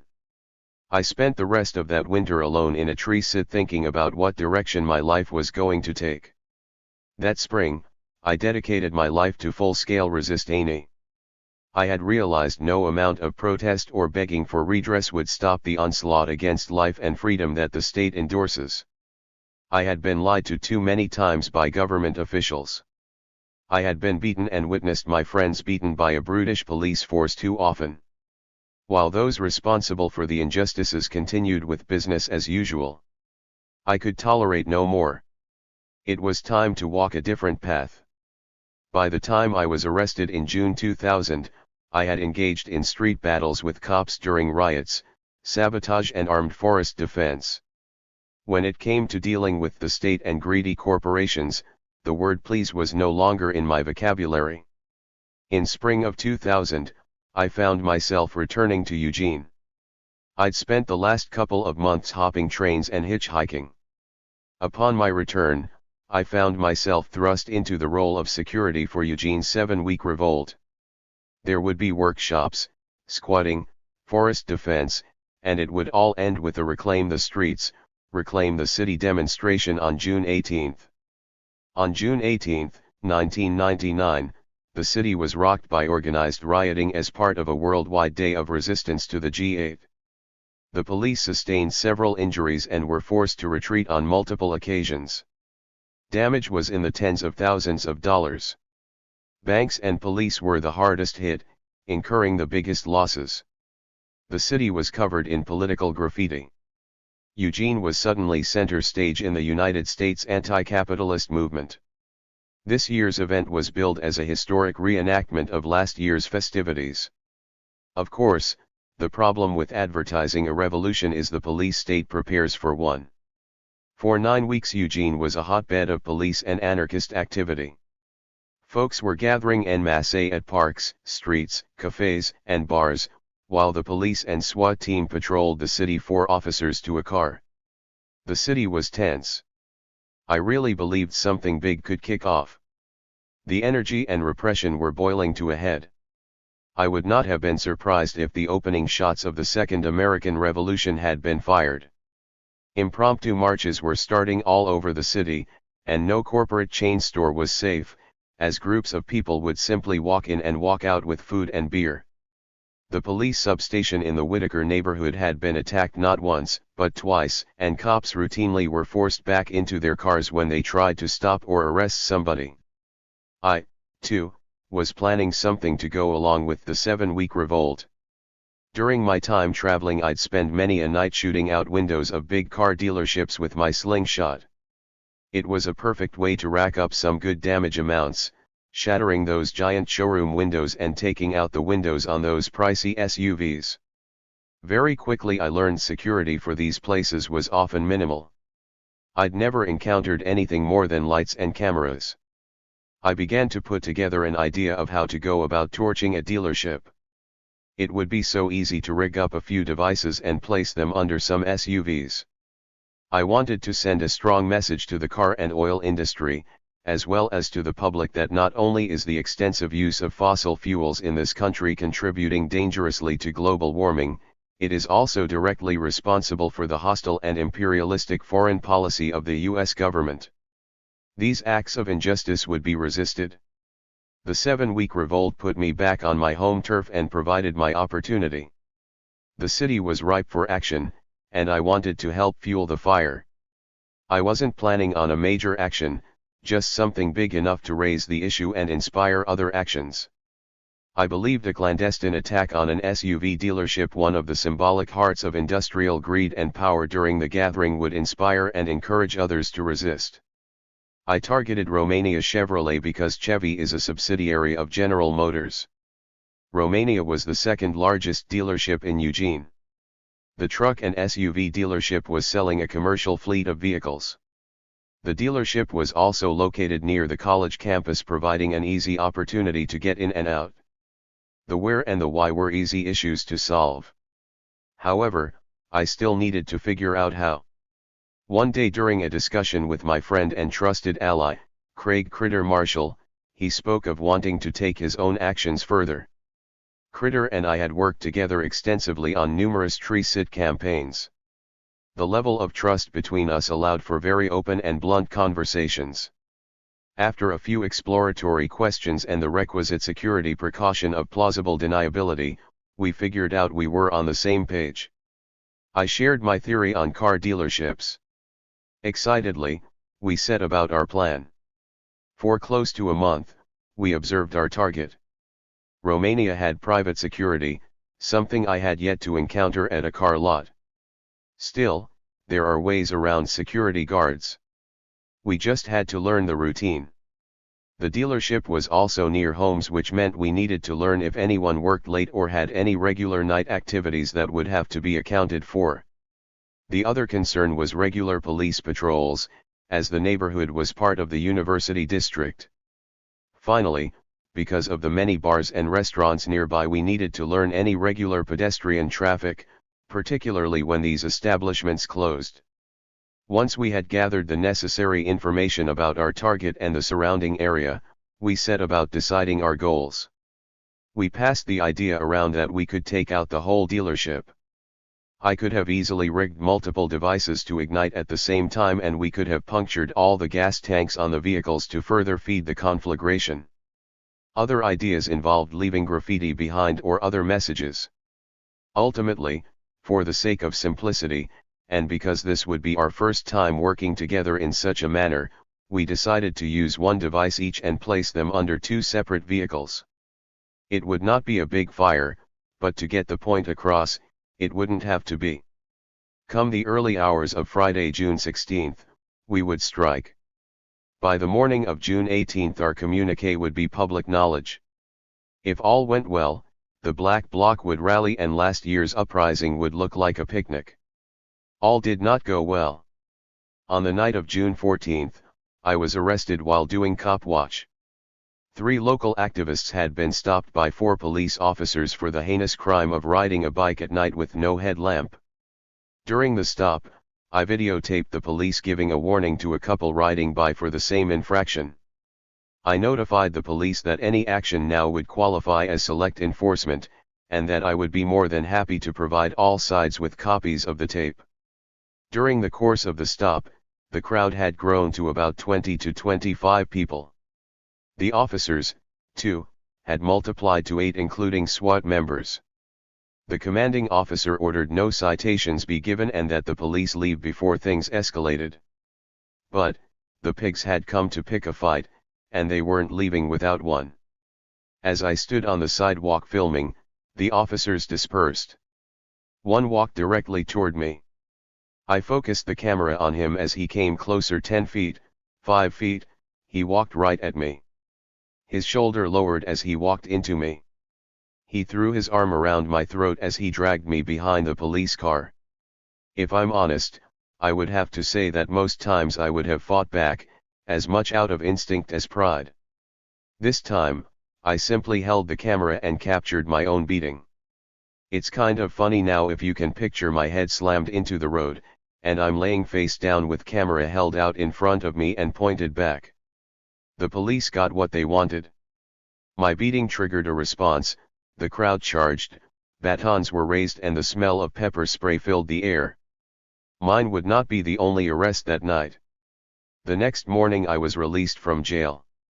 In a little more than 12 hours, I was supposed to slip through the darkness with a gallon of gas and a lighter. First things first, though. I went and had breakfast, then I went and took a nap. At 4 p.m. I met up with Critter at a gathering in the park. Against my better judgment, I assured him we were still on. For the better part of the last year I had worked frequently by myself on actions, except on a few occasions when I would join with others for a specific action or event. I preferred working by myself because it brought out the best in me. I alone was responsible for planning and carrying out the action. I was free to listen to my instinct and change plans as needed without affecting any others. In this way I was able to incorporate a lot more ritual and magic in my actions, which was important to me. Working alone I was also fully aware of my own abilities and limitations. I paid more attention to the details because I didn't have anyone to double check me. By myself, I felt more careful and focused. For whatever reasons, I was always nervous when working with others. It never reflected in my performance, but on this night it reflected in my judgment. In times past, I saw to it that all incriminating evidence was properly disposed of prior to any action. On the evening of June 15, I failed to take that necessary precaution, thinking it was detail that could be taken care of after the fact. I felt compelled to stick to our schedule, and we were already falling behind, and so to both Critters and my detriment, loose ends were left untied. As I rigged the devices, and triple-checked that no fingerprints or hairs would be left on anything going to the scene, I had a very bad feeling. I'd felt it all day. Something was wrong. Every instinct I had screamed at me to walk away. Maybe Critter had felt it too. But we had made a commitment to each other, and our sense of honor made us keep it. Had we communicated our feelings, perhaps things would have been different. Unbeknownst to us, not more than 200 feet away, sat an undercover detective spying on us. It was time we loaded the car I had borrowed earlier in the day. I had told the owner that I intended to go camping out at Fall Creek. I can still vividly remember the look she gave me when I picked up the car. It was like she could see right through me. I could tell she didn't want me to take it. She would later tell me her instincts said something was wrong. Still, she gave me the car because she trusted me. I betrayed her trust that night and got her involved in something she had absolutely nothing to do with. I will always regret that. I will forever be sorry and ashamed for my betrayal, and the fact that the consequences of my actions touched the lives of innocent people. As we pulled out of the driveway, the detective signaled to his partners, "The subjects are in motion." At the first red light, another of the three detectives called in a positive ID, "Jeff Luers is the passenger." None of their communications came in on my scanner. All was quiet. We drove on, completely oblivious to the fact that we were being tailed by 3 vehicles. Yet, deep down that bad feeling persisted. We turned onto a side street. The vehicle behind us did as well. Warning bells rang in my head. Another turn and it was gone. We kept repeating this game of cat and mouse until we were satisfied that we were not being followed by a specific car. We rationalized that it was only coincidence that there was always a vehicle behind us. After all, it was a busy night, school had just let out for the summer and traffic was everywhere. We forget the age-old axiom, just because you're paranoid, doesn't mean they're not after you. One last drive by the target, no cars behind us. Let's go. We parked about a block away. Critter grabbed the pack with the devices. From here we knew our parts. Together we walked through a dark parking lot across the street from Romania. We crossed the street to a bike path that would lead us back around to Romania. If we had paused for a few moments, the detective now following us on foot would have run right into us. My heart was pounding. A few hundred feet left to go. Suddenly, I was in the headlights of a big black SUV. It drove by slowly like it was getting ready to pull into a home. Shit. I did not want to be seen. I had my hood up and my head down. I might have looked suspicious, but I knew I wasn't recognizable. After a quick talk we decided to go on with it. We'd come too far now, with no time for second guessing, it was now or never. We reached the hedge that separated the properties. This was our cover and our entrance point. Quickly we ducked behind the hedge. We made our way crawling between the building and the row of new trucks. In our planning, we had decided on the middle 2 trucks of the back row. We had observed that security never walked back here and there was another row of trucks buffering us from his path. While this row was closer to the building of a non-target, if the guard decided to change his route and patrol this lot before the other lot, we would be safely out of harm's way when the devices ignited. We wanted to ensure the safety of people as much as possible. The downside to this is that we could not place the devices under the engines where they would have caused the most damage. Instead we had to place them under the gas tanks and hope the fire would be intense enough to do the trick. Critter reached his truck first, as I crawled onto mine. He handed me a device as I prepared the fuses. The final assembly complete, I placed my device under the left rear tire and below the gas tank. With the flick of a lighter my fate was set in motion. We ran through the back of the lot until we reached the street. We walked as calmly as anyone could in the situation until we reached the shadows near the car. From there we sprinted. Once inside the car we felt safe. Critter turned the key and off we drove. We had only pulled out a few feet when the headlight of a big black SUV pulled in behind us. My heart skipped a beat. It was the same one that had passed us earlier. The thought that it was a cop didn't even cross my mind. We both figured it was a concerned citizen, as it continued to follow us. About 15 minutes later my scanner was abuzz of activity. A fire had been reported at Romania Chevrolet. The car erupted with laughter as we cackled. At that moment the SUV behind us didn't matter, we had done it. No matter what happened now we had put the ball into motion. After a while the SUV faded. We pulled off the highway and pulled into an Albertsons to grab some beer, head up to Fall Creek and establish our alibi. Then we saw the flashing lights coming off the highway. Not far behind was a big black SUV. I turned to Critter and our eyes met.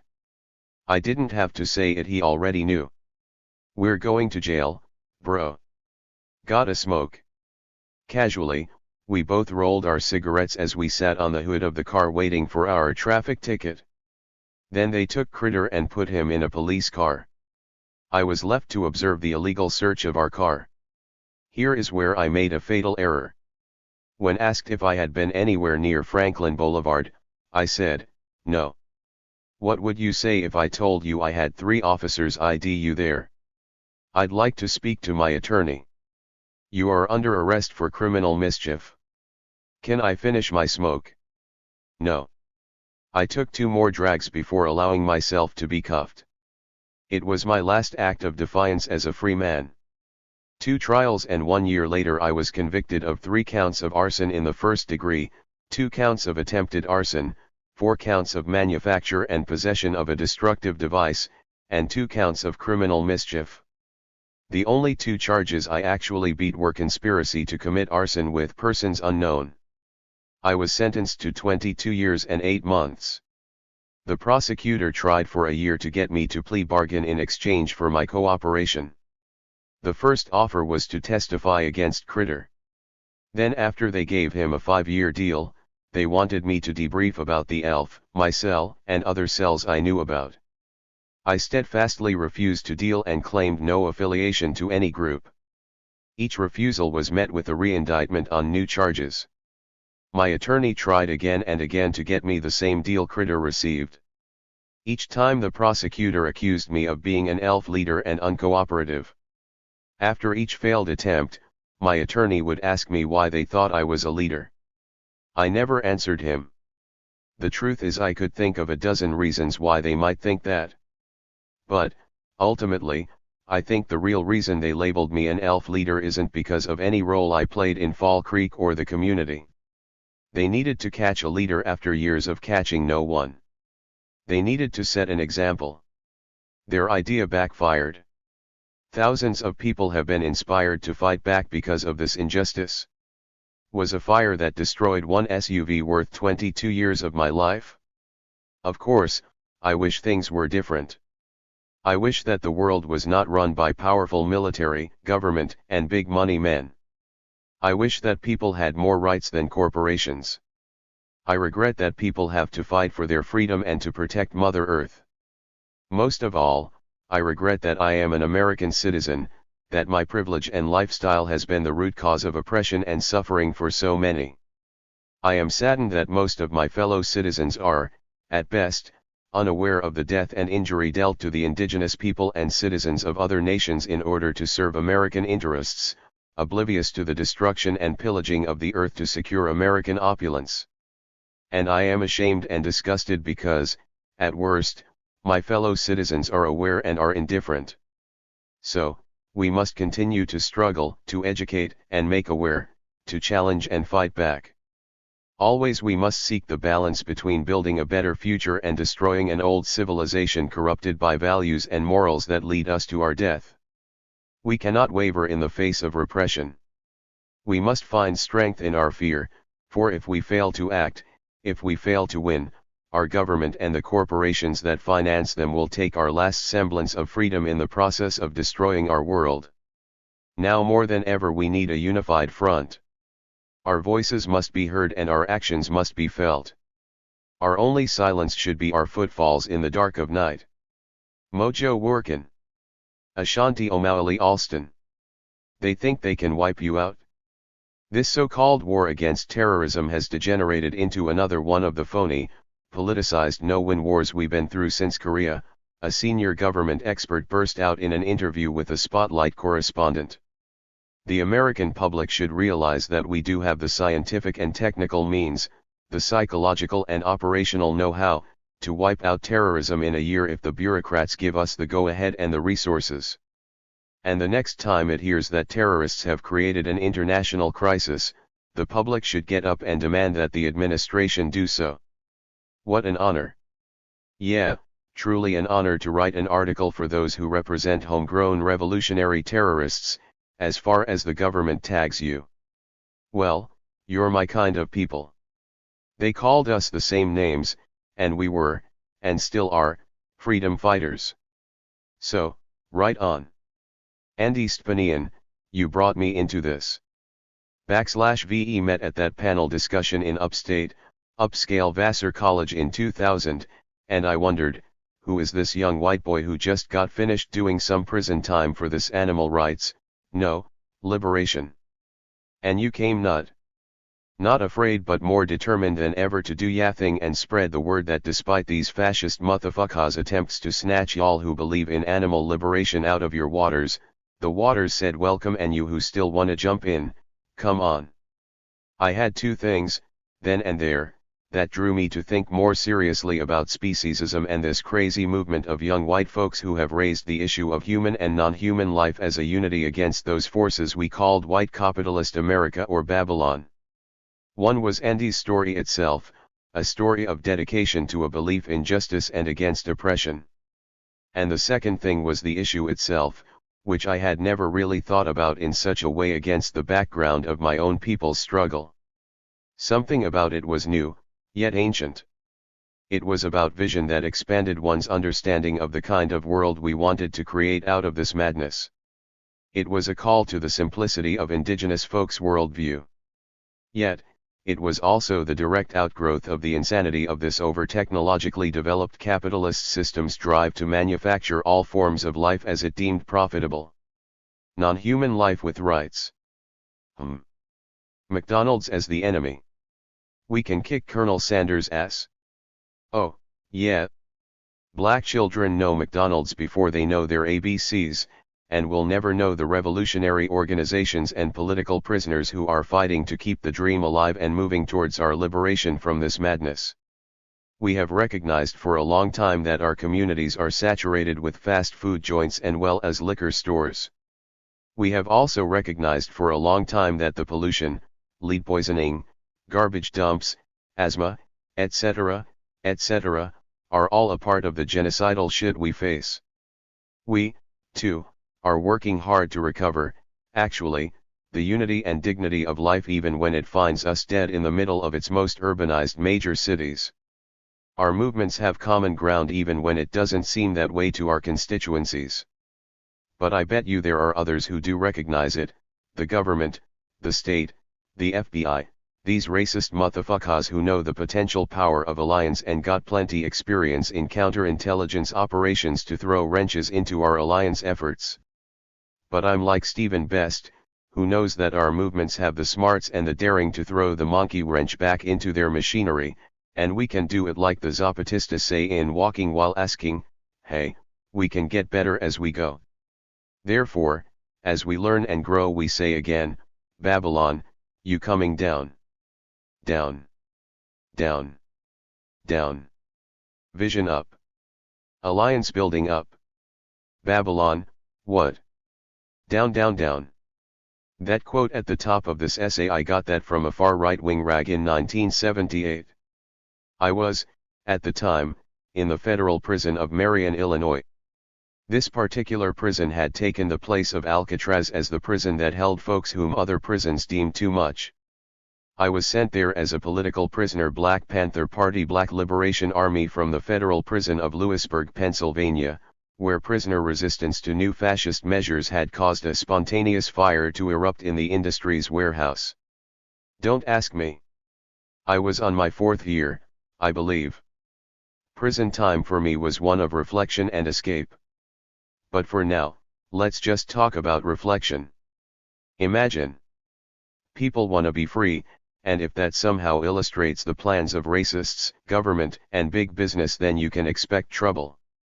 Our Black liberation phase had just rose out of the civil rights movement, and it would not have come out of that particular movement if the peaceful, visionary liberal civil rights movement had not met constant repression from the state institutions and the state in the heads of other reactionary folks, white folks, who just would not understand. Anyhow, you know that if your desire to be free fucks with the plan, you are gonna be subject to some things that's gonna make life miserable for you. Maybe take it a step beyond and make life, your life, stop. Just like that. Maybe find 3 bodies in the bottom of a lake. Fellow revolutionaries just disappeared. But folks wanna be free. Blame it on the free anarchist gene. Can't help it? Then came the Black Power or liberation phase with a new force of youth, new ideas, new energy, and a really different kind of courage. Believe me, it took courage to do a sit-down strike or a pray-in the face of powerful fire department water hoses getting ready to wash your behind, painfully, down the next 2 blocks, as a communication device saying, "Get your ass back in your place." It took courage because these were the same folks, my folks, who had been terrorized for generations, and it did, yes it did, instill tremendous fear within us and in our communities of white power as we understood it. But dignity demanded that we face it, that terrifying force, as a first step, so to speak, towards our freedom. Yeah, I didn't understand that then, but later, in prison, I did. What courage!